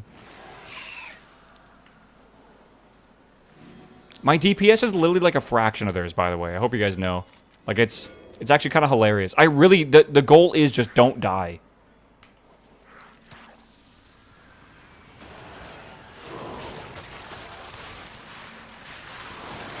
Ah! Help! Help! It's okay. I have a cookie. I'm fine. If I need to eat. Just don't die. Gets grabbed by bird. We want to kill this lich, I believe. That's like the main target here. Oh shit. All right. It's all right. We'll barrier. We'll barrier. Or ice barrier, whatever it's called. Okay. Where's your ice block? I don't need it. It's not my one button rotation. I don't know if I need it, man. Okay, hold on, hold on. Let me talk to this guy. Okay, we got him. We're good. Owie. Oh, shit. These Proto-Drake guys, I think, are the bad ones. Netherburst is pretty bad, too. Oh, fuck.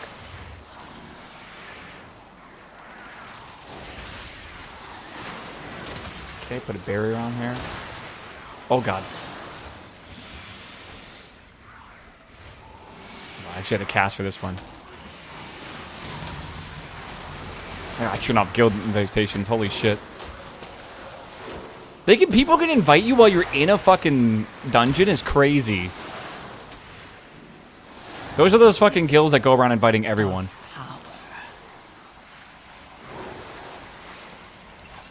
Alright. Did I miss someone? No, not yet.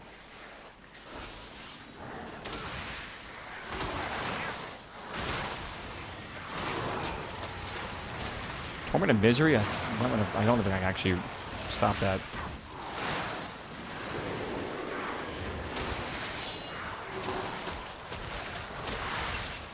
How much you guys want to bet that I die during the Ick fight?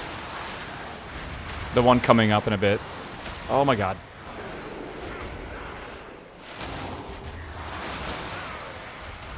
I just realized that Pit is actually a pretty despair dungeon for me. Because, like the random damage that just happens all the time. I got it. Hunts, you keep going, brother. I got it. Okay, never mind. That's my only job to feel useful. I'm blubbed up here just trying to free some laborers, man. Just don't join. I mean, if I die, I die. Whatever. Doesn't matter. Like, we're definitely timing this key. There's no way we don't time this key. He says not knowing the next 10 minutes is going to bring him pain and despair. Oh, God. Even if you don't time the key, you still get the vault credit, right?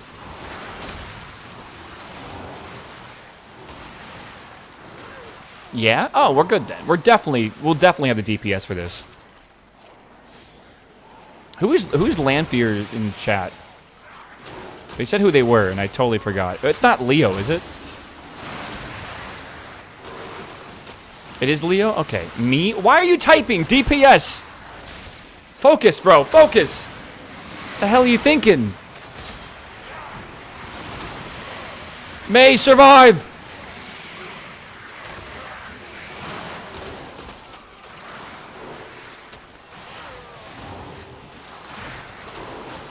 Oh, shit.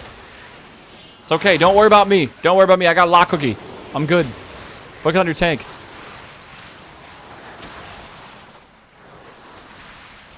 He's probably shitting on you. I brought him here to shit on me. This is what we call the Giga Carry. The 173 eye level M10 is fucking hilarious, dude. Okay, this one's gonna hurt a little bit. I'm not gonna lie. Okay, we blink. It's the wrong spot for that, but okay. I would hide the DPS meter. No, I want you guys to see how awesome this is.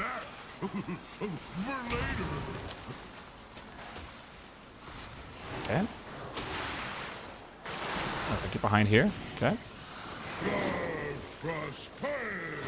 What's max eye level right now? No one's there, but I guess 289 would be max. That would be a max level myth in every spot. People pay 100k for this. They do. All I gotta do is smile and wave.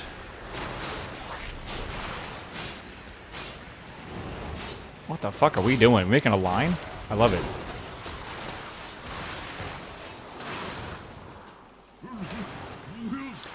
We are currently an hour and 30 minutes until the launch of Diablo 4, but I will say that it's technically 2 hours because we have to wait for the servers to go up anyways for the what do you call it? The season. The seasonal servers stuff will start a half an hour after the actual servers go live. I have no build planned. I am going off vibes, but I'll be playing a Legion. I don't even know where to put this, man. Sure, why not? Right here and right there. I'm playing a Legion Warlock.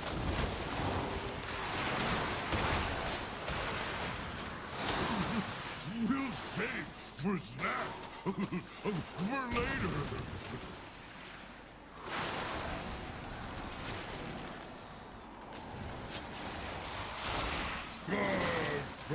Pally vibe time? Hell yeah. What specific type of Pally build are you going to go? Because I would like to make a Pally at some point as well. I want to make like a hammered in kind of thing. Because I've always wanted to make one. Oh, shit. Strongest survive. Was not paying attention there. It's okay. This is perfect. I should have died earlier anyways. I'm not even doing DPS. I need to order food. Okay.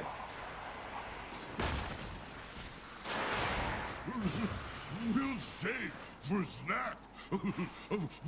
Fuck, I don't have much time. Build my own pizza.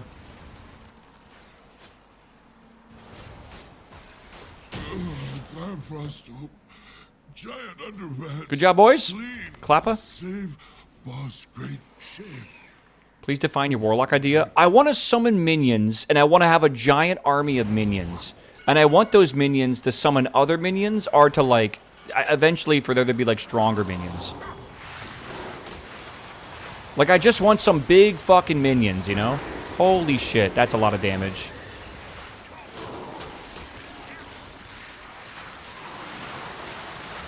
Have D4 minions ever been made smarter? You're thinking of, like, Necro, though. Because they used to be shit. You sure you're not thinking of PoE? No, maybe they have been shit. I don't know. But for sure, I really want to play a minion summoning build. And if that does not work well, I will probably... Why can't I... Brother, he doesn't want to... There you go. If that does not work well, I will probably do, like, the shadow... What's it called? The Mastermind, I think is what it's called. Dude, holy shit. That guy was so BM out of left field. Okay, while I'm hitting one over and over again, chat, I'm ordering a pepperoni... pepperoni and an onion pizza. You guys want anything?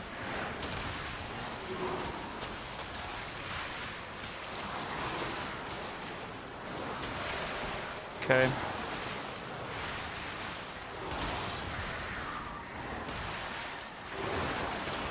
Garlic bread? I don't think I need garlic bread, man. That does sound pretty good, though. They got, like, that cheesy bread, you know? Mm.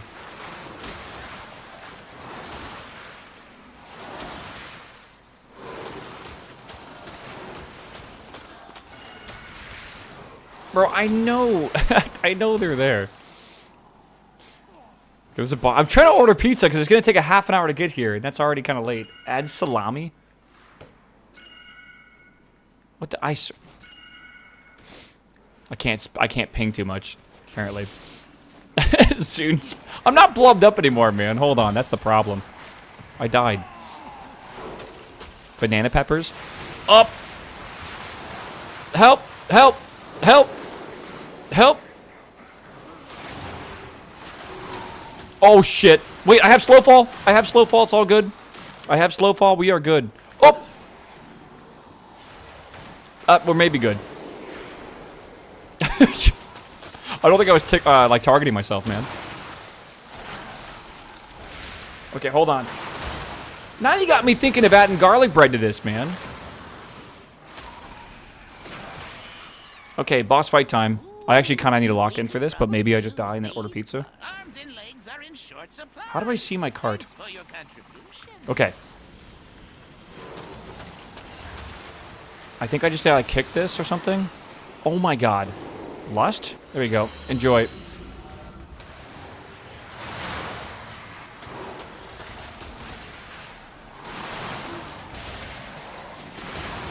My power is trans. This I'm telling you, man, this fucking boss is awful.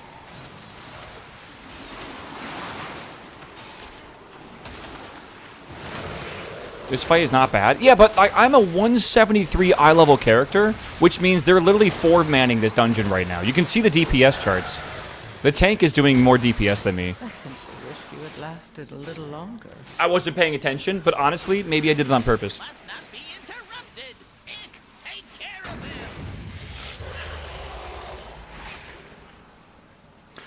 Are the sandwiches from Domino's good? Like, I feel like they're probably not. Yeah, I feel like they're not. They make, like, pastas as well, but, like, I don't know, man. Again, I'm ordering delivery. I feel bad about ordering delivery for, like, $12 a pizza, right? I feel like I should order at least 20 bucks a pizza. So I'm just thinking, like, what else can I add to this that I can eat later? I get the chicken parm. Is it good, Robert? Their bread bowls slap, though. Bread bowls with what? Like soup? I'm going to order some pepperoni bread. How about that? With some garlic spread on top of it. Some garlic butter.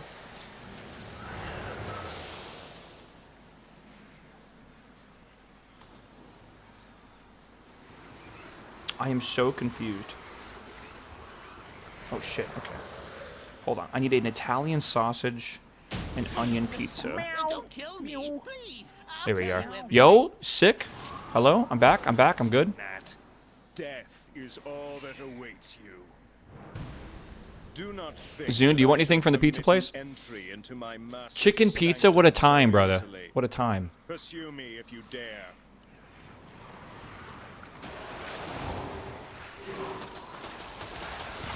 As long as you understand the pasta is from a non-Italian pizza place, the pasta's fine. I don't think anyone is ordering Domino's thinking they're getting anything Italian, brother. Can I say a real sentence? I think American pizza, like New York style pizza or Chicago pizza or whatever, right? I think it is equally as good as authentic Italian pizza, but it is different. It's a different type of pizza. But I fucking love, like, an authentic, you know, margarita pizza, like a Napoleon or whatever it is, style margarita pizza. Right? I went to Italy. I ate them for 2 weeks straight. They were great. But I love me a thin slice of New York, man. For like $1. I love me. Well, I agree. I think deep dish is more of a pie. Like a deep dish pizza, legitimately, I think it's got all the essence of a pie. It's got the crust, it's got the filling and everything, you know? It's a pizza pie, you know? It's a casserole? No, it's not a casserole.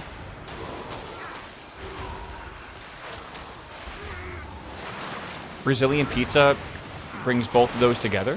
What does that mean?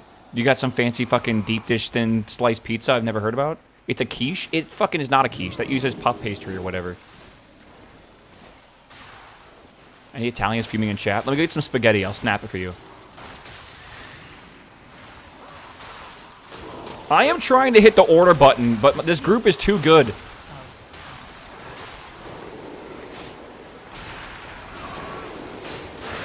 Whee!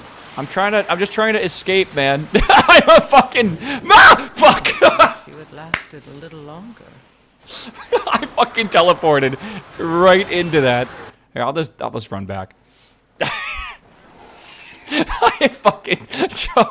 Dude, I can't get over how fucking fun it is to be in this dungeon at 173 eye level. Holy shit. Oh, man. I cannot handle a one-button class. Hey, I got 2 buttons. I got a time warp as well, brother. And unironically, when I hit another button, which is my shimmer button, that's when I died. So, big surprise. Floor POV. Listen, man. Here we go. Dude, they're trolling. I'm coming! I'm coming! Hold on! Heroes, to me! Okay. Go to checkout. Intruders have entered the master's Intruders. They've entered the Colosseum. What is he saying? I love the voice inflection that you use for that. Leviosa. Is Nex in Lost Ark POV? What do you mean, bro? Oh, just dying and running back to the group? Ah, that's valid. I shall not fail the Lich King. Come and meet your end. Get a +2. This with 10. Oh god, what the fuck is going on with my health? I got this. Don't worry. No, get the fuck away. This is mine.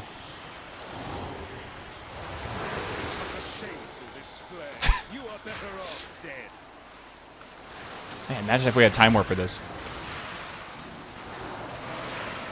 I got my TFM cause cleared. Oh my god, I'm gonna die reading chat. It's all good, bro. It's all good. No worries. Those orbs look scary. This is the most free carry. I owe Zune like a fucking, like a nice... I'll bring him a charcuterie board for his house. I'm doing DPS, man. I'm doing something. I'm gonna re-gift you a charcuterie board that Shep gave me.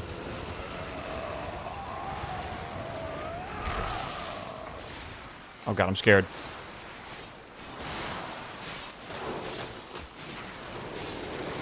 That's fucked up. Is it? It's just giving the love back, man. It's for... Oh, God.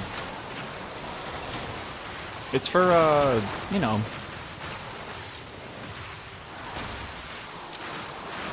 Just shows you how much I love it. I love the gift so much, but I love this carry just as much that I'm willing to re-gift it. I got some cheese in my my fridge that I'm excited to eat at some point tonight. Dude, unironically, I need to hit this order button. Oh god. Heal? Okay, we're good, we're good.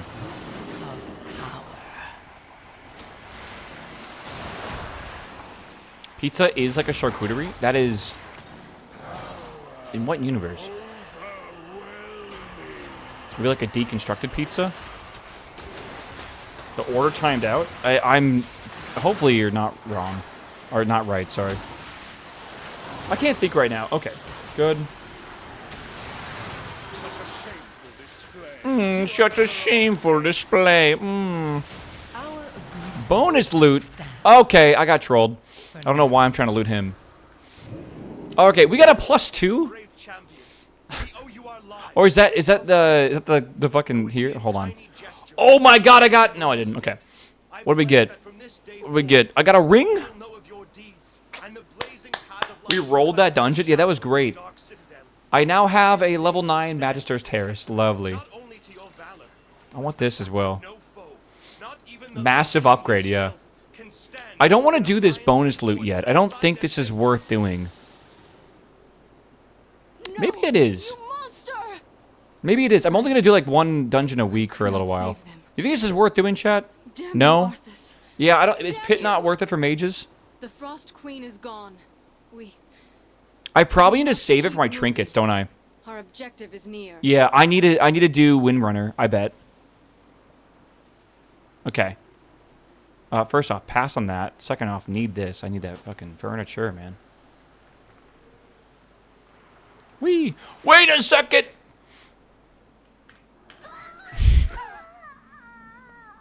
I hope you know, that death cost him, like, probably, like, 200 gold. At max level, when you take, like, the 15% damage from dying, it is a lot of money to repair. Alright, GG. Oh, man, you can blink that? I was trying to use my, thingy. Hold on, Zune. Hold on, I have a thing. Portal? Oh, never mind. I gotta go buy the right portal. Good luck. I almost fucking remembered. 88 was a level I needed.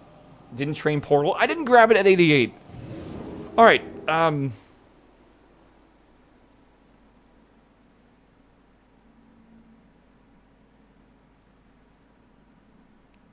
delivery, 15 minutes.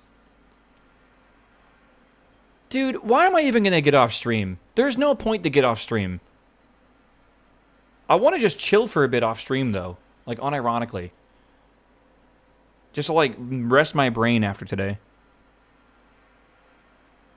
Tip. What's a good tip? What if I tip 670? Yeah, we'll do that. 24%. All right. 690? No, dude. It's okay. That's good.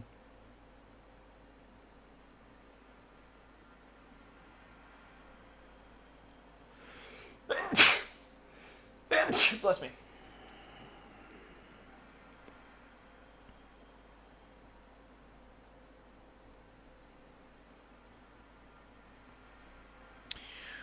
Oh my god, I should have cast more Chain Lightnings to see if I could out DPS Waffle. You probably could have, man. I'm actually surprised you didn't. Okay. I got a little addicted to KSP, and we were yapping too much, and I was having too much fun. And I fucked up the time I was supposed to switch over. And I was supposed to switch over to WoW at like 1 or 2, and I switched over at like fucking like 2:30 or 2:40. And then it took a little bit longer for me to actually get to, what's it called? To level 90, because I didn't, like, plan properly. Alright, I got an upgrade here, though. Look at this shit. Meow. My first piece of hero gear. Meow. Okay, so, realistically, right, if I go to my vault on this character, because, again, reset day is tomorrow, I think I don't need to do anything else on this character for the week. Right? Or do I? Is there... Oh, I gotta do my Spark of... whatever it's called. The Spark of Radiance. So I can do a craft. And for that, I gotta do 3 world quests. And that's basically it, right? Is there any other weekly quest I really absolutely need to get done? World Quest Week? Yeah. I made that my Shrouded Time. Oh, I gotta turn this in too. That's in Stormwind? Okay. I could get a Timely Good bag or whatever. And then this. I didn't do this one complete. How did I not do that one? Maybe it's at level 80. Champion would be kind of nice though for that. Where's the thing for this? Am I dumb?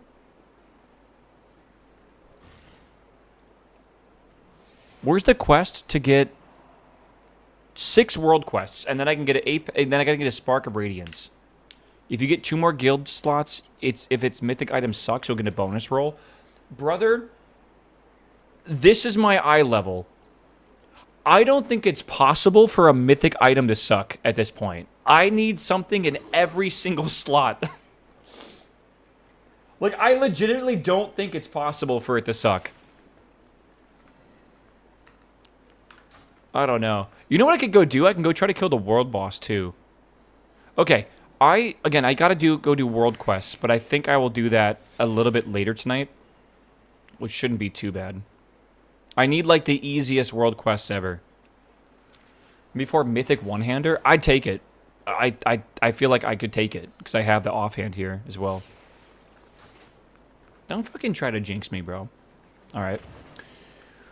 We'll see. Okay. Chat, you guys have been amazing, by the way. Thanks for helping me level up to 90 and get all that shit done. That was actually kind of nuts. I can't believe we did that so fast. Do any world quest that has a helm. That 71 is ridiculous. Yeah, I'm going to go search around and do all that, but there is absolutely no rush for me to do it now. What I'm thinking of is what do I need to do absolutely right now for my weekly reset to be as optimized as possible. At least to the point where I'm actually not losing something huge. Losing a vault slot is pretty big, right? Because that's actually time-gated, right? So that'll be fine. Grab champion items from Renown? No, that's not what I mean. I can do all that later. Like, when I'm not in a rush to do a bunch of different things. Like, we have to do Diablo 4 all night tonight. I'd rather do that than play WoW. I have my main character all the way done. I think Vault 8 really is the only thing, and I also think Spark of Radiance, but is there a catch-up mechanic on Spark of Radiance? I thought there was. Maybe I'm, like, misremembering it, but I swear someone said you could catch up on these. There is a catch-up mechanic. Where do you get them from? If you fall behind of these weekly quests, completing other max-level content such as Delves, Mythic Plus, Raids, Instance PvP, and some outdoor events will help you catch up. Oh. Okay, cool.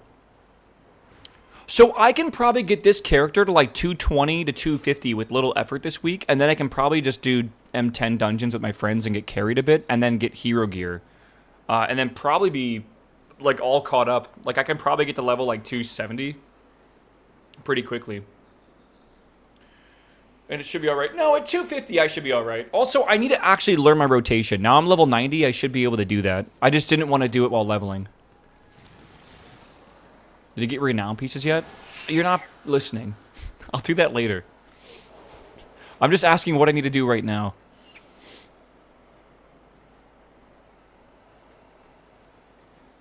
I'm taller than him, bro. I feel like my my Mechanome. I gotta figure out the what's it called? I need to figure out like a transmog.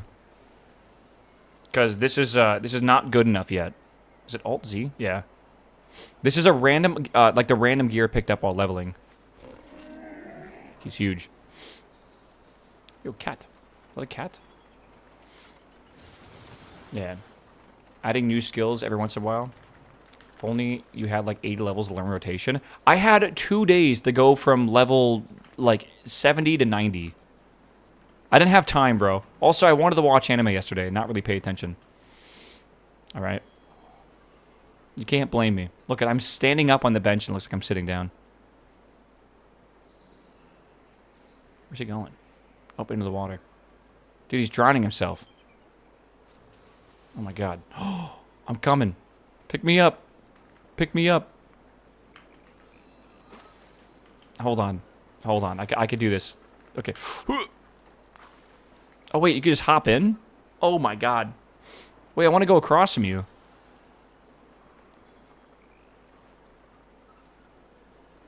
Oh my god, it's so beautiful, dude. How romantic. The door. Was this from the Valentine's event?